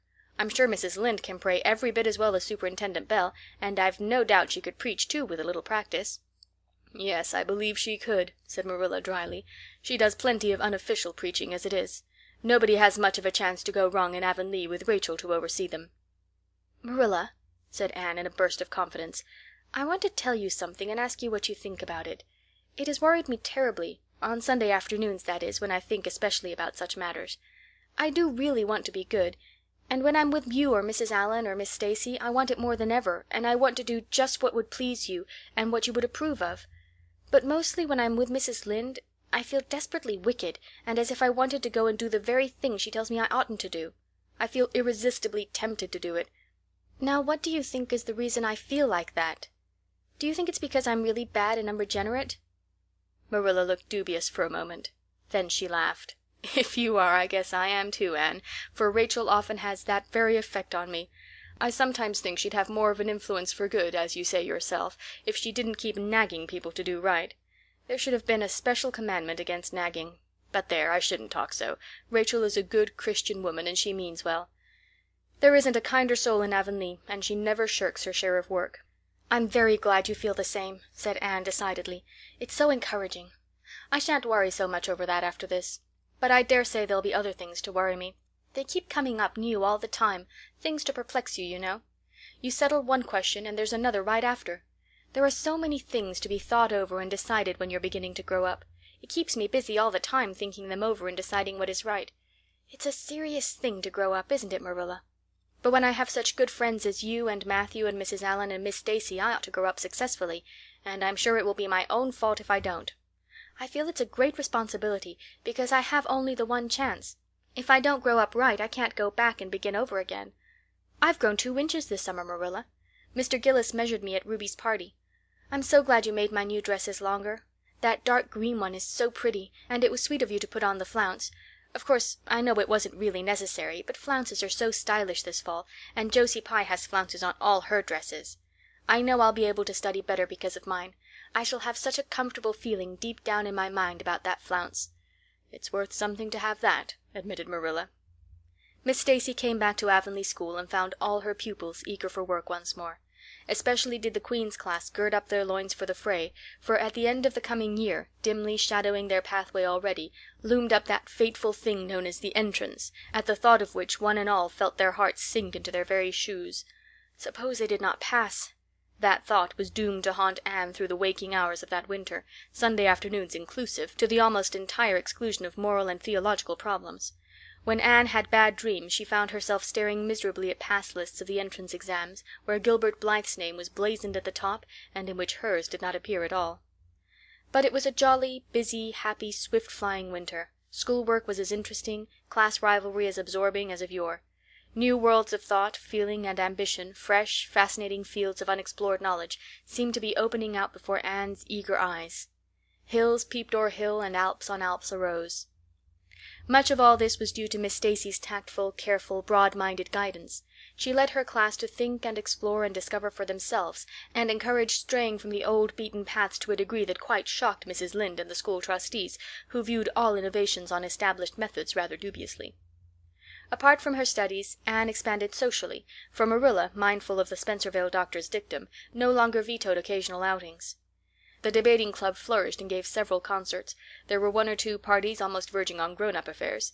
There were sleigh drives and skating frolics galore. Between times Anne grew, shooting up so rapidly that Marilla was astonished one day, when they were standing side by side, to find that the girl was taller than herself. "Why, Anne, how you've grown," she said almost unbelievingly. A sigh followed on the words. Marilla felt a queer regret over Anne's inches. The child she had learned to love had vanished somehow, and here was this tall, serious-eyed girl of 15, with the thoughtful brows and the proudly poised little head, in her place. Marilla loved the girl as much as she had loved the child, but she was conscious of a queer, sorrowful sense of loss.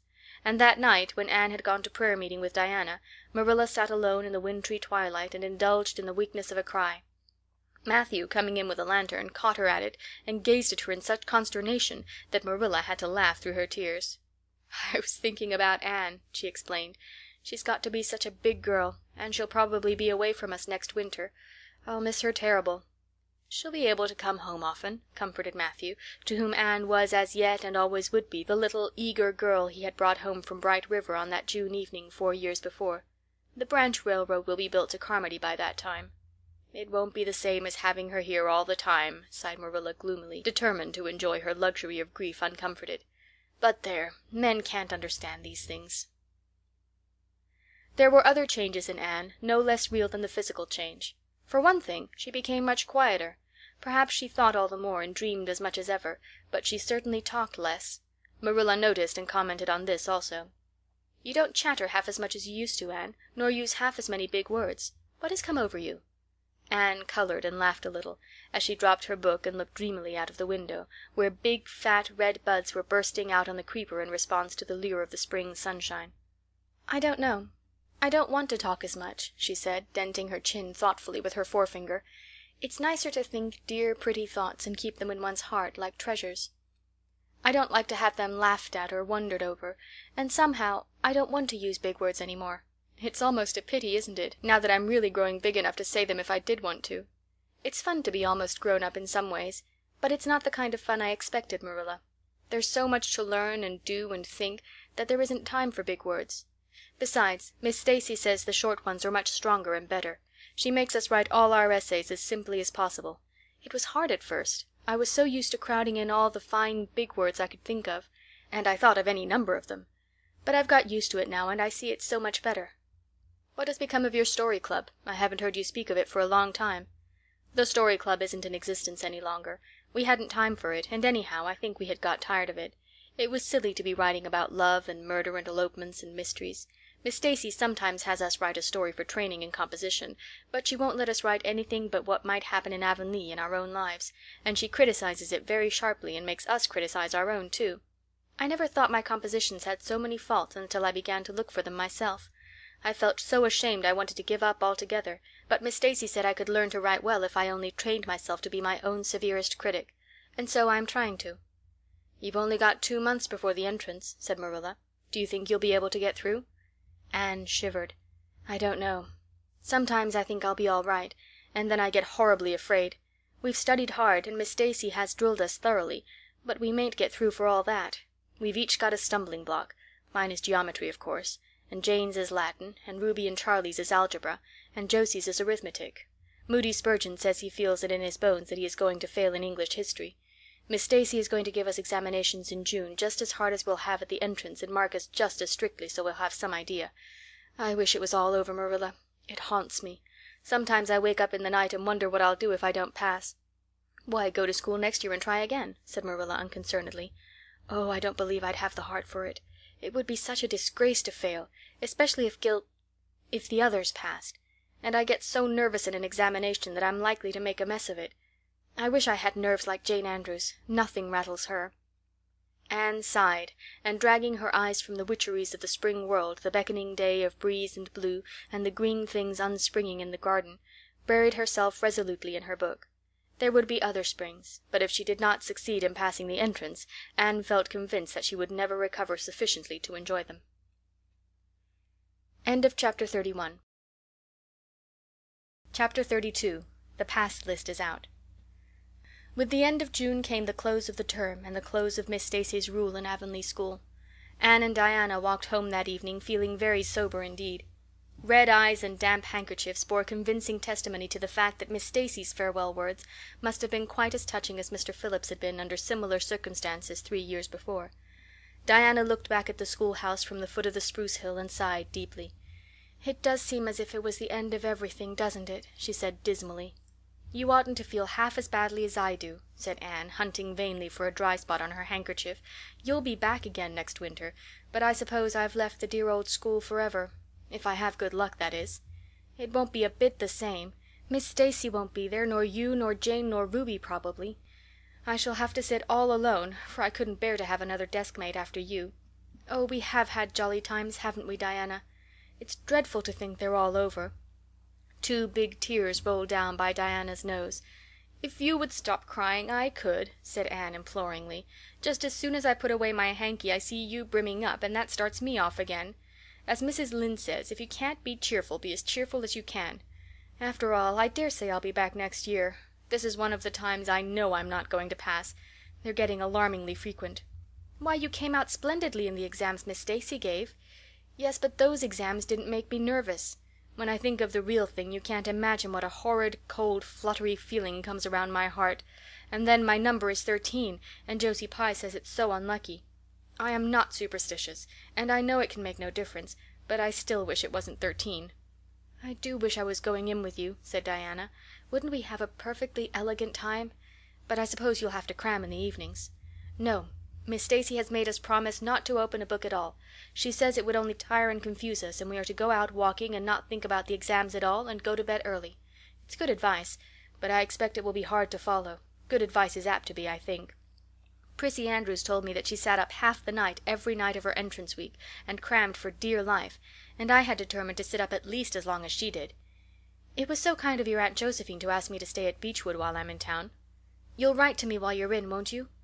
"I'll write Tuesday night and tell you how the first day goes," promised Anne. "I'll be haunting the post office Wednesday," vowed Diana. Anne went to town the following Monday, and on Wednesday Diana haunted the post office as agreed and got her letter. "Dearest Diana," wrote Anne, "here it is Tuesday night, and I'm writing this in the library at Beechwood. Last night I was horribly lonesome all alone in my room and wished so much you were with me. I couldn't cram because I'd promised Miss Stacy not to, but it was as hard to keep from opening my history as it used to be to keep from reading a story before my lessons were learned. This morning Miss Stacy came for me and we went to the academy, calling for Jane and Ruby and Josie on our way. Ruby asked me to feel her hands and they were as cold as ice. Josie said I looked as if I hadn't slept a wink, and she didn't believe I was strong enough to stand the grind of the teacher's course even if I did get through. There are times and seasons even yet when I don't feel that I've made any great headway in learning to like Josie Pye. When we reached the academy there were scores of students there from all over the island. The first person we saw was Moody Spurgeon, sitting on the steps and muttering away to himself. Jane asked him what on earth he was doing, and he said he was repeating the multiplication table over and over to steady his nerves, and for pity's sake not to interrupt him, because if he stopped for a moment he got frightened and forgot everything he ever knew, but the multiplication table kept all his facts firmly in their proper place. When we were assigned to our rooms, Miss Stacy had to leave us. Jane and I sat together, and Jane was so composed that I envied her. No need of the multiplication table for good, steady, sensible Jane. I wondered if I looked as I felt, and if they could hear my heart thumping clear across the room. Then a man came in and began distributing the English examination sheets. My hands grew cold then, and my head fairly whirled around as I picked it up. Just one awful moment, Diana, I felt exactly as I did 4 years ago when I asked Marilla if I might stay at Green Gables. And then everything cleared up in my mind, and my heart began beating again. I forgot to say that it had stopped altogether, for I knew I could do something with that paper anyhow. At noon we went home for dinner, and then back again for history in the afternoon. The history was a pretty hard paper, and I got dreadfully mixed up in the dates. Still, I think I did fairly well today.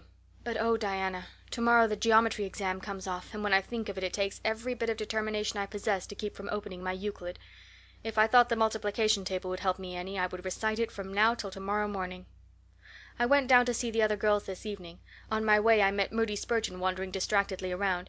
He said he knew he had failed in history, and he was born to be a disappointment to his parents, and he was going home on the morning train, and it would be easier to be a carpenter than a minister anyhow. I cheered him up and persuaded him to stay to the end, because it would be unfair to Miss Stacy if he didn't. Sometimes I have wished I was born a boy, but when I see Moody Spurgeon I'm always glad I'm a girl and not his sister. Ruby was in hysterics when I reached their boarding house. She had just discovered a fearful mistake she had made in her English paper. When she recovered we went uptown and had an ice cream. How we wished you had been with us. Oh, Diana, if only the geometry examination were over. But there, as Mrs. Lynde would say, the sun will go on rising and setting whether I fail in geometry or not. That is true, but not especially comforting. I think I'd rather it didn't go on if I failed. Yours devotedly, Anne. The geometry examination and all the others were over in due time, and Anne arrived home on Friday evening, rather tired but with an air of chastened triumph about her. Diana was over at Green Gables when she arrived, and they met as if they had been parted for years. "You old darling, it's perfectly splendid to see you back again. It seems like an age since you went to town, and oh, Anne, how did you get along?" "Pretty well, I think, in everything but the geometry. I don't know whether I passed in it or not, and I have a creepy, crawly presentiment that I didn't. Oh, how good it is to be back! Green Gables is the dearest, loveliest spot in the world." "How did the others do?" "The girls say they know they didn't pass, but I think they did pretty well. Josie says the geometry was so easy a child of 10 could do it. Moody Spurgeon still thinks he failed in history, and Charlie says he failed in algebra. But we don't really know anything about it, and won't until the pass list is out. That won't be for a fortnight. Fancy living a fortnight in such suspense! I wish I could go to sleep and never wake up until it is over." Diana knew it would be useless to ask how Gilbert Blythe had fared, so she merely said, "Oh, you'll pass all right, don't worry." "I'd rather not pass at all than not come out pretty well up on the list," flashed Anne, by which she meant, and Diana knew she meant, that success would be incomplete and bitter if she did not come out ahead of Gilbert Blythe. With this end in view Anne had strained every nerve during the examinations. So had Gilbert. They had met and passed each other on the street a dozen times without any sign of recognition, and every time Anne had held her head a little higher and wished a little more earnestly that she had made friends with Gilbert when he asked her, and vowed a little more determinedly to surpass him in the examination. She knew that all Avonlea Junior was wondering which would come out first. She even knew that Jimmy Glover and Ned Wright had a bet on the question, and that Josie Pye had said there was no doubt in the world that Gilbert would be first, and she felt that her humiliation would be unbearable if she failed. But she had another and nobler motive for wishing to do well. She wanted to pass high for the sake of Matthew and Marilla, especially Matthew. Matthew had declared to her his conviction that she would beat the whole island. That, Anne felt, was something it would be foolish to hope for, even in the wildest dreams. But she did hope fervently that she would be among the first 10 at least, so that she might see Matthew's kindly brown eyes gleam with pride in her achievement. That, she felt, would be a sweet reward indeed for all her hard work and patient grubbing among unimaginative equations and conjugations.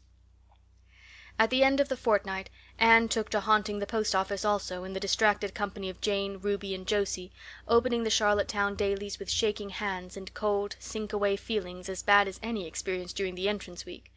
Charlie and Gilbert were not above doing this too, but Moody Spurgeon stayed resolutely away. "I haven't got the grit to go there and look at a paper in cold blood," he told Anne. "I'm just going to wait until somebody comes and tells me suddenly whether I've passed or not." When 3 weeks had gone by without the pass list appearing, Anne began to feel that she really couldn't stand the strain much longer. Her appetite failed, and her interest in Avonlea doings languished. Mrs. Lynde wanted to know what else you could expect with a Tory superintendent of education at the head of affairs, and Matthew, noting Anne's paleness and indifference and the lagging steps that bore her home from the post office every afternoon, began seriously to wonder if he hadn't better vote Grit at the next election. But one evening the news came. Anne was sitting at her open window, for the time forgetful of the woes of examinations and the cares of the world, as she drank in the beauty of the summer dusk, sweet-scented with flower breaths from the garden below, and sibilant and rustling from the stir of poplars. The eastern sky above the firs was flushed faintly pink from the reflection of the west, and Anne was wondering dreamily if the spirit of color looked like that, when she saw Diana come flying through the firs, over the log bridge and up the slope, with a fluttering newspaper in her hand. Anne sprang to her feet, knowing at once what that paper contained. The pass list was out. Her head whirled and her heart beat until it hurt her. She could not move a step. It seemed an hour to her before Diana came rushing along the hall and burst into the room without even knocking, so great was her excitement. "Anne, you passed!" she cried. "Passed the very first! You and Gilbert both. Your ties, but your name is first. Oh, I'm so proud!" Diana flung the paper on the table and herself on Anne's bed, utterly breathless and incapable of further speech. Anne lighted the lamp, oversetting the match safe and using up half a dozen matches before her shaking hands could accomplish the task. Then she snatched up the paper. Yes, she had passed. There was her name at the very top of a list of 200. That moment was worth living for. "You did just splendidly, Anne," puffed Diana, recovering sufficiently to sit up and speak, for Anne, starry-eyed and rapt, had not uttered a word. "Father brought the paper home from Bright River not 10 minutes ago. It came out on the afternoon train, you know, and won't be here till tomorrow by mail. And when I saw the pass list I just rushed over like a wild thing. You've all passed, every one of you, Moody Spurgeon and all, although he's conditioned in history. Jane and Ruby did pretty well, they're halfway up, and so did Charlie. Josie just scraped through with 3 marks to spare, but you'll see she'll put on as many airs as if she'd led. Won't Miss Stacy be delighted? Oh, Anne, what does it feel like to see your name at the head of a pass list like that? If it were me I know I'd go crazy with joy. I'm pretty near crazy as it is, but you're as calm and cool as a spring evening." "I'm just dazzled inside," said Anne. "I want to say 100 things and I can't find words to say them in. I never dreamed of this. Yes, I did too, just once. I let myself think once, what if I should come out first? Quakingly, you know, for it seemed so vain and presumptuous to think I could lead the island. Excuse me a minute, Diana. I must run right out to the field to tell Matthew. Then we'll go up the road and tell the good news to the others." They hurried to the hayfield below the barn where Matthew was coiling hay, and, as luck would have it, Mrs. Lynde was talking to Marilla at the lane fence. "Oh, Matthew," exclaimed Anne, "I've passed, and I'm first, or one of the first. I'm not vain, but I'm thankful." "Well now, I always said it," said Matthew, gazing at the pass list delightedly. "I knew you could beat them all easily." "You've done pretty well, I must say," said Marilla, trying to hide her extreme pride in Anne from Mrs. Rachel's critical eye. But that good soul said heartily, "I just guess she has done well, and far be it from me to be backward in saying it. You're a credit to your friends, Anne, that's what, and we're all proud of you." That night Anne, who had wound up the delightful evening with a serious little talk with Mrs. Allan at the manse, knelt sweetly by her open window in a great sheen of moonshine and murmured a prayer of gratitude and aspiration that came straight from her heart. There was in it thankfulness for the past and reverent petition for the future, and when she slept on her white pillow her dreams were as fair and bright and beautiful as maidenhood might desire. End of Chapter 32. Chapter 33. The Hotel Concert. "Put on your white organdy by all means, Anne," advised Diana decidedly. They were together in the east gable chamber. Outside it was only twilight, a lovely yellowish-green twilight with a clear blue cloudless sky. A big round moon, slowly deepening from her pallid luster into burnished silver, hung over the haunted wood.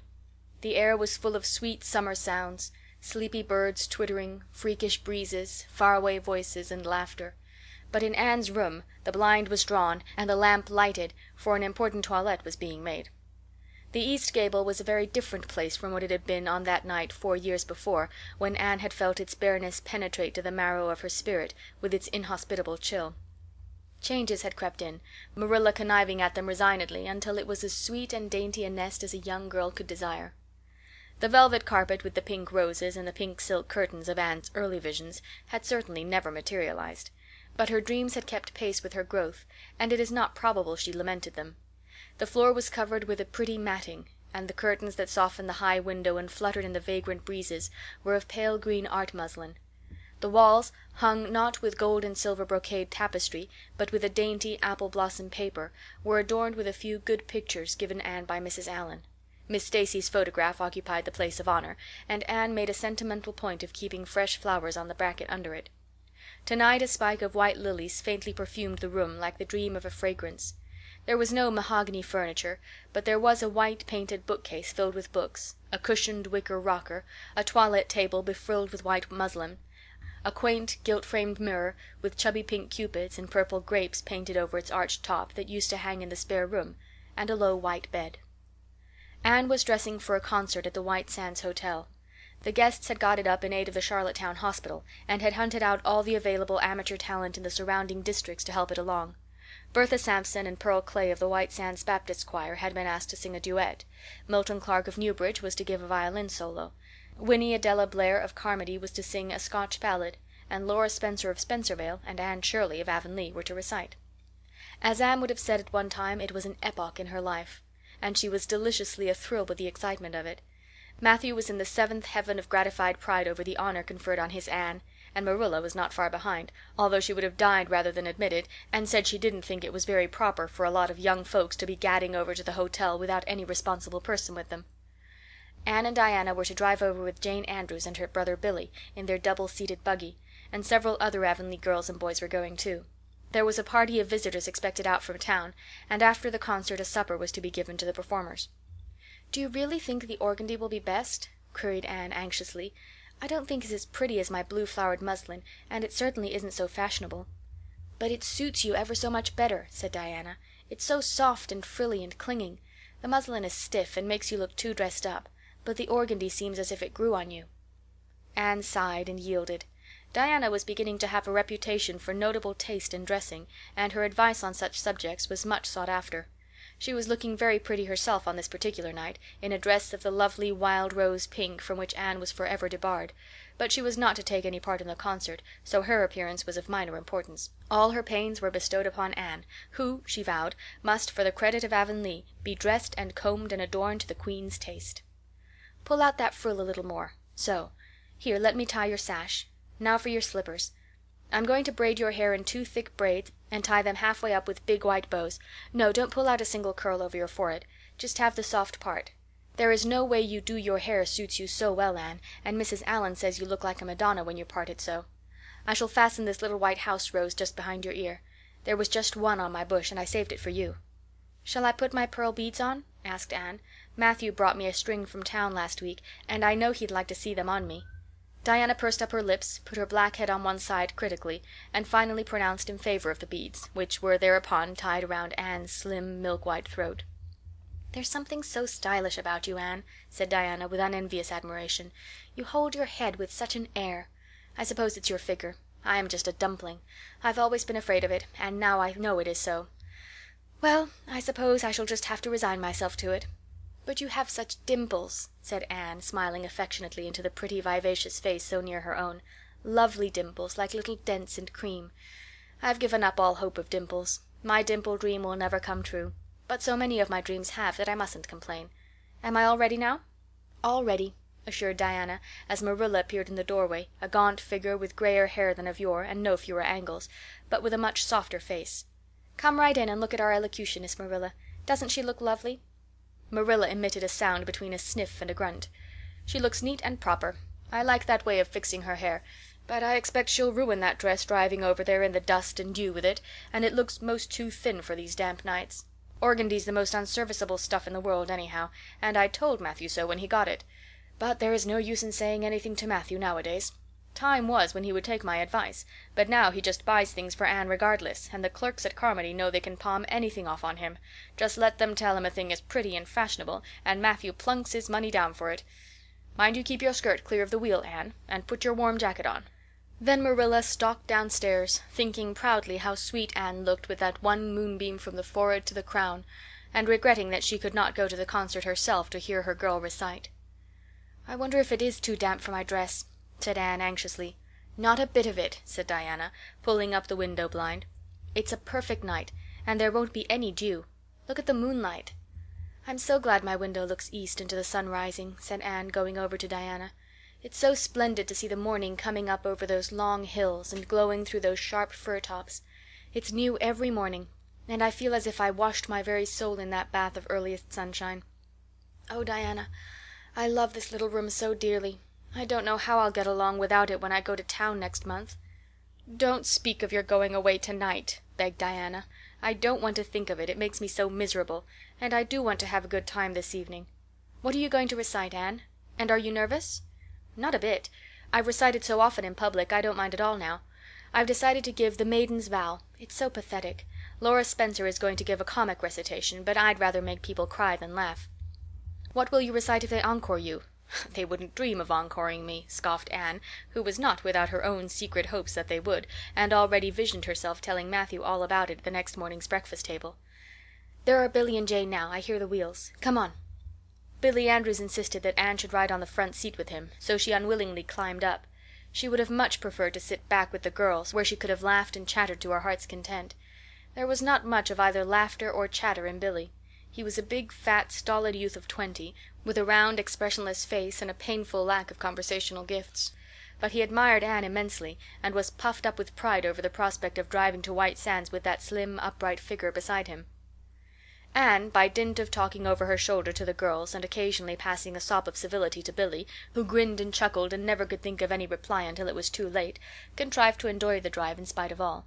It was a night for enjoyment. The road was full of buggies, all bound for the hotel, and laughter, silver clear, echoed and re-echoed along it. When they reached the hotel it was a blaze of light from top to bottom. They were met by the ladies of the concert committee, one of whom took Anne off to the performers' dressing room, which was filled with the members of a Charlottetown symphony club, among whom Anne felt suddenly shy and frightened and countrified. Her dress, which in the east gable had seemed so dainty and pretty, now seemed simple and plain, too simple and plain, she thought, among all the silks and laces that glistened and rustled around her. What were her pearl beads compared to the diamonds of the big handsome lady near her? And how poor her one wee white rose must look beside all the hothouse flowers the others wore. Anne laid her hat and jacket away and shrank miserably into a corner.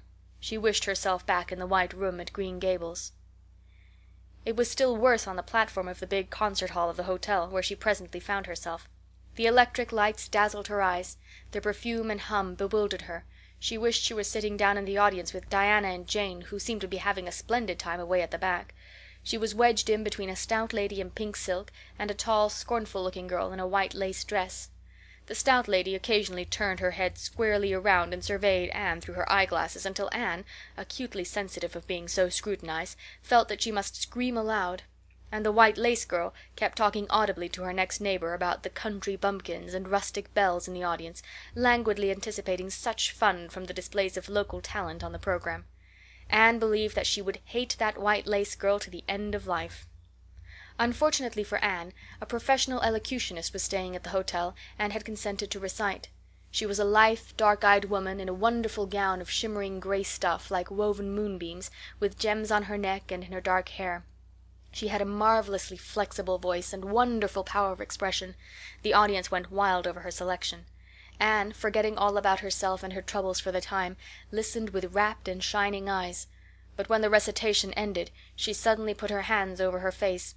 She could never get up and recite after that. Never. Had she ever thought she could recite? Oh, if she were only back at Green Gables! At this unpropitious moment her name was called. Somehow Anne, who did not notice the rather guilty little start of surprise the white lace girl gave, and would not have understood the subtle compliment implied therein if she had, got on her feet and moved dizzily out to the front. She was so pale that Diana and Jane, down in the audience, clasped each other's hands in nervous sympathy. Anne was the victim of an overwhelming attack of stage fright. Often as she had recited in public, she had never before faced such an audience as this, and the sight of it paralyzed her energies completely. Everything was so strange, so brilliant, so bewildering, the rows of ladies in evening dress, the critical faces, the whole atmosphere of wealth and culture about her. Very different this from the plain benches at the debating club, filled with the homely, sympathetic faces of friends and neighbors. These people, she thought, would be merciless critics. Perhaps, like the white lace girl, they anticipated amusement from her rustic efforts. She felt hopelessly, helplessly ashamed and miserable. Her knees trembled, her heart fluttered, a horrible faintness came over her, not a word could she utter, and the next moment she would have fled from the platform despite the humiliation which, she felt, must ever after be her portion if she did so. But suddenly, as her dilated, frightened eyes gazed out over the audience, she saw Gilbert Blythe away at the back of the room, bending forward with a smile on his face, a smile which seemed to Anne at once triumphant and taunting. In reality it was nothing of the kind. Gilbert was merely smiling with appreciation of the whole affair in general, and of the effect produced by Anne's slender white form and spiritual face against a background of palms in particular. Josie Pye, whom he had driven over, sat beside him, and her face certainly was both triumphant and taunting. But Anne did not see Josie, and would not have cared if she had. She drew a long breath and flung her head up proudly, courage and determination tingling over her like an electric shock. She would not fail before Gilbert Blythe. He should never be able to laugh at her. Never, never. Her fright and nervousness vanished, and she began her recitation, her clear, sweet voice reaching to the farthest corner of the room without a tremor or a break. Self-possession was fully restored to her, and in the reaction from that horrible moment of powerlessness she recited as she had never done before. When she finished there were bursts of honest applause. Anne, stepping back to her seat, blushing with shyness and delight, found her hand vigorously clasped and shaken by the stout lady in pink silk. "My dear, you did splendidly," she puffed. "I've been crying like a baby. Actually I have. They're encoring you. They're bound to have you back." "Oh, I can't go," said Anne confusedly. "But yet I must, or Matthew will be disappointed. He said they would encore me." "Then don't disappoint Matthew," said the pink lady, laughing. Smiling, blushing, limpid-eyed, Anne tripped back and gave a quaint, funny little selection that captivated her audience still further. The rest of the evening was quite a little triumph for her. When the concert was over, the stout pink lady, who was the wife of an American millionaire, took her under her wing and introduced her to everybody, and everybody was very nice to her. The professional elocutionist, Mrs. Evans, came and chatted with her, telling her that she had a charming voice and interpreted her selections beautifully. Even the white lace girl paid her a languid little compliment. They had supper in the big, beautifully decorated dining room. Diana and Jane were invited to partake of this also, since they had come with Anne, but Billy was nowhere to be found, having decamped in mortal fear of some such invitation. He was in waiting for them with the team, however, when it was all over, and the three girls came merrily out into the calm, white moonshine radiance. Anne breathed deeply and looked into the clear sky beyond the dark boughs of the firs. Oh, it was good to be out again in the purity and silence of the night. How great and still and wonderful everything was, with the murmur of the sea sounding through it, and the darkling cliffs beyond like grim giants guarding enchanted coasts. "Hasn't it been a perfectly splendid time?" sighed Jane as they drove away. "I just wish I was a rich American and could spend my summer at a hotel and wear jewels and low-necked dresses and have ice cream and chicken salad every blessed day. I'm sure it would be ever so much more fun than teaching school. Anne, your recitation was simply great, although I thought at first you were never going to begin. I think it was better than Mrs. Evans's." "Oh, no, don't say things like that, Jane," said Anne quickly, "because it sounds silly. It couldn't be better than Mrs. Evans's, you know, for she is a professional and I'm only a schoolgirl with a little knack of reciting. I'm quite satisfied if the people just like mine pretty well." "I've a compliment for you, Anne," said Diana. "At least, I think it must be a compliment because of the tone he said it in. Part of it was, anyhow. There was an American sitting behind Jane and me, such a romantic-looking man with coal-black hair and eyes. Josie Pye says he is a distinguished artist, and that her mother's cousin in Boston is married to a man that used to go to school with him. Well, we heard him say, didn't we, Jane, 'Who is that girl on the platform with the splendid Titian hair? She has a face I should like to paint.' There now, Anne." "But what does Titian hair mean?" "Being interpreted, it means plain red, I guess," laughed Anne. "Titian was a very famous artist who liked to paint red-haired women." "Did you see all the diamonds those ladies wore?" sighed Jane. "It was simply dazzling. Wouldn't you just love to be rich, girls?" "We are rich," said Anne staunchly. "Why, we have 16 years to our credit, and we're happy as queens, and we've all got imaginations, more or less." Look at that sea, girls, all silver and shadow and visions of things not seen. We couldn't enjoy its loveliness any more if we had millions of dollars and ropes of diamonds. You wouldn't change into any of those women if you could. Would you want to be that white lace girl and wear a sour look all your life, as if you'd been born turning up your nose at the world? Or the Pink Lady, kind and nice as she is, so stout and short that you'd really no figure at all? Or even Mrs. Evans, with that sad, sad look in her eyes? She must have been dreadfully unhappy sometimes to have such a look. You know you wouldn't, Jane Andrews." "I don't know exactly," said Jane, unconvinced. "I think diamonds would comfort a person for a good deal."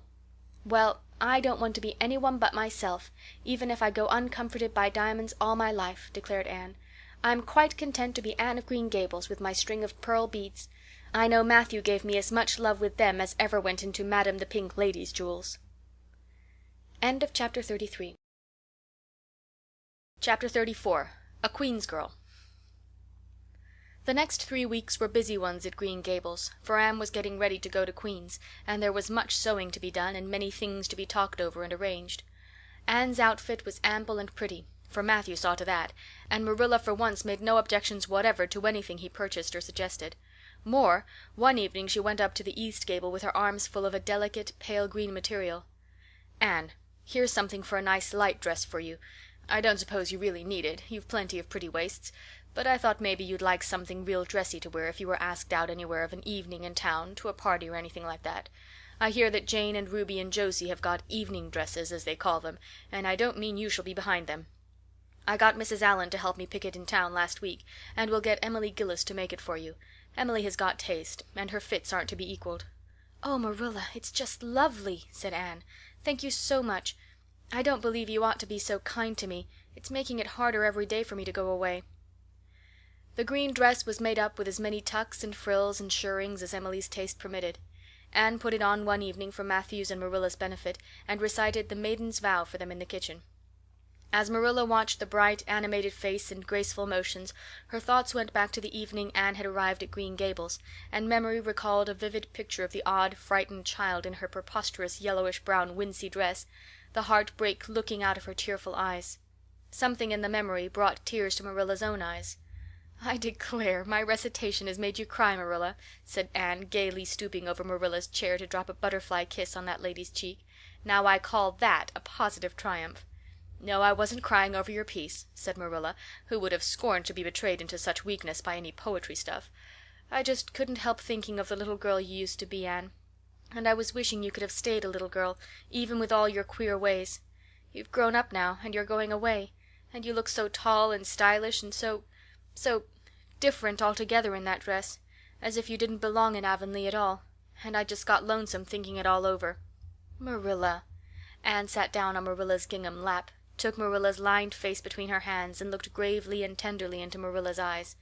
"I'm not a bit changed, not really. I'm only just pruned down and branched out. The real me, back here, is just the same. It won't make a bit of difference where I go or how much I change outwardly. At heart I shall always be your little Anne, who will love you and Matthew and dear Green Gables more and better every day of her life." Anne laid her fresh young cheek against Marilla's faded one, and reached out a hand to pat Matthew's shoulder. Marilla would have given much just then to have possessed Anne's power of putting her feelings into words, but nature and habit had willed it otherwise, and she could only put her arms close about her girl and hold her tenderly to her heart, wishing that she need never let her go. Matthew, with a suspicious moisture in his eyes, got up and went out of doors. Under the stars of the blue summer night he walked agitatedly across the yard to the gate under the poplars. "Well now, I guess she ain't been much spoiled," he muttered proudly. "I guess my putting my oar in occasional never did much harm after all. She's smart and pretty and loving too, which is better than all the rest. She's been a blessing to us, and there never was a luckier mistake than what Mrs. Spencer made, if it was luck. I don't believe it was any such thing. It was Providence, because the Almighty saw we needed her, I reckon." The day finally came when Anne must go to town. She and Matthew drove in one fine September morning, after a tearful parting with Diana and an untearful, practical one, on Marilla's side at least, with Marilla. But when Anne had gone, Diana dried her tears and went to a beach picnic at White Sands with some of her Carmody cousins, where she contrived to enjoy herself tolerably well, while Marilla plunged fiercely into unnecessary work and kept at it all day long with the bitterest kind of heartache, the ache that burns and gnaws and cannot wash itself away in ready tears. But that night, when Marilla went to bed, acutely and miserably conscious that the little gable room at the end of the hall was untenanted by any vivid young life and unstirred by any soft breathing, she buried her face in her pillow and wept for her girl in a passion of sobs that appalled her when she grew calm enough to reflect how very wicked it must be to take on so about a sinful fellow creature. Anne and the rest of the Avonlea scholars reached town just in time to hurry off to the academy. That first day passed pleasantly enough in a whirl of excitement, meeting all the new students, learning to know the professors by sight, and being assorted and organized into classes. Anne intended taking up the second-year work, being advised to do so by Miss Stacy. Gilbert Blythe elected to do the same. This meant getting a first-class teacher's license in 1 year instead of 2, if they were successful. But it also meant much more and harder work. Jane, Ruby, Josie, Charlie, and Moody Spurgeon, not being troubled with the stirrings of ambition, were content to take up the second-class work. Anne was conscious of a pang of loneliness when she found herself in a room with 50 other students, not one of whom she knew, except the tall, brown-haired boy across the room, and knowing him in the fashion she did not help her much, as she reflected pessimistically. Yet she was undeniably glad that they were in the same class. The old rivalry could still be carried on, and Anne would hardly have known what to do if it had been lacking. "I wouldn't feel comfortable without it," she thought. "Gilbert looks awfully determined. I suppose he's making up his mind here and now to win the medal. What a splendid chin he has. I never noticed it before. I do wish Jane and Ruby had gone in for first class too. I suppose I won't feel so much like a cat in a strange garret when I get acquainted, though. I wonder which of the girls here are going to be my friends. It's really an interesting speculation. Of course, I promised Diana that no Queen's girl, no matter how much I liked her, should ever be as dear to me as she is, but I've lots of second-best affections to bestow. I like the look of that girl with the brown eyes and the crimson waist. She looks vivid and red-rosy. There's that pale, fair one gazing out of the window. She has lovely hair, and looks as if she knew a thing or two about dreams. I'd like to know them both, know them well, well enough to walk with my arm about their waists and call them nicknames. But just now I don't know them, and they don't know me, and probably don't want to know me particularly. Oh, it's lonesome." It was lonesomer still when Anne found herself alone in her hall bedroom that night at twilight. She was not to board with the other girls, who all had relatives in town to take pity on them. Miss Josephine Barry would have liked to board her, but Beechwood was so far from the academy that it was out of the question. So Miss Barry hunted up a boarding house, assuring Matthew and Marilla that it was the very place for Anne. "The lady who keeps it is a reduced gentlewoman," explained Miss Barry. "Her husband was a British officer, and she is very careful what sort of boarders she takes. Anne will not meet with any objectionable persons under her roof. The table is good, and the house is near the academy in a quiet neighborhood." All this might be quite true, and indeed proved to be so, but it did not materially help Anne in the first agony of homesickness that seized upon her. She looked dismally about her narrow little room, with its dull-papered, pictureless walls, its small iron bedstead and empty bookcase, and a horrible choke came into her throat as she thought of her own white room at Green Gables, where she would have the pleasant consciousness of a great green still outdoors, of sweet peas growing in the garden and moonlight falling on the orchard, of the brook below the slope and the spruce boughs tossing in the night wind beyond it, of a vast starry sky and the light from Diana's window shining out through the gap in the trees. Here there was nothing of this. Anne knew that outside of her window was a hard street with a network of telephone wires shutting out the sky, the tramp of alien feet, and 1,000 lights gleaming on stranger faces. She knew that she was going to cry, and fought against it. "I won't cry. It's silly and weak. There's the third tear splashing down my nose. There are more coming. I must think of something funny to stop them. But there's nothing funny except what is connected with Avonlea, and that only makes things worse. 4, 5. I'm going home next Friday, but that seems 100 years away. Oh, Matthew is nearly home by now, and Marilla is at the gate looking down the lane for him. 6, 7, 8. Oh, there's no use in counting them. They're coming in a flood presently. I can't cheer up. I don't want to cheer up. It's nicer to be miserable." The flood of tears would have come, no doubt, had not Josie Pye appeared at that moment. In the joy of seeing a familiar face, Anne forgot that there had never been much love lost between her and Josie. As a part of Avonlea life, even a Pye was welcome. "I'm so glad you came up," Anne said sincerely. "You've been crying," remarked Josie, with aggravating pity. "I suppose you're homesick. Some people have so little self-control in that respect. I've no intention of being homesick, I can tell you. Town's too jolly after that poky old Avonlea. I wonder how I ever existed there so long. You shouldn't cry, Anne. It isn't becoming, for your nose and eyes get red, and then you seem all red. I had a perfectly scrumptious time in the academy today.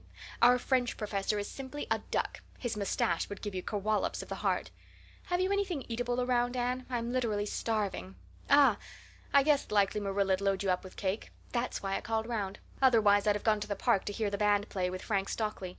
He boards same place I do, and he's a sport. He noticed you in class today and asked me who the red-headed girl was.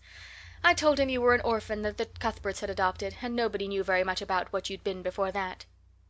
Anne was wondering if, after all, solitude and tears were not more satisfactory than Josie Pye's companionship, when Jane and Ruby appeared, each with an inch of Queen's colour ribbon, purple and scarlet, pinned proudly to her coat. As Josie was not speaking to Jane just then, she had to subside into comparative harmlessness. "Well," said Jane with a sigh, "I feel as if I'd lived many moons since this morning. I ought to be home studying my Virgil. That horrid old professor gave us 20 lines to start in on tomorrow. But I simply couldn't settle down to study tonight. Anne, methinks I see the traces of tears. If you've been crying, do own up. It will restore my self-respect, for I was shedding tears freely before Ruby came along. I don't mind being a goose so much if somebody else is goosey too. Cake? You'll give me a teeny piece, won't you? Thank you. It has the real Avonlea flavor." Ruby, perceiving the Queen's calendar lying on the table, wanted to know if Anne meant to try for the gold medal. Anne blushed and admitted she was thinking of it. "Oh, that reminds me," said Josie. "Queen's is to get one of the Avery scholarships after all. The word came today. Frank Stockley told me. His uncle is one of the board of governors, you know. It will be announced in the academy tomorrow." An Avery scholarship! Anne felt her heart beat more quickly, and the horizons of her ambition shifted and broadened as if by magic.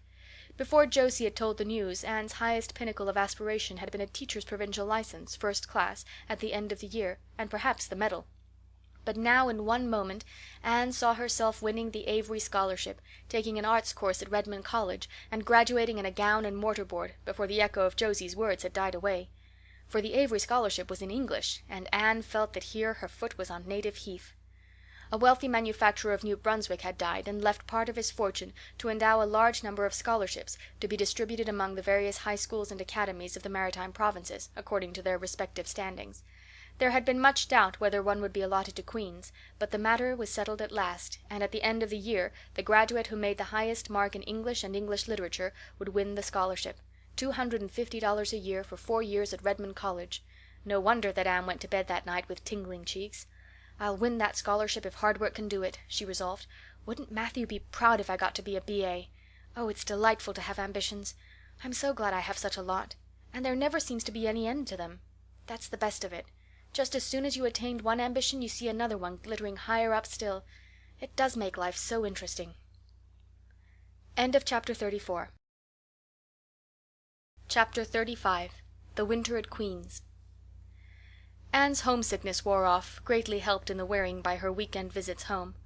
As long as the open weather lasted, the Avonlea students went out to Carmody on the New Branch Railway every Friday night. Diana and several other Avonlea young folks were generally on hand to meet them, and they all walked over to Avonlea in a merry party. Anne thought those Friday evening gypsyings over the autumnal hills in the crisp golden air, with the home lights of Avonlea twinkling beyond, were the best and dearest hours in the whole week. Gilbert Blythe nearly always walked with Ruby Gillis and carried her satchel for her. Ruby was a very handsome young lady, now thinking herself quite as grown up as she really was. She wore her skirts as long as her mother would let her, and did her hair up in town, though she had to take it down when she went home. She had large, bright blue eyes, a brilliant complexion, and a plump, showy figure. She laughed a great deal, was cheerful and good-tempered, and enjoyed the pleasant things of life frankly. "But I wouldn't think she was the sort of girl Gilbert would like," whispered Jane to Anne.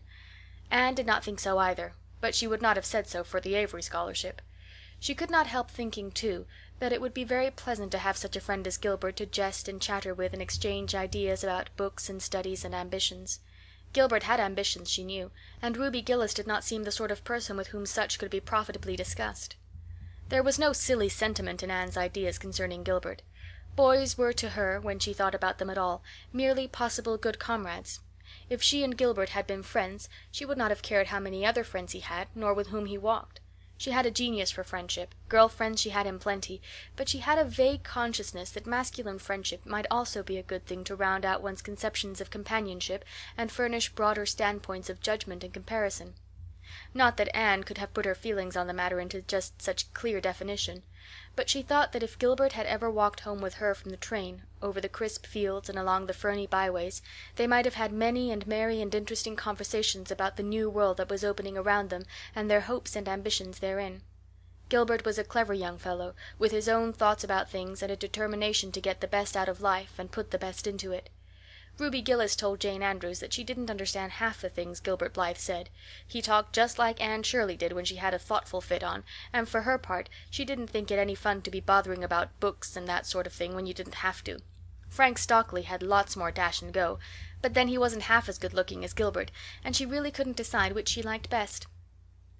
In the academy Anne gradually drew a little circle of friends about her, thoughtful, imaginative, ambitious students like herself.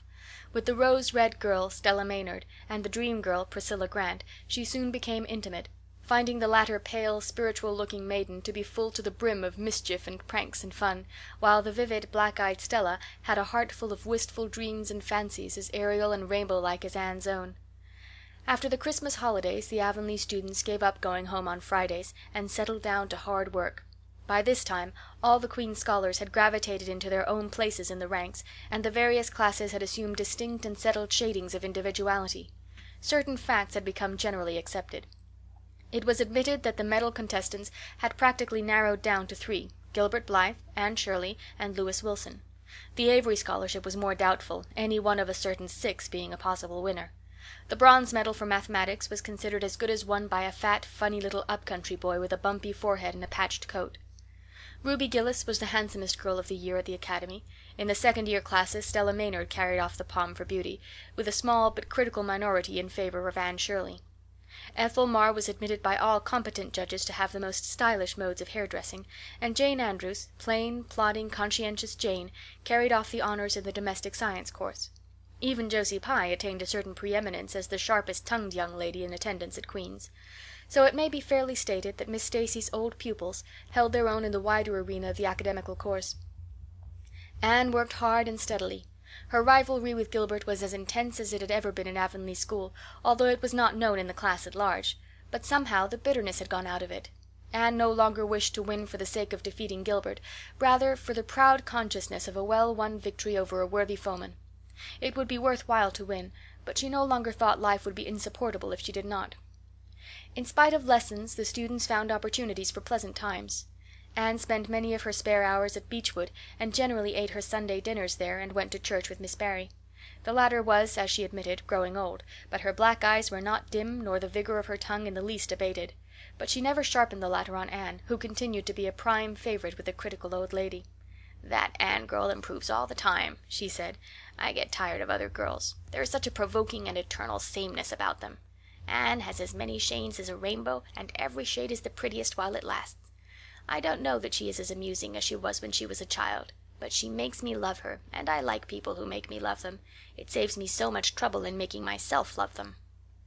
Then, almost before anybody realized it, spring had come. Out in Avonlea the mayflowers were peeping pinkly out in the sere barrens where snow wreaths lingered, and the mist of green was on the woods and in the valleys. But in Charlottetown harassed Queen's students thought and talked only of examinations. "It doesn't seem possible that the term is nearly over," said Anne. "Why, last fall it seemed so long to look forward to, a whole winter of studies and classes. And here we are, with the exams looming up next week. Girls, sometimes I feel as if those exams meant everything, but when I look at the big buds swelling on those chestnut trees and the misty blue air at the end of the streets, they don't seem half so important." Jane and Ruby and Josie, who had dropped in, did not take this view of it. To them the coming examinations were constantly very important indeed, far more important than chestnut buds or Maytime hazes. It was all very well for Anne, who was sure of passing at least, to have her moments of belittling them, but when your whole future depended on them, as the girls truly thought theirs did, you could not regard them philosophically. "I've lost 7 pounds in the last 2 weeks," sighed Jane.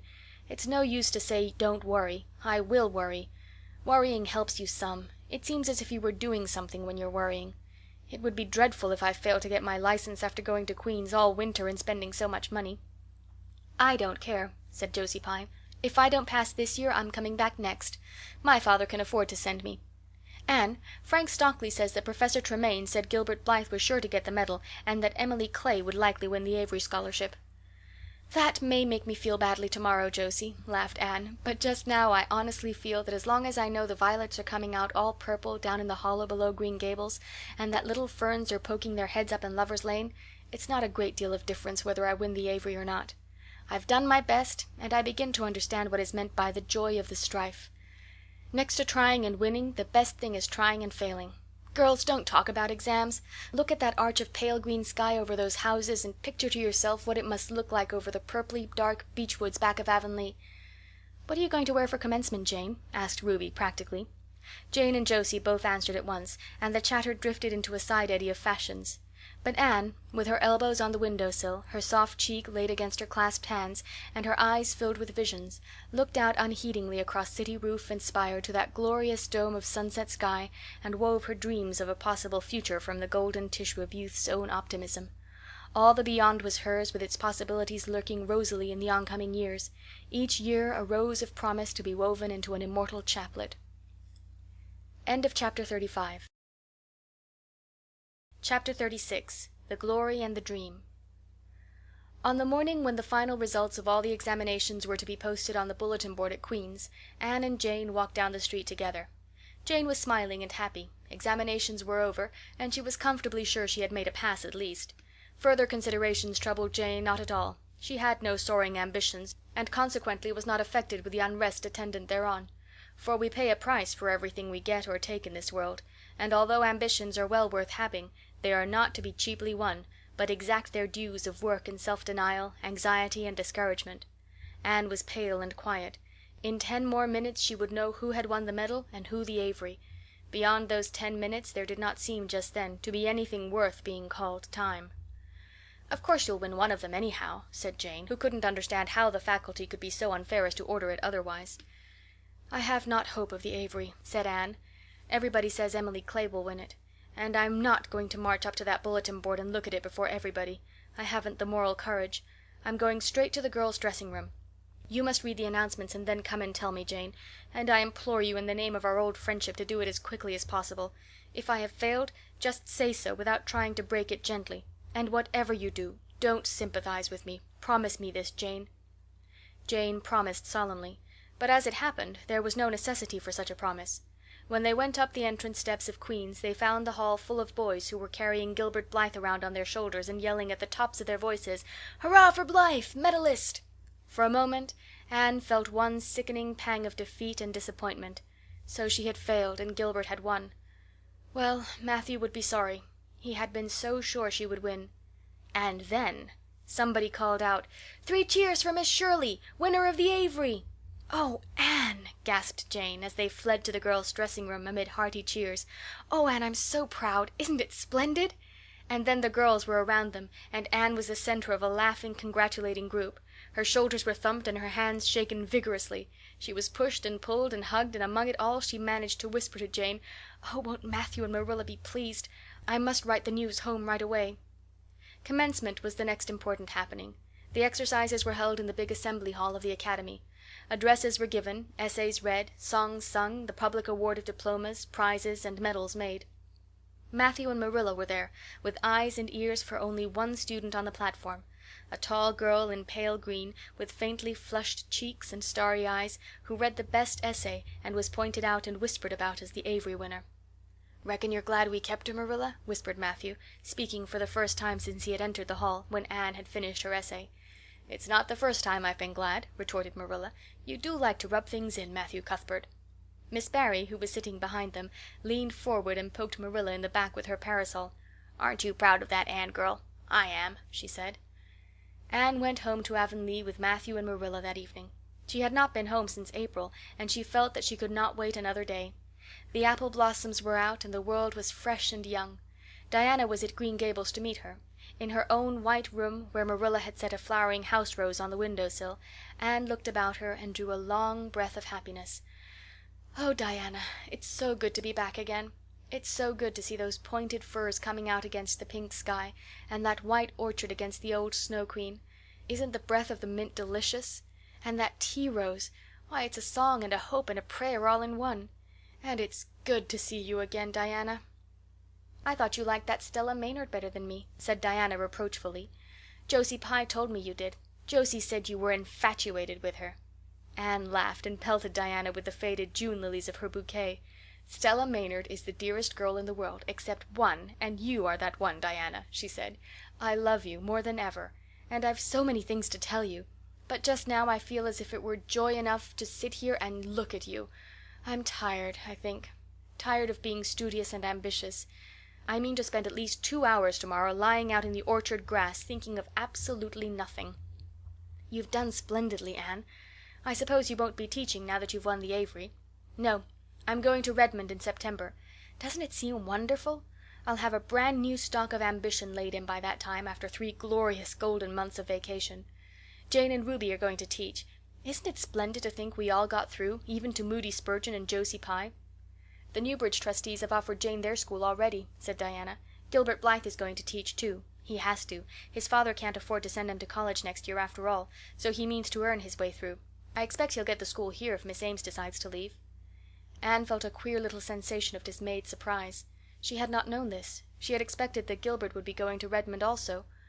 What would she do without their inspiring rivalry? Would not work, even at a coeducational college with a real degree in prospect, be rather flat without her friend the enemy?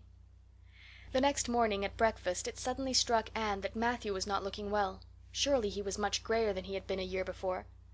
"Marilla," she said hesitatingly when he had gone out, "is Matthew quite well?" "No, he isn't," said Marilla in a troubled tone. "He's had some real bad spells with his heart this spring, and he won't spare himself a mite. I've been real worried about him. But he's some better this while back, and we've got a good hired man, so I'm hoping he'll kind of rest and pick up. Maybe he will now you're home. You always cheer him up." Anne leaned across the table and took Marilla's face in her hands. "You're not looking as well yourself as I'd like to see you, Marilla. You look tired. I'm afraid you've been working too hard. You must take a rest now that I'm home. I'm just going to take this one day off to visit all the dear old spots and hunt up my old dreams, and then it will be your turn to be lazy while I do the work." Marilla smiled affectionately at her girl. "It's not the work. It's my head. I've got a pain so often now behind my eyes. Dr. Spencer's been fussing with glasses, but they don't do me any good. There is a distinguished oculist coming to the island the last of June, and the doctor says I must see him. I guess I'll have to. I can't read or sew with any comfort now. Well, Anne, you've done real well at Queen's, I must say. To take first-class license in 1 year and win the Avery scholarship. Well, well. Mrs. Lynde says pride goes before a fall, and she doesn't believe in the higher education of women at all. She says it unfits them for a woman's true sphere. I don't believe a word of it. Speaking of Rachel reminds me, did you hear anything about the Abbey Bank lately, Anne?" "I heard it was shaky," answered Anne. "Why?" "That is what Rachel said. She was up here one day last week and said there was some talk about it. Matthew felt real worried. All we have saved is in that bank, every penny. I wanted Matthew to put it in the savings bank in the first place, but old Mr. Abbey was a great friend of father's, and he'd always banked with him. Matthew said any bank with him at the head of it was good enough for anybody."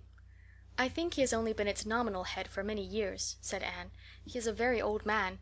His nephews are really at the head of the institution." "Well, when Rachel told us that, I wanted Matthew to draw our money right out, and he said he'd think of it. But Mr. Russell told him yesterday that the bank was all right." Anne had her good day in the companionship of the outdoor world. She never forgot that day. It was so bright and golden and fair, so free from shadow and so lavish of blossom. Anne spent some of its rich hours in the orchard. She went to the Dryad's Bubble and Willowmere and Violet Vale. She called in at the manse and had a satisfying talk with Mrs. Allan. And finally, in the evening, she went with Matthew for the cows through Lover's Lane to the back pasture. The woods were all gloried through with sunset, and the warm splendor of it streamed down through the hill gaps in the west. Matthew walked slowly with bent head. Anne, tall and erect, suited her springing step to his. "You've been working too hard today, Matthew," she said reproachfully. "Why don't you take things easier?" "Well now, I can't seem to," said Matthew as he opened the yard gate to let the cows through. "It's only that I'm getting old, Anne, and keep forgetting it. Well, well, I've always worked pretty hard, and I'd rather drop in harness." "If I had been the boy you sent for," said Anne wistfully, "I'd be able to help you so much now and spare you in 100 ways. I could find it in my heart to wish I had been, just for that. "Well, now, I'd rather have you than a dozen boys, Anne," said Matthew, patting her hand. "Just mind you that. Rather than a dozen boys. Well, now, I guess it wasn't a boy that took the Avery scholarship, was it? It was a girl. My girl that I'm proud of." He smiled his shy smile at her as he went into the yard. Anne took the memory of it with her when she went to her room that night, and sat for a long while at her open window, thinking of the past and dreaming of the future. Outside, the Snow Queen was mistily white in the moonshine. The frogs were singing in the marsh beyond Orchard Slope. Anne always remembered the silvery, peaceful beauty and fragrant calm of that night. It was the last night before sorrow touched her life, and no life is ever quite the same again when once that cold, sanctifying touch has been laid upon it. End of chapter 36. Chapter 37. The Reaper Whose Name is Death. "Matthew? Matthew! What is the matter? Matthew, are you sick?" It was Marilla who spoke, alarm in every jerky word. Anne came through the hall, her hands full of white narcissus. It was long before Anne could love the sight or odor of white narcissus again, in time to hear her and to see Matthew standing in the porch doorway, a folded paper in his hand, and his face strangely drawn and gray. Anne dropped her flowers and sprang across the kitchen to him at the same moment as Marilla. They were both too late. Before they could reach him, Matthew had fallen across the threshold. "He's fainted," gasped Marilla. "Anne, run for Martin. Quick, quick, he's at the barn." Martin, the hired man, who had just driven home from the post office, started at once for the doctor, calling at Orchard Slope on his way to send Mr. and Mrs. Barry over. Mrs. Lynde, who was there on an errand, came too. They found Anne and Marilla distractedly trying to restore Matthew to consciousness. Mrs. Lynde pushed them gently aside, tried his pulse, and then laid her ear over his heart. She looked at their anxious faces sorrowfully, and the tears came into her eyes. "Oh, Marilla," she said gravely, "I don't think we can do anything for him." "Mrs. Lynde, you can't think Matthew is Anne could not say the dreadful word. She turned sick and pallid. "Child, yes, I'm afraid of it. Look at his face. When you've seen that look as often as I have, you'll know what it means." Anne looked at the still face and there beheld the seal of the Great Presence. When the doctor came he said that death had been instantaneous and probably painless, caused in all likelihood by some sudden shock. The secret of the shock was discovered to be in the paper Matthew had held, and which Martin had brought from the post office that morning. It contained an account of the failure of the Abbey Bank. The news spread quickly through Avonlea, and all day friends and neighbors thronged Green Gables and came and went on errands of kindness for the dead and living. For the first time, shy, quiet Matthew Cuthbert was a person of central importance. The white majesty of death had fallen on him and set him apart as one crowned. When the calm night came softly down over Green Gables, the old house was hushed and tranquil. In the parlor lay Matthew Cuthbert in his coffin, his long gray hair framing his placid face, on which there was a little kindly smile, as if he but slept, dreaming pleasant dreams. There were flowers about him, sweet, old-fashioned flowers which his mother had planted in the homestead garden in her bridal days, and for which Matthew had always had a secret, wordless love. Anne had gathered them and brought them to him, her anguished, tearless eyes burning in her white face. It was the last thing she could do for him. The Barrys and Mrs. Lynde stayed with them that night. Diana, going to the east gable where Anne was standing at her window, said gently, "Anne, dear, would you like to have me sleep with you tonight?" "Thank you, Diana." Anne looked earnestly into her friend's face. "I think you won't misunderstand me when I say I want to be alone. I'm not afraid. I haven't been alone 1 minute since it happened, and I want to be. I want to be quite silent and quiet and try to realize it. I can't realize it. Half the time it seems to me that Matthew can't be dead, and the other half it seems as if he must have been dead for a long time, and I've had this horrible dull ache ever since." Diana did not quite understand. Marilla's impassioned grief, breaking all the bounds of natural reserve and lifelong habit in its stormy rush, she could comprehend better than Anne's tearless agony. But she went away kindly, leaving Anne alone to keep her first vigil with sorrow. Anne hoped that the tears would come in solitude. It seemed to her a terrible thing that she could not shed a tear for Matthew, whom she had loved so much and who had been so kind to her. Matthew, who had walked with her last evening at sunset, and was now lying in the dim room below with that awful peace on his brow. But no tears came at first. even when she knelt by her window in the darkness and prayed, looking up to the stars beyond the hills. No tears, only the same horrible dull ache of misery that kept on aching until she fell asleep, worn out with the day's pain and excitement. In the night she awakened, with the stillness and the darkness about her, and the recollection of the day came over her like a wave of sorrow. She could see Matthew's face smiling at her as he had smiled when they parted at the gate the last evening. She could hear his voice saying, my girl that I'm proud of." Then the tears came, and Anne wept her heart out. Marilla heard her and crept in to comfort her. There, don't cry so, dearie. It can't bring him back. It isn't right to cry so. I knew that today, but I couldn't help it then. He'd always been such a good, kind brother to me. But God knows best." "Oh, just let me cry, Marilla," sobbed Anne. "The tears don't hurt me like that ache did. Stay here for a little while with me and keep your arm around me so.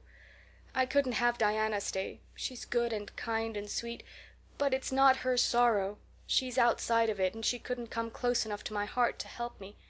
It's our sorrow, yours and mine. Oh, Marilla, what will we do without him?" "We've got each other, Anne. I don't know what I'd do if you weren't here, if you'd never come. Oh, Anne, I know I've been kind of strict and harsh with you maybe, but you mustn't think I didn't love you as well as Matthew did for all that. I want to tell you now when I can. It's never been easy for me to say things out of my heart, but at times like this it's easier. I love you as dear as if you were my own flesh and blood, and you've been my joy and comfort ever since you came to Green Gables."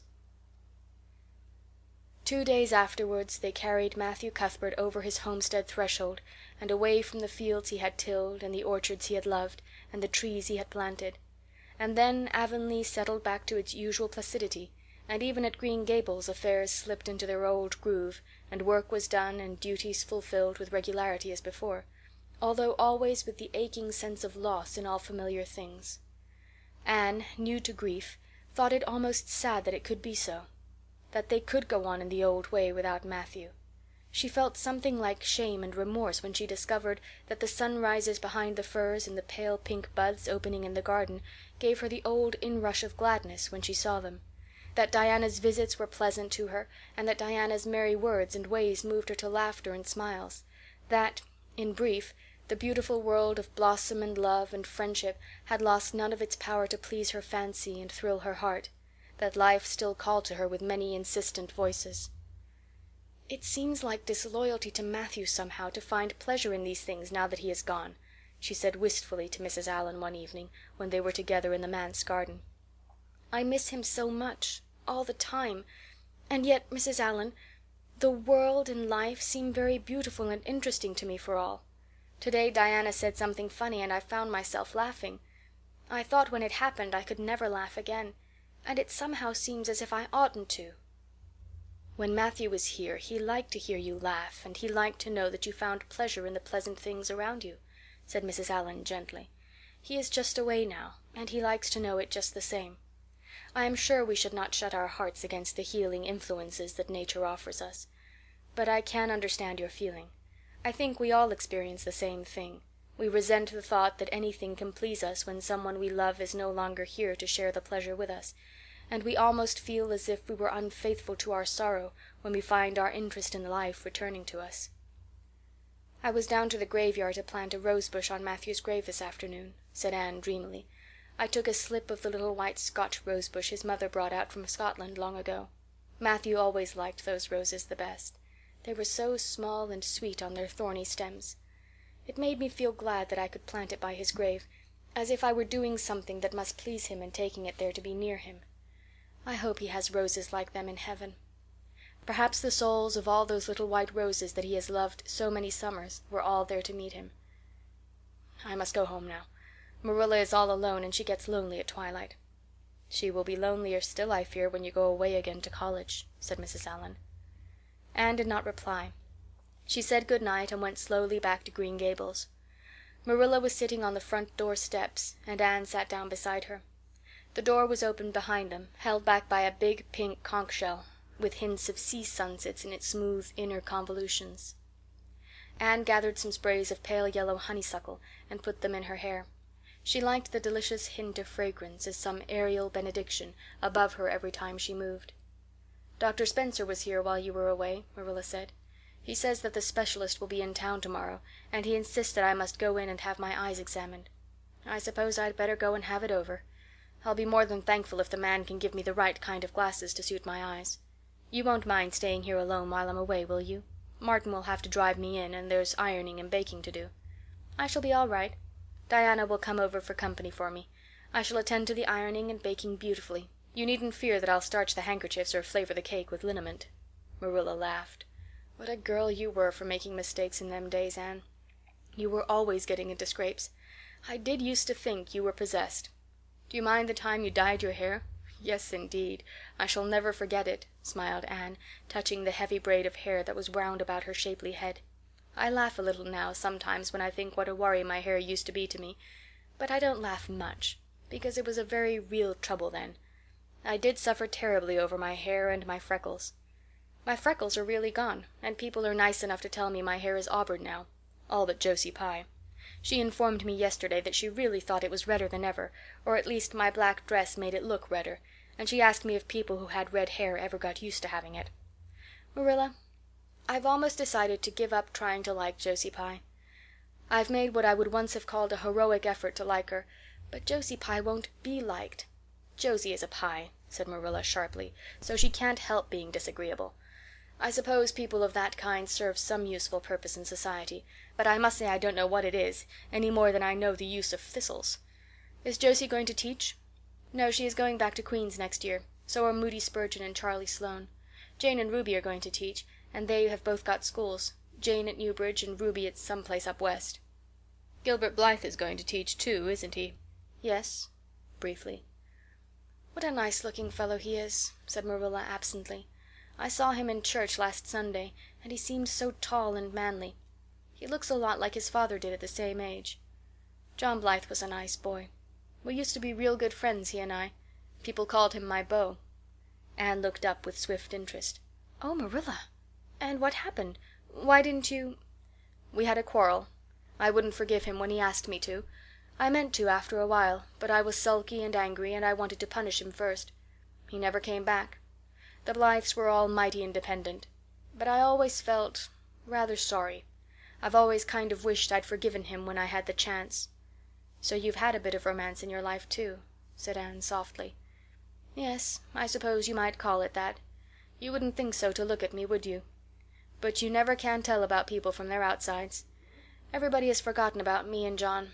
I'd forgotten myself. But it all came back to me when I saw Gilbert last Sunday." End of chapter 37.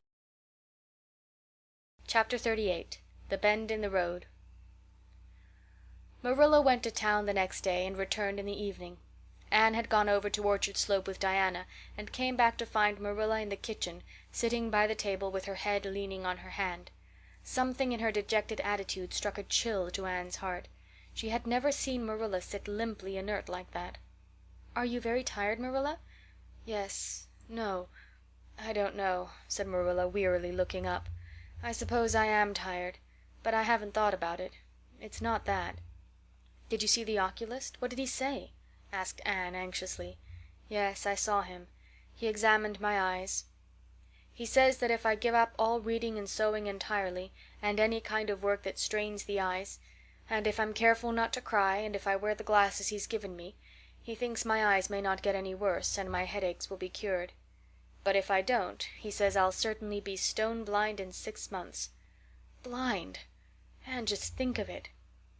For a minute Anne, after her first quick exclamation of dismay, was silent. It seemed to her that she could not speak. Then she said bravely, but with a catch in her voice, "Marilla, don't think of it. You know he has given you hope. If you are careful you won't lose your sight altogether. And if his glasses cure your headaches it will be a great thing." "I don't call it much hope," said Marilla bitterly. "What am I to live for if I can't read or sew or do anything like that? I might as well be blind or dead. And as for crying, I can't help that when I get lonesome. But there, it's no good talking about it. If you'll get me a cup of tea I'll be thankful. I'm about done out. Don't say anything about this to anyone for a spell yet, anyway. I can't bear that folks should come here to question and sympathize and talk about it." When Marilla had eaten her lunch, Anne persuaded her to go to bed. Then Anne went herself to the east gable and sat down by her window in the darkness, alone with her tears and her heaviness of heart. How sadly things had changed since she had sat here the night after coming home. Then she had been full of hope and joy, and the future had looked rosy with promise. Anne felt as if she had lived years since then, but before she went to bed there was a smile on her lips and peace in her heart. She had looked her duty courageously in the face and found it a friend, as duty ever is when we meet it frankly. One afternoon, a few days later, Marilla came slowly in from the front yard where she had been talking to a caller, a man whom Anne knew by sight as Sadler from Carmody. Anne wondered what he could have been saying to bring that look to Marilla's face. "What did Mr. Sadler want, Marilla?" Marilla sat down by the window and looked at Anne. There were tears in her eyes in defiance of the Oculist prohibition, and her voice broke as she said, "He heard that I was going to sell Green Gables, and he wants to buy it." "Buy it? Buy Green Gables?" Anne wondered if she had heard aright. "Oh, Marilla, you don't mean to sell Green Gables?" "Anne, I don't know what else is to be done. I've thought it all over. If my eyes were strong I could stay here and make out to look after things and manage, with a good hired man. But as it is, I can't. I may lose my sight altogether, and anyway, I'll not be fit to run things. Oh, I never thought I'd live to see the day when I'd have to sell my home. But things would only get behind worse and worse all the time, till nobody would want to buy it. Every cent of our money went in that bank, and there's some notes Matthew gave last fall to pay. Mrs. Lynde advises me to sell the farm and board somewhere, with her, I suppose. It won't bring much. It's small and the buildings are old. But it'll be enough for me to live on, I reckon. I'm thankful you're provided for with that scholarship, Anne. I'm sorry you won't have a home to come to in your vacations, that's all. But I suppose you'll manage somehow." Marilla broke down and wept bitterly. "You mustn't sell Green Gables," said Anne resolutely. "Oh, Anne, I wish I didn't have to. But you can see for yourself. I can't stay here alone. I'd go crazy with trouble and loneliness. And my sight would go, I know it would. You won't have to stay here alone, Marilla. I'll be with you. I'm not going to Redmond." "Not going to Redmond?" Marilla lifted her worn face from her hands and looked at Anne. "Why, what do you mean?" "Just what I say. I'm not going to take the scholarship. I decided so the night after you came home from town. You surely don't think I could leave you alone in your trouble, Marilla, after all you've done for me? I've been thinking and planning. Let me tell you my plans. Mr. Barry wants to rent the farm for next year, so you won't have any bother over that. And I'm going to teach. I've applied for the school here, but I don't expect to get it, for I understand the trustees have promised it to Gilbert Blythe. But I can have the Carmody school. Mr. Blair told me so last night at the store. Of course, that won't be quite as nice or convenient as if I had the Avonlea school, but I can board home and drive myself over to Carmody and back, in the warm weather at least. And even in winter I can come home Fridays. We'll keep a horse for that. Oh, I have it all planned out, Marilla. And I'll read to you and keep you cheered up. You shan't be dull or lonesome. And we'll be real cozy and happy here together, you and I." Marilla had listened like a woman in a dream. "Oh, Anne, I could get on real well if you were here, I know. But I can't let you sacrifice yourself so for me. It would be terrible." "Nonsense!" Anne laughed merrily. "There is no sacrifice. Nothing could be worse than giving up Green Gables. Nothing could hurt me more. We must keep the dear old place. My mind is quite made up, Marilla. I'm not going to Redmond, and I am going to stay here and teach. Don't you worry about me a bit." "But your ambitions and—" "I'm just as ambitious as ever, only I've changed the object of my ambitions. I'm going to be a good teacher, and I'm going to save your eyesight. Besides, I mean to study at home here and take a little college course all by myself. Oh, I've dozens of plans, Marilla. I've been thinking them out for a week. I shall give life here my best, and I believe it will give its best to me in return. When I left Queen's my future seemed to stretch out before me like a straight road. I thought I could see along it for many a milestone. Now there is a bend in it.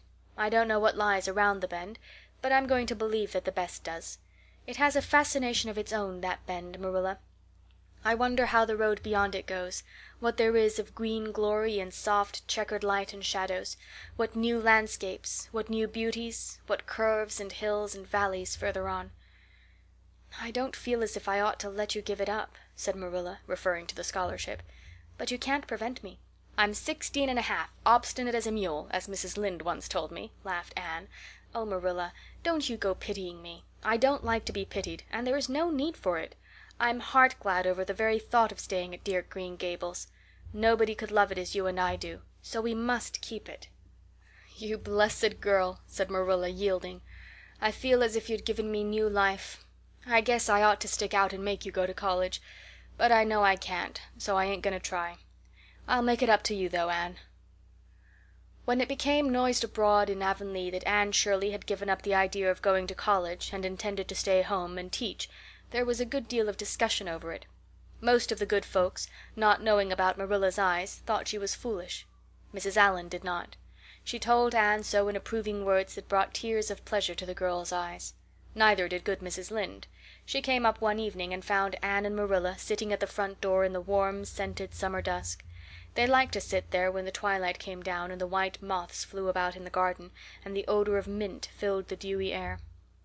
Mrs. Rachel deposited her substantial person upon the stone bench by the door, behind which grew a row of tall pink and yellow hollyhocks, with a long breath of mingled weariness and relief. "I declare I'm getting glad to sit down. I've been on my feet all day, and 200 pounds is a good bit for 2 feet to carry round. It's a great blessing not to be fat, Marilla. I hope you appreciate it. Well, Anne, I hear you've given up your notion of going to college. I was real glad to hear it. You've got as much education now as a woman can be comfortable with. I don't believe in girls going to college with the men and cramming their heads full of Latin and Greek and all that nonsense."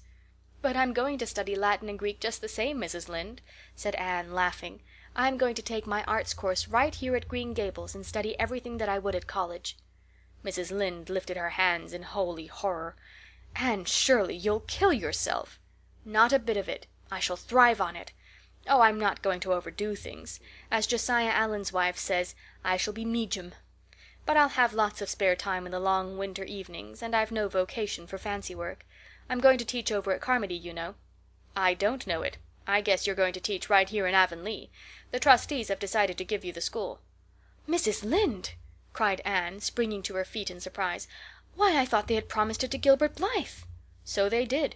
But as soon as Gilbert heard that you had applied for it, he went to them. They had a business meeting at the school last night, you know, and told them that he withdrew his application and suggested that they accept yours.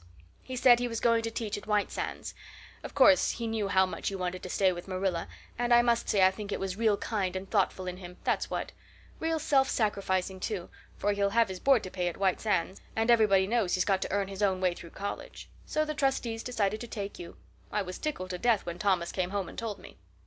"I don't feel that I ought to take it," murmured Anne. I don't think I ought to let Gilbert make such a sacrifice for me."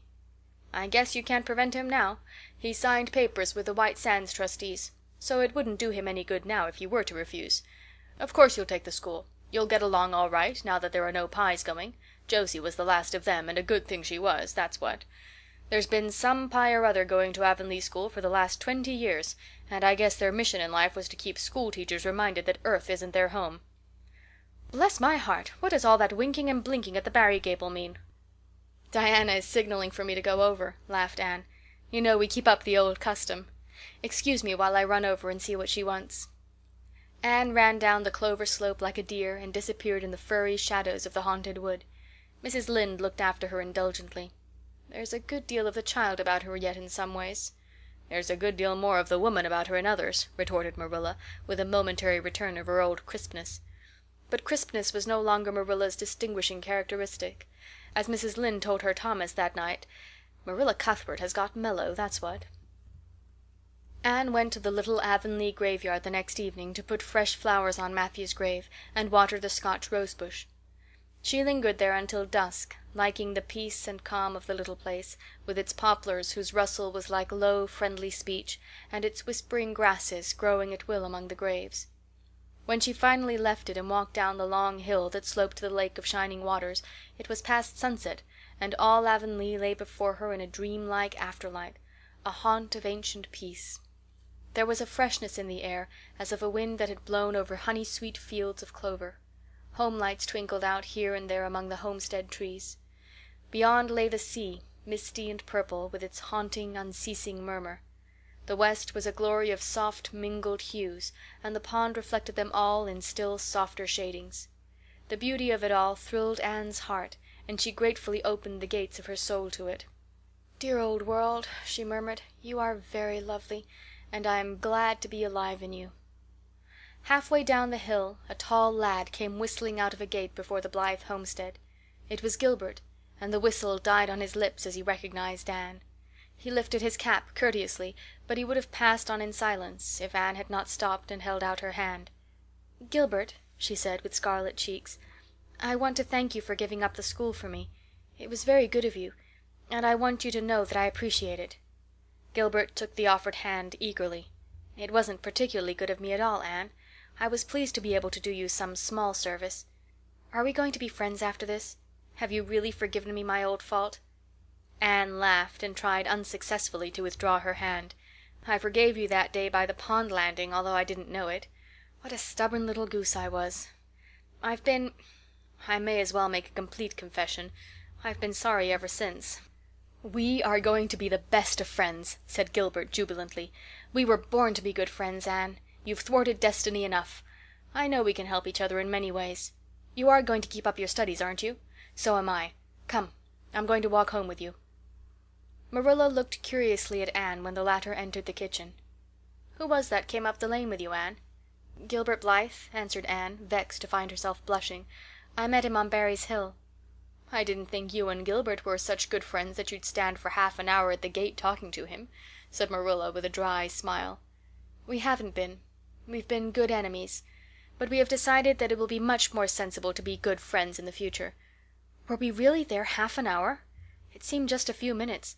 But you see, we have 5 years' lost conversations to catch up with, Marilla." Anne sat long at her window that night, companioned by a glad content. The wind purred softly in the cherry boughs, and the mint breaths came up to her. The stars twinkled over the pointed firs in the hollow, and Diana's light gleamed through the old gap. Anne's horizons had closed in since the night she had sat there after coming home from Queen's. But if the path set before her feet was to be narrow, she knew that flowers of quiet happiness would bloom along it.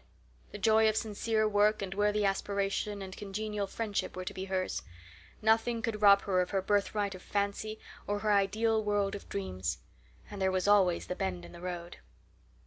"God's in his heaven, all's right with the world," whispered Anne softly. End of Chapter 38. End of Anne of Green Gables.